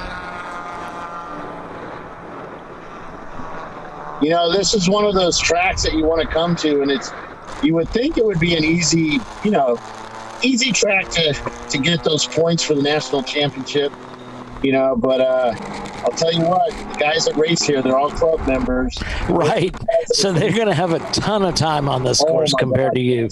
Yes. So if you're going to bring a car, what you want to do is hire a bunch of drivers from here. Right. And then you got to ferry them to the national, championship too. Well, yeah. Oh no, screw those guys. You just want their points. Paulie, you're always supposed to go home with who brought you to the dance. Jeez. I need to sign up my driver, John Smith, Jay Smith, and Jennifer Smith. God, there's no honor among you two. Hey, man. I paid these guys to come out here and take me to the win. I'm not going to... Whatever part... Any port in a storm, huh? Hey, they're called ghost drivers, man. Right. Well, where's your drivers? Well, they're ghosts. They're here somewhere. Well, it does bear. It's interesting. We're talking about the championship race here at Road America coming up next month. We've got RVA Graphics and Wraps is the defending series champion, not planning on being at the race this year, apparently. It's Crowd Control Racing that's actually taking the pole this year at Road America. It'll be an interesting race. What? Is RVA the defending champion? Yeah. No. Yeah. No. According to my notes, they are, which means it has to be true. Which they're wrong. RVA was like 3 years ago. No, they won both. They're the only two-time. Yeah, they've repeated. Really? Mm-hmm. Because the year prior, it was Damson. It was Damson Racing, and then RVA. At Charlotte. Yep. But RVA won it at Sonoma. Did they really? Yeah, they won it back. But it was overshadowed. Because Visceral dropped out late in the race. Yeah. Are you sure? Yeah, it was overshadowed by Tuttle's win, but RVA won the points fight. Oh, yeah, you're right. Yeah, sorry. That was a long time ago. I think COVID really screwed us up on that, Doc. We can blame COVID. Yeah, okay. Everything else is being blamed on it. Might as well. We need a scapegoat. We'll find something. Thinking about what, 5 laps to go here in this 8-hour race? It's getting close. 4 or 5 laps. Yeah, 4 or 5. And lapping about a minute and a half. So. Is that camera still up there, Paulie? Yep. Looking good. Looking good out here. I think they're all going to they're all going to go to the end. I don't think anybody's going to pit. It's looking that way. A 132 on the last lap for our leader, a 131 for PTS. They're trying, but I don't think they're going to be able to make it. They're still far too back and to make a move for first place in the closing minutes of this race. Mr. John Teague is our flag man today. He's at the start-finish line. He's got his Guns N' Roses hat on. He's a rock star, I'll tell you. Oh, I got confirmation from Dana. Yes, they still have the 1 on their car. Okay. Maybe we should have asked the guy that's in charge of all that stuff. that just volunteered. Well, I'm always working with all of my recap videos and everything, so I've got that, and because I'm into it, making videos, I'm kind of getting refreshed. Yeah, sorry about that. Me, I wake up, I'm like a chicken. I wake up in a new world every day. We talked about RVA being the defending champion, but Crowd Control, they blew an engine last weekend testing, so they've got to recover from that and get their car together. I'm sure they will. They want this championship bad. All right, we've got it's 5 minutes on the dot until the top of the hour. So talking 3 laps to go, possibly. But we go by the official starter's clock, so I'm only going by the nuclear power clock somewhere in this world on my wrist.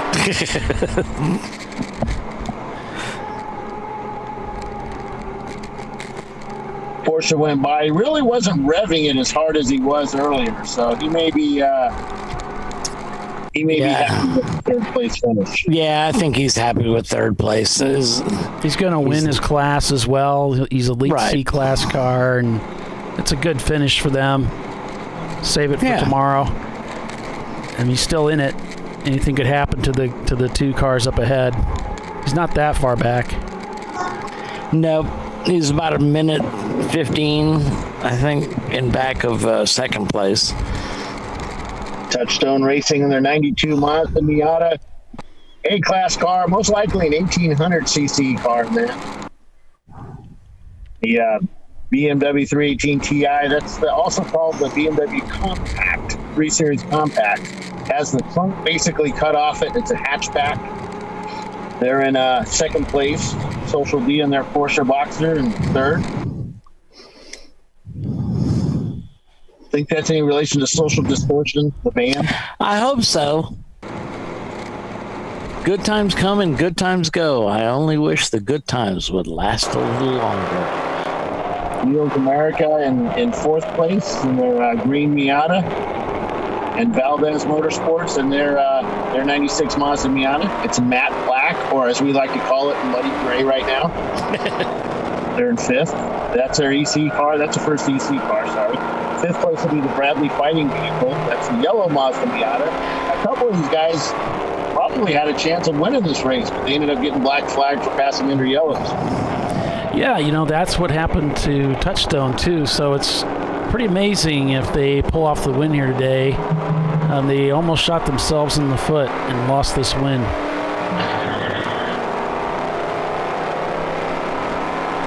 But with just a couple minutes left to go, things are looking pretty rosy for Touchstone Racing. This will be their first win. Who's going to tell us when they're on the last lap? Well, we're listening. I don't have a radio at the tower, but I'm watching the flagger. He has the white flag in hand, so you know how some of these tracks use the white flag to signal one. So we're waiting.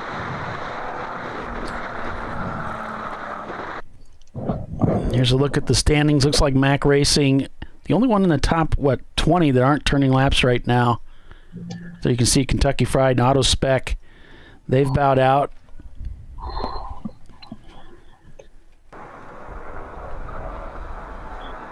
Thanks for joining us, everyone, here on ChampCar.Live, presented by AutoZone. Make sure you like and subscribe to our channel. Ring the bell for us. Really helps us out in the algorithm. We appreciate you joining us today. And it makes us feel better.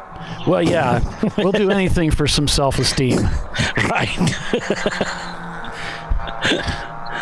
Helps us earn about $1.50 from Google. So he's right.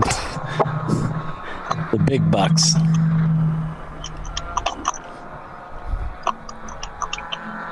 As the second place car crosses the start-finish line. Still waiting for that one to go. Still waiting for that one to go here. Got about 2.5 minutes to go. Or not. Yeah, about a minute to go now. I like this driver. He had his arm on the windows or on the windowsill, on the driver's sill. Yeah. Like, yeah. One to go. This. They're looking at one to go as soon as he crosses the start-finish line.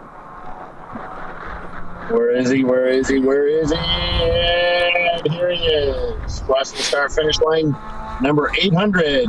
1 lap to go. So it looked like he was a middle car those last 3. I don't know, but I'm going to say he was. Nah, he was towards the back. Yeah, I said middle car the last 3. Oh, okay, yeah. Sorry, I don't understand English well. Well, if you spoke it would help. We're IT guys, though, Doc. We speak gibberish. Yeah, that's so true. Except you might have a car off somewhere. Well, maybe. No, never mind.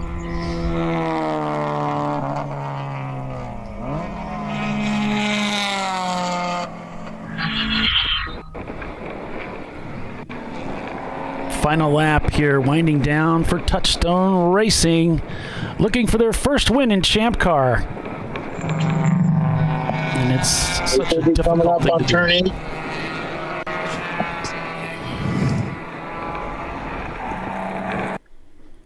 Just the final few corners here left to take home their win, with PTS and Social D Racing right there with them. Here they come down the front straightaway. And there's a checkered flag. Car number 800 crosses it for the win. There's a checkered flag in the air for car number 800. Touchstone Racing takes the win here on day one at Harris Hill Raceway. Congratulations, guys. PTS Racing, indeed. PTS Racing's going to take second, with Social D Racing finishing third in the Porsche Boxster, also winning C Class. B Class is going to be taken by Bradley Fighting Vehicle, and Valdez Motorsports is going to collect an EC trophy this weekend. A Class, C Class still get a trophy with only 5 cars? No, they got 6. Yeah. Touchstone Racing is going to take A Class. B Class looks like it's going to be taken by Night Fury Racing in their Toyota Celica. So congratulations to everybody, though, that came out and fought for the win this weekend, guys. Well done. No, B will be Bradley Fighting Vehicle. Did I get it wrong? Oh, excuse me. You're right. Bradley Fighting took the win. Yep, you're right. I apologize. Bradley Fighting Vehicle. And well, it happens so rarely that I get it right. So I can imagine your confusion. We'll go over here. This is a race that started out in the wet. The track gradually dried and finished in the dry for these competitors today. Wheels America did a majority of the leading earlier today. The KH Motorsports Mustang had to bow out early with engine trouble, as did the AutoSpec team, both of their cars, which is pretty surprising considering they won the race here last year. The weather looks like it was pretty nice today. I mean, frankly, I've lived in Texas. If it's not freezing cold, it's blistering hot. So it looks like it was neither today. Yeah, temperatures were in the high 70s today, so pretty good conditions to speak of. Here's a look at the standings, folks. There's the overall, as you saw from the pylon. Looney Tunes coming in 15th. Wheels America, the 989 car, finishing 12th, but that's not official. These 3 EC cars here will be pulled out.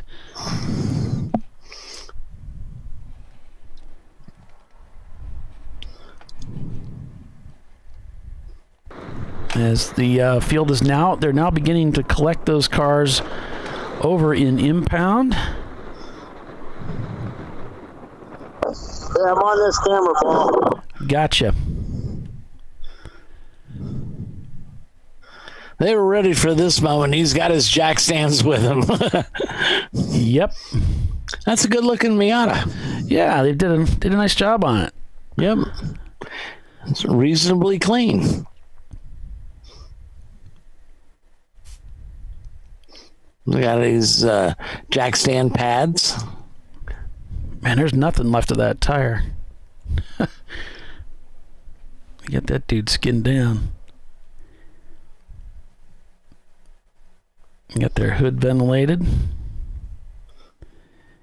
It's an interesting splitter design they got there. The way it's rounded out. I think it's just painted in the middle, yeah.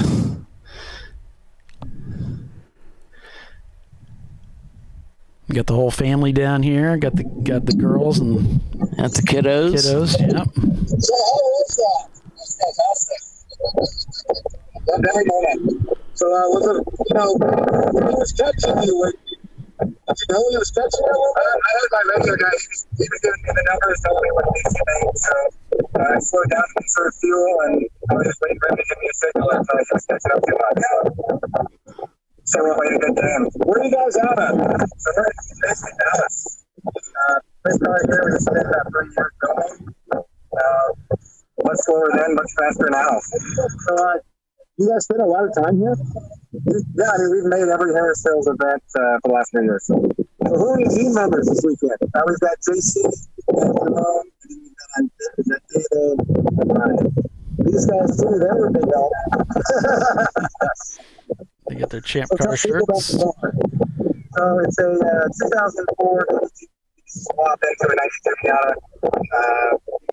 Other than that, it's got the Penske shocks on it. Trying to keep it mostly soft.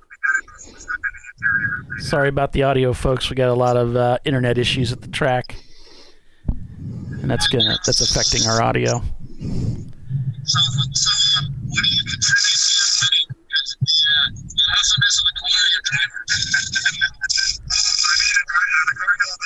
And the drivers kept it on the track. Mostly we've got a little bit of mud, but we didn't do any spinning this weekend, or today at least. This way, I think my microphone's getting down way back here. So,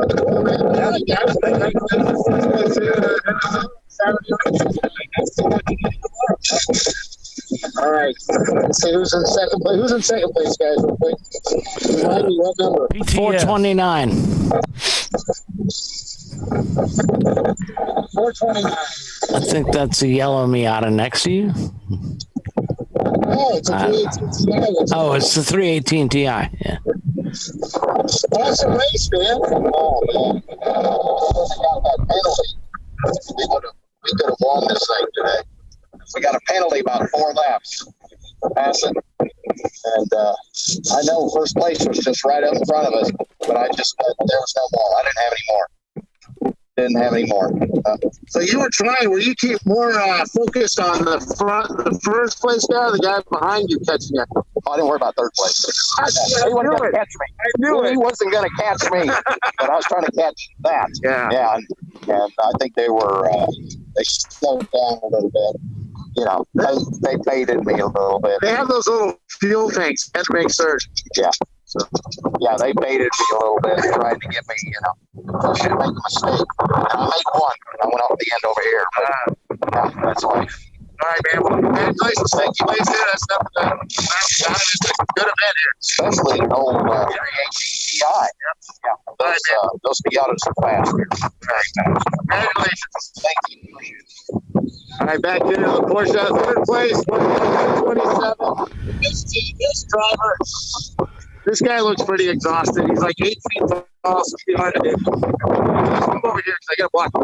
So, how hard were you pushing yourself to catch that second place car? As hard as I could until I ran out of fuel. Oh, I was running out of fuel every time I hit the brakes. Every time we went into a turn, it would die on me, and then it would pick back up. So I just had to roll back off of it and finish. So really excited. About 20 minutes in, I'm like, hey, how much longer we got? It's like 25 minutes. I'm like, oh, God. That's why the pace fell off so bad. Where are you guys out of? New Braunfels. So you're not regulars here, right? Or are you? I'm a member at the track. Oh, okay. So, yeah. So y'all know the track pretty well then? Oh, yeah, pretty well. But I've only been a member for a year. We put this car together for this last September. So, but so it's been a great experience. All right. Well, congratulations, guys. Thank you. That's our third place car. Right here, the other guys. We're only doing the first and third right now. But it's Looney Tunes. They did quite well this weekend. They haven't been up here in a while. The last couple of years, they've been blowing up engines and transmissions and stuff. So, 997. Yellow Miata. So here's our winner this weekend, and I want to send it right back to you guys. Hopefully that worked. Yep. It wasn't too much on these microphones. Sorry about that, guys. No, that was good. Thanks for doing that, Bill. Congratulations. No, we got enough of it to make it worthwhile. Yeah. Congratulations, everybody, for all those that finished well and those that maybe didn't finish as well but had a good time. And we're looking forward to the race tomorrow. So that's going to do it for us here at Harris Hill Raceway for day one. We got another race lined up tomorrow. Starts at the same time. It's going to be 9 o'clock local time, Central Standard Time. So make sure you tune in and check out that show. Then it's going to be another great, exciting race on tap. It's going to be a little bit different tomorrow. We'll see what's going to happen, folks. So for Bill Strong and Doc Waldrop, I'm Paul Veltum. And we'll see you folks tomorrow. So long. Bye.